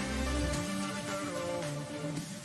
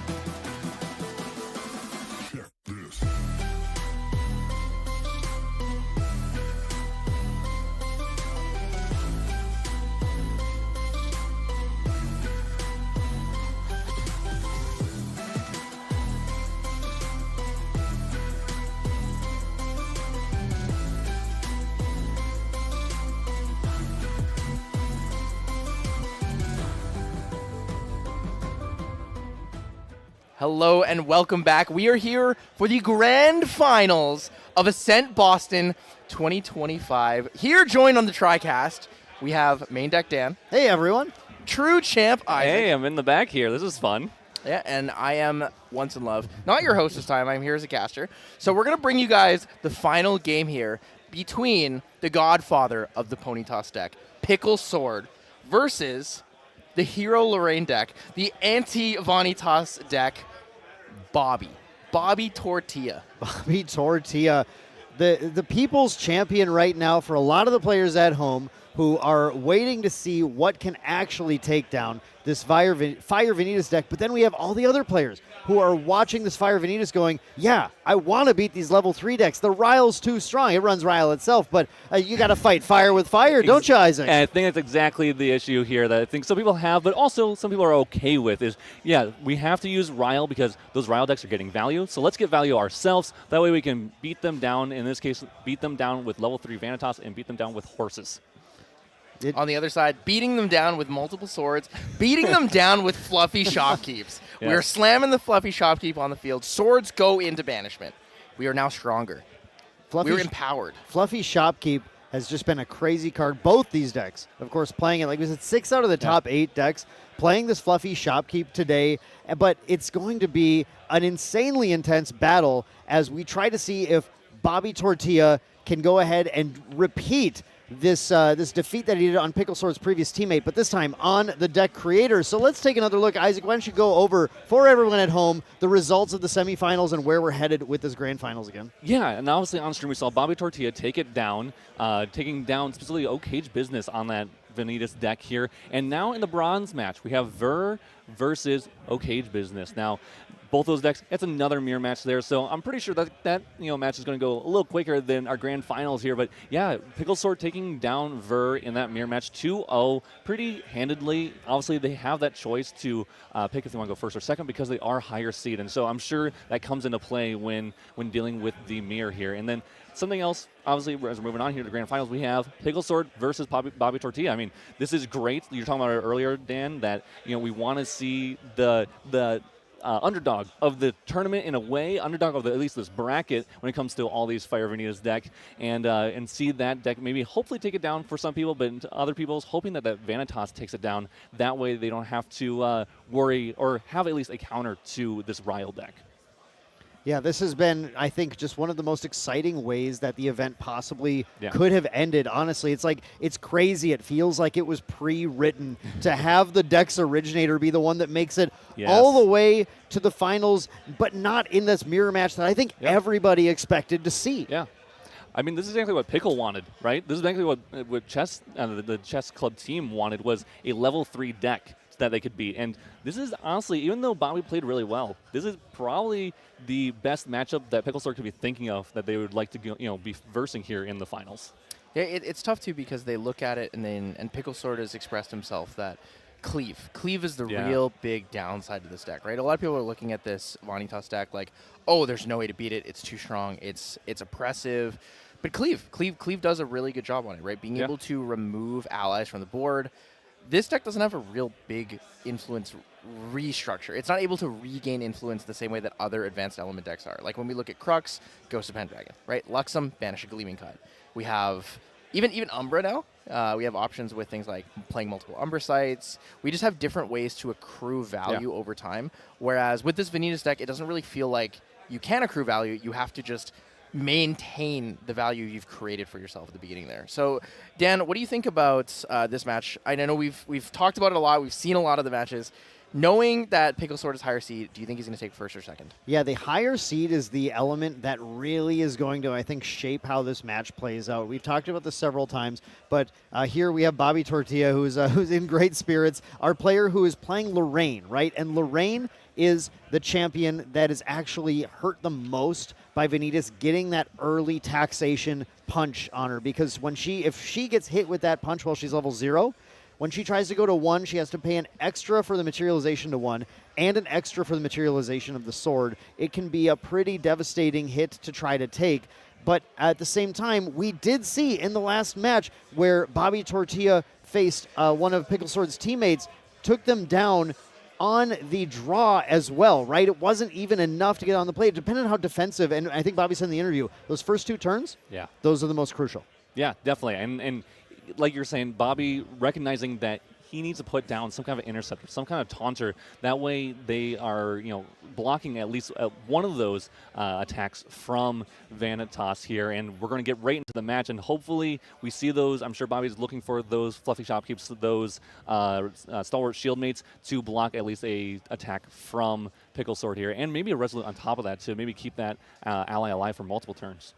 Pickle Sword, not the greatest of openers, doesn't have the Rattle the Abyss or the Creative Shock, but does have the double dungeon guide available to him. It's not the most ideal, but Fluffy Shopkeep is a good way to kind of start that influence. It is another card that allows you to go influence neutral, right? That's the big play that we're looking for on the Venitas deck. First turn, whether it's neutral with Creative Shock or Rattle the Abyss, he also has the ability to go neutral with the Fluffy Shopkeep here.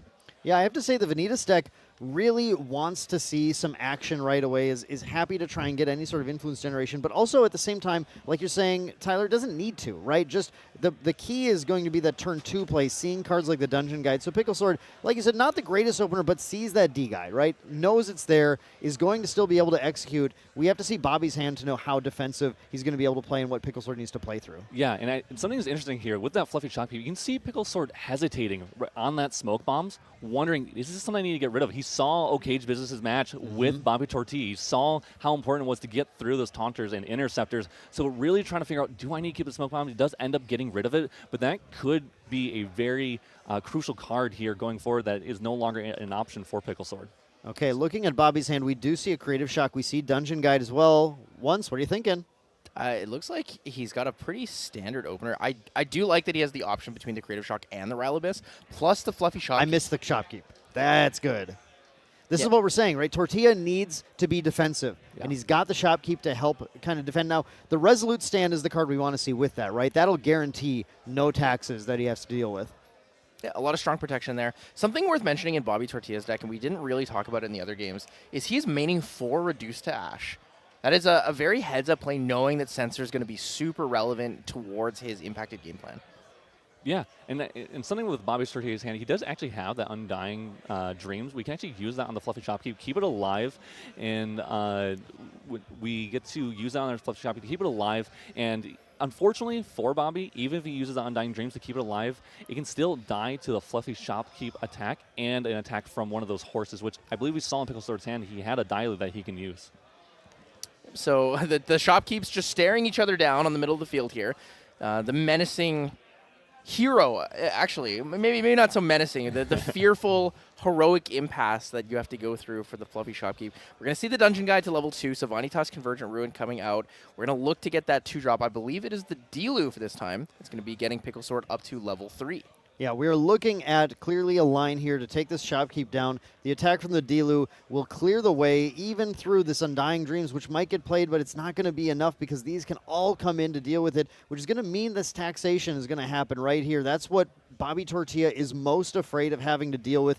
Wishes that if that opener again were Resolute Stand, you play the Resolute Stand on the Fluffy Shopkeep, and suddenly there's no chance it can die this turn, but we're not going to get that. Yeah, and it's kind of interesting. In Bobby Tortilla's hand, we actually saw in memory a Cremation Ritual. And going second, he would have had the option to actually Cremation Ritual this Fluffy Shopkeep, and he could have had the idea of maybe keeping it alive, or sorry, using that Cremation Ritual on the Fluffy Shopkeep instead of keeping it alive, because he saw that Pickle Sword has his own Shopkeep, right? And so thinking, all right, if he has that Shopkeep, all he's going to need is one of those horses, and it's going to kill off even through this Undying Dream. So we're kind of at an awkward point here. And yep, Bobby recognizing, hey, I'm not going to use that Undying Dreams. Instead, I'm just going to let this Fluffy Shopkeep die, and then I'm going to have to figure out another route here for me. Yeah, so he had the option to do a lot of things with that turn, right? We talked about the Cremation Ritual, but the Creative Shock and the Rile the Abyss were both available in hand. We know he has the Undying Dreams. If he had played the Rile the Abyss, he could have drawn a card, discarded the Undying Dreams. If he got another card off, that could have +1 from a Liminal Guide or something else. It would have allowed him to play both of these things in the same turn. definitely would have been hands down, so would not have been able to bluff the Resolute stand. But I don't think Pickle Sword is worried about the bluffs. He's going to face check everything, right, Dan? Yeah, 100%. Pickle Sword knows exactly what the issues are, and he's going to make sure that Bobby has them, and if he doesn't, he's going to get that advantage. Right now, we did see the hit from the Venitas coming in, which means that this material deck is all going to be +1 to materialize. And what we saw in the previous game, actually, the very last game, the second game against Burner, Bobby Tortilla, when he got hit by that, just skipped materialize on turn 2. Absolutely crazy. But yeah, and that's the foresight from Bobby Tortilla. Like, understanding the matchup, I mean, he understands it really, really well. He got to play it in day 1 a little bit. He got to play it mainly in day 2, and he's talking about how this deck that he had no clue was going to be here. He's starting to learn it, and we saw how well he learned it last match here with Burner. But in this match, he's definitely going to be trying to figure out what he wants to do. It is going to be that Lorraine materialization. Wow. And this is really hard. This is so much influence to lose here. It's a really, really tough one. So like we talked about, Vanitas Dominus Rex does, on champion hit, increase the materialization cost by 1.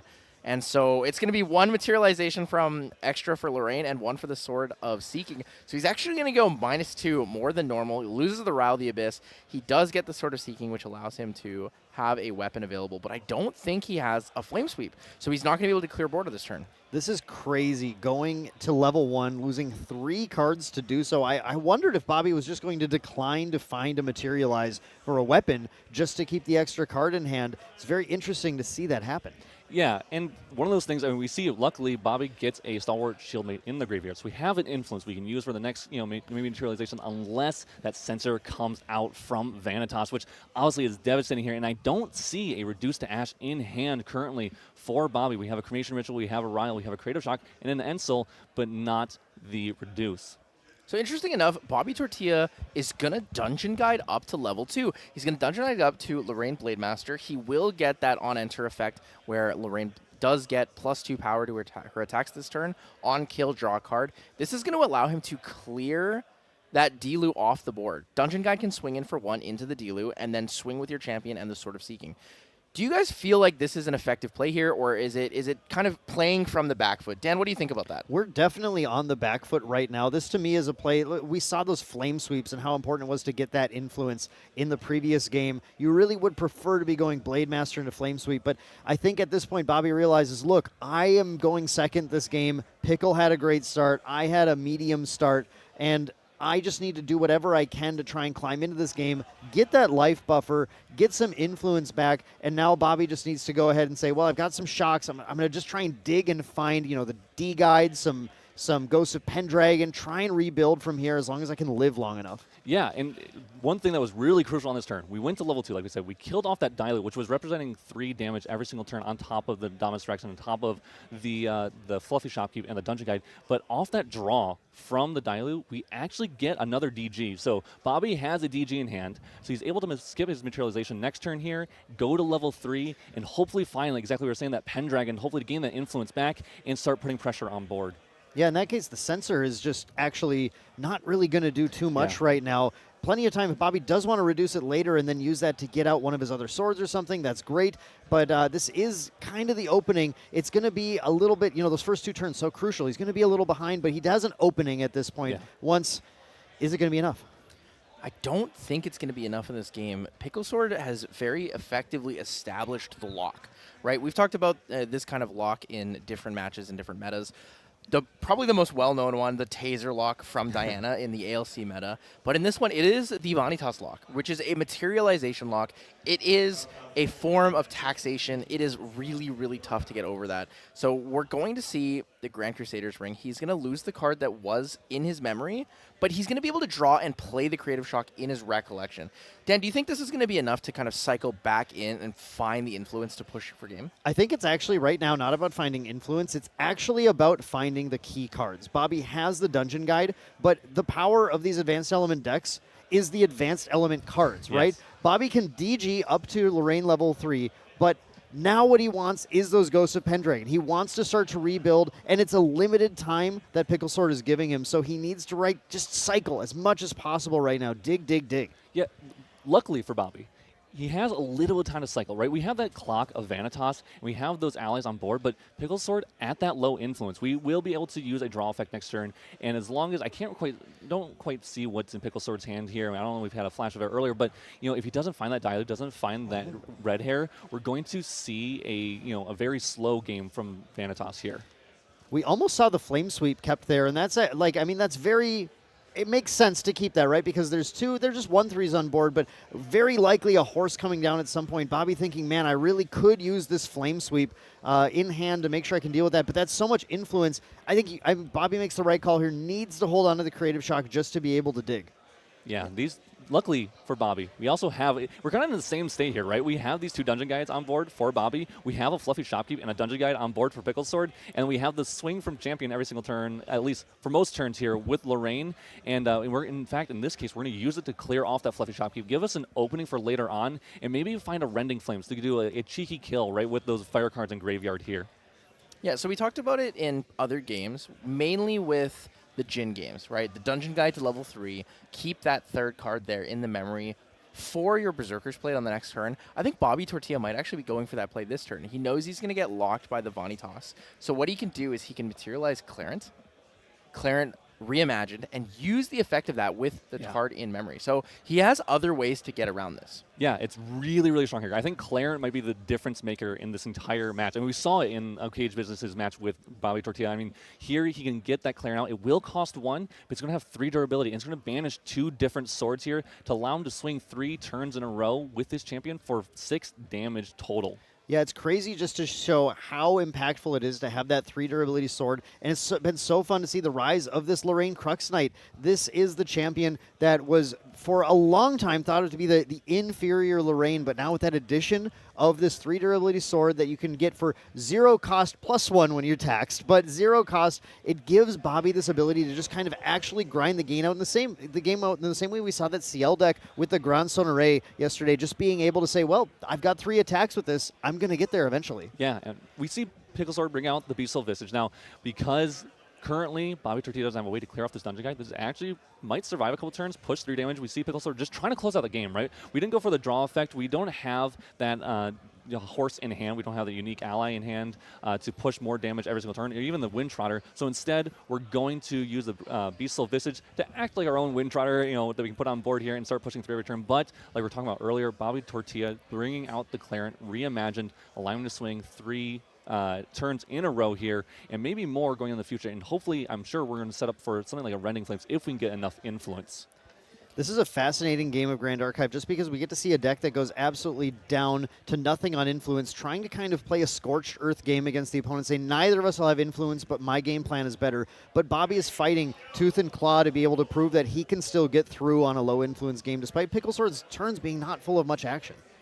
Yeah, like you said, War of Attrition, it's a very long, drawn-out match, and that's not a good draw for Pickle Sword. He's going to get the Beseech the Winds. At this point in the game, Beseech the Winds is just a dead card. It doesn't activate anything relevant for you. You don't materialize anything that makes a significant impact. He's just going to be swinging in for that 3 every single turn.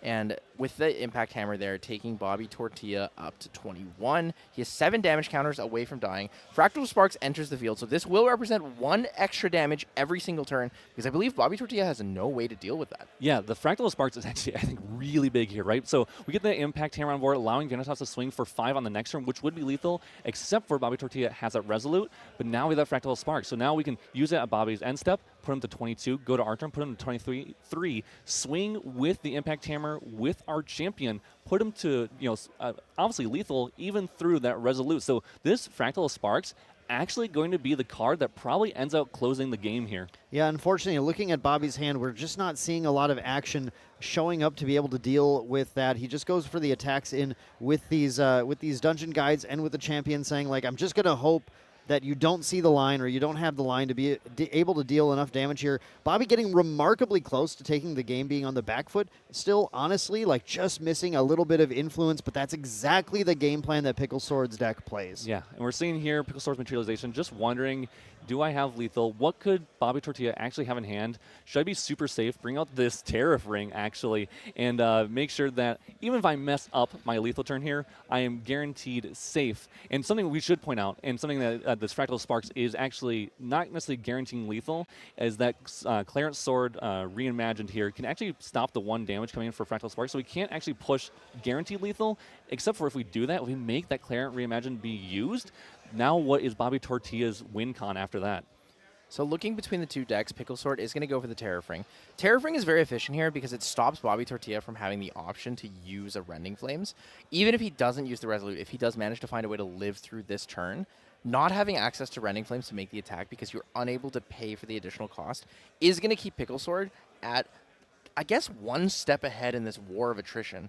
So Dan, the Resolute Stand just comes out. Here it is, the alternate cost. It's going to stop the damage coming in from Venitas. He's going to take 2 from the Impact, or for 3 from the Impact Hammer, so 2 into Bobby Tortilla. Will still get that on-champion hit effect, but not finding lethal anymore. Right? Yeah, this is a very tight situation to be in. Bobby is forced to use this Resolute Stand just to survive and desperately wants to not have to use the Clarent Reimagine. Looking at the board, it's +5 damage right here, 1 damage from this, and then 2 from here. So we're looking at a total of just shy of the 10 damage required with the 8 damage. Well, actually, I'm sorry, but the 3 damage. Hang on, but the 3 damage from the Impact Hammer, the Tariff Ring is the thing that'll stand in the way, but Bobby's going to still have 2 cards in hand going into this turn, won't he? Yeah, have 2 cards. Unfortunately, do not get the draw for turn, and so we can only swing with one thing. We can swing with 1 ally, we can swing with 1 champion. Yep, that's it. The Tariff Ring is what saves him here. The +2 costs +2 to swing with everything this turn. So attacks with Dungeon Guide costs 2, attacks with your champion with your Clarent costs 2, and that's just not going to quite get there. I think Bobby needs to basically have draw another Resolute Stand this turn, but he doesn't get to draw. He doesn't get to draw. We have to, Pickle Sword here, forcing him to use the Clarent Reimagined active ability and getting rid of that sword, which was Bobby Tortilla's win con here. And now, as we just passed to Pickle Sword's turn, that Fractal is going to restand, and we just ping the enemy champion for 1. And also, I guess on top of that, we have the Ember Crypt Burn in hand this entire time to deal 2. The Ember Crypt Burn at the end of Bobby's turn, now that, we're safe from killing ourselves with it accidentally. We're able to not take the damage from the swing from Lorraine here, and that means that Pickle Sword just goes for the damage, 3 damage attack, and then Pickle Sword takes game 1 in our 3-game grand finals set. Venitas up a game. Bobby Tortilla, for some people, the people's champion, going into game 2, needs to pick up a win to go to game 3. Yeah, and Bobby Tortilla, I think we saw it in game 2 against Burner here, against, O'Cage Business on that Vanitas list. Trying to figure out what should you side in, right? You guys were talking about maybe bringing in the Annul spells, maybe bringing in that Crystallized Destiny, maybe also bringing in that another Resolute Stand. But at the end of the day, it's just going to be kind of hard for Bobby Tortilla to come back out of this. Now, luckily, the crucial thing about game 2 here is that Bobby Tortilla gets to go first, gets to choose to go first against this Vanitas list, which might be the all-deciding factor in this matchup. So it looks like Pickle Sword's actually siding out the Verruckin Acolytes from his deck. Doesn't see the value in breaking that sort of seeking. I did have a quick chat with the other Chess Club members, and they mentioned Volda is never something you take out against the Resolute decks, right? Because Volda enables you to kill the Fluffy Shopkeep should they use the Resolute. It's just another counterplay option. But Verruckin Acolyte, while it does clear, it is a 3-drop instead of being a 2-cost. It does impact the way that the deck plays in its original play pattern on the first 3 turns. It also is, of all your drops that you're trying to place the turn you're leveling, it's the most vulnerable, right? It's the one that even if there's a Fluffy Shopkeep in the way you're trying to get rid of, can just be killed on the Retaliate from the Shopkeep, which lowers a lot of your kind of pressure on that second turn. That next turn when we watch the Lorraine player, we watch Bobby Tortilla say, okay, well, you did your level up turn, now I have to try and respond and stem the bleeding a little bit. And Verruckin it makes sense. That's a very sensible card to pull out. Yeah, and like you're saying, it makes sense here. And one thing you did mention was that Fluffy Shopkeep. I think, again, we talked about this a lot. I mean, this matchup, last matchup, but it really is important. Seeing that fluffy shopkeep for Bobby Tortilla, right? Seeing an early one, possibly a stalwart alongside it, would probably honestly mean game here for Bobby. I mean, just the first couple 2 turns, right? We were talking about that our line. So if Bobby can get that on turn 1, play it onto board, play a stalwart alongside it to keep it protected, or also just have more blockers in the way for against Pickle Sword, against that Vanitas list, I think we're going to be sitting really, really nicely for him. The advantage is really in Bobby's court this game, though. Getting to go first means it's going to be impossible for Pickle Sword to tax him out of his level 1. Yes. And that is going to be the huge thing. I think what we're looking for going into this match, and I want both of your opinions on what these players want to see, but I think Bobby is looking to just get like a really good rile off right away. Yeah, so we talk about this influence game, right? Both players generally get to level 3 with fairly low influence. Due to the taxation, it's very difficult to regain that influence, especially since Pickle Sword will eventually play that sensor. In this situation, Isaac, I need to know, would you consider taking out Ansel? I would.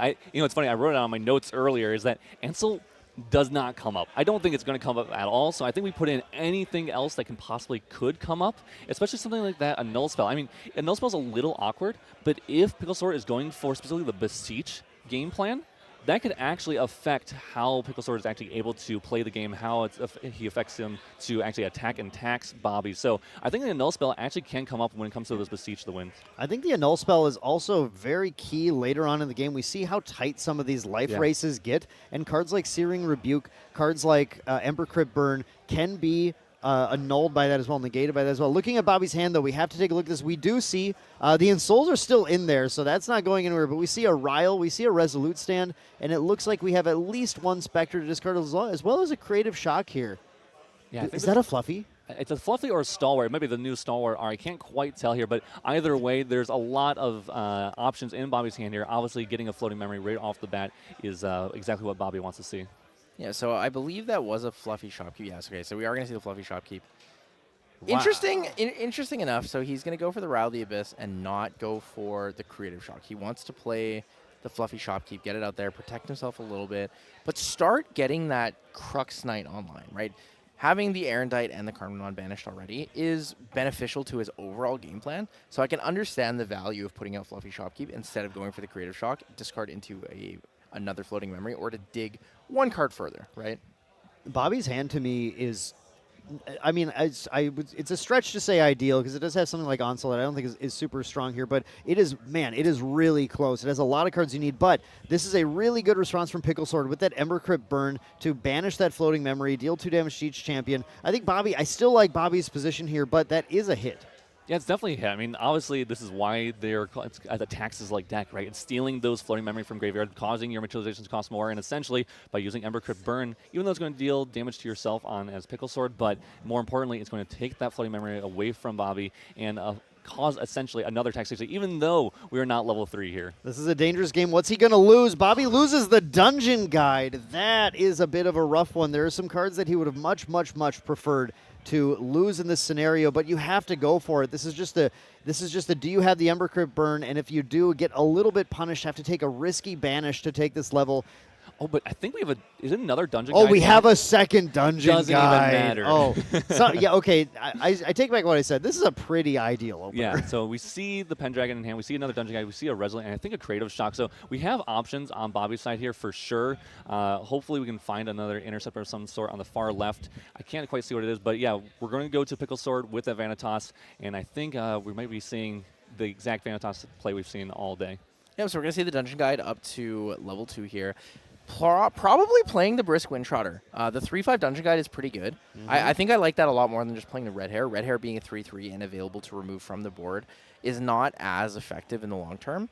But when it comes to Bobby Tortilla's hand, knowing that Pickle Sword is going to go up to level 1 Vanitas, then 2, then activate 3, I feel like going for like holding on to that Creative Shock for this turn is more effective because you know the sensor's not coming out, right? Yeah, I mean, I think we see Bobby thinking right here, that Resolute. Do I play Resolute on that Fluffy Shopkeep? We've seen him do it before. That keeps it alive for this whole turn. It means I'm not going to get taxed. Yes, it is essentially the same, right? Because you're losing a card from hand that doesn't replace itself, and you would lose a card additional when glowing up, or sorry, when leveling up into level 2 Lorraine, if I got hit by that level 3 Vanitas. But in this case, might as well keep it alive because it could honestly end up being better in the long run, right? We see the DG on board, we see the Brisk Windtrotter on board, that DG representing as a 3-5, and I mean, honestly, Bobby's in a really good spot here. Bobby had to make a really key choice here. The creative shock that he chose to play first is this gamble where if he doesn't find floating memory and then he still wants to play his Resolute Stand, he's gambling once again that entire hand, potentially losing something important when he goes to this level here, when he could have controlled a little bit more just by straight playing the Resolute Stand. But that creative shock had that potential, right, to find that floating memory and to give him another chance to try and accrue extra value when he goes to this level 2 here. But he had to do it. Yeah, and that's the thing. It's a little scary, though. We saw that Dungeon Guide get banished on level 1 materialization. Now we might see the same thing here, right? We have that level 2, or sorry, that Dungeon Guide in memory here. In level 2 Lorraine, it's going to take 2 cards. It's going to take that 1 floating memory, and it's going to take 1 from memory here. And if we lose that Dungeon Guide, we might not be in a really great position going forward. But I wonder if this is the risk. He said, if I don't find the float, or maybe I was planning to do this anyway, I'm just going to go for, okay, I was going to say maybe I'm just going to go for like a ring or something and try and get some cards back. But we have to go to this Blade Master. And I think Bobby is right now just praying, we're going to lose 2 cards. Please don't hit the Dungeon Guide. Yeah, don't lose the Dungeon Guide, and preferably don't lose the Pendragon here.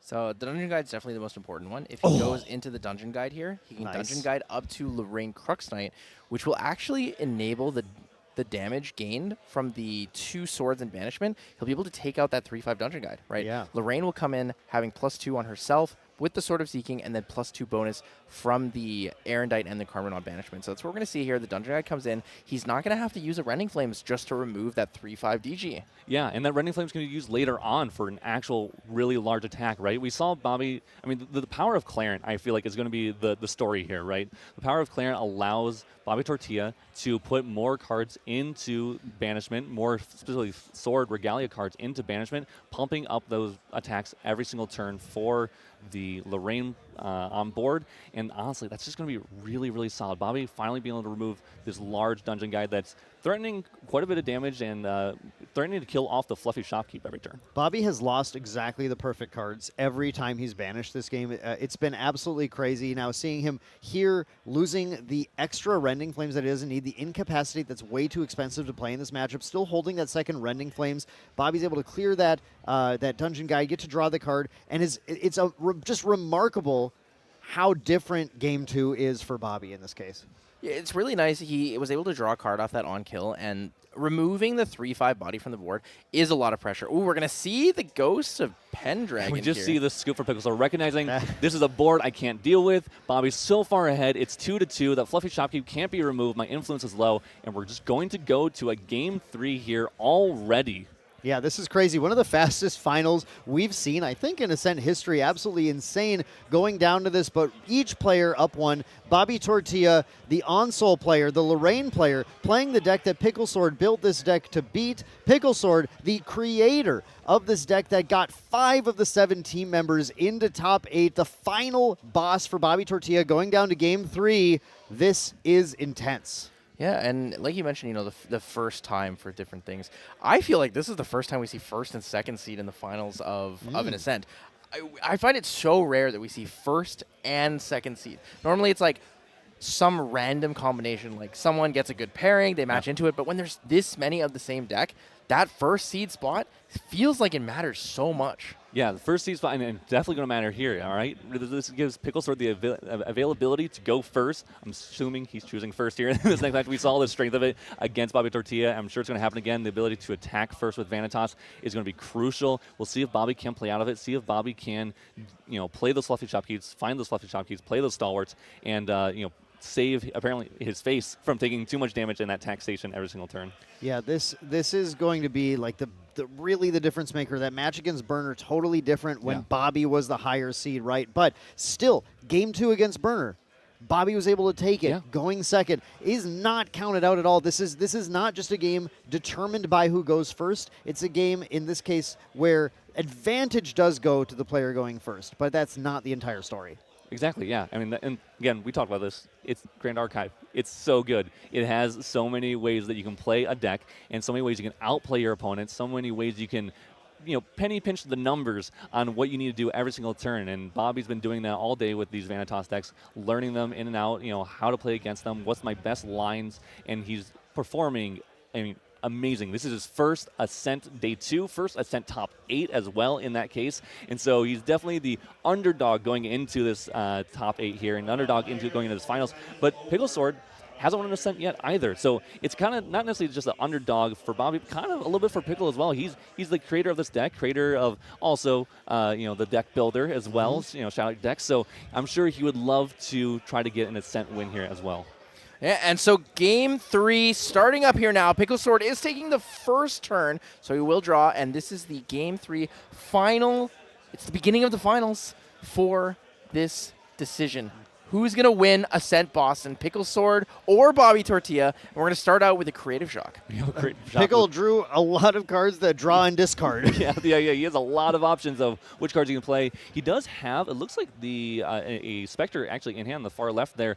And so it's interesting not to use the Ryle of the Abyss here with that Creative Shock. I wonder what, or instead of Creative Shock. So I wonder if there's a specific reason, and maybe that just comes down to testing what they've done in the past. And maybe we just want to use that Ryle later on just to cycle and draw cards. Or it might not matter because Pickle Sword has one game plan. Here's Bobby's hand. Let's take a look at what we see here. We see the Crux site. We do see a Creative Shock. That's nice to see. 2 Creative Shocks. Wait, is that 3? Triple Creative 3 Shock, creative. triple Ghosts of Pendragon. This is a weird hand, but it's the going to Stalwart. go. okay. Stalwart. Okay, that helps a ton.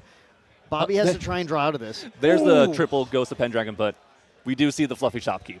The Shopkeep is nice. It's going to put a little bit more of a threat down here. Gets to pitch this the Stalwart Shieldmate. Now, we know that Pickle Sword really wants to level next turn. Not likely to go for the Sensor. Likely to leave that Stalwart there. We'll have to get through the Shopkeep as well now. Yeah, this fluffy Shopkeep, we've seen it before. We've seen it again.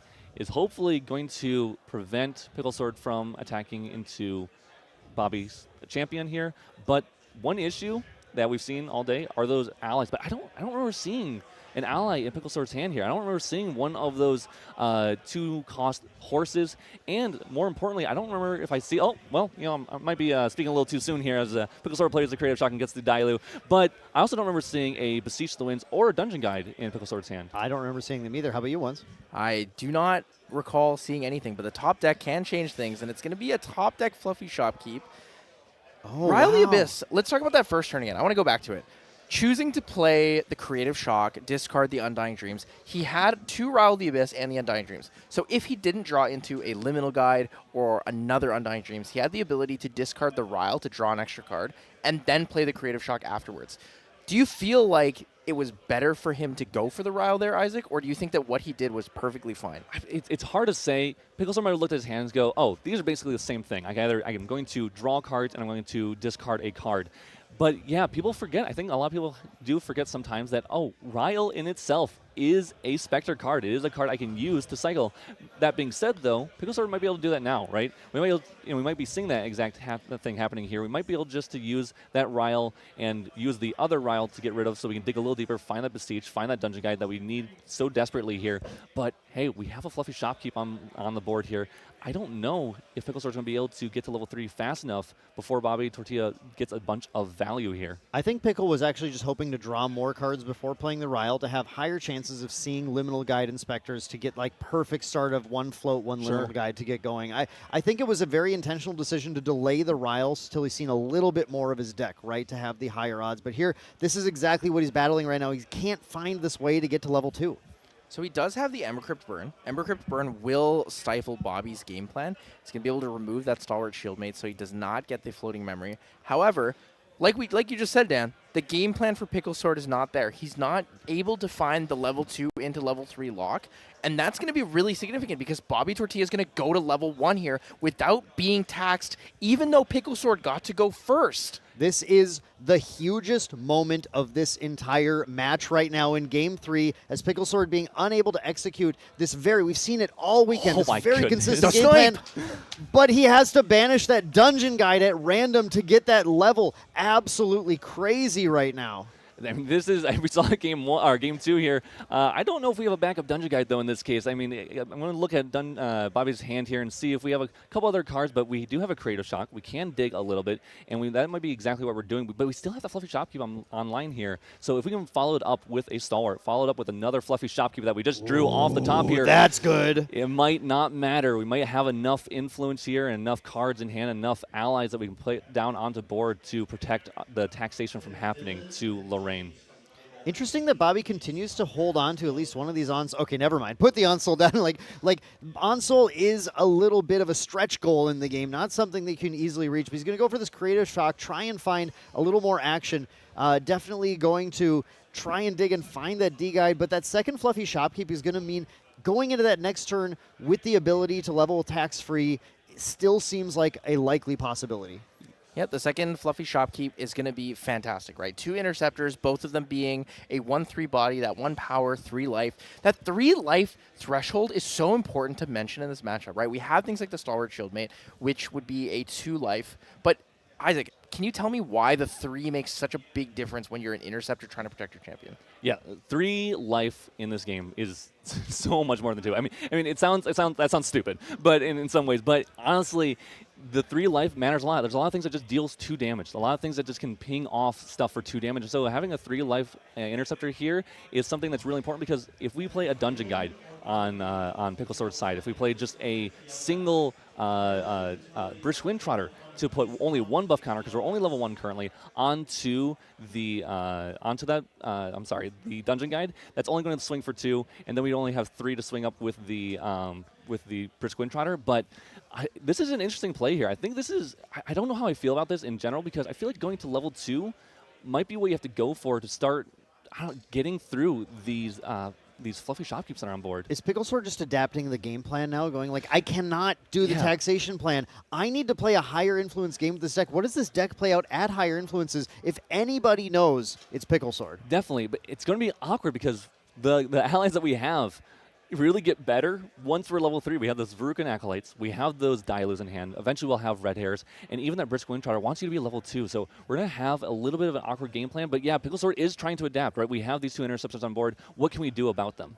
Yeah, so Pickle Sword chooses to just pass. Full grip, all the cards in hand available to him. Maybe seeing if he can bait Bobby Tortilla into swinging a little bit of damage. We're going to see Clarent Reimagined here materialize for Bobby Tortilla. So he has 4 swords in banishment. He's setting up for a fantastic Crux Knight turn. Losing that dungeon guide, though, may have changed Pickle's mindset and goal and approach to the rest of the game here, right? Bobby Tortilla doesn't quite have the push yet, but it looks like the Creative Shock. So it's going to come out. What do we see here off the top? Onsol and Float. I mean, Float's really nice here, right? We're going to get to go level 2, and even if Pickle Sword plays an ally, we can actually kill it off. But yeah, Pickle Sword playing Ryle, getting uses out of these Ryles he's had in his hand since turn 1 here, and hopefully digging a little deeper so that way we can actually go into our level 2. That Liminal Guide, it's not bad. Might be a game changer to put an ally on board. I think what we're seeing here is both players going, okay, we are going deep in influence, playing a deep influence game. Bobby, instead of choosing to level, is choosing to get that Clarent out. What that is doing right now is, 1, preserving influence for Bobby a little bit. 2, setting up a way to protect those Fluffy Shopkeeps from non-combat damage, which is another way to make sure they don't get cleared off the board. And 3 is also giving the opportunity to hold off on that level 2 Lorraine for when Pickle Sword does develop a board and can get a Flame Sweep for huge influence. So there's a couple things in this turn that are really, really impactful. So Liminal Guide, obviously a great body to have on the board, does let you draw a card from its effect.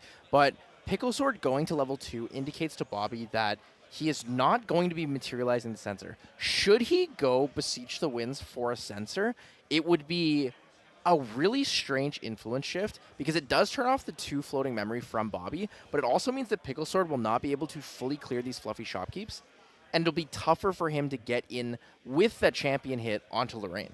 Yeah, this is I love what Pickle's doing, though. I mean, he's trying to build up a board. He recognizes I need to get multiple allies on the board here, clear these Fluffy Shopkeeps, give me the availability to start taxing my opponent, because honestly, and I think that's what we're seeing here, honestly. We're seeing probably I wouldn't be surprised if we see a Dilute follow-up, or perhaps an Embercrypt burn here. We have the Red Hair even in hand here, so we could put those down, go to level 3 here, kill off the Fluffy Shopkeep. Now, this Embercrypt burn doesn't deal damage to allies. It can only deal damage to the champion. So it's not going to do anything in terms of helping kill off that fluffy shopkeep. But we still have 3 cards in hand from Pickle Sword to be able to have the ability to play an ally, and this Ember Crypt Burn is going to give 1 more attack to the Vanitas, allowing it to get through like something like a Resolute stand here.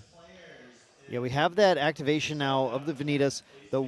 Just the 1 damage Wind Trotter on board still, though. Pickle Sword would need to follow it up with that red hair to get rid of the fluffy shopkeep. But Pickle Sword is certainly setting up at this point to be able to get a taxation pulled off on Bobby when he still hasn't gone for that level 2 Lorraine. But I think at this point, Bobby's influence is built enough where that Flame Sweep can come down. So he actually chose to swing the Vanitas Dominus Rex into the fluffy shopkeep to remove it from the field. Maybe he was just face-checking the Resolute stand, didn't want to try to force the push other way. Yeah, and I think, though, in Pickle Sword's hand, he has a Stifling Trap. So he's holding up the Stifling Trap just in case Bobby Tortilla tries to go into the DG game plan here. If he is able to find one and go, we're going to level 2 here. So if Bobby has finds one off the top here, which Pickle Sword doesn't know he doesn't have one here, right? He might be thinking, okay, he's just going to level 2 here and then going to go for that dungeon guide, but he doesn't have one. And so Pickle Sword making sure he can keep Bobby Tortilla at a low level here for as long as he can.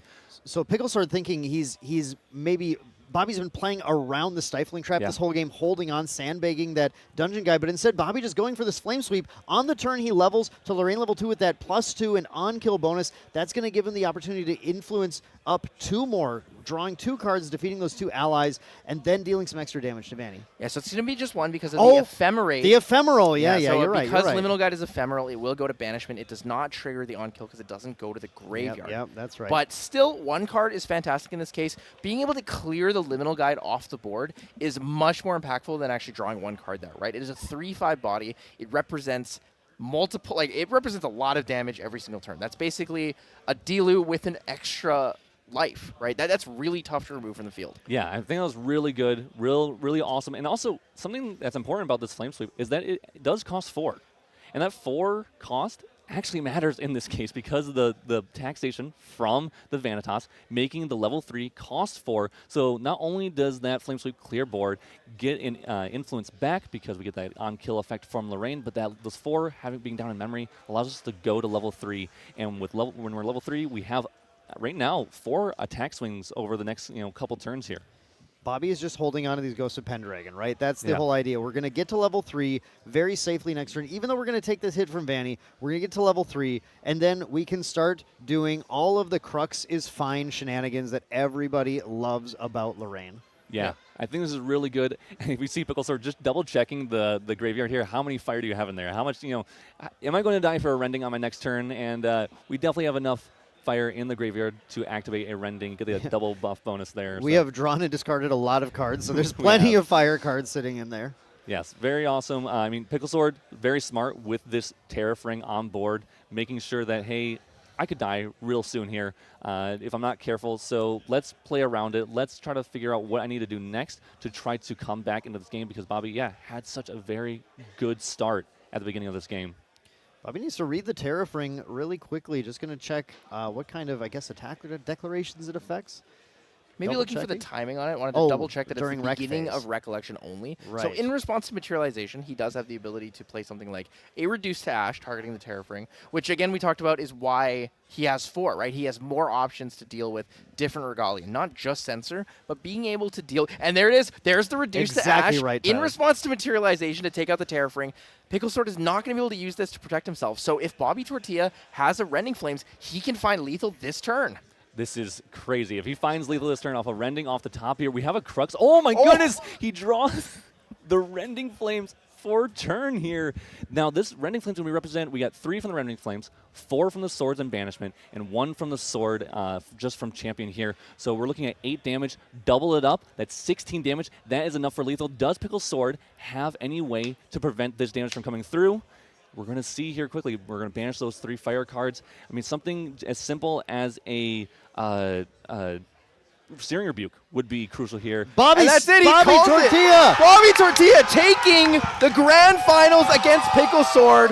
Lorraine beating the Vanitas deck, the boogeyman deck of the entire, what seems like tournament here. what a fantastic victory for Bobby Tortilla. His first time making it this far in Ascent, making it to the top 8, and now winning his place at the Gauntlet for Ascent or for Worlds 2026 in Singapore. Yes, that's so cool for Bobby. The first Gauntlet winner from an Ascent. I mean, this is crazy. You can see how happy the crowd is. You can see how happy his fans are for beating this Vanitas deck that was beating down all these level 3 decks throughout the entire tournament. Congrats to Bobby here. Bobby Tortilla with that Rending Flames off the top. That was absolutely crazy, but that's such a surgical play of that reduce to ash on that Tariff Ring. Just knew what his out was, found the out, managed to deal enough damage, and this was on the draw. Again, this was Pickle Sword as the top seed. Absolutely crazy. The crowd is going wild over the People's Champion, Bobby Tortilla, your Ascent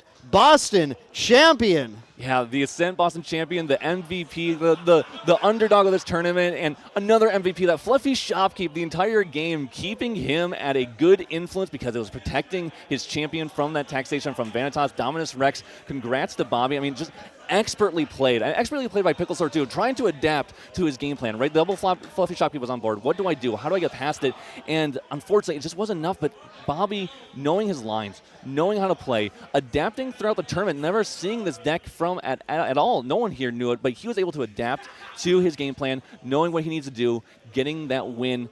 Congrats to him. This is nothing more than an anime protagonist moment. There's no other way to describe this. Bobby losing the first round of this deck, then going on to beat it 4 more times throughout the event, ultimately culminating in the final boss, the creator of the deck. But that said, this team went hard. Chess Club with this Fire Venitas deck caught everybody off guard. It only took a special person with the right cards, the right play, the right luck to be able to take it down. But absolutely phenomenal job from all of these players here. Incredible event that we had at Ascent Boston this weekend, Isaac. Yes, this was an amazing event. Amazing players. We've seen so many good players, and we see everyone so happy. His friends, his locals, everyone here.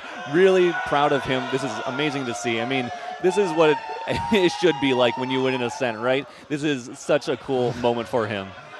Would Henke just run in and grab? What on earth just happened? Henke the Go running in there, but absolutely, yeah. Everybody's so excited for that anime protagonist moment. Absolutely crazy. We're going to head back right now. The camera's actually following us through. Head a bit to the backstage, a peek behind the curtain for the folks at home. But here, we're going to be tossing it over real shortly to Once in Love. Going to do this interview with the one and only Ascent Boston champion, Bobby Tortilla. Isaac, what do you think he's going to say? I think he's pretty happy about this. I think actually, I believe he has a flight to catch shortly here. So I think he's pretty happy about it, and we're going to hear him talk about it right here very shortly with Once Love. So we'll hit it on over to them and see what they have to say. Hello, I am joined here with the winner of Ascent Boston. How does it feel to beat the deck that felt like the boogeyman? I can't believe it. I can't believe it. It's been a crazy 2 days, and it just feels amazing. I can't describe the feeling. Yeah, it must be amazing. You know, we looked at your previous stats. You just came out of nowhere. Yep. You came out of nowhere and just appeared and took everyone by storm. For lack of a better way to say it, you swept the whole field. You playing Crux Knight Lorraine, you managed to get there. Didn't even quite need your on-souls in most of these games. Looking back at your whole event, how did you feel bringing this deck in before you started and now? After doing some testing here, it felt pretty good into testing. I thought it was well suited into what the other kind of metas have been looking at from the tournaments around the area. I did not expect to see the Vanitas list at all. I think that just having the defensive options for that list paid off tremendously. I think it was a nice fall into that, and it worked out. Yeah, it really did. There's a couple unique things in your list that I really liked. I really liked that you ran the 4 reduced to ash. You really went for the consistency on that. Yeah. Outside of Sensor, was there anything else? Obviously, maybe the Tariff Ring was a big factor for you. Yeah. Surprisingly, reduce usually finds a target every game. I was playing 3-up for a long time. I find that having the sensor on and not being able to find the reduce was really impacting my play. If it's not, it's hitting, a dagger or impact hammer. So there's always something that it'll hit. Otherwise, I'm just throwing it away. So the 4 reduce, the consistency is great. It's dying. All right. Just explain that again. Yep. Yeah, so the forward reduced really felt great for consistency. Even if it's not hitting the sensor, which is that's what it's there for. Having the ability to hit impact hammers, daggers, that sort of thing, it always finds a target somewhere. So it's a really versatile card. If not, just toss it away, right? There's a lot of filter on the deck. Yeah, and a lot of filter you had. So looking at, I guess, the other things in your deck, why the 2 Cruxites? I know a lot of people have been kind of foregoing the Cruxites in recent times. Why did you feel like those Cruxites were important in your deck? I wanted to have additional resources if, on-soul gets incapped, you bring back a Pendragon, or at worst, just kind of filter. That's what it's just the 2 of, not committing too many deck slots for it, just making sure that I have something there if I need it. It hit a couple times this weekend, but not too much. It's just there as kind of like a flex spot. Yeah. So your deck did great. You did great. Congratulations again. How does it feel knowing that you have won the very first gauntlet spot from an Ascent? Absolutely crazy. I'm looking forward to it. I've never been to Singapore, so I'm ready. It sounds great. Yeah, well, Singapore is fantastic. The players there are very skilled. Apex Players Guild, those guys are good. So it'll be really exciting to see you make it through that journey there. Are there any other Ascents you're planning to go to this year? I wasn't, but maybe I should start looking. Who knows? We'll see. Time will tell. Time will tell. So I have another question for you, and I like to ask this to all my interviewers, especially those who do really well in a deck. Is this your favorite deck, or is this just the deck that you like playing right now? So I kind of talked about it a little bit last round. I was a big-time Park Ranger player, a lot of regional events, so playing Diana Unique Allies for a while. I think kind of coming into the Genbu era, wasn't really well suited to play there, so I've kind of swapped out. I've played a couple things. I actually went to Umbro Diana at one point of this season, and I just didn't feel like it could make the distance. So swapping to Onsol was kind of a last minute in the last two weeks kind of training there, and so I'm glad I did. So no, not really. This is I played it probably back FTC era. Onsol played around it there, and finally just coming back around to it now. Yeah. So looking at that match, you were a lower seed, so you didn't get to choose first or second, but you managed to win 2-0, right? That's huge. It is huge. Going second in this matchup is extremely tough. If Venitas can get to 3 and lock you at 1, I think you saw the match having to go to Lorraine 1 and paying an additional 1 for the sword.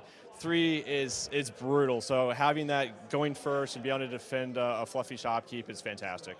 Yeah, the Resolute stands really being in your favor there. Yes. The last game, though, you had some crazy top decks. We were talking about it on stream. We're like, oh, the Reduced to Ash comes out, so the Terrafring is there. Yep. He's going to play that kind of setup. And then top deck the Rending, and that's lethal right there. When you drew that Rending Flames, can you explain to me the feelings that you had in that moment? Over the moon. It was crazy to find the one piece you needed. I was thinking I'm going to play this for the long game. I've got the Ghost in hand. I'm going to make some incremental value plays and make it out. But seeing the Rending Flames, knowing that this is just going to end the game, crazy. Yeah, absolutely crazy it is. Again, congratulations on winning Ascent Boston. Guys, this is the winner here. Please, everyone give a round of applause to him. You're wonderful. Your gameplay was great, and it was a wonderful story to see you top over all of these Venitas. So, guys, thank you so much for joining us today here. We will be back in 20 minutes with the closing ceremony, and we'll see you guys soon. Thanks so much.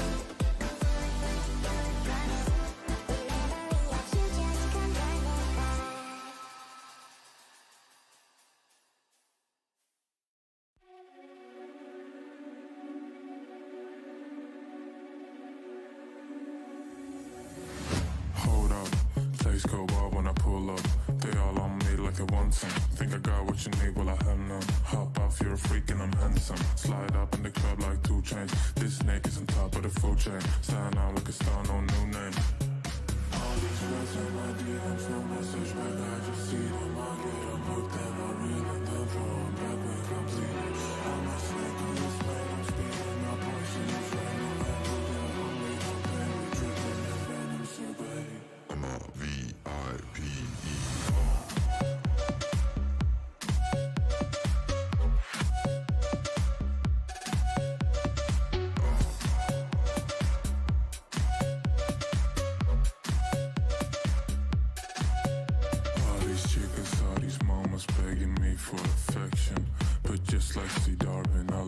Natural selection, never hugs or connections. I just constrict and reject them. I make my snake hole transactions, eject my papers and stack them. All these words in my DMs, no message back, I just see them. I get them hooked and I reel and then throw them back when completed. I'm a snake on this plane, I'm speeding my poison is raining. And we got hungry for pain, we dripping in venom, so babe, I'm a V-I-P-E.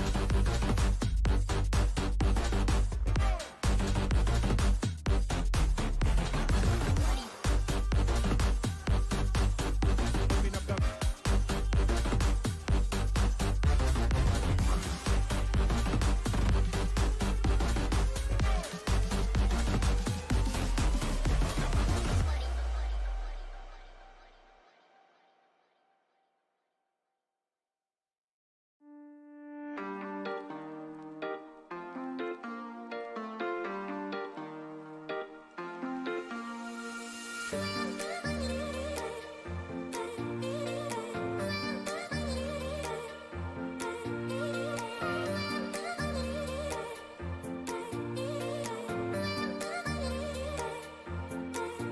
tired of waiting, waiting. I'm tired of waiting, waiting. I'm tired of waiting, waiting. So let's be crazy, crazy.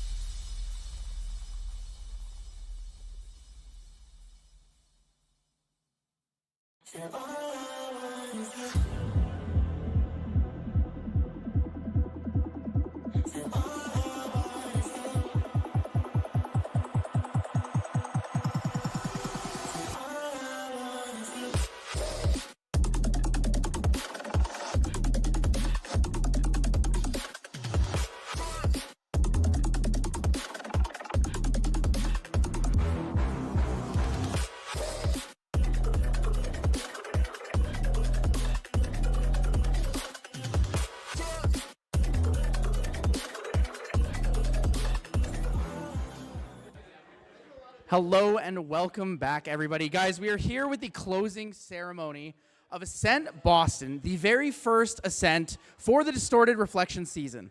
How are you guys feeling today? Did you guys enjoy the games? Is Crux fine still, guys? Are we okay with Crux?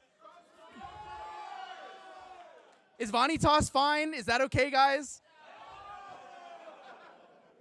Anyways, thank you guys so much for making this such a wonderful first Ascent of the season. A big shout out to all the judges in the room. Thank you guys so much for helping everyone. All of the volunteers.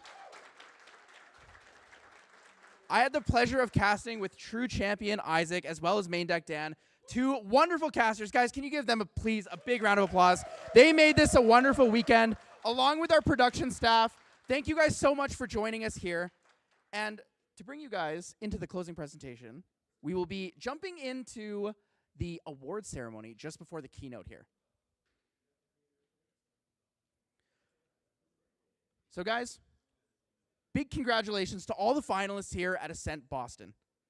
In 8th place, we have Sky Sama.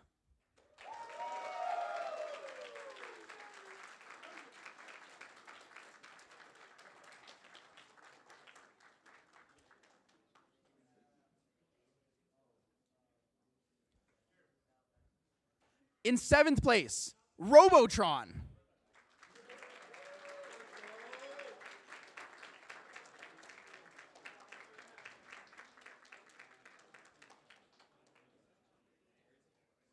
We seem to be missing Robotron. In 6th place, we have Zero TB.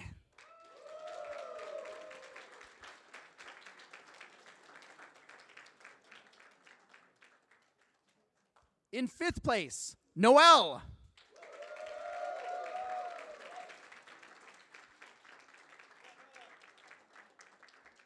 In 4th place, Ver.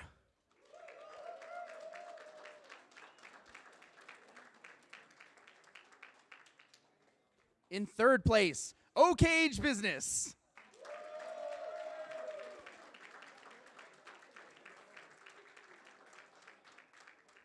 In 2nd place, the godfather of the pony toss deck, Pickle Sword.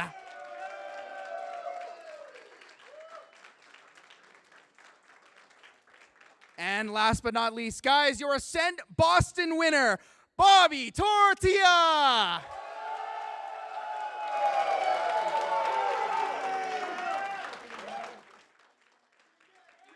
Give it up for Bobby Tortilla, everybody.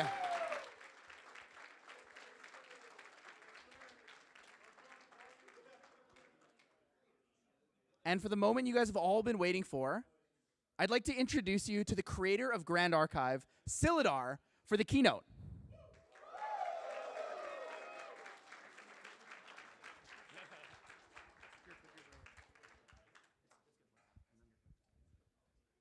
Hey guys.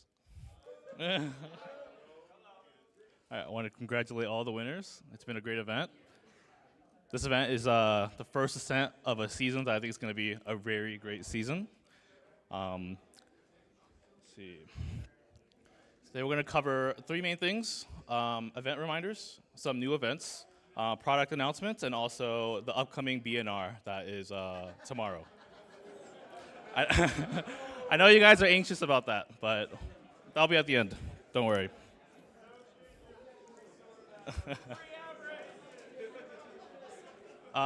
First, on September 13th, we have Ascent Taipei. Tickets are still on sale. We only have like 100 tickets left on this one, and it's capping at 700 players. It's going to be a very big event. Niagara is about 50% sold out. It's October 25th. Tickets are already on sale. Ascent Auckland is going to be October 31st, and tickets are going to go on sale on August 31st. And this one's going to be a 3-day Ascent with side events on day 1.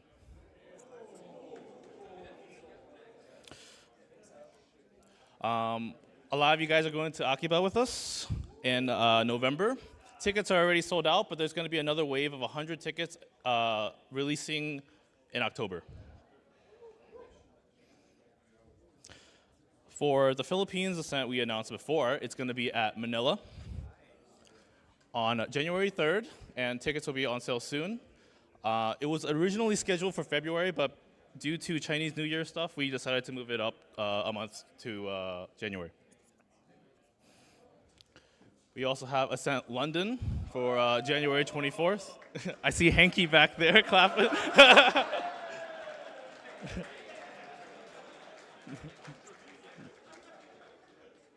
Tickets will be on sale soon. Ascent Los Angeles is going to be March 21st. Yeah, this one's going to have Path to Silver too. Thank you.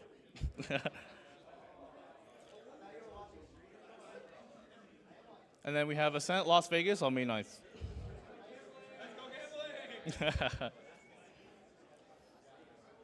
And lastly, we have Worlds in August 2026. You guys know about this, hopefully. All right, for product announcements, a lot of people are expecting information about Phantom Monarchs. Phantom Monarchs is going to be an expansion set to the Story Reflections. It's going to be releasing on December 5th.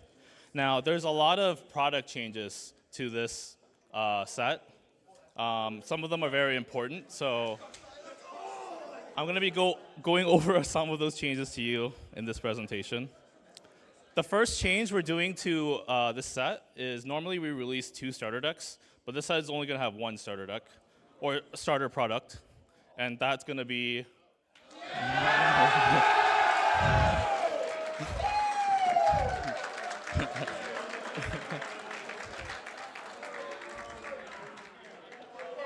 the Return of Merlin. She will be having a recollection deck.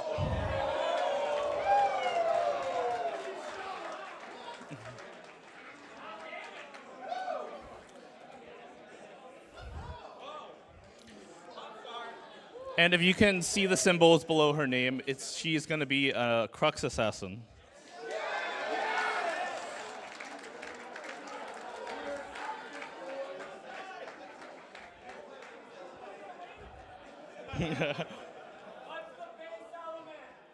You'll see. The product sheet will be available tonight as well, so you guys will be able to see that. Now, another big change we're doing with this product, because we need to start optimizing our logistics. This is actually a pretty serious conversation with our product design, with US tariffs in mind. First thing we need to do is we're increasing the amount of packs per box from 20 to 24 for expansion sets. This is in line with our standard sets, and the MSRP is increasing to align with our standard sets as well. Secondly, due to U.S. increased price of cost of logistics and tariffs, we are increasing the price that we sell to distributors at by about 10%. So this should affect across the entire supply chain, from us to distro to stores to the player base. We just want to be transparent about that before we start doing pre-orders down the supply chain. So there's going to be a lot of stuff you can read about on the product sheet for Phantom Monarchs. That should be being posted as I'm talking about this. Lastly, there's going to be a full set premiere of Phantom Monarchs at Ascent Akiba. It's going to be like the MRC premiere, where we do like, you guys open packs and then we reveal cards on a wall. It's going to be a lot of fun.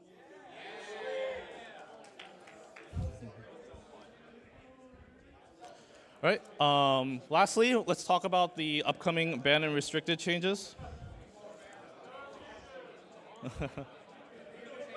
That is tomorrow, yes. Category 1 is no change.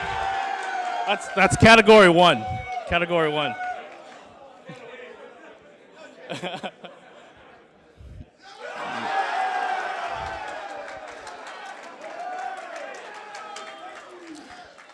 You can read about our reasoning on the article that's going to be posted tomorrow. So.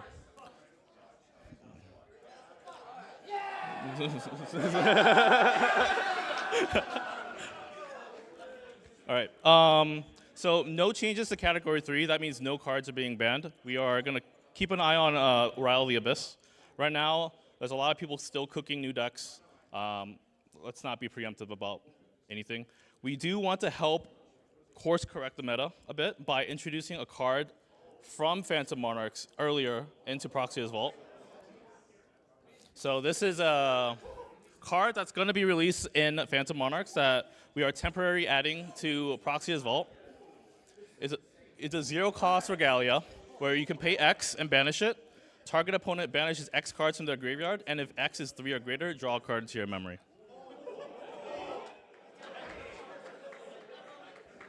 Now, with cards temporarily added to Proxia's Vault, they will be removed whenever the new set releases.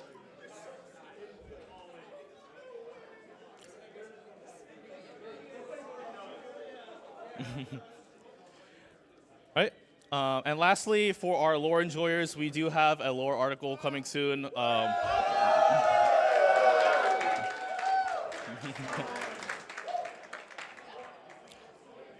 And that's going to be all for me. I'm going to pass it out to Ken. Thank you for coming to the event. Awesome. And with that said, Ascent Boston is now over. You are dismissed. Have a good night.